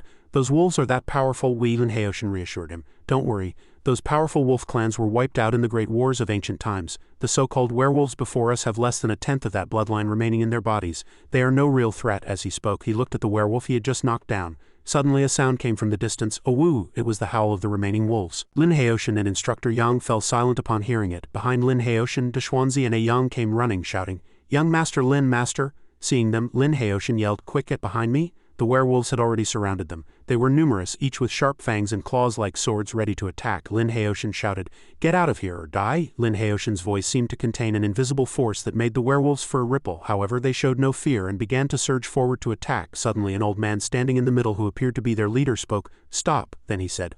Honorable human expert, please forgive my young ones. They do not know they are facing a world-class legendary figure. Seeing the old man, Lin Haoshan asked, Are these bloodthirsty werewolves all your descendants and bloodline? He began to answer. Yes, many of them are my children and grandchildren, even the grandchildren of my grandchildren. And I am the chieftain of this tribe. You may call me King Bingling. Behind them, a Yang asked, Instructor Yang, what is this old man saying? Instructor Yang replied, He says these werewolves are all his descendants, even the grandchildren of his grandchildren. A Yang asked in amazement, The grandchildren of his grandchildren? Then how old is he? King Bingling heard her and answered, Hey, I can't even remember my own age. Am I 200 or 300? A Yang was surprised. You can understand what I'm saying? King Bingling smiled gently and replied, Ha ha ha, not just your words. I have even mastered every language in this world. King Bingling began to tell a story. When I was young, I traveled the world. I went to many places and met many people. You must be from the East, yes? When I passed through the East, I once met a master swordsman surnamed Long. His swordsmanship was unrivaled, capable of severing mountains and rivers. I thought that apart from him, no one else from the East would reach the divine realm. I never expected that someone as young as you would already be on the verge of reaching the divine level. As King Bingling said this to Lin Haoshan, his voice carried a hint of admiration and praise. After listening to King Bingling's confession, Lin Haoshan, Deshuanzi, Instructor Yang and a Yang all fell into their own thoughts, none of them speaking. King Bingling wasn't finished, and continued his explanation. At first I thought you were a successor to those people, but your scent is completely different from theirs. To the current King Bingling, Lin Haoshan was a very special person, a rare existence in the history of humanity on Earth. He continued, I have never smelled a scent like this before. It is so ethereal, vast and boundless, even more ancient and potent than theirs. This is the most peculiar legacy I know of, but that was a matter of the ancient era, a story told in legends. How could you possibly be their successor? King Bingling dismissed the idea. After his explanation, he subtly tried to make Lin Haoshan's group leave, because in his eyes, Lin Haoshan was not a successor, not the person he was looking for. King Bingling lowered his voice. Out of respect for you, I will let you leave, but you are absolutely forbidden from revealing a single word of what happened here, he ordered the four of them, his tone extremely serious and resolute. After listening, Lin Haoshan neither agreed nor disagreed, but simply stated his condition. I can leave, but you must let me take all the water and fruit from this place. His expression was serious, not like he was joking or playing around. As soon as Lin Haoshan's condition reached King Bingling's ears, his face immediately wrinkled. To him, this condition seemed utterly ridiculous and completely impossible. It was already a great mercy to let them leave, yet they dared to make demands, and an unacceptable one at that. He questioned Lin Haoshan as if to confirm if what he said was true. You want to take the wolf god fruit? King Bingling could no longer contain himself and began to object loudly. That is the sacred relic of my clan, a gift from the wolf god. Then, as an indirect warning to Lin Haoshan and the other three, he added, Anyone who covets the wolf god fruit is a sworn enemy of my wolf clan. Even if we must chase them to the ends of the earth, we will tear out their throats, crush their bones, and devour their flesh and blood. King Bingling roared his warning in fury. His anger was palpable, and the spiritual energy around him grew exceptionally powerful. Lin Haoshan seemed completely unfazed by the consequences King Bingling had just described. He said with a hint of disdain, Wolf god fruit, that's a spirit origin fruit. How could an ignorant clan like yours possibly know the true use of a spirit origin fruit? As he spoke, the muscles in Lin Haoshan's face relaxed into a cold warning as he directly ordered King Bingling and the werewolf clan to leave, completely unafraid. Enough nonsense. Get out of this valley, or don't blame me for annihilating your entire clan. The werewolves were not mindless beasts. They all understood Lin Haoshan's words and their current situation. Of course, just like King Bingling before them, they vehemently opposed such a thing. The entire werewolf clan raised their heads to the sky and howled. They howled to show they were ready to fight Lin Haoshan. King Bingling could no longer tolerate Lin Haoshan. Given his words and disrespect, he no longer had a shred of mercy left. He pointed his spear at Lin Haoshan and ordered the werewolf clan, "Kill them, leave no one alive." As soon as the werewolf clan heard King Bingling's command, they swarmed forward in a frenzy, charging to attack Lin Haoshan and the others. Although Lin Haoshan was just a young man, his strength belied his appearance. He was far more seasoned and experienced. More notably, he had never known fear and never wavered in his will or determination. No one had ever been able to stop him before, let alone this pack of werewolves. Seeing the werewolves charge, Lin Haoshan fearlessly charged forward to meet them. Primed for battle, Lin Haoshan focused his spiritual energy and power into his arms and fists. He smashed his fists one after another into the chests and heads of the ancient werewolf clan members. Continued his assault, his face fearless, his expression cold and impossibly cool. The werewolves struck by Lin Haoshan were sent flying some distance before crashing to the ground with loud thuds, appearing to be in great pain. Group after group of werewolves flew through the air and fell. After a series of attacks, Lin Haoshan landed lightly back on the ground. He didn't forget to observe whether his attacks had truly taken down the werewolves, all the while thinking about his next move. The werewolves Lin Haoshan had struck then got back up, rubbing the places they had been hit, but their injuries were not severe. They had not given up and were preparing to attack again. HMPH, every member of my wolf clan is thick-skinned and immensely strong. You think you can defeat us with just a few punches? That's just wishful thinking, King Bingling commented on Lin Haoshan after seeing his attack style and power. Is that so? Lin Haoshan looked up at King Bingling, a mysterious smile playing on his lips. He looked at King Bingling with the same challenging expression. It seemed he already had a measure of the wolf clan's strength and had devised a way to deal with him. Lin Haoshan channeled his magical power and flames erupted around his body, making him look as if he were on fire, appearing exceptionally powerful. This was the spell he was using to enhance the power of his next attack. The werewolf clan couldn't help but stare up at Lin Haoshan, amazed by the magical light emanating from him. And this was the moment that would mark the doom of the werewolf clan. Lin Haoshan didn't waste a second. He immediately rushed forward with incredible speed, continuing to unleash devastatingly powerful punches on each werewolf. Seeing this, King Bingling couldn't help but be shocked. Lin Haoshan asked, "Are these the descendants you are so proud of?" He frowned and replied, "Don't get cocky." Then he began to cast a spell. He let out a great roar. The roar echoed throughout the entire mountain range. The three observers were stunned by the sight before them. Groups of muscular werewolves standing on two legs with 8-pack abs were walking toward them. He commanded the pack, "Tear him to shreds for me." Lin Haoshan leapt into the air. "You think you're the only ones with reinforcements?" Lin Haoshan still wore that challenging smile. It was the same expression, full of confidence, with no awe or fear of his enemy. He already knew what he had to do now and how to do it.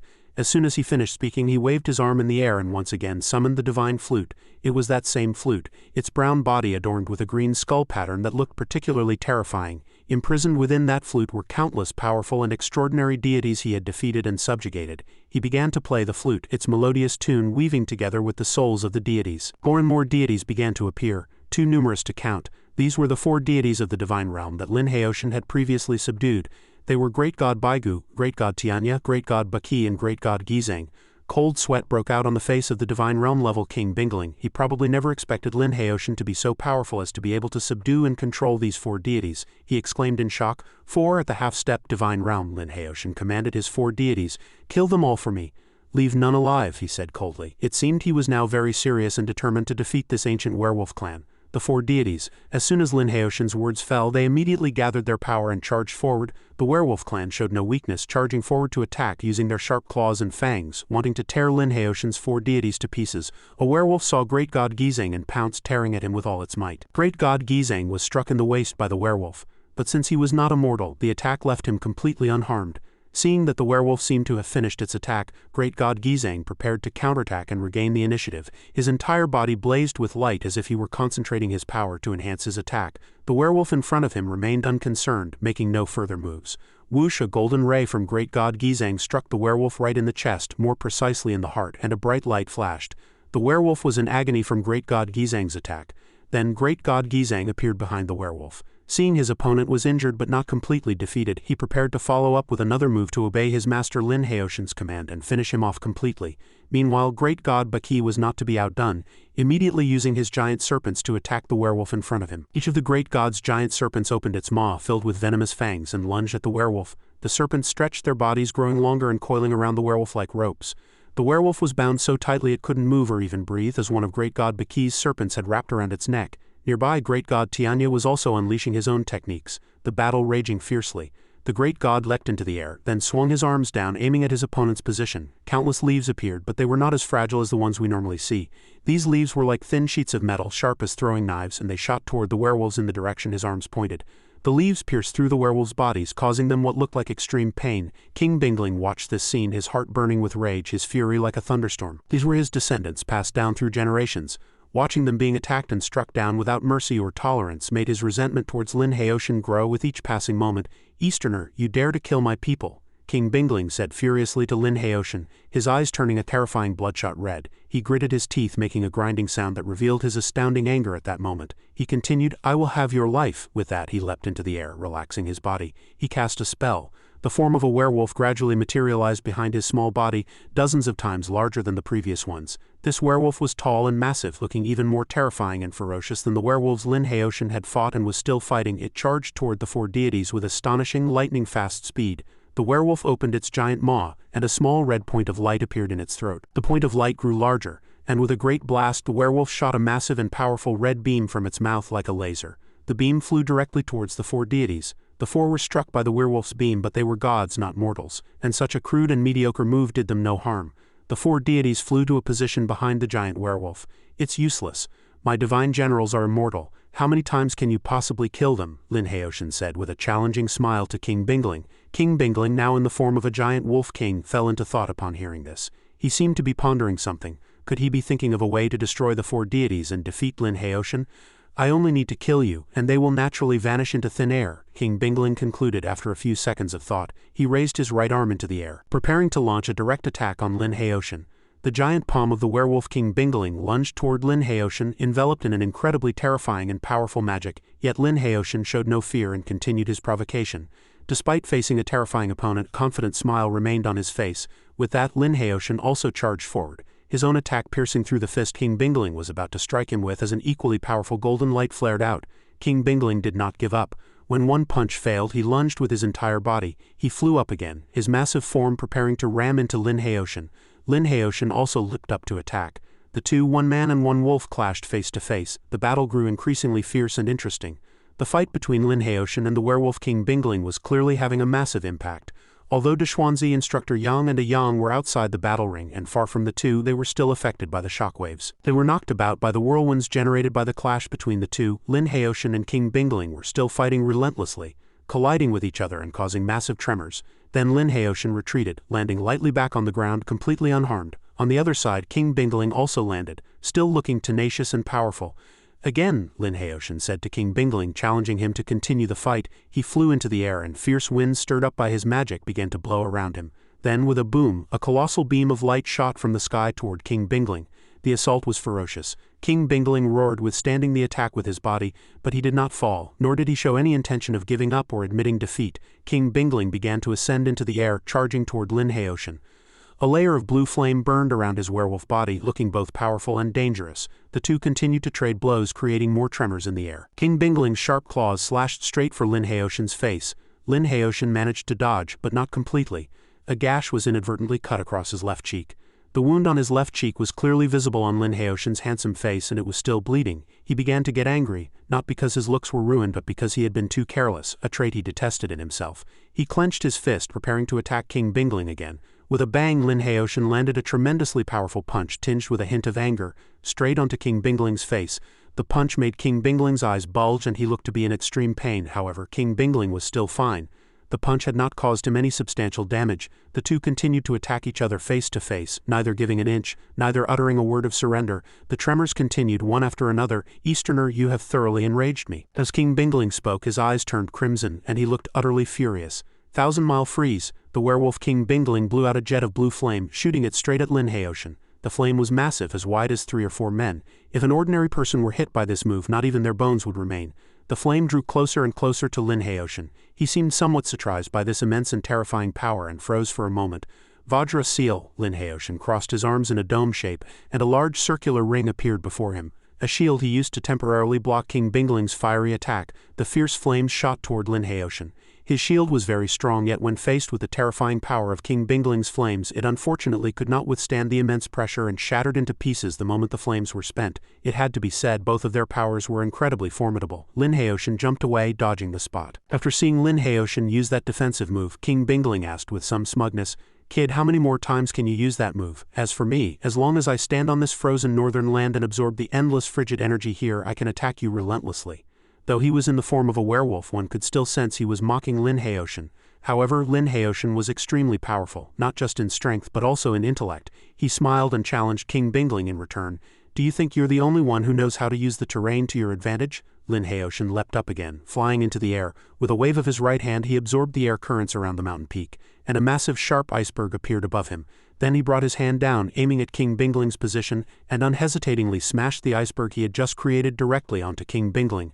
Arg! King Bingling was struck by the iceberg and cried out in pain. Lin Haoshan coldly watched King Bingling, who had been hit by his move. He continued to launch a fierce assault on King Bingling with his fists. King Bingling fought back against Lin Haoshan, trying to get out of his attack range and struggle to regain the initiative. After retreating to a distance, King Bingling was panting, still calculating what to do next. "It's useless," King Bingling said to Lin Haoshan.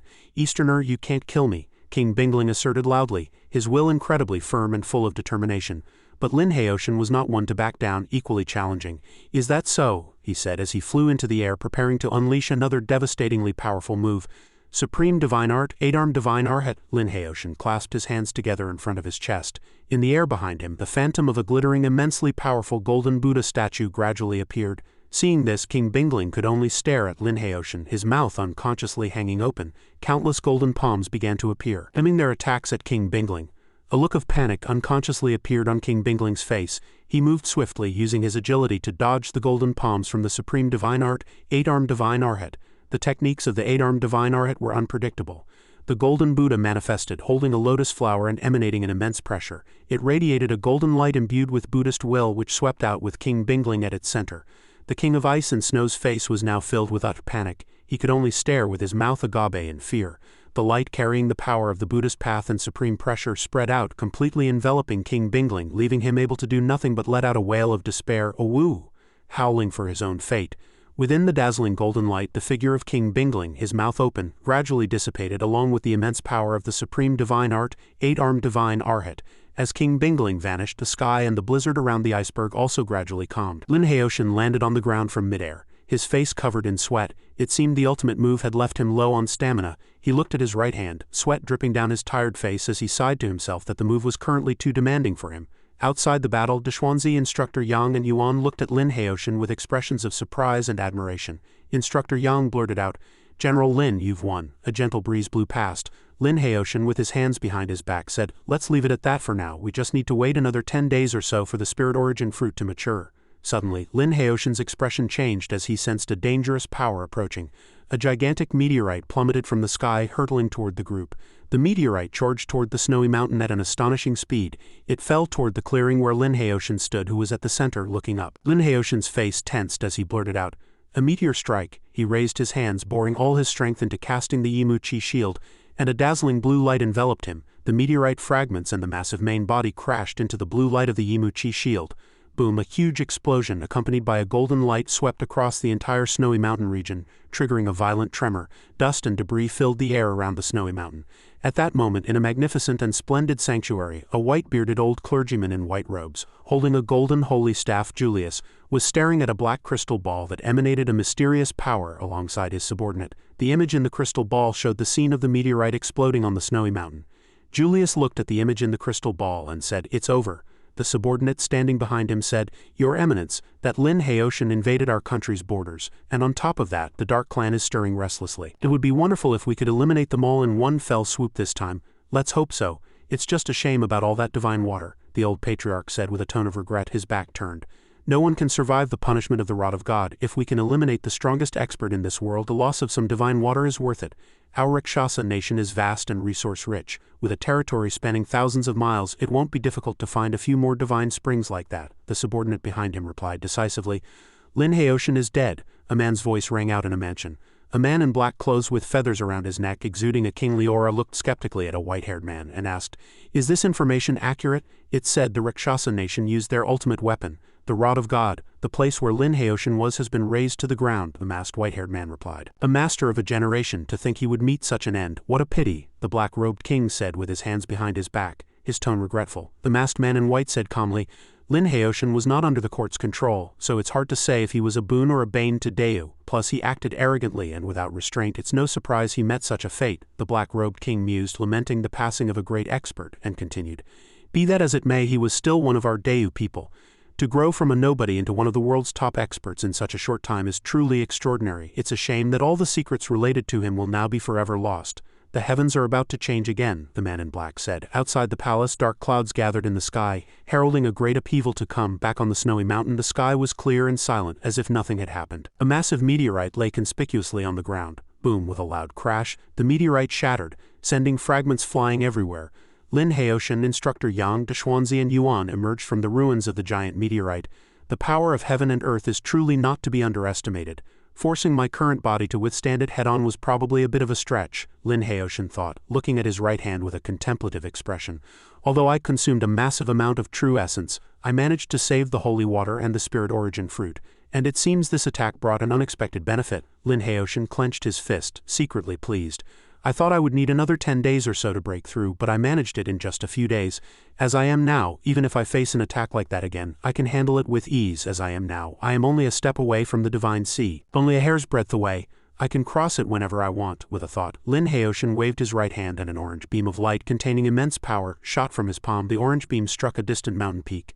Boom, with a tremendous explosion, the peak seemed to blow apart, sending earth and rock flying. Yuan walked up to Lin Haoshan and said, Master, you've broken through. Yes, you all should head back to Jingyuan first. I'll join you after I've handled things here, Lin Haoshan replied with his hands behind his back. With that, Lin Haoshan used his qinggung with his hands behind his back and soared high into the air, flying off with a mind full of vengeance. Now that my cultivation has greatly improved, it's time to settle the score with them. Meanwhile, in the distance from the snowy mountain, a group of people appeared. They were led by a one-eyed man in a long black robe, followed by a beautiful blonde woman and many others. To the left of the blonde woman, a figure suddenly flashed across the sky. Did you see that? It looked like someone was flying over there, the blonde woman cried out upon spotting it.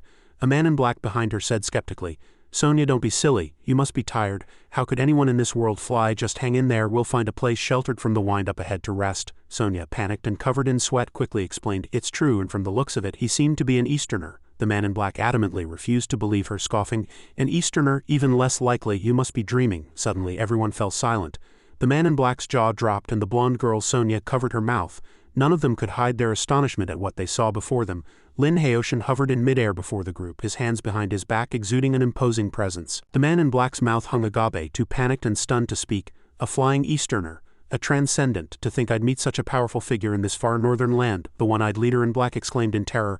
Lin Haoshan looked down at the group coldly and said, which of you knows where Folga is? The one-eyed middle-aged man bowed, not daring to look up as he replied, Sir, are you going to Folga? We just came from Folga and are on our way back. You could travel with us if you'd like. Lin Haoshan ignored the invitation, his face cold. No need, your pace is too slow. Just give me a map and the specific location. I'll go alone. How can a person fly? Is he an angel or a demon? The blonde woman Sonia clasped her hands to her chest, her eyes and mouth wide with adoration. The middle-aged leader held a map in his left hand and pointed out the location in detail with his right. Sir, this is the map. You follow this direction and after entering here it's about another 1,000 miles to Folga. Lin Haoshan, hands behind his back, glanced in the direction the middle-aged man pointed and replied, With that he took the map and departed coldly, leaving the group to stare at his receding figure. Sir, can you take me with you? The blonde woman Sonia called out, her hands on her chest as she chased after him. Lin Haoshan turned, slightly surprised, and looked at the blonde woman. Sonia looked at Lin Haoshan and replied, Sir, I can tell you're looking for something. Take me with you, I know every corner of this land. Sonia, the man in black behind the girl shouted, trying to stop her.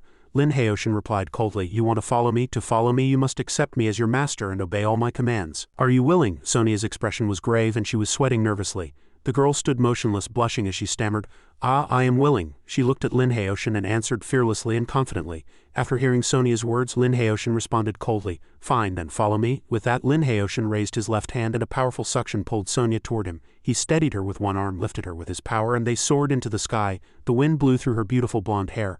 I'm flying too, Sonia thought, surprised and filled with admiration. And next to him I don't feel the cold at all, he's like a furnace so warm. Lin Haoshan sensed her gaze and spoke coldly. Don't get distracted, show me the way. "Why yes sir," Sonia said, her face blushing as she quickly turned her head. Meanwhile in Folga, inside an old-fashioned tavern, the owner Karop was deftly wiping a glass. Before Karop, a handsome and dashing young man, Lin Haoshan, walked into the tavern. Seeing Lin Haoshan, Karop broke into a cold sweat and turned to flee. Karop ran out of the tavern, panicked and desperate. After he ran some distance, Lin Haoshan suddenly appeared before him and said, "What's wrong? You seem a bit too tense running all this way." The blond man was drenched in sweat, his face unable to hide his terror, and he stammered, Lin Haoshan said coldly.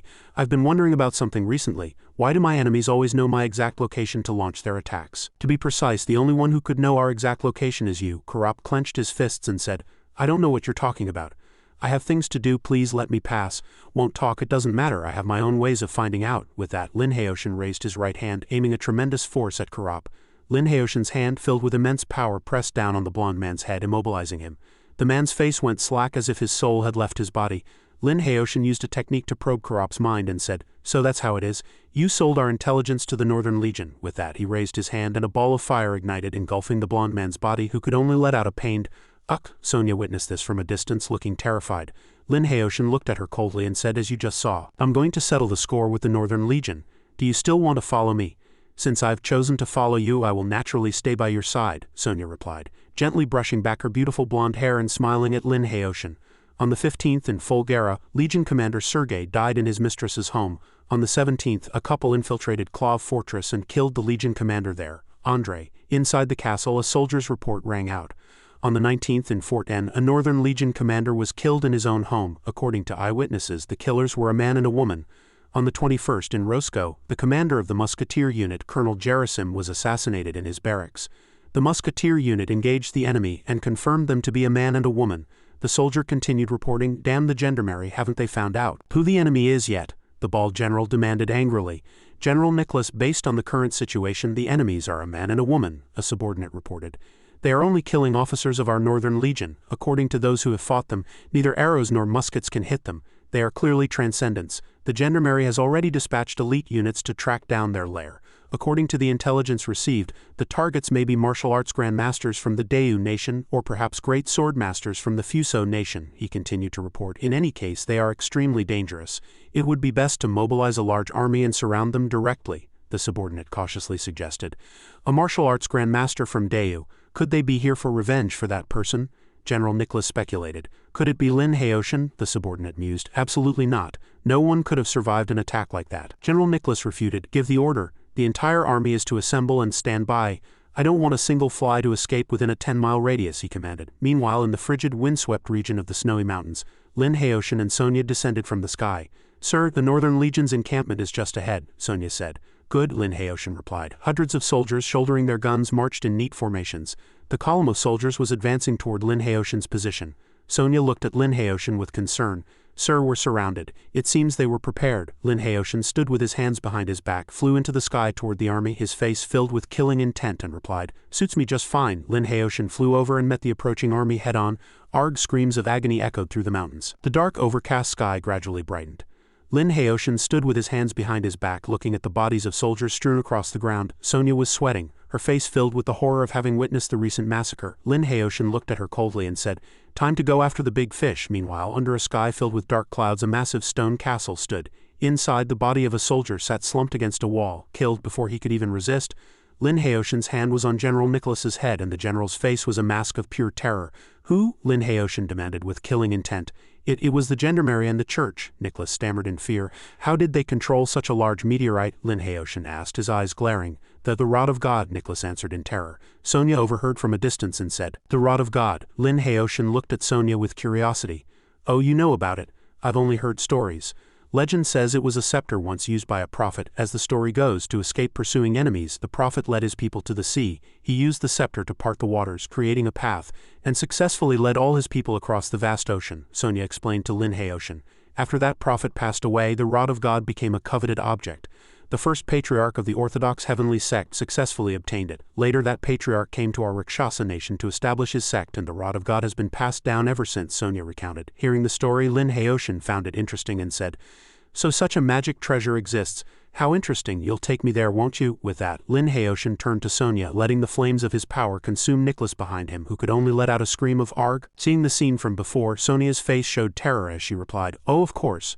Meanwhile in the cathedral, the white-bearded clergyman Julius watched the events unfold in the black crystal ball, exclaiming in shock, "The Northern Legion has been wiped out. Not only that, but many of our gendarmerie strongholds have been attacked. Judging by their direction of travel, I'm afraid they are heading for Como Fortress," the subordinate behind him said. Julius's expression turned dangerous as he looked at his subordinate and ordered, "We can't send the regular army against such a cunning foe. It's time to let that monster out. We cannot let them cross the Ural Mountains." Meanwhile in the sky, Lin Haoshan flew through the clouds with Sonia. A majestic mountain range appeared before them. Ahead are the Ural Mountains. Once we cross them, Como won't be far. Lin Haoshan looked at Sonia and said, "Good. Which way is the nearest town from here? Let's rest for a bit first." Sonia turned to Lin Haoshan and replied, "The closest town from here is Ula City." "All right, we'll head there." As soon as he finished speaking, Lin Haoshan flew toward Ula City with Sonia. The scene of an ancient city appeared. Lin Haoshan and Sonia were walking down a small path. After a short walk, Lin Haoshan suddenly stopped, his expression turning serious. "Sir, what's wrong?" Sonia turned and asked him. "There seems to be a peculiar aura up ahead. Come on, let's go meet them." With that, Lin Haoshan flew off, leaving Sonia to chase after him, calling, "Sir." Sonia also took flight after Lin Haoshan. From a distance, Sonia heard horrifying screams. "Yuwa ah ya." Meanwhile, Lin Haoshan stood amidst the bodies of soldiers strewn across the ground. Before him was a man in red clothes, Julius's subordinate, who was now terrified. The man in red shouted in fear, "Lin Haoshan, how did you find me?" Lin Haoshan replied coldly, "You think too highly of yourself. I was just passing by and smelled a stench, so I came to take a look. I didn't expect to find a swarm of you disgusting flies." The man in red hid his fear and said, "HMPH in a moment. I'll make you regret your arrogance. First, I need to dispose of the sinner who dared to betray me."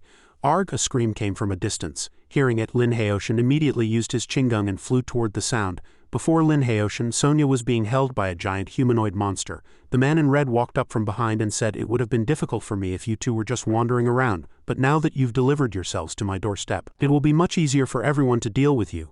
Lin Haoshan warned in a low voice, "I'll give you one piece of advice. Let her go now and I'll grant you a quick death."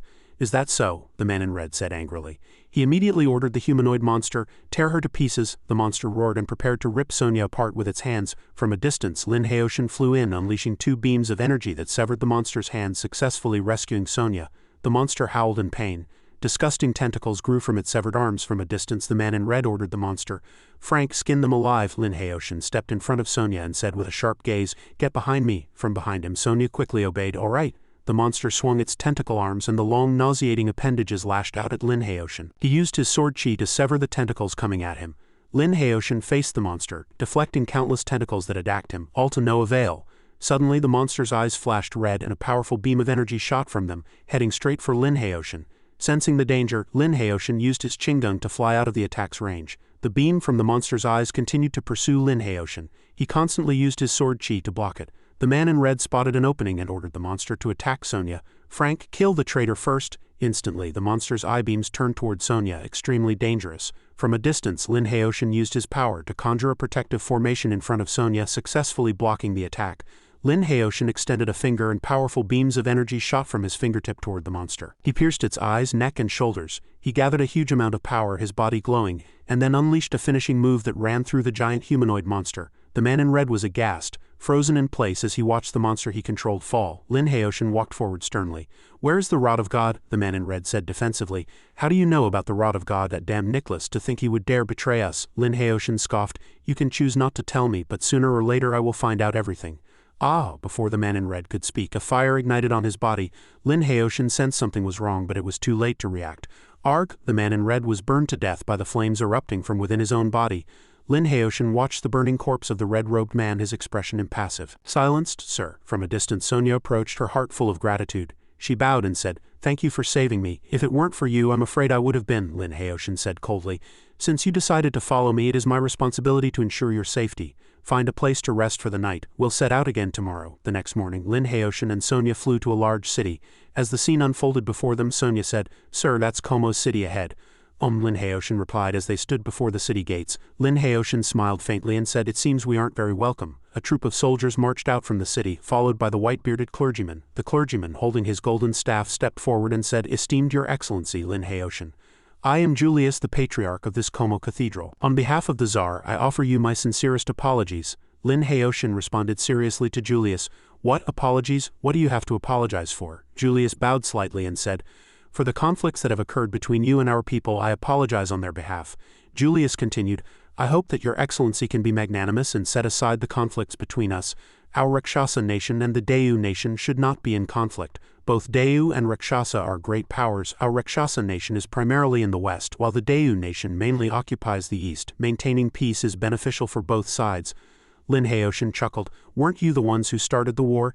Since you chose to make an enemy of me, you must bear the consequences, Lin Haoshan said coldly. Julius put on a reasonable facade and said, Your Excellency took our Rakshasa nation's resources without asking. Isn't it only natural for my people to do such things? Lin Haoshan said, clenching his right fist. The affairs of this world should be decided by those with the power to do so. Didn't your Raksha kingdom seize its territory from others? If you can profit from it, so can I. Julius was enraged by Lin Haoshan's words. I did not come here to argue with you, Your Excellency. I hope you will consider the bigger picture, be magnanimous, and resolve the friction between us. After all, peace is what's most important, is it not? Lin Haoshan frowned. If you want peace, it's simple. Hand over the staff of God and I will spare you this once. Lin Haoshan's words struck Julius like a bolt from the blue. He could no longer remain calm. What, you want the staff of God? You dare to covet our nation's divine artifact? I haven't even settled the score with you, for I am already being quite merciful. Whether it is war or peace is entirely up to you, Lin Haoshan said with a faint smile. Julius immediately refused. Your request is something we absolutely cannot accept. We do not wish to pursue the previous matter any further. Please, Your Excellency, take your leave. Is that so? In that case, after I've killed all of you, I'll find what I'm looking for myself. With that, Lin Haoshan channeled an immense power. Julius was stunned, but he quickly snapped out of it and ordered his men to form a defensive array. The priests on the city wall unleashed their power, forming a barrier that enveloped the wall and Julius himself. The barrier expanded, covering the entire castle and forcing even Lin Haoshan to become vigilant. Julius flew to the top of the barrier and declared, Lin Haoshan, my Church of Heavenly Orthodoxy was founded 1,000 years ago. Do you think you can challenge it alone? Lin Haoshan's expression changed, and he said confidently, Is that so? Then I'd like to see what you're capable of. After speaking, Lin Haoshan flew forward. A lotus flower materialized on his right hand, emanating a mysterious power. He raised his hand and several beams of energy shot from his palm, heading straight for the barrier protected Julius. The beams were all blocked by the barrier. Julius was smug. So this was the so-called greatest master of the Great Wu Kingdom. He wasn't so impressive after all. Lin Haoshan remained silent. He gathered an immense power and with all his might flew forward and slammed a punch into the barrier. From within, Julius shouted, It's useless. No matter how you attack, it's a waste of effort. Give up on your unrealistic fantasies and accept our terms. It's better for both of us. Is that so? Lin Haoshan said. He then soared high into the sky, gathering a tremendous force in his hands. Boulders on the ground began to rise under a gravitational pull, gradually forming a massive meteorite above Lin Haoshan's head. The meteorite grew larger and larger, blotting out the sky over Sea City. Inside the barrier, Julius was horrified. Is this the power of the staff of God? Could it be that he is a god? Lin Haoshan swung his hands down from the sky and the giant meteorite violently collided with the barrier. Inside, Julius's face turned deathly pale. He thought to himself, We, the Raksha kingdom, are finished. He hastily begged for mercy. Your Excellency, the esteemed Lin Haoshan, we are willing to accept your terms. Please stop. Hearing the plea, Lin Haoshan raised his right hand and used his power to alter the meteorite's trajectory, causing it to land outside the city. The sound of its impact was deafening. Boom, like a deity, Lin Haoshan flew before Julius. We are willing to accept your terms. Please be magnanimous and forgive our previous offenses, Julius begged, bowing his head. Lin Haoshan paid him no mind and said coldly, Kneel. His words were decisive and filled with a chilling, killing intent that made Julius shudder. He immediately knelt inside the holy temple. Julius raised the staff of God above his head with both hands, presenting it to Lin Haoshan. As Lin Haoshan took the staff, a powerful energy surged from it into his body. He felt as if he were in the cosmos, facing the moon upon whose surface was an arcane formation. Lin Haoshan was startled. It's a formation. Back in reality, Lin Haoshan was silent. He studied the staff and thought, to think they could place a formation on the moon. It seems I can't underestimate the power of these Western sages. This staff is likely used to control that formation. Obtaining this magic treasure has truly made this trip worthwhile. A moment later, Lin Haoshan turned to leave, with Julius and the crowd of priests bowing behind him. We respectfully see you off, Your Excellency. May you have a safe journey. Lin Haoshan flew away from the holy temple with Sonia, arriving in a place called Jingyuan City. Master, you're back. Wei and Okawako ran out happily to greet him. Lin Haoshan turned his gaze to Sonia and introduced her. Yes, this is Sonia. From now on you should all get to know each other. She is from the Shimada clan of the Fusang Kingdom and has been with me for some time. If you have any questions, you can ask her directly, Lin Haoshan continued. Sonia stepped forward to greet them. It's a pleasure to meet you, Miss Wei. I learned some of the Central Plains language while traveling with the master. I still have much to learn, so please don't laugh at my shortcomings. Wei took Sonia's arm and smiled. You're too modest. Let's go inside and chat. Your eyes are so beautiful. No wonder the master brought you along, Wei said. Sonia responded happily. Really? Hearing the two girls' conversation, Lin Haoshan could only stand aside. Young Feng Tu came forward to report, General Lin, the garrison commander, has prepared a banquet and sent me to invite you.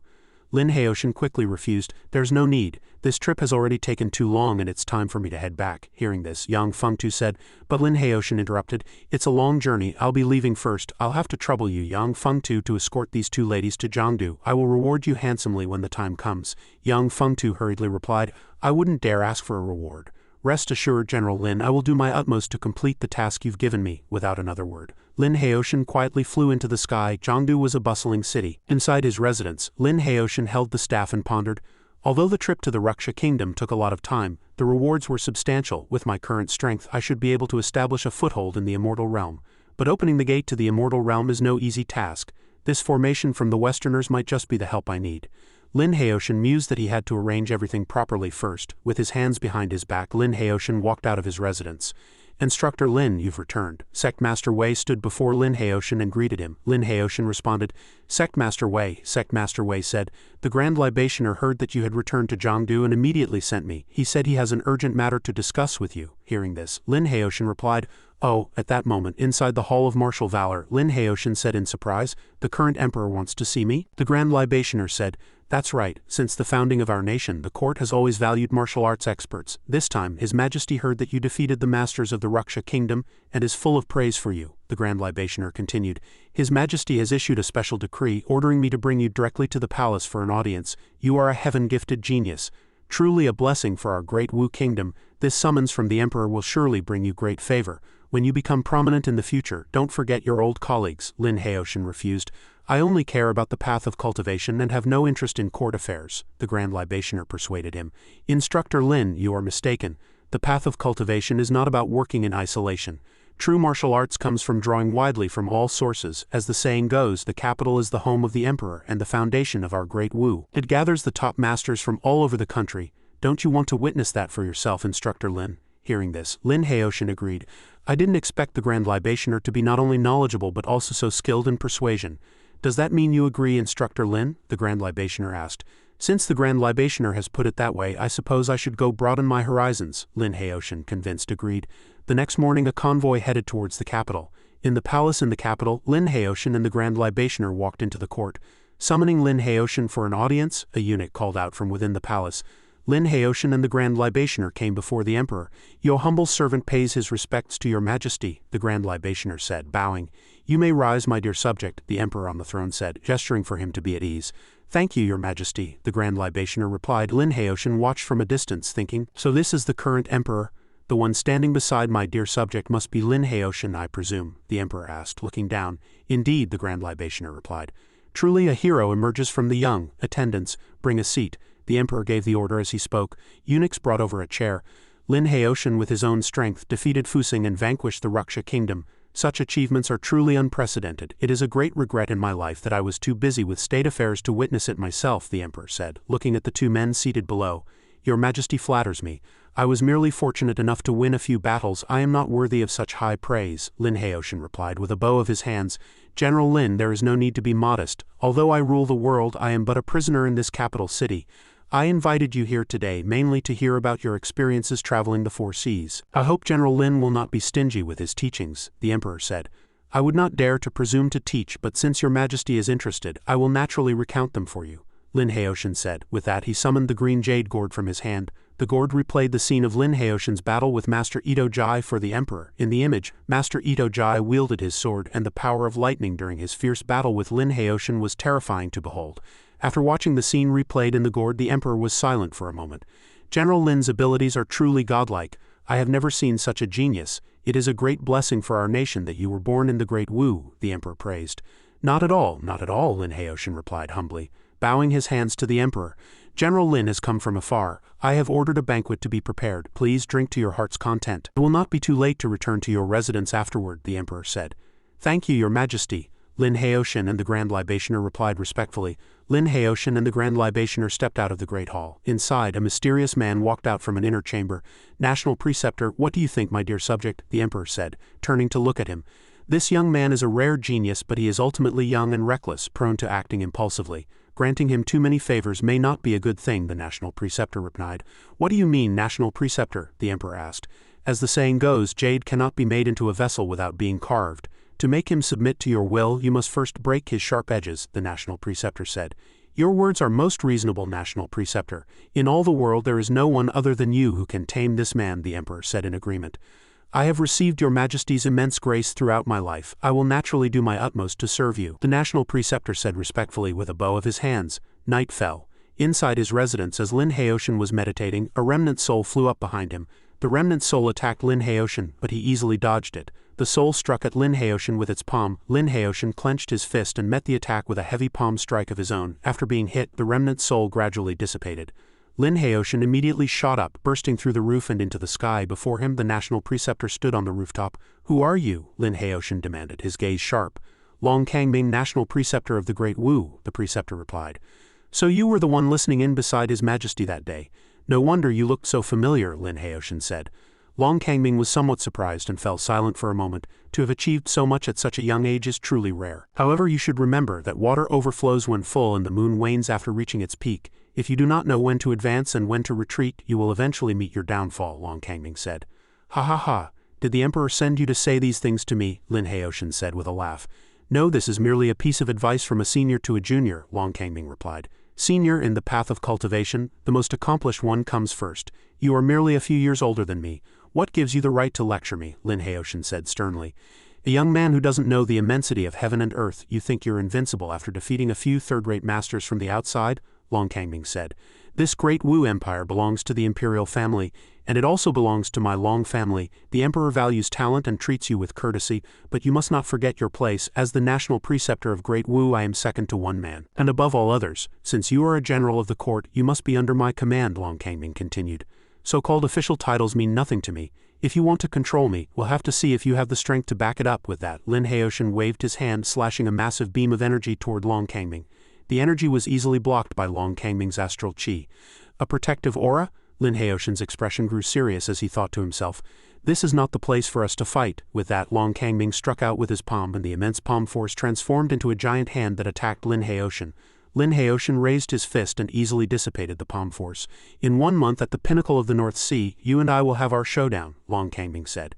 Then immediately flew away. In a snowy mountain region at the divine palace of the snowy domain, a great master flew out of his room. Great master, why have you come out of seclusion? A few young monks asked curiously upon seeing him.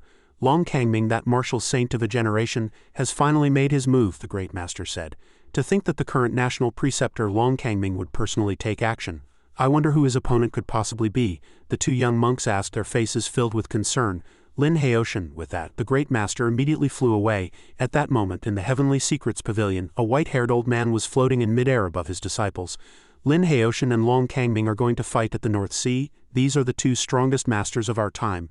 This is a once-in-a-millennium opportunity to broaden our horizons. We absolutely cannot miss it, the old man said. At this time, several ships were sailing on the sea. Look over there, someone on a ship shouted, having spotted a figure sitting on a rock. It's the national preceptor Long Kangbing. He's meditating on that rock. Is that the current national preceptor Long Kangbing? To think I'd get to see a martial saint in action in my lifetime. I heard that Lin Haoshan is just a young brat. How dare he challenge a martial saint? That Lin Haoshan rose to fame in a short time, defeating a series of masters from home and abroad. If there's anyone in the world today who can compare to Long Kangbing, it's probably him. The crowd on the ship chattered amongst themselves. Look over there, a giant dragon appeared in the sky, causing everyone to gasp in amazement. The dragon was formed by Lin Haoshan's power. He and the dragon appeared before Long Kangbing together. Lin Haoshan, you've finally arrived, Long Kangbing said upon seeing him. With that, Long Kangbing immediately shot into the air. He gathered his inner energy in his hands and fired a beam of destructive power at Lin Haoshan. Lin Haoshan threw an equally powerful punch to meet the beam. The two forces collided, causing a massive tremor that rocked the ships on the periphery. Quick, get away from this area of the sea. The great master on the ship sensed the danger and ordered his subordinates. How can this be power that a mortal can possess? It's simply godlike, the old man from the Heavenly Secrets Pavilion exclaimed in awe at the sight. The Earth-Heaven realm. No, if it were truly the Earth-Heaven realm, he would have already reached the innate realm. A person who reaches the innate realm has their physical body and spiritual soul merge with the spiritual energy of heaven and earth, the mountains and rivers, until there is no distinction, just like a fish entering water. Lin Haoshan thought cautiously, sizing up his opponent. This Long Kangbing is still in human form. He is just one step away from evolving completely into a fish. But that single step is like a heavenly chasm. Without the right opportunity, one could spend a lifetime without crossing it, he thought very cautiously. However, I can still feel a threat from him. Could it be that he has some secret magic treasure or another ace up his sleeve? Long Kangming said, "You are indeed the most astonishing junior I have seen in 100 years. If one were to ask who could achieve the Earth-Heaven realm in a few decades, I believe you have the best chance," Lin Heoshin replied. "Did you ask me here just to spout this nonsense? For 30 years I have fought 100 battles without meeting a worthy opponent.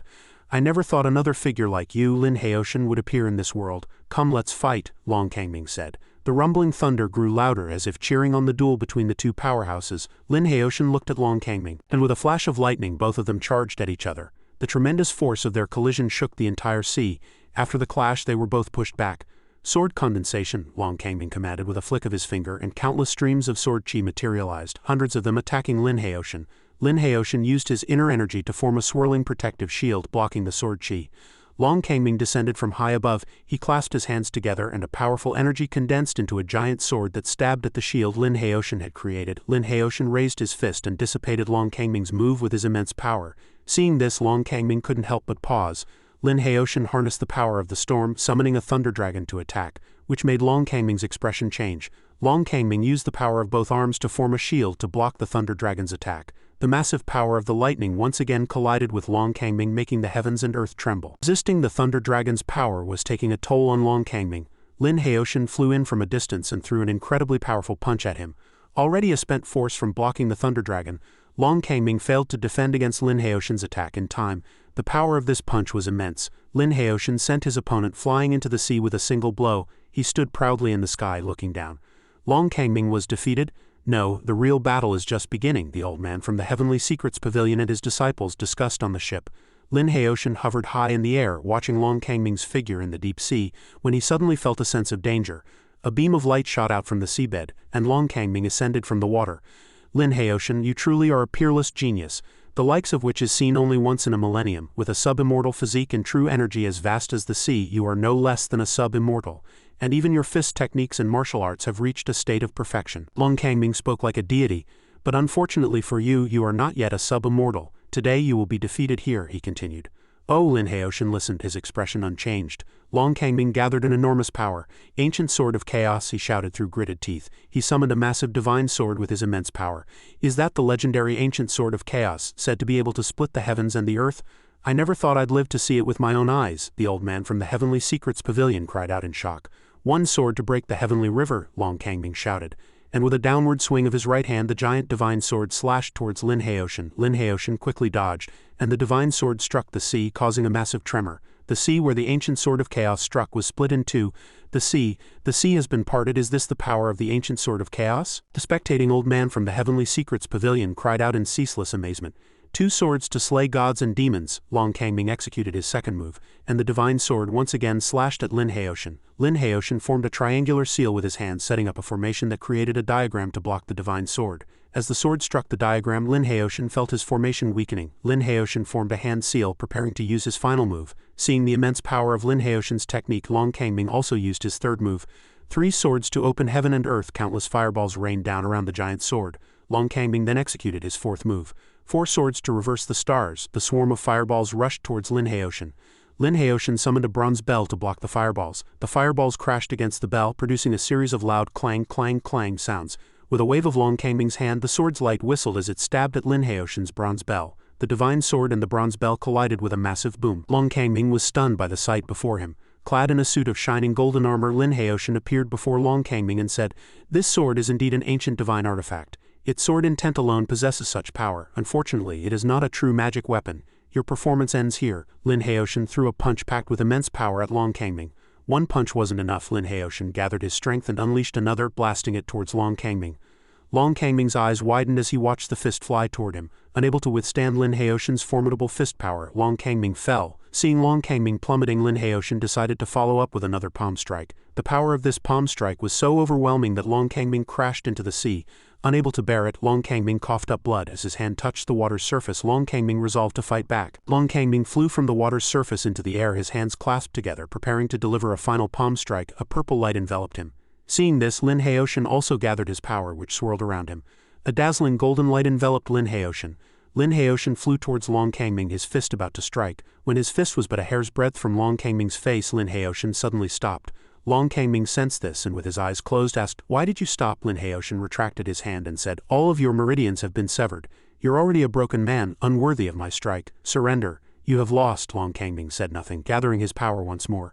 Long Kangming raised a single hand to the heavens, gathering the purple lightning that surrounded him. He declared, "I, Long Kangming, have fought for decades. I would rather die than yield. I will never admit defeat." But the immense lightning filling the sky backfired, striking Long Kangming instead. Seeing this, Lin Haoshan was speechless. The crowd on the ground saw this and remarked, "The battle is decided." An old man with snow-white hair said, "At the peak of the North Sea, Lin Haoshan defeated the immortal Long Kangming without drawing his sword.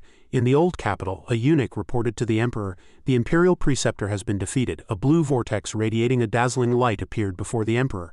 Lin Haoshan emerged from the vortex. The emperor saw him and exclaimed in shock, "Lin Haoshan?" Lin Haoshan looked down at the emperor from midair and said, "It was quite a move sending Long Kangming to challenge me." The eunuch behind the emperor shouted, "Insolence! How dare you speak to his majesty in such a manner? Do you not fear the extermination of your 9 familial generations?" A beam of light from Lin Haoshan struck the eunuch on the forehead, sending him toppling backward. The emperor said, "You've come to kill me." Lin Haoshan replied, "What do you think?" The emperor said, "Killing me would be tantamount to your own destruction. The people of this world will not bow to you. Since you have already defeated the imperial preceptor, why not join forces with my royal family to rule the world together?" Lin Haoshan laughed. "Haha, you underestimate me. What I seek is beyond the comprehension of a mere mortal like you. The power and influence you rely on are worthless in my eyes." The emperor asked, "Then what is it you want now?" Lin Haoshan replied, "All the great masters of this age possess their own divine artifacts. I've heard that within the Grand Hall lies an ancient treasure, the arrow of Hu Yi. Hand this divine artifact over to me, and I will spare your insignificant life." The emperor asked, "What do you want with the arrow of Hu Yi?" Lin Haoshan said, "In this world I have no equal. To advance further is as difficult as ascending to the heavens. It is time for me to go to another world." The emperor asked, "Another world?" Lin Haoshan said, "The immortal realm. It is a world of clear skies and pure air. The entrance is a massive blue vortex. With my current level of cultivation, I am far from powerful enough to open the passage to the immortal realm." The man turned his back, thinking to himself, "Fortunately, I have these 2 items from the immortal realm to aid me."